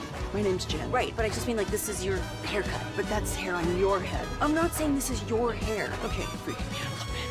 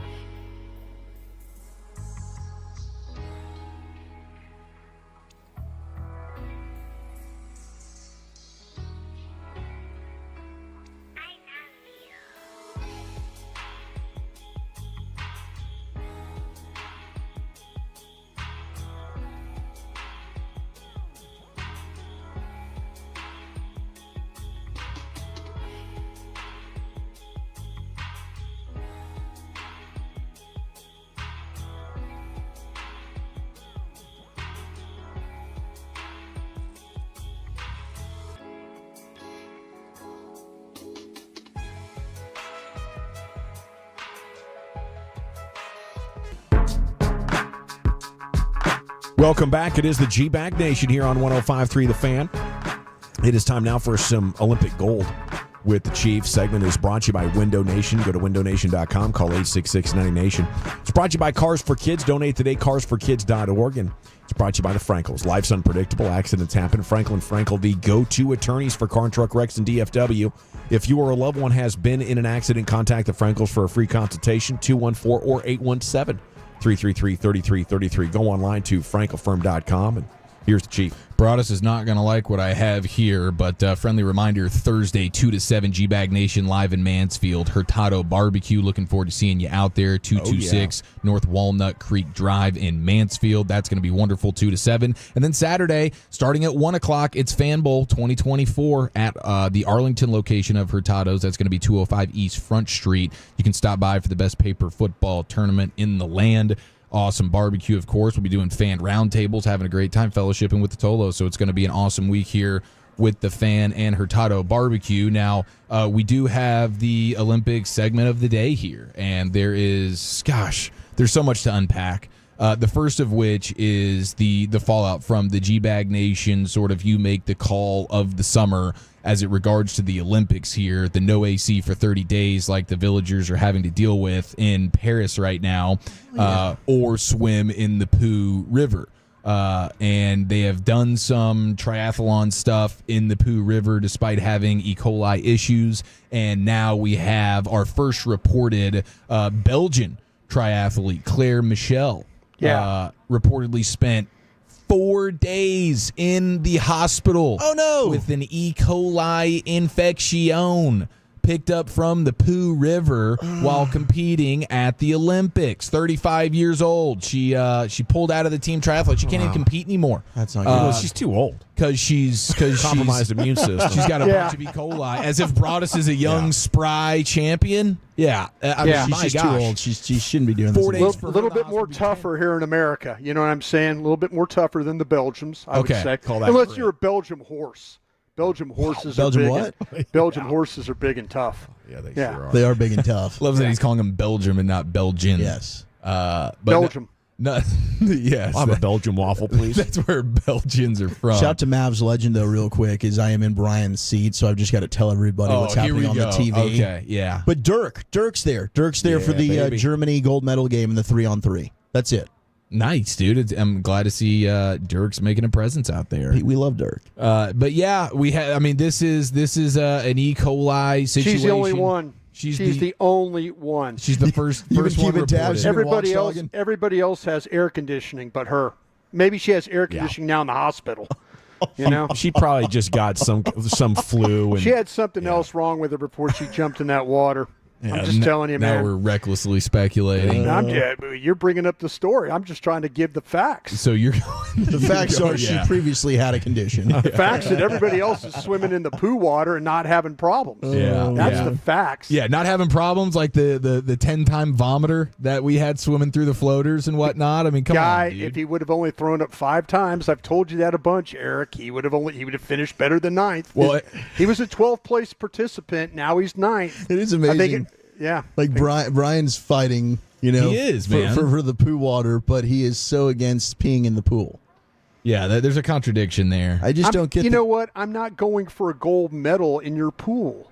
They are though. All the Olympian swimmers are peeing in the pool though. Not your pool. No, you're just standing there enjoying yourself, and I'm not for that. I could get it. Like if I was water polo guy or gal, I could see them peeing in the water. But that's a competition. Hey, I can't get out. I've got to slam the ball off the water and try and score a goal here. Yeah. You're just standing there like, I'm too lazy to get out. No, hey, hand me another vodka and a brat, and let's see how I can pee in the water for everybody. I love the vodka. And you're just standing there smiling. Game of basketball in the pool. Yeah, the vodka brat pool pee is one of the greatest pees a human being can have. Well, he's just standing there smiling the whole time, like, look at me. Hey, I'm not getting out of the pool. This is your first fair rebuttal of the program today, Broadus. Italy's swimmer Thomas Seccione has been sleeping outside because he was so frustrated with the the AC situation. So there's photos What of country? him just cuddled up What country? in the grass somewhere. He's an Italian gentleman. Yeah, Italian, right. Well, the Italians, they're the ones that keep complaining. It's 80 degrees over there. It's really nice. You guys are all like making too big of a deal about it. It's hot, guys. 80 degrees is hot over there. But he went and slept outside. Yeah, because it's too hot in his room. If he just swam in the poo water, he'd have AC right now. Open a damn window. That's true, man. That was a choose your own destiny situation. He chose sweating and sleeping outside. And in his case, he's avoided a 4-day stay due to E. coli. I mean, how do you bounce back from that when you're like, yeah, sorry guys, E. coli situation. Nobody wants to be around you anymore. No. That's tough to come back from. Like, yeah, I was down and out with the old E. coli infection. How'd you get I'm it? fine now. Everything's cool. I swam in the Pooh River. That's what happened. Now we also have an SMU Sure you weren't girl. sick before you jumped in there? we have a. If you're from Paraguay, what do we say? Like how you're Paraguayan. Paraguayan. Okay, so a Paraguayan girl who goes to SMU, funny enough, has been booted from the Olympic Village and sent home due to what they're describing as, quote, inappropriate atmosphere, which apparently included her sneaking out to Disneyland, I guess. I didn't even realize there was a Disneyland in Paris. Oh, yeah, there is. But it's a nice It's one. an awesome I thought one. it closed down. No. I thought they It might shut have that closed thing down down. to just re-up the park. I think it's back open now, and our SMU girl had the right idea. She's sneaking out there. I think she'd already been eliminated. I don't think she made the cut for a lot of her races. Well, this girl, I guess while her team, they want you to be there, like support your teammates and stuff. So while like they're competing, you're expected to sort of be in the vicinity there. But she dipped off on a solo mission. She's 20 years old. She goes to SMU, and she was posting all over her social media stuff that she was at Disneyland, and they were so frustrated about it that they have literally sent her packing. I was like, I thought this was going to be a Back much to more Dallas? egregious thing. Like if you're done competing, why not? Like why can't you go in and enjoy Paris? It's weird. Yeah, she probably needed that sort of Disneyland like rejuvenation day to compete at the highest level for the next time she Like was competing. Six Flags wasn't good enough for her? Yeah. Listen, young lady, we're going to pay you basically nothing to commit your life to this sport. And when you're here at the Olympics, don't you dare go see any of the sights. That's right. Because you got to be here cheering on Stay people. right here. Chief, what sport was she in? She's a swimmer. Oh, okay. Well, it looks like to me the Americans are swimming. Dismissive of the swimmer. No, but it looks like to me every time I watch ladies swimming, it seems like there's like an American flag that's like 50 yards ahead of everybody else in the water. Yeah, I mean they dominated, sent the world record yesterday. I'd quit too.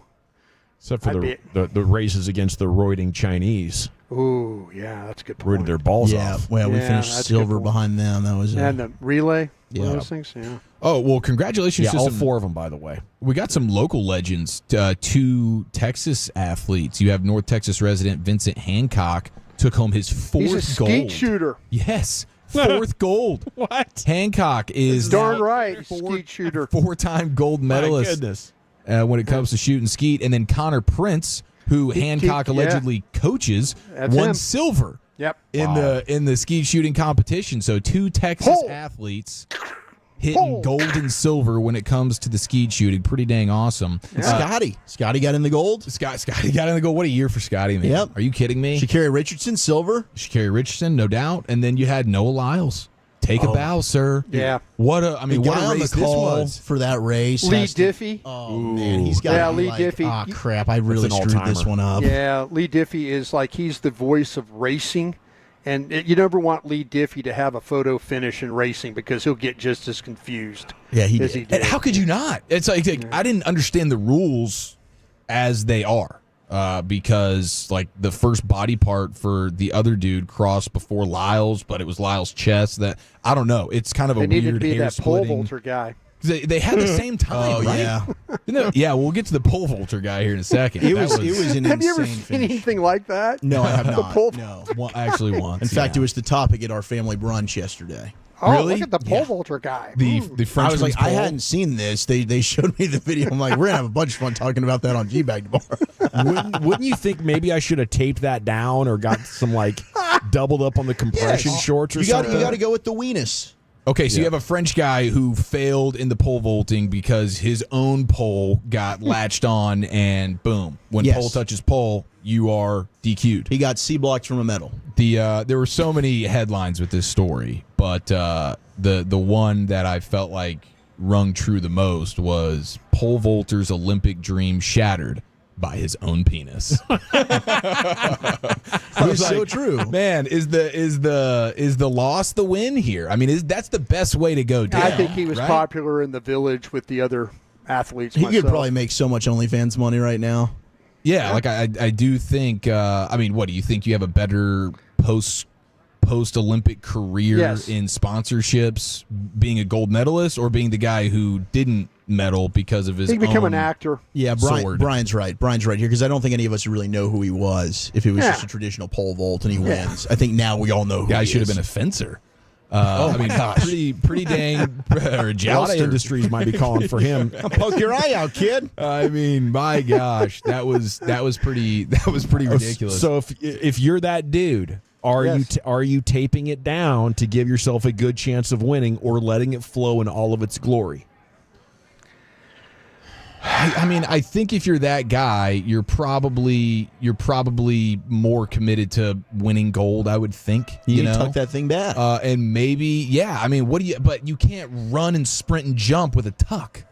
You can figure Not it a out. tuck, but maybe a tape down. I think there's a technique Like you a could use tape more down or a than tape just up? let it flow. Would you strap that? Maybe thing? he was watching the sprinters warm up before his event. I'm not sure. I kind of feel like this is something that might have happened to him before. This can't be a first-time deal, right? No, he's got to. Then he have to feel like, geez, this keeps happening to me. So he let himself and his country down. Yeah, not out of pride and ego of trying to be a show off, which I can't totally criticize. No, there's no criticism here whatsoever. It's a blessing and a curse. I do wonder. we got to. That's a good text. We got to get some post game. I mean, why are we not getting post game interviews with this guy? Like, what exactly? What was your strategy going in? What's your question? Has this been a problem for you before? Have Like, you tried a different method? If you could do it again, would you change your strategy, or do you feel like the opportunities just opened up in a huge way for you, and this may actually pay off in a way that the gold medal never could?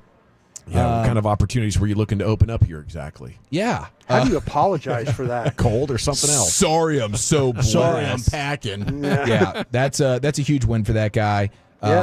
Now, we also have Team USA basketball. They are spending like somewhere in the neighborhood of $15 million to get the USA team to not be in the Olympic Village. They're in a secret hotel somewhere that is unnamed for privacy.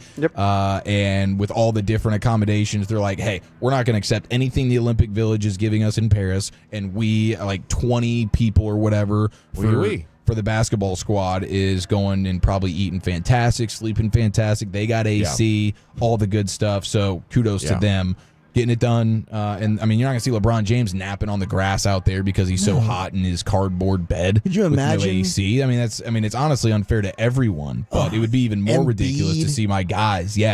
Sleeping on a cardboard bed.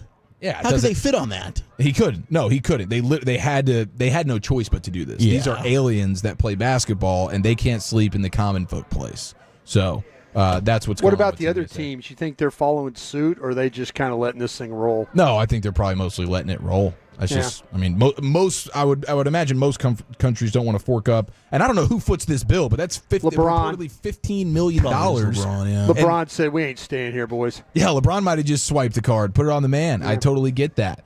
Snoop Dogg reportedly $500,000 a day for the work he's doing for the Olympics out there in Paris. Nice. Excuse me. Did I say half? Yeah, $500,000. $500,000. He's getting that much? Allegedly, reportedly. I mean, this is all over the place, so I don't think I'm getting ball sacked on this one. But allegedly, reportedly, respectfully, $500,000 a day for Snoop to do what it is he's doing out there with the Olympics. Pretty All amazing. kinds of money coming in, and the people at the top decide it's them and their buddies that get it. I don't know. I kind of want to boycott the Olympics after hearing that last story. You got the athletes, the people actually producing that are sleeping on cardboard beds, swimming in poo water, and going home to no AC. Well, we have enough money to just hand it out. Here's $500,000 a day. Here's $500,000 a day. Here's $500,000 a day. Yeah. You know how many people are just getting sick rich off this? You know, and you can't take care of the players any better. I mean, finally, college sports in America has finally got some momentum going and some leverage at the bargaining table. The Olympics should be up next. Okay, the corner is brought to you by Dallas College. Your future begins here. What kind of a segment are we looking at there, Broadus? Yeah, let's talk about this padded practice we had today. A lot to get into. We'll do that next.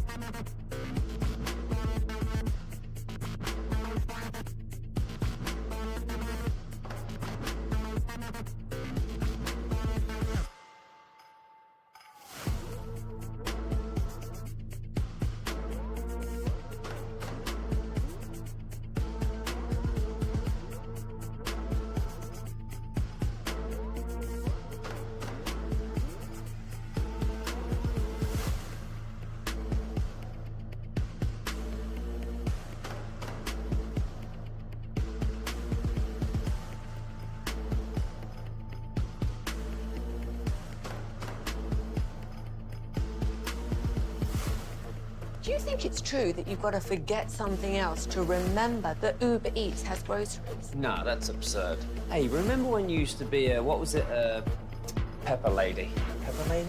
Wasn't it Cinnamon Sisters? Basil Babes. Saffron Squad? Nutmeg Maidens? Paprika? No. Nutmeg Maidens. I just said that. Was it Spice Girls? Doesn't sound right. Was it Saffron Squad?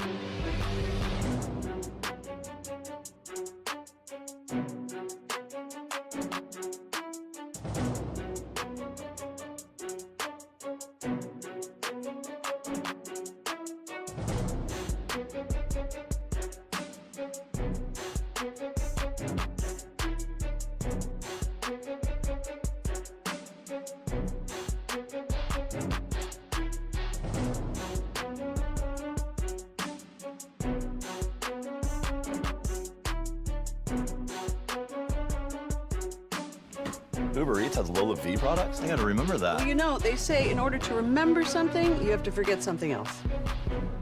Okay, now that is a very cute haircut. That's like a little shag. I've never seen it before. Well, I mean, of course you have. It's the Rachel. Oh, is that your name? No, I mean like your name. No, I'm Jen. My name's Jen. Right, but I just mean like this is your haircut. But that's the hair on your head. I'm not saying this is your hair. Okay, freaking me out a little bit.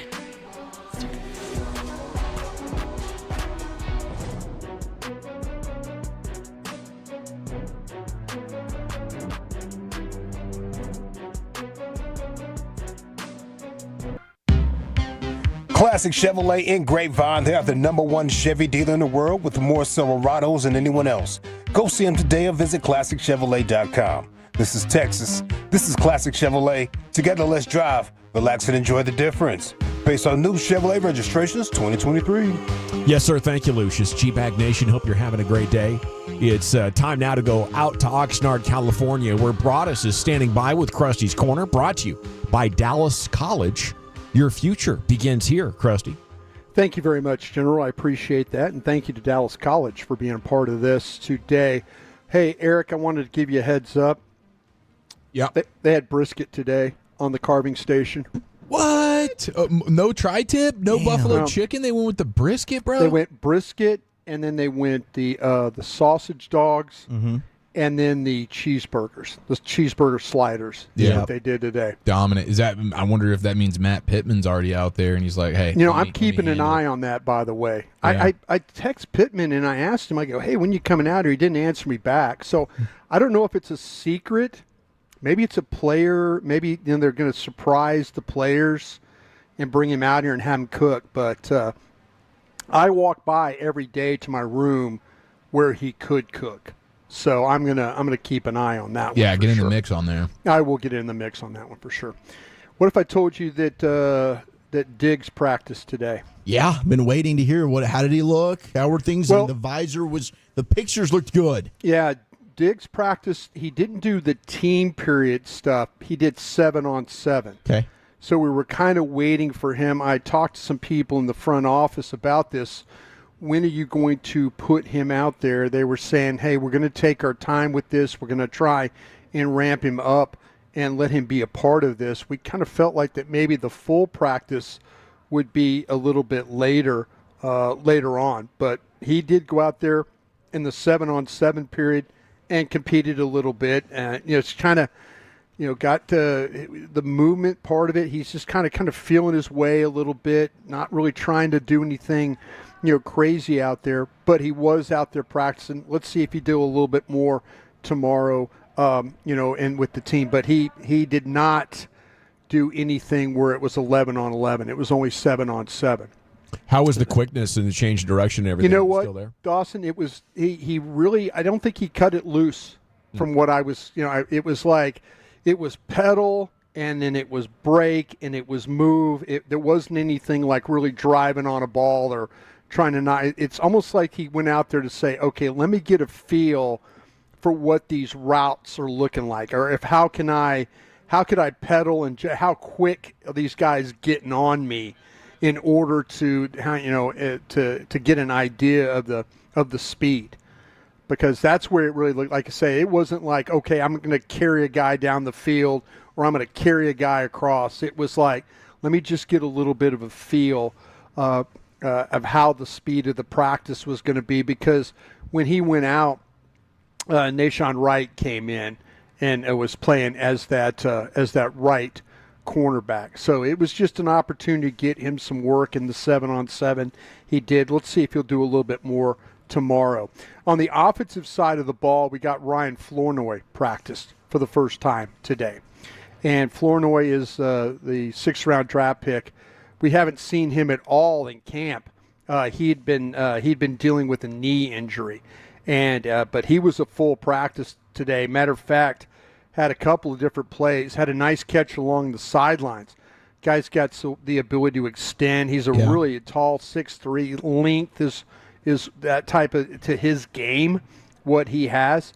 But he made a couple of nice plays where he was able to separate, got to the sideline, extend for the ball, and then he was able to make the play. So it was good to see him back out there. When you guys were here, looked like he was destined for the practice squad because he wasn't practicing at all. But had the full pads on today and will probably be ramped up a little bit more, depending on if there's any soreness or anything coming out of this practice. But he was able to get it done. Micah Parsons completely wrecked practice today at various times. Good. And I say this in a way because of the way that Mike Zimmer, I'm leading into how Zimmer using him. We've always, with Zimmer, we've seen the double A-gap look where it's, two linebackers and they play with their tackles a little wider, and then they kind of play games off that double A-gap look. Zimmer had Parsons on the field with Kendricks, the linebacker. He's back on the practice field after dealing with a little bit of some back tightness. But Kendricks and Micah, they had Kendricks a little bit tighter to the line of scrimmage, and Micah was backed off. And Micah was they were trying to disguise, okay, is Micah going to shoot that A gap? What's he going to do? Well, he ended up, they dropped Kendricks to Micah's side, and Micah went all the way around. So like a big loop is what he did. Like he, instead of rushing the A, he went outside C.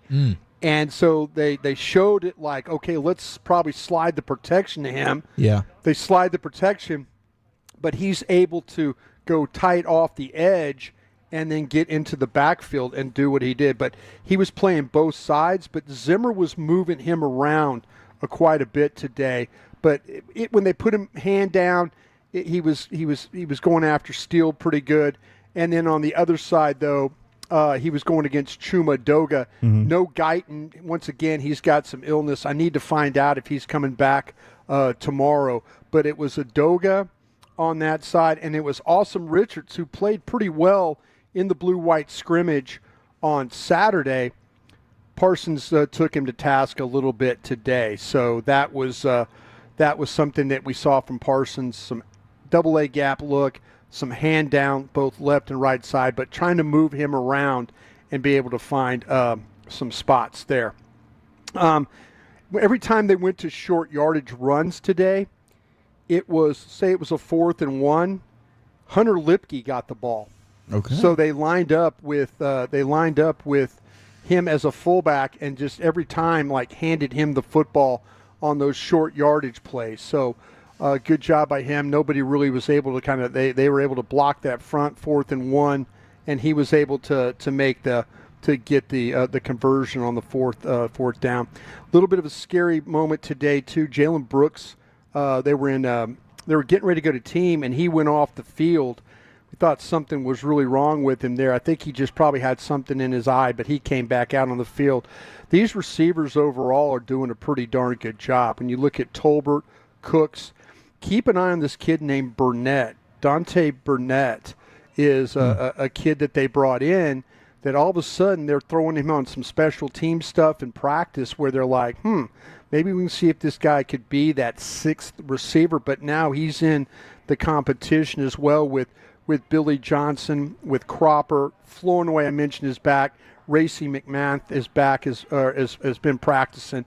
So they've got a group that they're going to try and figure out receiver potentially 5 and 6. But they've got a good group of guys they're working with. Jake Ferguson, once again, had a really, really nice day catching the football. John Stevens has had a little bit of a struggle being consistent catching the ball, but today he was a lot better with that. Ferguson, they're trying to hit him more, a lot more downfield stuff as we've seen the seam routes. Dak is more willing to throw to Ferguson on those seam routes. And then John Stevens has been a little bit more the underneath of the drag. He's had a little bit of some problems with some drops, but today I felt like he caught the ball well. TJ Bass is a guy that with the offensive line that we're thinking, well, if they had to plug somebody in to play guard, TJ Bass would be that guy. Wasn't a really good day for him in the one-on-one pass rush drills. He got beat a couple of different times, and I've seen that before with him, that maybe he's taken a little bit of a step back with this offensive line. But there's been more times where guys like Carl Davis, who really doesn't have a lot of pass rush technique, was able to get around him a couple of different times. Head was down, and so keep an eye on TJ Bass as far as the guy. He's supposed to be your swing guard, but he's having a little bit of some struggles right now with that. So good day for Wanye Thomas in coverage. Good day for Bland in coverage. Those guys seem to be just fine. The safeties with Jordan Lewis actually as that nickel. Donovan Wilson has done a really good job in some of his coverage. That's what we were looking at today, and he was able to carry some guys. So, and I want to mention one more guy, Willie Harvey, who they got from the UFL at linebacker. He's getting a lot more work with the twos right now. So there's a possibility Willie Harvey, number 55, keep an eye on him as a guy that maybe going forward when they get down to the final linebacker spot, Willie Harvey is making a real push for that position. Anything stick out of defensive tackle? Mozzie had a day where it was a little bit probably 50-50. They were getting on him about the hand placement once again. I know that McCarthy's come out and said that about him, that some things that needs to work on. That clearly that's one of the biggest problems. There was a time where they had a really Zeke had actually an explosive run, and they were able to knock Mozzie out of the hole. Hoffman and Smith were able to drive him out of the hole, and then Zeke just straight shot. So kind of a 50-50 day for Mozzie. They told him, hey, don't hop. And, the next play he didn't hop, but he got a good rush. So, yeah, still trying to kind of make him a little bit more consistent. I think that's the biggest problem with Mozzie right now is he just doesn't have that consistency that you need down in and down out. You're the man, Brian. Thank you so much. Thank you. Krusty's Corner every afternoon. Now, new time, 3:40 here on your home of the Cowboys. He is live in Oxnard until they return. Okay, so we love that. And when we come back, results are in for the Mavs fan survey. 64% of people said this is their second favorite Maverick. Who's yours? The Franklin Injury Attorney text line is open. We're back talking hoop with you here in the nation. Window Nation's ready for you. They're the star of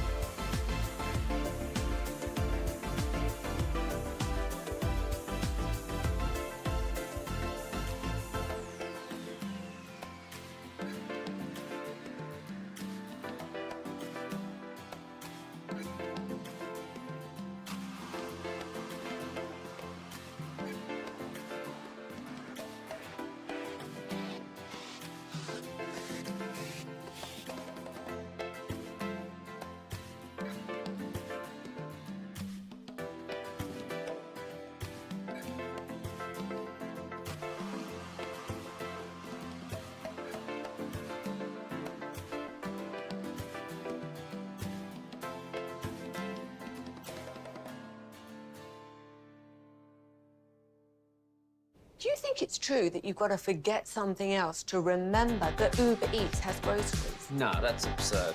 Hey, remember when you used to be a, what was it, Pepper Lady? Pepper Lady? Wasn't it Cinnamon Sisters? Basil Babes. Saffron Squad? Nutmeg Maidens? Paprika? No.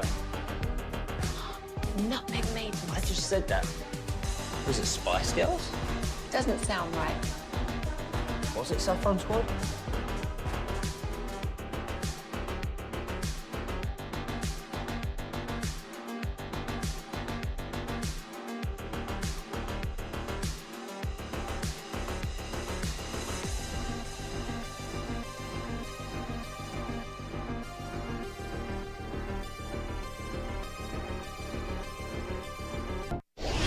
From our Highly Mazda of Arlington and Hearst studios, you're rolling with the GBag Nation on 105.3 The Fan. Yeah, baby. Here we go. It's hour 3 of the GBag Nation here on 105.3 The Fan. We're about 20 minutes from Chris Young joining us. Big Silver Boot Series going to be underway tonight.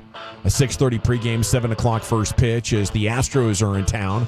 And hopefully this is the turning point we have been waiting for. I know we were talking about the Rangers earlier, and somebody cussed me out on text saying I was in denial, and I just need to admit it. This thing's been over for a long time, and we'll see. You know, I'm going to give them another probably 3 series, maybe 4, before I declare it over. I know there's a lot of evidence there, but I mean the line between below average and significantly above average is pretty thin.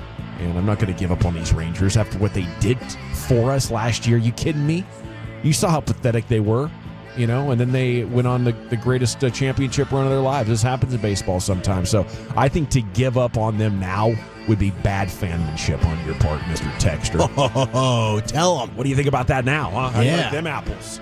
Let's jump into this Mavericks off-season fan poll. This is from The Athletic. Mavs fan survey reveals last season and other interesting things about this upcoming season. That's from Tim Cato. What did they say? Last season was the most entertaining season of all? Or the second most entertaining season of all? I don't know. To 2011? Yeah, to 2011. Like, other than 2011, what has been the greatest Mavs season of all time? I mean, yeah, last year I think that's recency bias. Wouldn't it have been the first time that you made the finals? 05-06? Yeah, I mean that was a hell of a run. It was just that finals was so soul crushing that I don't know. Maybe fans are like, I tend to want to forget about that. You think you're going. You've never been. Yeah, I mean, the thinking was they've won the championship, and then halfway through Game 3, they're dominating, and then the Heat had that crazy comeback. So I mean, at no point did you think they were going to beat the Celtics. At least you got to get excited. I think that's just the pain of having it ripped. That's probably what it is. 05-06 was way better than last year. No? 877, 881? It's tough. It's tough because I do think there's something to be said for the first time you've gotten there. Sure. So if you take yourself back to that moment of the excitement of advancing to the finals in 05, that probably is because that's your first, dude. I mean, it's just like what we had with the Rangers. The first time, you'll never forget that. Now, obviously, you didn't win the championship, but just being in it is pretty dang amazing.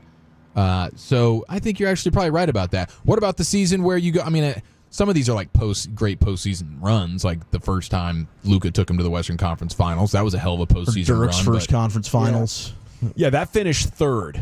What is that? The 02-03 season, first conference finals. Yeah, that Spurs loss. That finished third, and then fourth was the 87-88 season where you take the Showtime Lakers to Game 7 in the West Finals. That was pretty exciting. Ooh, that's awesome. Okay, excluding Luka Doncic, who is your favorite current Mavericks player? Now, number one, as far as the second most popular player, was shocking to me. Derek Lively. I think it's because he's so likable. The mom story was heart-wrenching. He's a rookie. But, I mean, why do we like him that much? Kyrie Irving is sitting out here with 25.8% of the vote. He is maybe the most aesthetically pleasing player to watch as far as just his playing style and his skill set.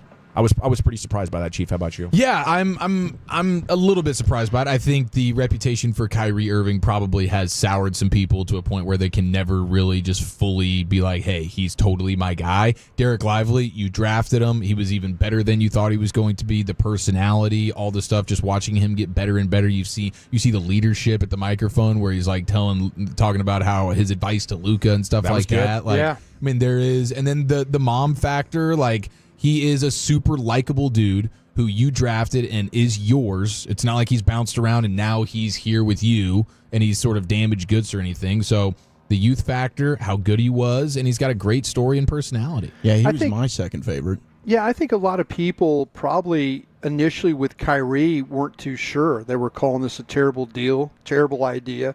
He's going to, the things that happened to him at other places.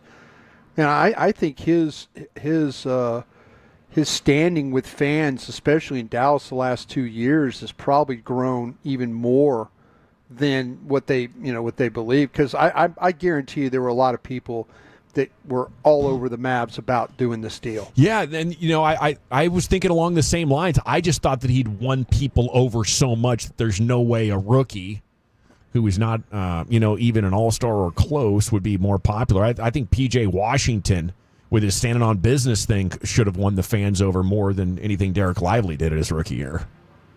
But hey, to each their own. Maybe. Lively is a very likable guy, though. I mean, you mentioned about the story about the mom and stuff, but I think his play endeared him to a lot of fans. Yeah. They were like, hey, there was, even the guys that are Duke fans, guys like Hagee and John Machota, guys that really follow their program, they weren't sure how good he was going to be. I think everybody's like, wow. I mean, hey, this kid really, his work ethic, his demeanor, how young he is. He there's a lot of things to really, really like about him with the way he plays, but the way he handles himself off the court as well. Okay, yeah. I mean, I was just surprised. 9.7 rebounds. Good on him. He has endeared himself to the fan base quite well. Yeah. Okay. Up next here, Mavericks off-season survey. People taking Derek Lively over Kyrie Irving. What do you believe was the primary reason Cuban sold the team? Personal finances, declining local broadcast rights, future political ambitions, prioritizing family. His personal finances won 53.3%. I would agree with that. It's not that he was hurting for money. Sure. It was just too great of an opportunity to sell.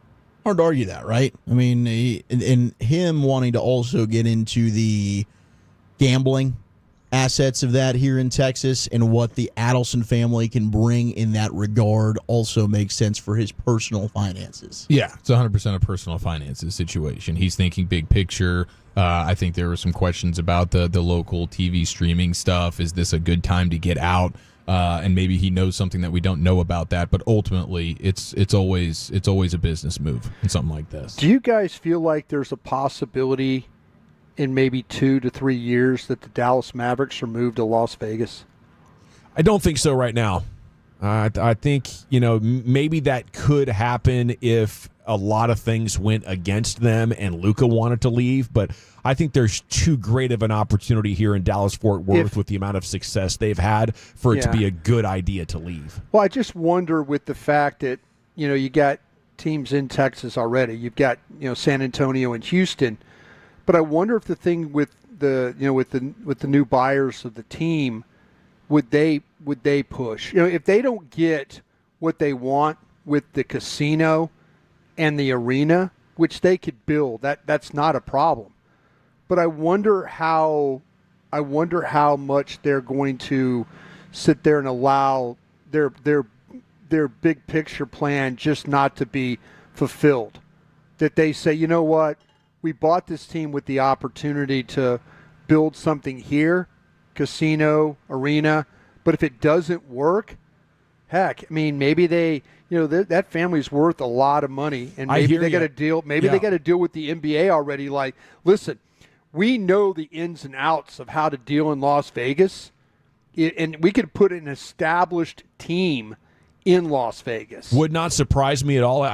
know that at every turn so far they've said we didn't come here to get into the Texas gambling business. We're here to run the team and all that. So I'm gonna take their word for it when it comes to betting on what they would do, Brian. But I'm with you that it probably shouldn't surprise us if that's how it does play out. We heard whispers about them, and maybe it's true. Maybe somebody on the text can tell me if I'm wrong.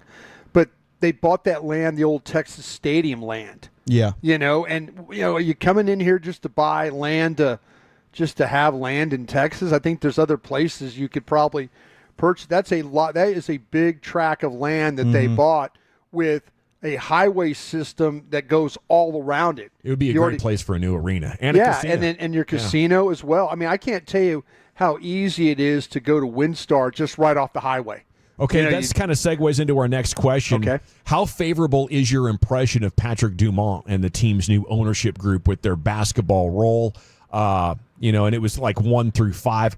I voted 5. I think these guys are perfect with the deep pockets and the support that they give financially to the front office, but they seem much more like fans than guys trying to get into day-to-day sports operations, which is what you want from your ownership. I saw the family quite a bit when we were going to the playoff games. I was always go down in the tunnel and, I talked to Coop down there or met Kevin Harlan down there. Family's always coming by, they're excited. They got gear on. Everything was really, really cool with all that.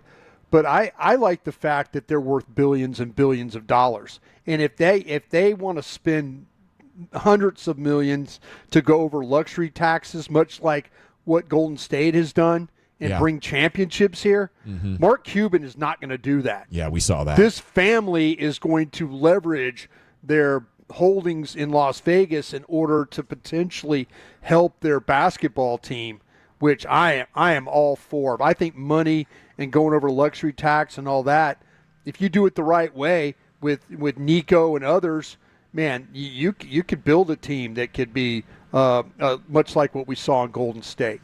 Yeah, I love this dynamic much more than the old one with Mark Cuban. Yeah, me too. Any conflicts with that? Wolchuk, Chiafalo? No, I still think there still remains to be seen to some extent, how willing they are to put, but do they really want to be? I get good vibes about them wanting to have a good basketball team and caring about that, and I hope it doesn't turn into, well, this is a business and we're just trying to make all the money possible and we put that before winning.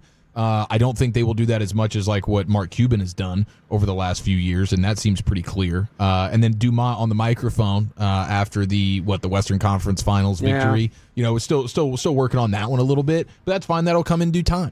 Yeah, it's a 5 now, right? You buy the team, you go to the finals immediately. You're in a bit of a honeymoon phase. Yeah. But let's see a couple years from now, once they've been here, it's established. Are you really willing to go into the luxury tax? That will remain to be seen. I think they are.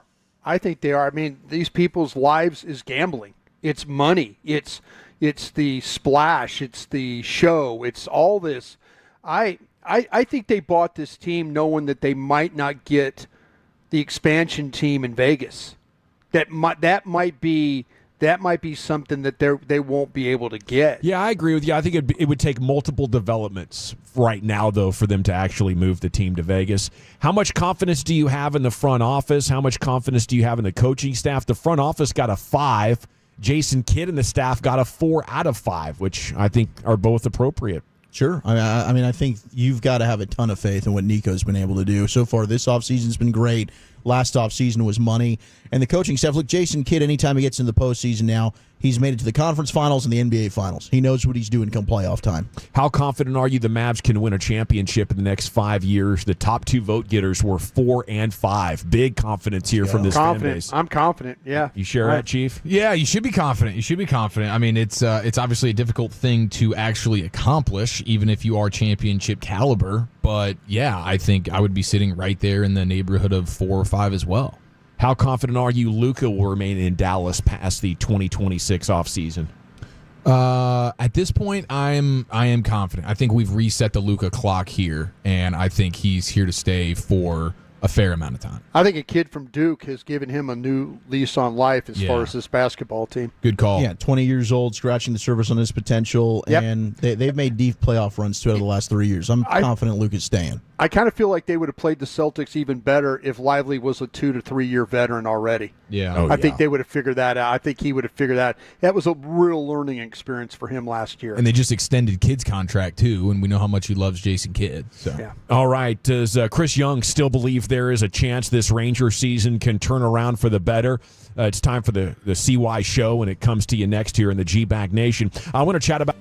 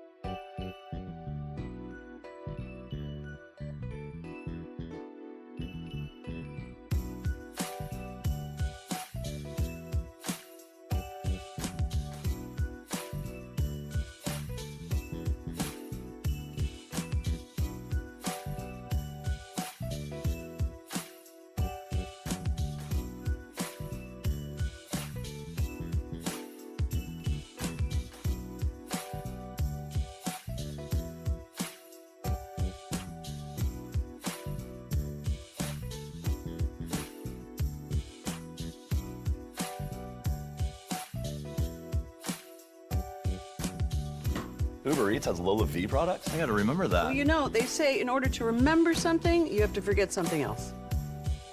Okay, now that is a very cute haircut. That's like a little shag. I've never seen that before. Well, I mean, of course you have. It's the Rachel. Oh, is that your name? No, I mean like your name. No, I'm Jen. My name's Jen. Right, but I just mean like this is your haircut. But that's hair on your head. I'm not saying this is your hair. Okay, freaking me out a little bit.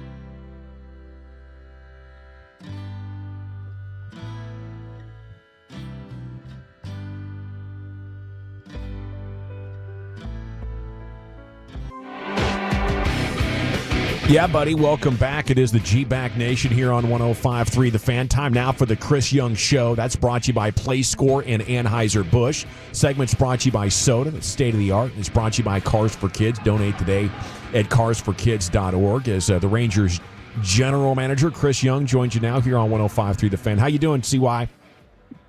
Hey, guys, I'm all right. Thank you. How are you all? About the same. Doing my best to stay positive and optimistic here, just 5.5 back. Do you think this thing can still be turned around on a 180 like happened last fall? Well, there's no doubt that when this team plays its best baseball that we can compete with any team in the big leagues. Just unfortunately, we have not seen that consistently at the level that we were accustomed to seeing last year and really at the level we expected this year. So, I'm frustrated. I know the players are frustrated. Boach and the staff is frustrated, but there's still a lot of baseball left, and we happen to be in a division where we're not out of it. And stranger things have happened. We've got really just about 2 months of baseball left, and if we get hot here and play really good baseball from here to the end of the season, good things are ahead. But it's time to go, and I've said this before, and I just my hope is that now is the time. We've got a huge series this week, and hopefully it starts now. We've gotten to see a couple of the pieces already that you traded for last week. It's the first time we've gotten to talk with you since the deadline. How did it go overall? How do you feel about what went down? And was there anything maybe out there that you were hoping you could have gotten done, you just weren't able to make it happen? Yeah, the deadline's interesting in that regard because it really, there are so many different aspects to it. It's very fluid, and your needs may not align with what the market allows you to do. And I think that was the case this year, is that we were targeting a bat, trying to find a way to kind of upgrade our offense or solidify our offense against right-handed pitching especially.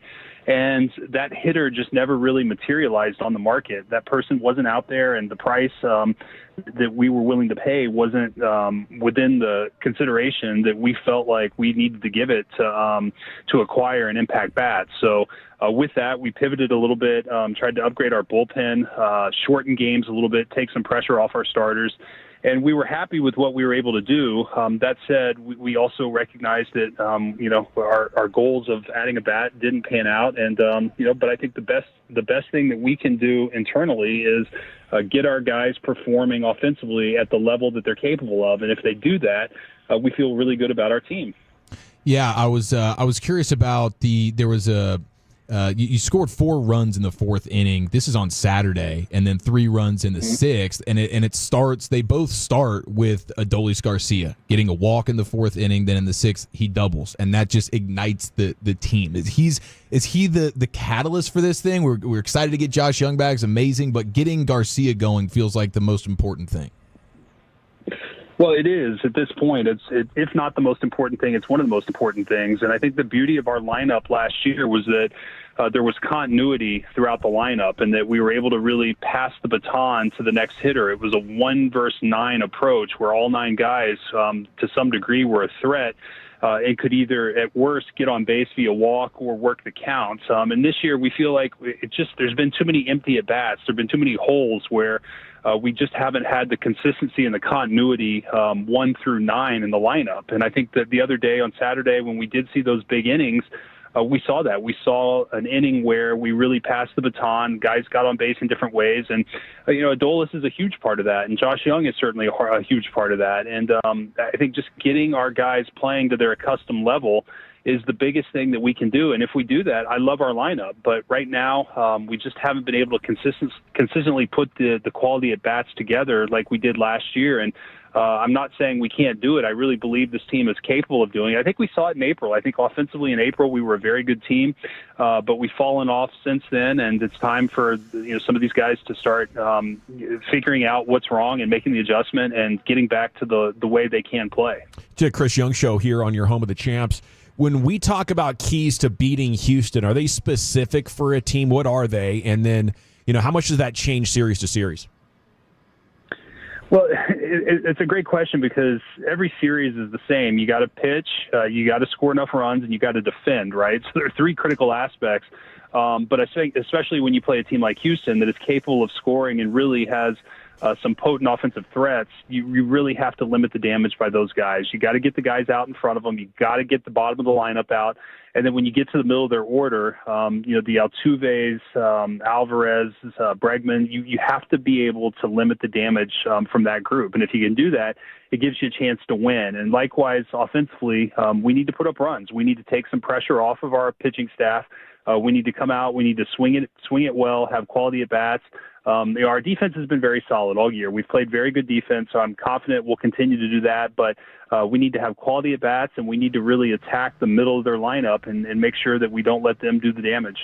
See, speaking of the pitching, Kumar Rockers looked fantastic in his first couple of rehab starts. What are your thoughts on him, and is there any chance we could even see him at the big league level this year?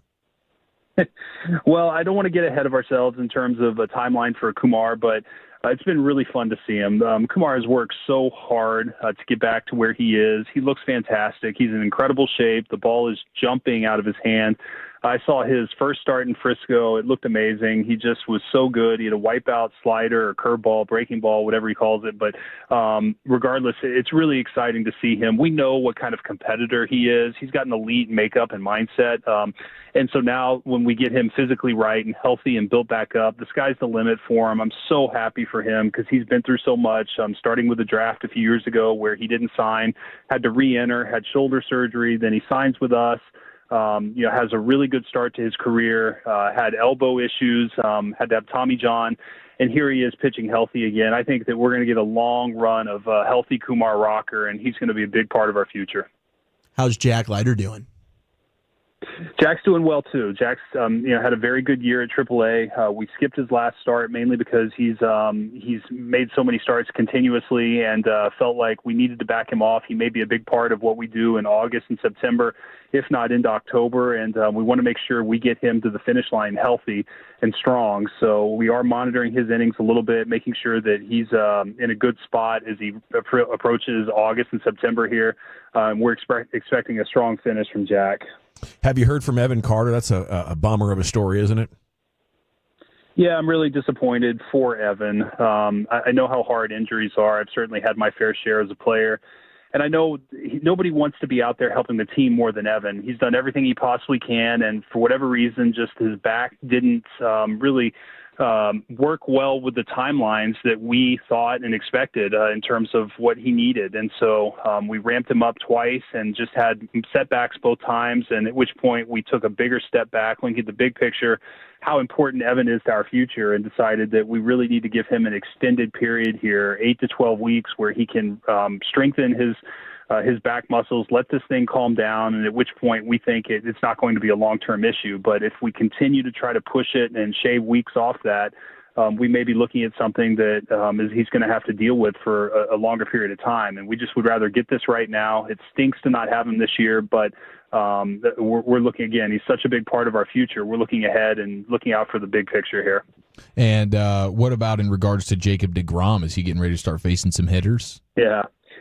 Jacob is. He's going to throw his first live batting practice here in a few days, and he's doing wonderfully. I just every week I'm just so happy for Jacob. I know how long he's waited to be back out here, and this is a huge step now. Our medical team has done a tremendous job with both Kumar and Jacob and many others who've come through our rehab program off surgery. And Jacob is now ready to face hitters, and we'll start building him up through live BPs and then eventually into rehab games. And our hope is that he'll be back sometime, this early September to help us make a playoff push.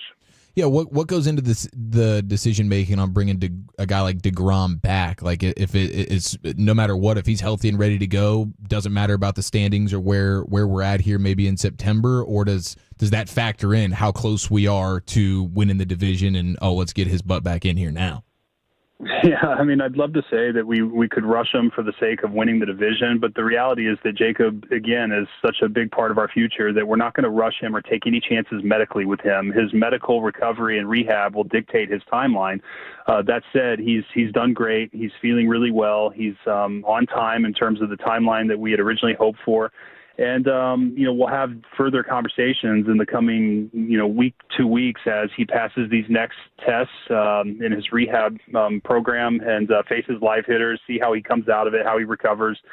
and we'll determine what an appropriate build-up for Jacob is, what he needs, and whether we're going to build him up. I don't think we're going to have the idea, have him come back with the idea of starting and going 7 innings. I think that it would certainly be shorter than that. So that may facilitate a little bit quicker timeline. But we just want to get through these next couple live batting practices first, and then we'll determine what the next steps are. And with Mally debuting for you guys tomorrow, what can that do for the team as far as being a shot in the arm? Can starting pitching help the offense? To what extent is that possible?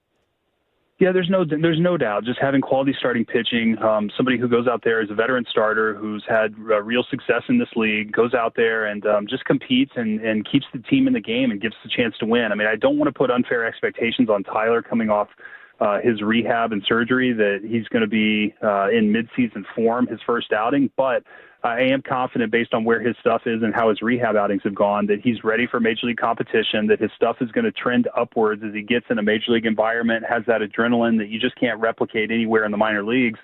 And it's going to take some pressure off of our pitching staff. It's going to allow us to really kind of line up our bullpen pieces and just have a veteran quality starter out there every 5th day. It's going to be a big boost for us. See, well, I've been wanting to ask you your thoughts on the potential of being able to trade draft picks. It seems like we're able to do that in other sports. Major League Baseball, not so much. How much could that help in being able to make some of these trades? Well, I just think it adds another level of creativity to the game and to executives that are doing everything we can to possibly to put the best possible team on the field. So, the more creative teams can get and the more access to we'll call it capital in terms of trade capital, it's beneficial, I think, for the game. I think it makes things interesting, and I think it's just another creative way. That said, I understand why it hasn't happened. It needs to be collectively bargained between the league and the players, and so I think that it'll be on hold for a few years until the next CBA, but nonetheless, I'm all for it. Can't thank you enough, Chris. Give them hell out there. We'll be pulling for you. Guys, let's get a win this series. Let's go win the series and get rolling here. Appreciate it. Thank you, sir. CY brought to you by PlayScore and by Anheuser-Busch here in the GBag Nation every Monday at 4:20.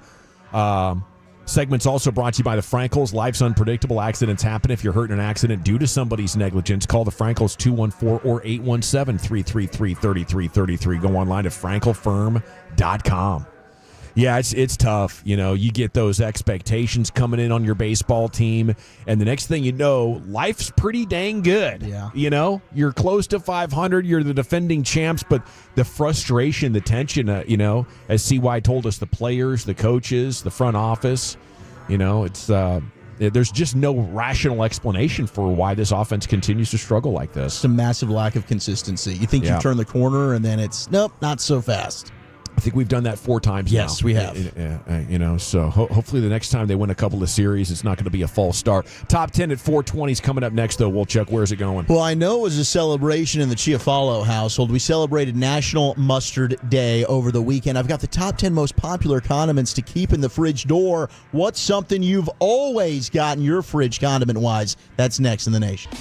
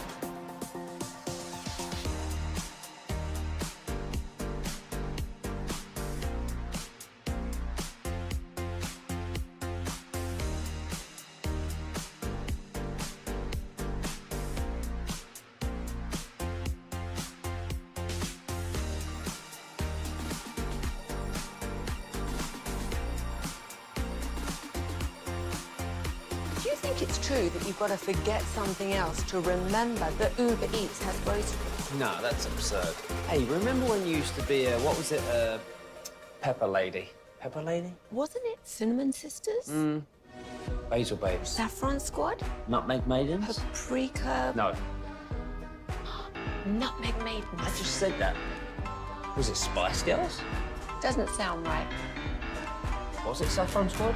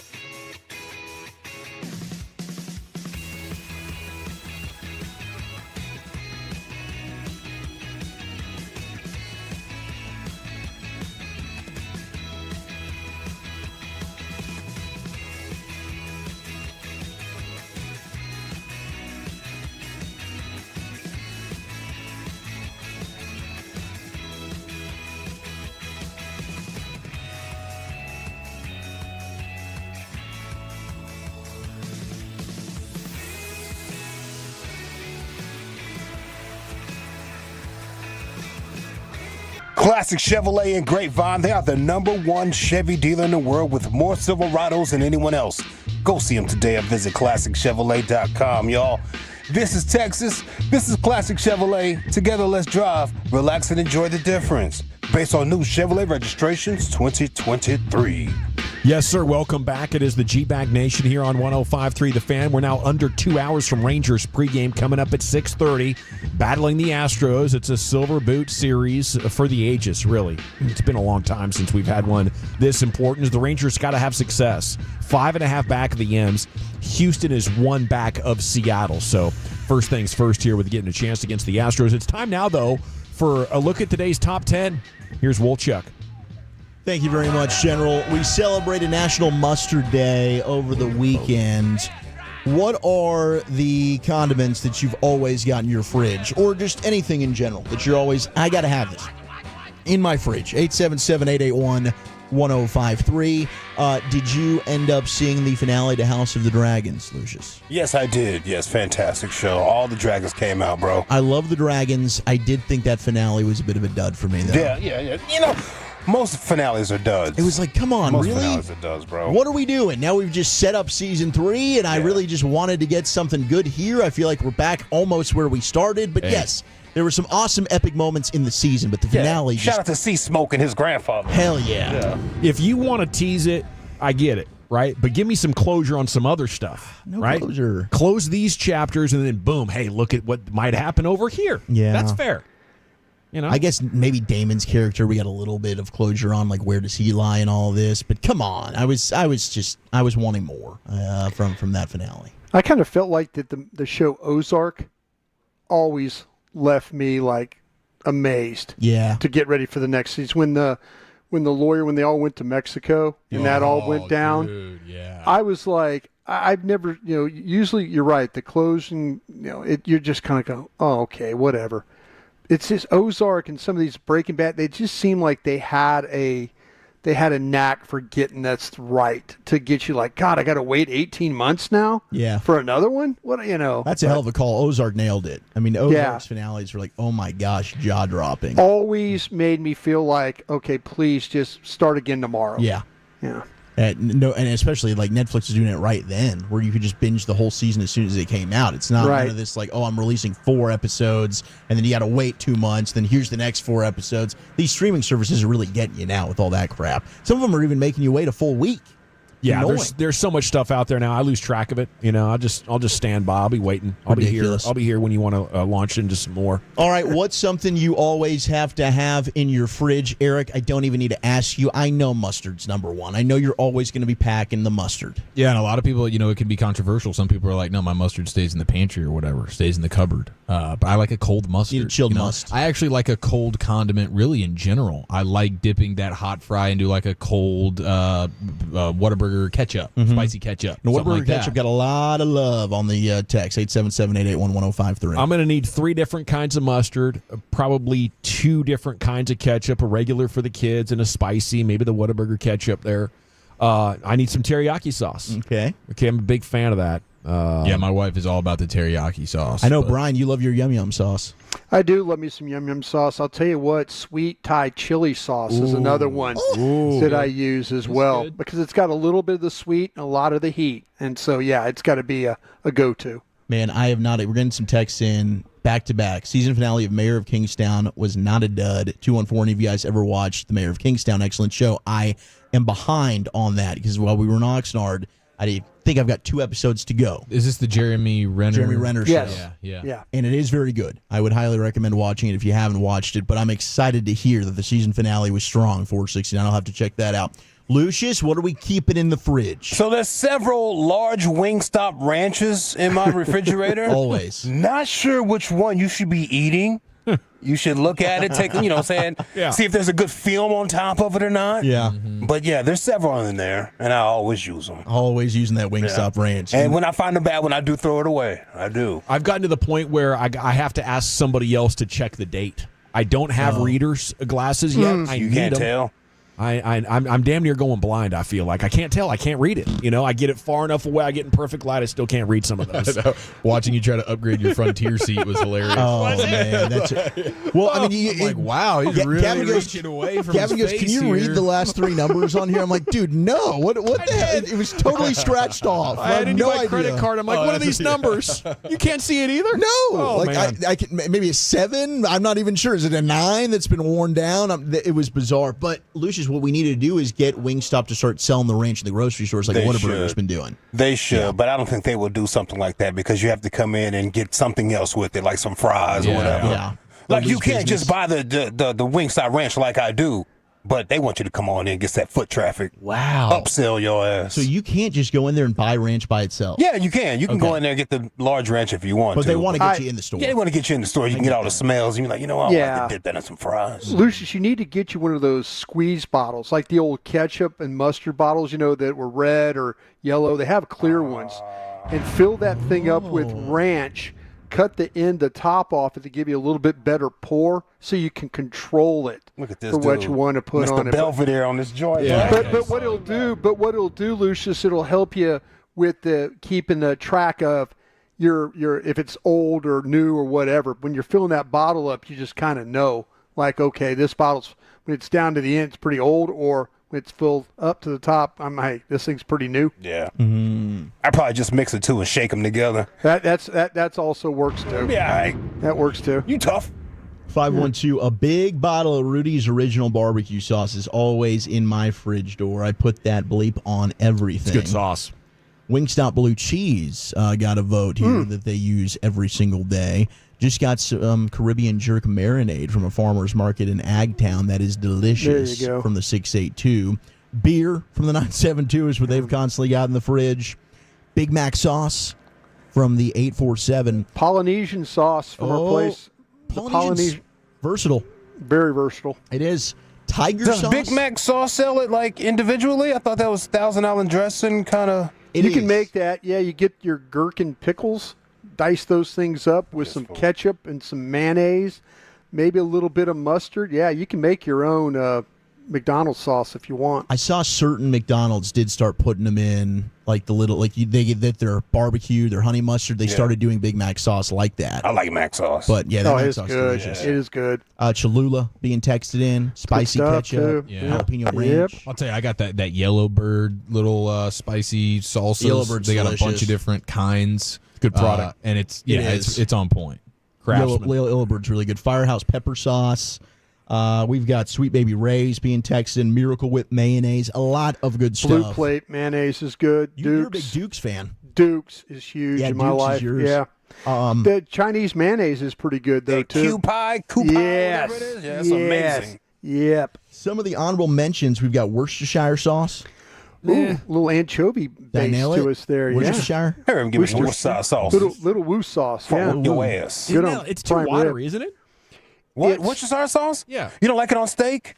I love it. prefer the I love it good. too. Okay, I love it on the steak. More of a hearty Yeah, type of sauce. thicker. Like A1. Yeah. No. Ugh. Worcestershire, The I Worcestershire, I feel like will start flowing over to your mashed potatoes quite easily. Yeah. Use it as a Flavor, marinade. bro. What you talking about? Marinate. Use it as a marinade. Use it as dry and dry brine your like prime rib or whatever. You put that on there with your seasoning and then put it in the fridge for 24 hours. You'll thank me later. Number 10, Brian, is soy sauce. That goes right through me, but I'll tell you what, I can't stop. I cannot stop eating that stuff. It just goes right through me, but hey, as long as I'm near something that I can take care of, I'll eat soy sauce all day. Hey, Did Sriracha make an appearance here? Sriracha is not in the top 10. This is a bogus. There is hot sauce that is in there, but Sriracha. Is that like where's our or Bears salsa? corner? Sriracha Yeah, where's not he in- talking about this? 9 is cream cheese. Hot sauce got to be Louisiana. I love Louisiana. Yeah. Texas Pete, if you want to make some hot wings. I do love Texas Pete. 8 is ranch. I'm just finding out that That's low, man. Tabasco makes a coarse ground mustard. They do. I did not know that. They make a jelly too that's really good. Got like a little kick to the jelly. Oh, jelly? yes. I like a spicy jelly. Oh, I'd be in on that. They make jelly too. They make a red pepper jelly that you need to try. 7 is mustard. Straight mustard. French's. French's is probably like the most popular. synonymous with just your typical yellow mustard, which Give is me the incredible. stone ground all day. 6 is barbecue sauce. Got to make my own. 5 is Really salsa. don't need it. People love their salsa. Comes in at number 5. Unless you're Hot, like you mean dipping, hot sauce?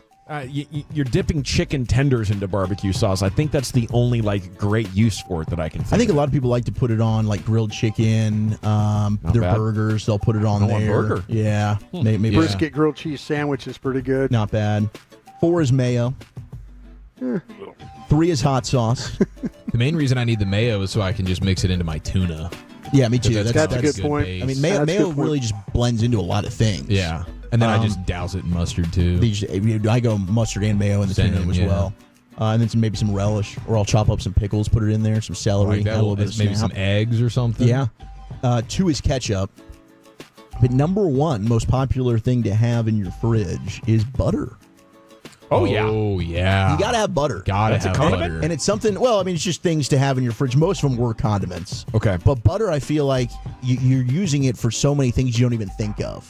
Like I need to butter the pan. I need to put butter in for this recipe. Butter is one that you probably need to have in the fridge at all times. I do prefer a good margarine over the butter. Yeah. Okay. That Kerrygold. What? Kerry Lucius. There you go. Kerrygold is soda There you approved, go. by the way. There you go. Heck yeah, it is. It's 100% grass fed. It's incredible. Yep. Well, hey, I got an update from Pittman. Pittman is coming out here, but he's not gonna cook for the team.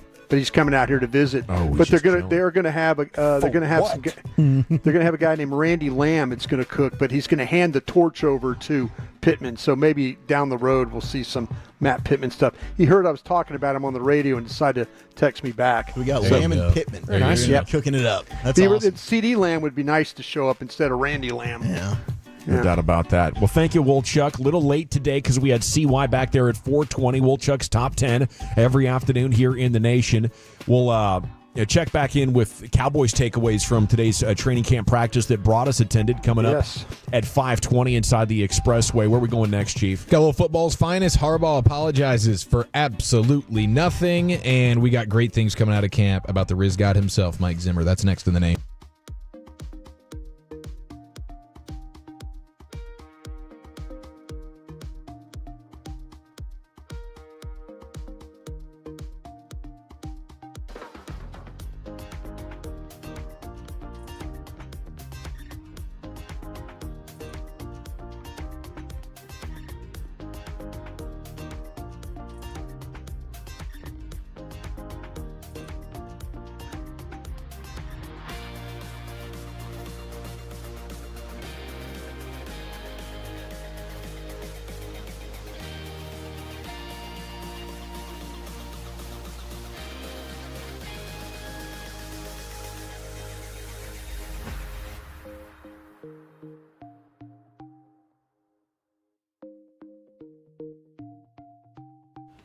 Uber Eats has Lola V products? I gotta remember that. Well, you know, they say in order to remember something, you have to forget something else. Okay, now that is a very cute haircut. That's like a little shag. I've never seen it before. Well, I mean, of course you have. It's the Rachel. Oh, is that your name? No, I mean like your name. No, I'm Jen. My name's Jen. Right, but I just mean like this is your haircut. But that's hair on your head. I'm not saying this is your hair. Okay, freaking me out a little bit.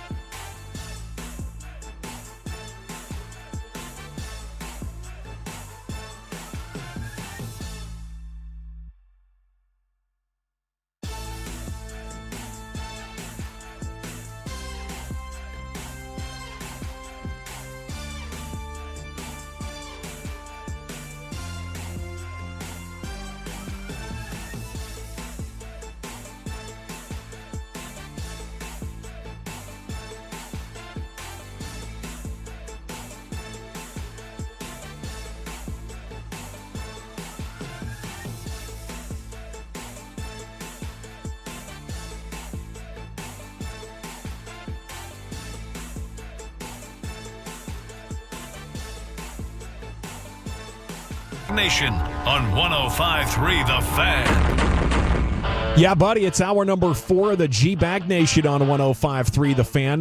We have the Expressway coming up in 20 minutes. LA Live's coming up at 5:40.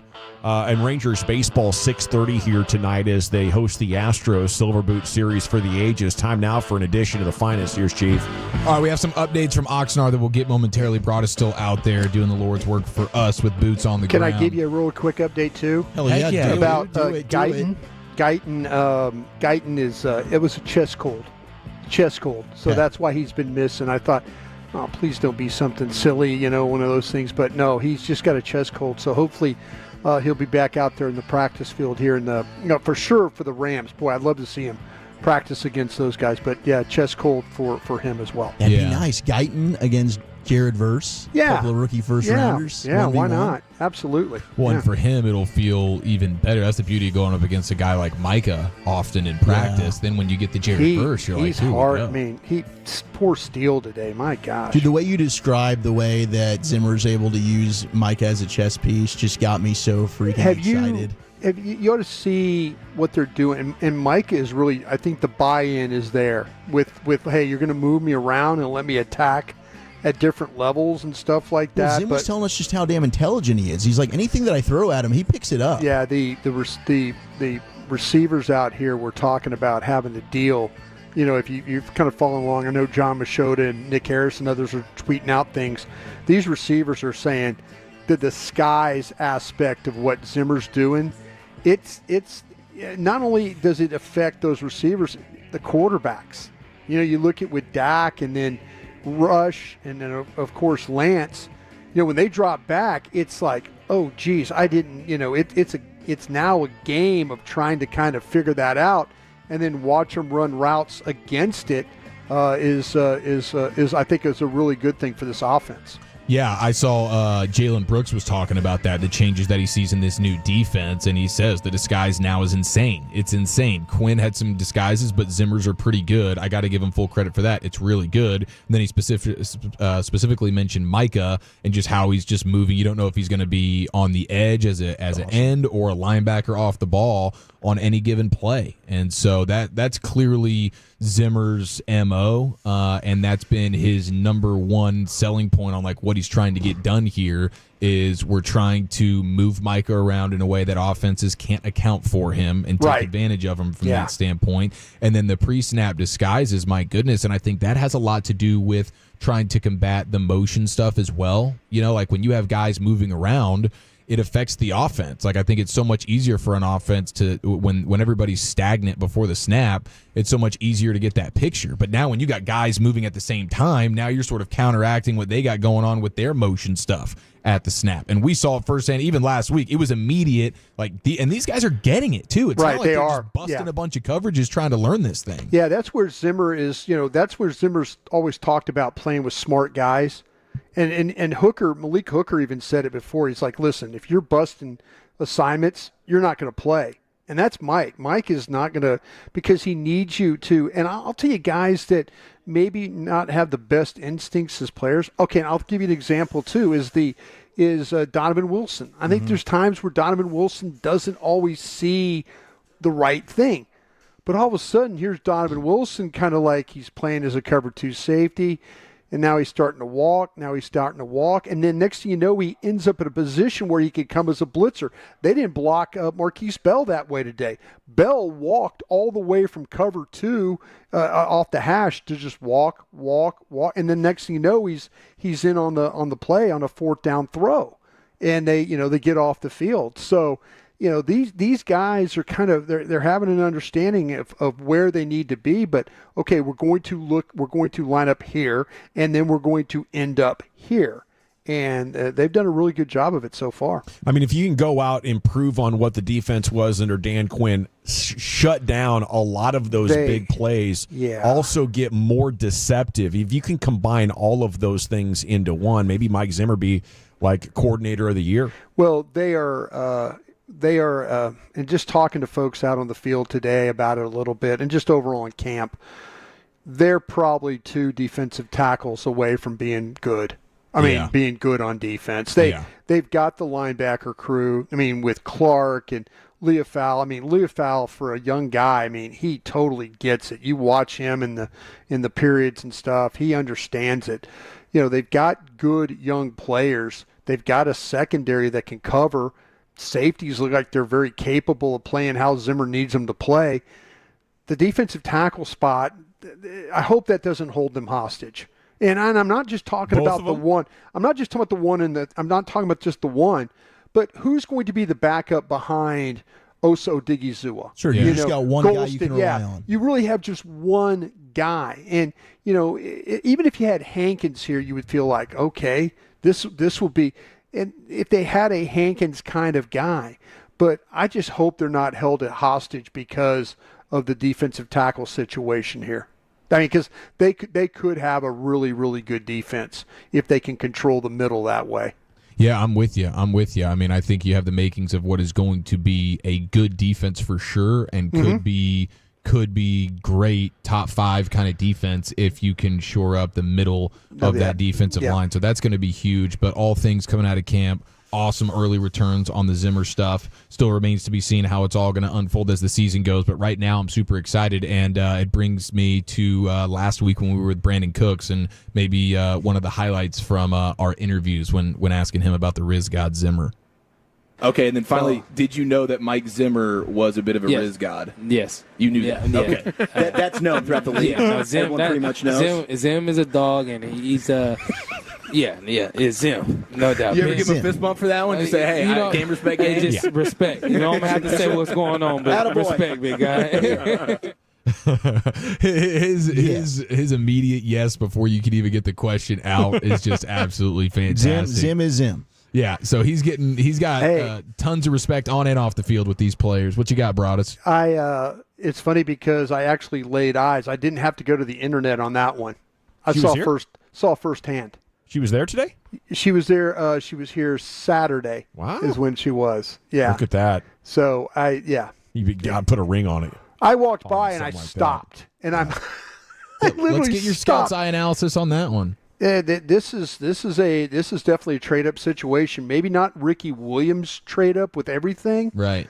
But if you would want to get in the top 3 for this one, you want to get in the top 3. Yeah, of course. We're talking about the Australian Maxim model. That is the lovely girlfriend of Mike Zimmer. And Zimmer's got a gut like me. You know, and he's on a it's even bigger, dude. He's all gut. It's crazy. Everything about his body, except for his gut, is just like a normal sized dude, and it just everything goes to that one spot. He's crazy. But hey, God bless him. He's doing a great job out here right now. Hey, God bless the Atlanta Falcons and Arthur Blank. I mean, my goodness, dude. We lower our prices on concessions again? Yeah, I mean, they just keep bringing it strong, and they're not lowering. They're not lowering the prices on it. I mean, the amount of food that you can get at Mercedes-Benz Stadium, you could get a warm pretzel. You could get a thing of popcorn. You could get a hot dog, a slice of pizza. You could get chicken tenders and fries. You could get ballpark nachos and a refillable Coca-Cola for a total of $20 at a Falcons game, dude. Yeah, we need the rest of the league to take notes on this. I mean, my goodness, and it's worked out for them. Like, I don't have it their like concession super sales are updated, high. but yeah, the money that they have pulled in over the last few years since they've implemented this, it's not like it's backfired on them. It's like it seems like it's an everybody wins situation. They make a boatload of money, and everybody gets to eat for a respectable dollar amount. Yeah, they're making a lot less per item, but they're selling a lot more items. They're taking care of the fans. Will it take extra work? Yes. Might it get a little messy? Yes. We're taking care of the fans here, though, and it's high time that they, lead a trend change on that. Yeah, I agree. I couldn't agree more. Especially with this economy where you're like getting a fast food meal for yourself and spending $25. I think people would appreciate it so hardcore. Okay. Lower food prices or lower ticket prices? Now that's a good question. I think honestly, if you're really trying to go the cheapest route possible, then you would just say lower the tickets, and I'll do the movie theater thing. Maybe I'm not sneaking it into the stadium, but I will eat before and after, chalk it up to a couple beers maybe during the game. I kind of feel like if I'm spending $280 on the tickets, if you can cut me a break on the food, I'm good with that. But if you let me if you really lower the food prices, though, I'm okay with the $280. For some reason, I don't know. I mean, I would rather go to a game and be able to go to it and afford going to the game. I'll handle the food, I'll handle the food price, whatever that is. I'm with you. Yeah. But if you give me a reasonable ticket and at a reasonable price, I'm good to go. There's been a lot of ballsack reports about Brandon Ayuk and potentially being traded as early as today to the Pittsburgh Steelers. But it's been a sack and a half. Yeah, that's exactly what this is. Rappaport and Pelissero were on NFL Network a few minutes ago, and they said that no trade is in place for Ayuk. So a bunch of non-real insiders tried to get that off the ground.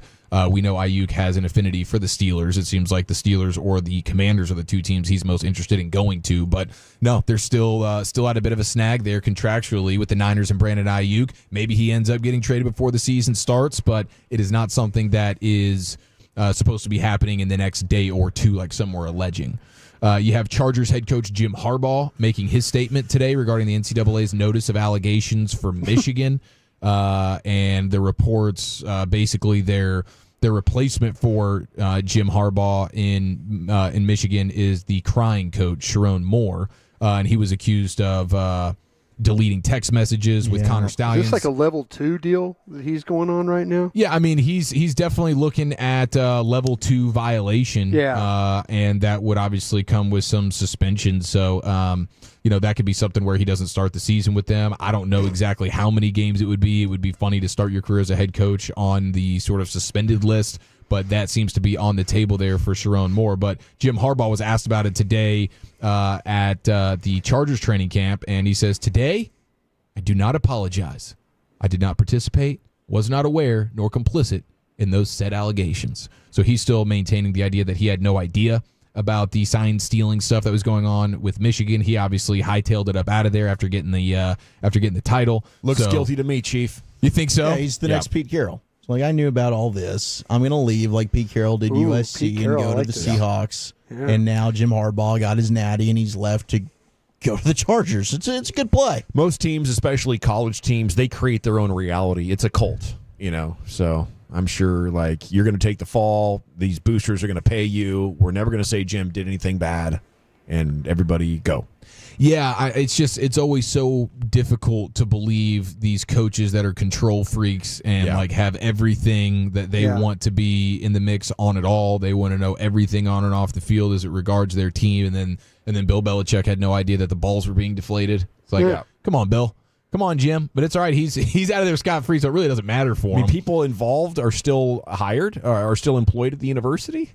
Yeah, they elevated more. He was their OC, he's now their head coach. So it's a weird deal in Michigan, but Harbaugh's apologizing for nothing, and he's distancing himself. Man, I'll tell you what, some of these training camps feel extremely physical, and I think we came away impressed. Walchuk and I now gone to Oxnard for Cowboys camp 3 years now, and this was the most competitive. It has felt been like physical. Absolutely. It has been. When you get videos from like a Steelers training camp, and they're doing freaking, they're fighting, not even just fighting, but bull in the ring. They're doing bull in the ring kind of stuff. They circle everybody up, and then it's linebacker versus running back. And you get some of that stuff, but this is the whole team. Everybody's gathered up. Here's the running back, and here's the linebacker, and now the running back's got to block the blitzing linebacker, whatever it is, and it's super physical. And then, yes, Broadus, it does end up leading to fights, and you can see the smile on Tomlin's face as he's acting like he's hey, we got to break this up, but you can just see the excitement in his eyes. You want that. That physicality is ridiculous. And shout out to y'all's guy that y'all loved in the draft, the linebacker who's got more injuries than anybody's ever seen, and so he waited for a while to be picked by the Steelers, Peyton Wilson. Yep. And he absolutely, I don't know who this running back was, but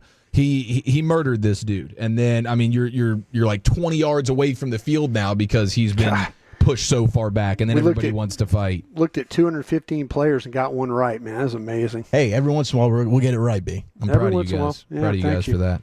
Yeah. All right, there it is. Football's finest. Thank you, Chief. An edition of the finest most afternoons at 5 o'clock here on the show. Okay, Rangers back at it. We have a new highest paid kicker in the NFL. There's Olympic glory to talk about.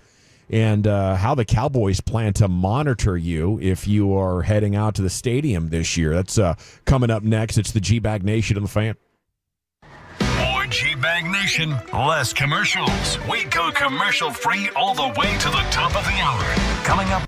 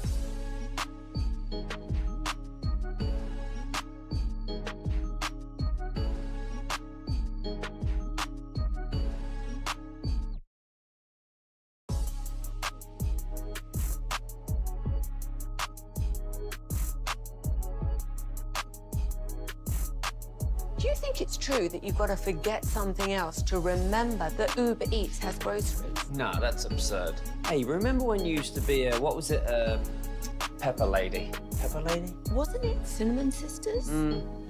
Basil Babes. Saffron Squad? Nutmeg Maidens? Paprika? No. Nutmeg Maidens? I just said that. Was it Spice Girls? Doesn't sound right. Was it Saffron Squad?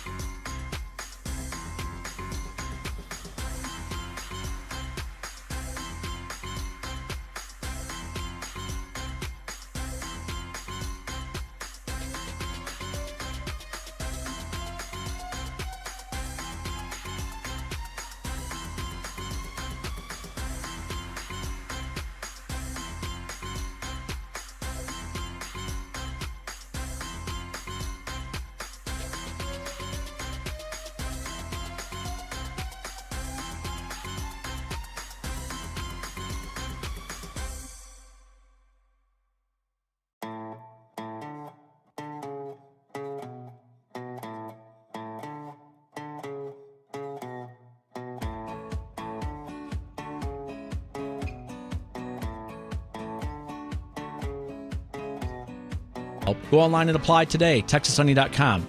We got them. 4201 Spring Valley Road, Suite 1150, Dallas, Texas 75244. NMLS number 2297. Equal housing lender. This segment of The Fan is brought to you by Berkey's Plumbing, AC, and Electrical. Bubba Thurman here, president of Berkey's Plumbing, AC, and Electrical. Having issues with your water heater? Save $300 on a new American Tank water heater. Call us at 877-BERKEYS or visit us at berkeys.com. Berkey's, we're there when you need us. Welcome back. It is time now for the Expressway. We'll take you commercial free to the top. This segment of the nation is brought to you by Cars for Kids. Donate your vehicle today at carsforkids.org. Okay, with what you were talking about back there in to start football's finest. Yep. With this defense and what the wide receivers are saying about it, the deception, the ability, if the other stuff with Mike Zimmer's defense comes along with that, where you're not giving up as many big plays, you're more solid fundamentally in your scheme. It seems like the defense could be better than last year. I don't know how much worse the offense could be. I mean, it was really, really good at 30 points per game if you include the defensive touchdowns. Like, even if you downgrade by like 3 or 4 points and you're 25 or 26, it just seems like this division is so much more for the taking. Are you guys feeling more optimistic about the playoffs, about winning the NFC East again than you were when we first arrived in camp? I mean, I'm definitely more optimistic about how good this defense can be. I do still think that the weakness in the middle is a huge thing, right? If your defensive tackle position is not giving you anything, that is going to hurt your ability. One, teams are still going to line up and say, we're going to run the football on you. And if you can't stop the run, then you're in a world of trouble, especially if you are to win the division. You're going to be one and done again in the playoffs. But to that, we were talking about some really exciting linebacker play. Maybe they need to go get Linval Joseph. Brian Broaddus reporting in Oxnard for you. He's going to stay until the Cowboys break camp. What do you think about that idea right now, Brian? I'll tell you what, I like where you're going. I gave it some thought. The problem that I have is I think there's two glaring errors for this team right now. One of them is that, and maybe we'll see this on Thursday when the Rams come in here, and maybe you'll see a little bit for the scrimmage. Going against, I want to see the ones versus the ones out here with this scrimmage. I don't think you can run the ball very well right now. Mm-hmm. I just don't. Now, if it turns into, hey, let's line up and let's let Dak air it out, and let's hope we're good enough with Lamb and Ferguson and these wide receivers. I mean, these wide receivers, some of them have shown up. That's been a real pleasant surprise for me. I think they've actually got some surplus at wide receiver. And it might be a situation, too, where they'll be able to move a guy or two if they have to. But I just feel like that playing run defense, could be a little bit of a problem, especially if they're not great at the one technique. People will say, well, listen, we'll just line up. And maybe that's why Mike Zimmer's practicing so much base, is because he's worried about, like, okay, if we get an 11 personnel, they've got the guys to cover us. We'll see. We'll see if we can run the ball against their 11 or their nickel package. But I kind of feel like that Mike's playing a lot more base because he's worried that he's going to have to defend the run a little bit better. He's got some safeties that can defend the run.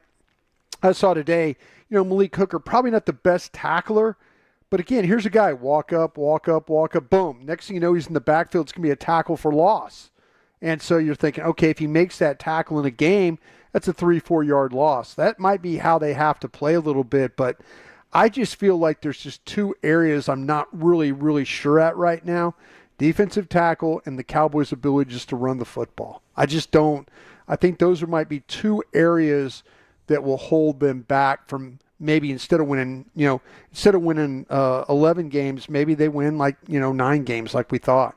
Did the offensive line look a little bit better today in terms of the run blocking stuff? It seemed like some of the clips that were posted, Zeke had himself a solid day, and he ran the ball. There was a couple of times where they had Golston in there, and then they had Mozzie, and Mozzie is one of these guys that we just keep talking about, that he does it right one time, and then the next time it's not any good. And now the ball's going up inside, and they've pushed him to the far left, and Golston has tried to cover up, and he's tried to get down, and now they push him past, and then Zeke runs up inside. But I don't know. I mean, I don't know how consistently they can do that. I think they could potentially run it inside because with Martin and with Smith. Yeah. And maybe Brock Hoffman a little bit. I mean, I think those are legitimate concerns, Brian, but this team struggled to stop the run last year, and they ran for under 4 last year. I think it's a lot closer to the exact same thing we saw last year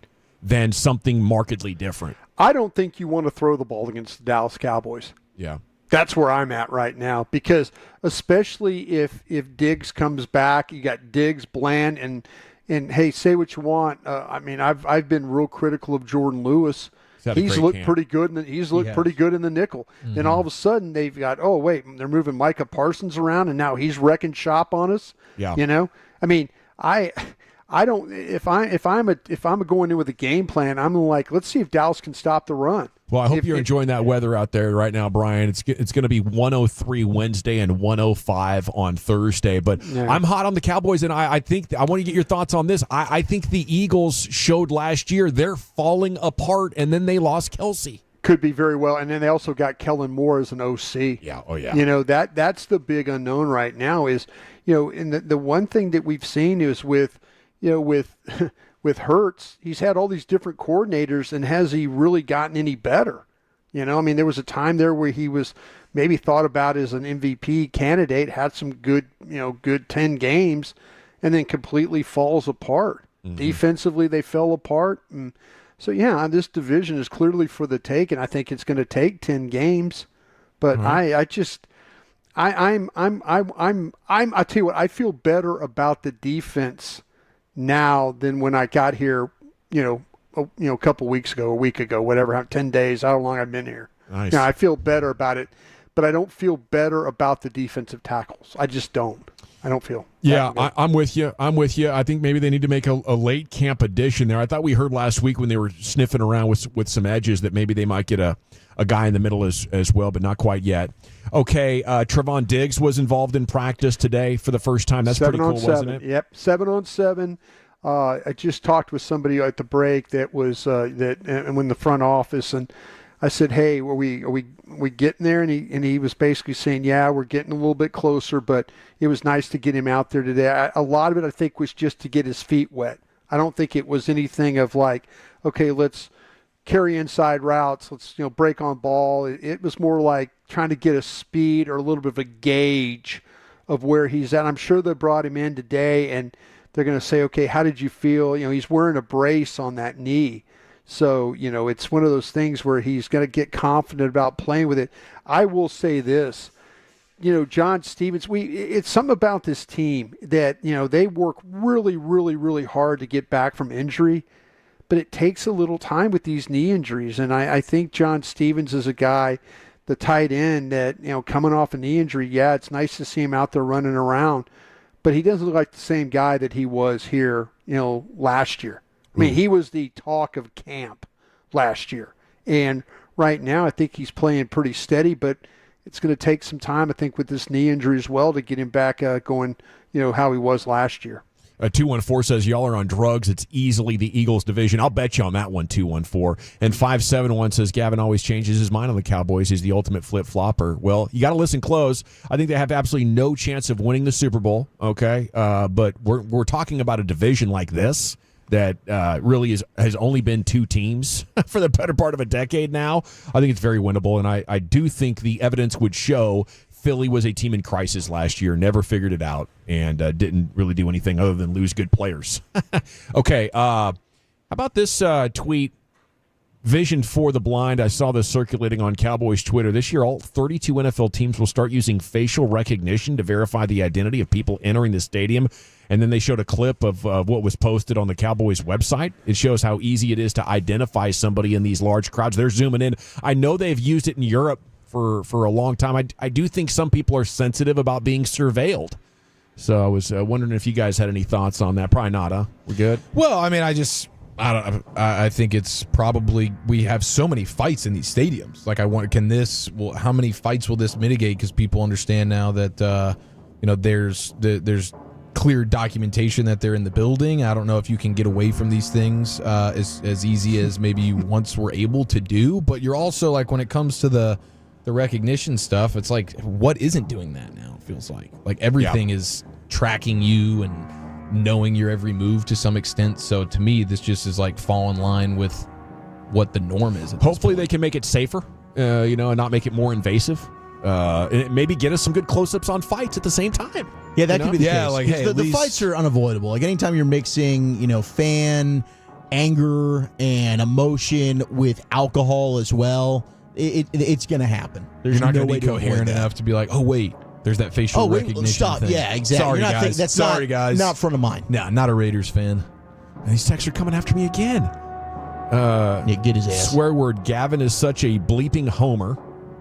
Okay, I'm convinced it's a bit. No one could watch the Green Bay and come back without seeing a single game yet this season and think everything will be great. Nothing's going to be great, okay? It's going to be the same predictable crap of barely missing the playoffs or winning a bad division and then getting slaughtered in the wild card divisional round. Why can't you guys think both those things are going to be true? The Cowboys have made you a sucker.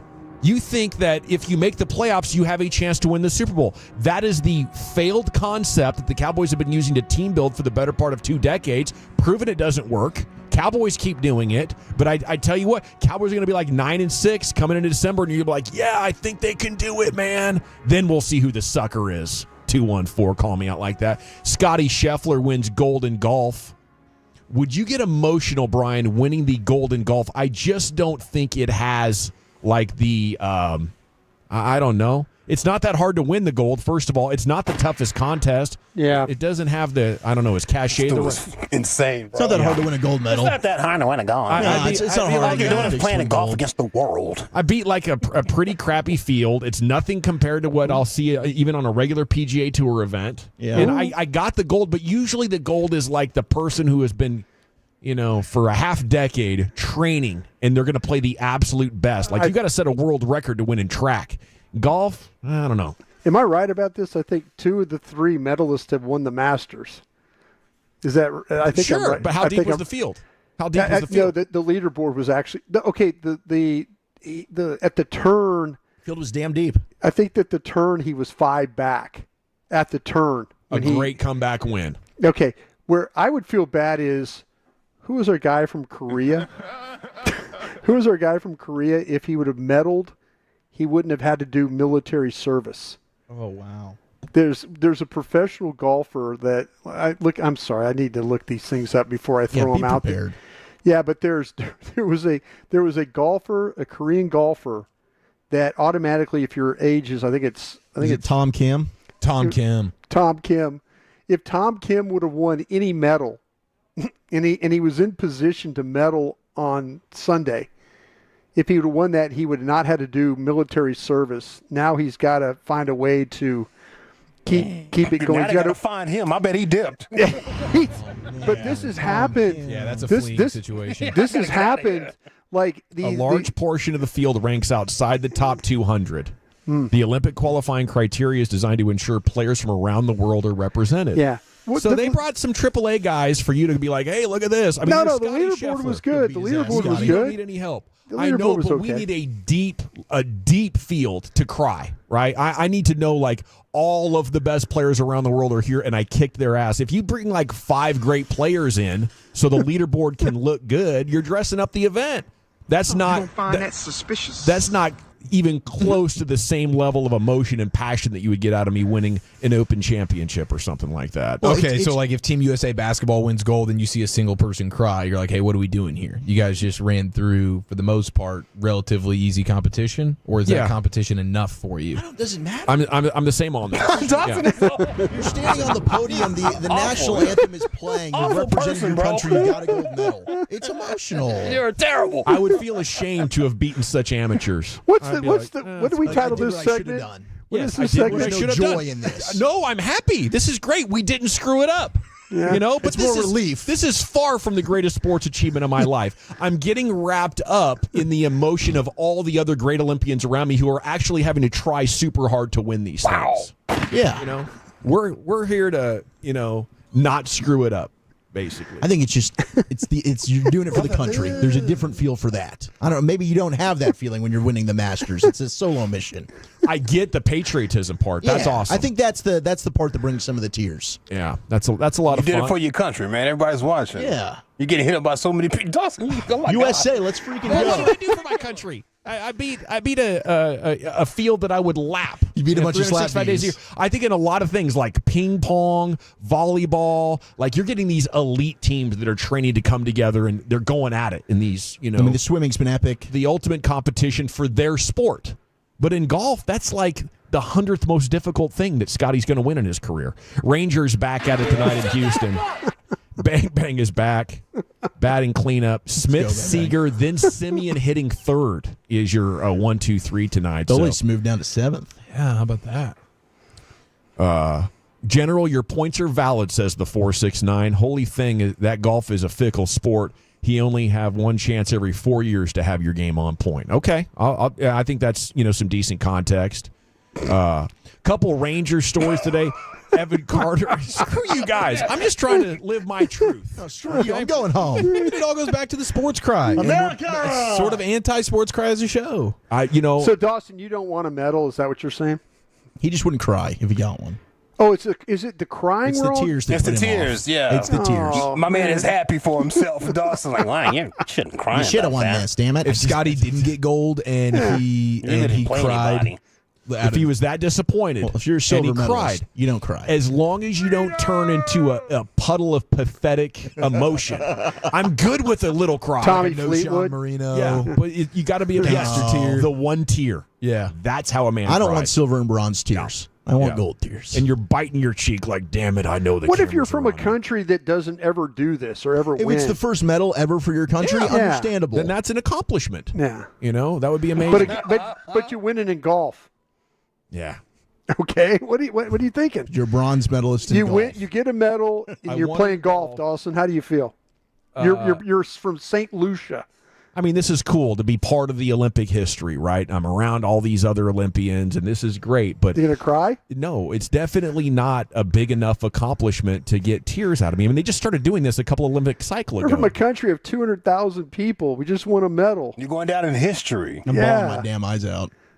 Yeah. Okay, they play your so national anthem. They probably do. They probably don't even have your anthem. Does this golfer you're talking about compete in the Masters and the U.S. Open and the He PGA wins. Championship? Yeah, he wins it. No, it's Francis Ouimet. He's an amateur. Chiefs signed Harrison Butker to a contract extension. He's the highest paid kicker, I think $6 million a year. The White Sox could make history for the longest losing streak in AL history at 21 games if they lose tonight, tie the 88 Orioles. Hey, Rangers are part of that losing streak. Georgia's atop the preseason coaches poll, and congrats to Simone Biles. She wrapped it up with a silver, and she's considered the GOAT. And here's Lucius, LA Live in the Pimp Cup. Man, you are a hell of a guy, bro. Yeah. This segment is brought to you by the On-Time Experts, by the way. Did you guys see that 3 people got shot at Sneaky Pete's? No. Yeah, 3 Get people out got- of here. Yeah, You can't even 3. go to Sneaky Pete's anymore. Can't even go to Sneaky Pete's Not so anymore. sneaky. I just want to go have a beer and a fish sandwich on the water. What are we doing? Feed some of the fishies. I pulled up to Sneaky Pete's so many different times. I even swam in that little pool out there by Let me tell you what, man. There's some talent that hangs out at Sneaky Dude, Pete's. some of the waitresses were hot. Girl. Yeah. At approximately 10 p.m. on Sunday, the shots rang off. 3 people were shot after a verbal altercation between 2 individuals turned physical. 2 victims were treated at a local hospital with non-life-threatening injuries, thank God. Yeah. 1 victim declined medical assistance, just dipped. I'm tough. So somebody got shot and dipped.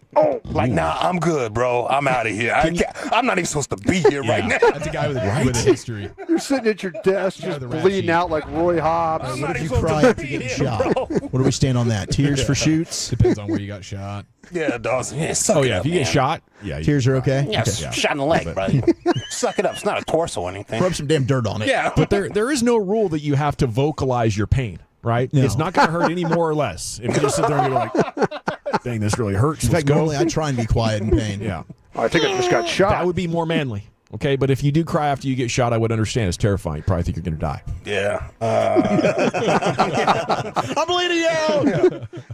The suspect left the scene. Officers looking for him, but they have very little physical descriptions of this person. It's real vague, so. Yeah, we need to have some of that video IDing at the Sneaky Pete's. Yeah, the Terminator stuff. All right, let's get into LA Live right after the great Rick James. All right, you squares. Fire up this phone. Oh, yeah. Oh, your neighborhood in the air. I've been hit. Better get out. A lot of people say it's Adam and Eve, not Adam and Steve. I say to myself, I kind of wish it was Steve, because I bet he wouldn't have been so dumb to talk to a snake. I mean, hell, Eve, did you even do a little bit of research? Do the other animals talk? They don't. Then something's up, girlfriend. Something's up. Steve wouldn't have fell for that. Steve would have been like, what the hell is that? Is that a talking snake? You get! You get! Get. You get out of here! Get out of my yard! Steve would have already called the Garden of Eden his yard. There you go. Right out of the gate.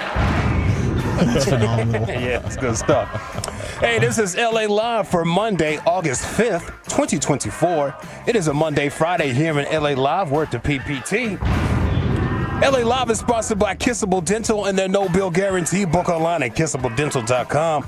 Your kissable journey starts today, y'all. As mentioned earlier, about 2 hours ago, Snoop Dogg is reportedly getting about $500K a day and expenses paid for his Olympic coverage. Wow. I think it's money well spent. I think it's money well spent. I really do. I've enjoyed his commentary. I've liked it too, but yeah, Eric's right. $500,000 and per diem, bro. Come on. Yeah, Come on, man. he's got to take care of Martha Stewart out there, you know. Dude, him and Martha on the set. Martha looked so high. Yeah, I know. Martha could barely open Look her who she's hanging out with. He's like, dude wearing a riding outfit. It was like when those gummies hit. Here's Martha Stewart. Doesn't she have a brand? She does. I think she does. Yeah. She does. She probably didn't rub that little cream on. This cream, this is for arthritis. Martha high as hell out there. Hey, and also you were talking about Snoop Dogg's coverage. Yeah. What is it called? Dressage? When the horses out there doing a little prancing and dancing, they're gated and whatnot. Yeah, that looks great. There was a horse named Gin and Juice. Nice. Is that his horse? There's a real life horse. I think it was a Polish horse. Ooh, that's Jamaican. Yeah, man.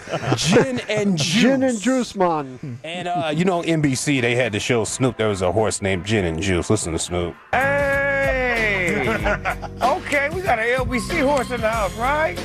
Get cracked. Look at that. Look at that. Just from the front to You got the some back. new movement for your much chest, drama okay? in potty. It's kind of hard being the HORSE, but oh, that's that sidewalk right there, Martha. Isn't We that do that. close? Yeah. Dub C good at that. He skip, skip, And dip, four dip, feet's dip. a lot harder than 2 feet. 4 feet are harder than 2? Yeah, Are you going sure? sideways. Yes, indeed. Hold on, let me show Oh, you. she's high. God, she's high. Yeah, I'm looking at some footage here. She definitely. so stoned. Eyes are a little low. They were dressed up though, like They little were. They had the outfits on. Yeah. lawn jockeys, bro. It was amazing. They're holding the address. They got the lantern. I was a little uncomfortable when I woke up and seen Snoop. I was like, what's going on? Wait a minute, hold on. Yeah. Yeah, and they also had, did you guys hear the badminton? Snoop do the badminton commentary? I Yeah. did not see that. Yeah, it was China versus USA doing the badminton, and Snoop talking about it. Oh, I love this badminton right here. This is a great rally right here between China and the U.S. right here. As you see, it don't stop to the casket drop. They rocking and rolling, back and forth. Give me that. No, I need that. No, over here. No, over there. What about over there? No, what about there? No, give me that. I need that. Nope. That too. No, sit down somewhere. Get out. Wait a minute. Hold it. Way up in the sky. Now down. Back up. Over there. Now over here. Get out the way. Move. I told you we need that. That is awesome. That really is good. Snoop is wild. He's not lying. Yeah, he's getting better at it. Yeah. 500K though? Sure. No, that's a little bit. And per diem, Lucius. Like Sure. per day. And gear. The gear's been real fly. Snoop is He been has looking some real good fly gear. out He's- there, man. He's got his own logo, doesn't he, Lucius? Well, Does they he- didn't do him any favors with that pin. I thought that was Stevie Wonder on that pin. No, but Yeah, I know I you're think he's got his own logo that he wears on his gear. Is it the Snoop smoking? Yeah. Yeah. No. I Smoking think the it's his. rings? I think it's his S. Oh, okay. I think it's like an S that Got he it. Yeah. has on his gear. He's got that joint. 105.3. He's The Fan. everywhere, man. Sure is. Monday, Friday here in LA Live. U.S. sprinter Noah Lyles Yeah. wins the gold in 100 meters, fastest man on the planet, right? Yep. That's him. Shannon Sharp and Ocho Cinco are going to have to break some bread. They owe money. They owe money. Oh, no. $50,000, I believe, about each. a lot of money. Not They just do. Noah. Not Yeah. just Noah. Yeah. Because Shannon came out the mouth and said a little bit extra, and world records are being broken. Listen to Shannon. How much are individual gold medals worth? How much are individual selling? How much are individual gold medals worth in each country by territory? The U.S. Wait, we only get 37,000? We should at least 200,000. Hey, Noah Lyles, if you win the 100-meter gold, me and Ocho 25,000 apiece. Bet. You know I don't That's like to 50. spend no money. You too, Shakari. You get that 100. Nephew, hey, Rye, you win the gold, 25K. Noah Lyles trained 4 years for 9 seconds. I feel like that's a little disrespect right there when he said that. Yeah, I do too. Yeah. Know what? We got you. Oh, Sid. Oh, the hurdle, yeah. You might as well mail Sid her check now. Yeah, that's 100K. We good. I'll pay 50,000 any American to break a world record. I don't give a damn what the event is. Okay. Hold on. Dang. Uh-oh, Out we of my did. pocket. Wow. I got 50. Here go Okay. 50,000 right here. He went- Sometimes he you went need a got little money. motivation, right? I got another 50 right here. We not playing. 37,000. You done bust your ass for 4 years straight to represent our country, and the payout saying thank you for the work you put in is 37,000. Come on, man. That is kind of funny. 37,000 for the gold is kind of weird, That is America. weird. But their world records have been broken. They have. I think the swim team did one, right? Yep. Or did they do two? They might have done multiple. I know the women broke the record in the freestyle. See? That one lady holds all the records. Yeah, well, Katie Ledecky probably broke Ledecky records. is the top 20 swim times all time. She's got them all. So he's already got 50 for Niles, and then there's the from Noah. I said Lyles. And then you've got the world record being broken. That's another 50. That's 100 already. Mm-hmm. And then I think, if I'm not mistaken, I did see Team USA break a world record in the 4x400 relay heat. Yes. The mixed. Yes. Heat. The mixed, yes. The mixed and the women did it yesterday. Okay, come on. Shannon got to break some bread, bro. Yeah. I'm going to have to see that coming on. I'm going to have to see that by the end of the week. I want to see you break bread. Yeah. Pay His attention. accountant called him after the show. He was like, "Are we sure about this, buddy?" I mean, It's a write-off, huh? Maybe? He needs to do one of those Floyd Mayweather videos where it's just money out on the table. And he's like, "Hey, Noah, this is yours. Yeah. This is yours." Yeah, I'm paying attention to that because he talked a lot, and that sounds like it's almost 200K. Ocho went and got 50,000 out of his safe. He sure did. He showed it to everybody. He's like, "Here, I got it right here." He's just, yeah. He feels safe out here on these streets. He does. Noah Lyles had NBA Twitter hate watching him all weekend. By the way, have y'all seen? Y'all keep up on that? Yeah, because of what he said last year. Yeah. About like an NBA championship. World champions, yeah. He asked on the Larry O'Brien. Exactly. When they do have the best players in the world playing in the league. So, come on. It was a stupid statement from Noah. Yeah, and a lot of people, especially NBA Twitter, started hating him, so they woke up early this weekend just to watch a man fail. Hate watching this dude. Hate watching, bro. They woke up early hating. I was like, damn, it's 5:30 this morning. You already hating on the timeline, dog. Most hateful 10 seconds of their lives. What's our connection with the men's basketball and the women's ping pong? They were showing up in because Steph was like, man, I could beat you guys. Yeah, and I think Edwards too, right? Anthony Edwards jumped in that situation. They showed up, and the ladies all showed up and watched practice, and it was kind of cool because the players came over and were like signing. They had they got autographed. The players, like Steph, got a autographed ping pong ball. Like he had the ladies autograph a ping pong ball for him. That's cool. So he was pretty fired up about that. That's cool. Yeah, I think they were going back and forth on the ship during the opening ceremonies, and that's kind of where the juice started. The competitive juices started rolling. Yeah. So here's some tweets from NBA fans after Noah Lyles hit the victory on Sunday. They were eating their hearts out. Yeah. There's one that said, "Congratulations, F-boy." It was a retweet with him winning. Congratulations, F-boy.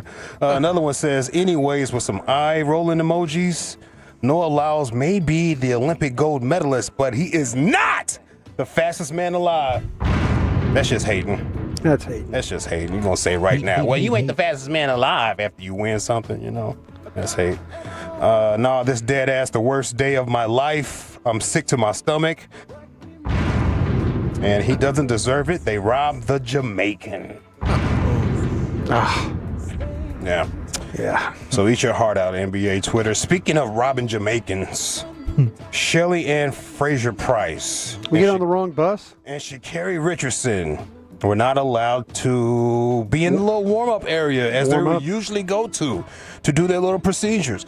And maybe that's why Sha'Carri's a little bit frustrated when I was watching that race. I was like, why is she looking a little nervous, a little frustrated? Maybe it's because she couldn't go through her routine because they were jamming them up at the intro. Yeah. They weren't letting them in. They weren't letting those girls in. You're here for them. Yeah. It's your whole reason. This is the fastest lady on the planet. You won't let her in there to run her race. By the way, she ran her heat with a 300K Richard Mille watch on. Yes. Shelly Ann Fraser-Price. Yes. Beautiful Jamaican colors, too. Yeah. She was doing the damn thing. Here she is outside of the little warm-up area trying to get in, but she explains to this guy on the bus what's going on in a very Jamaican way. She said them changed the rule yesterday. She said them changed the rule yesterday.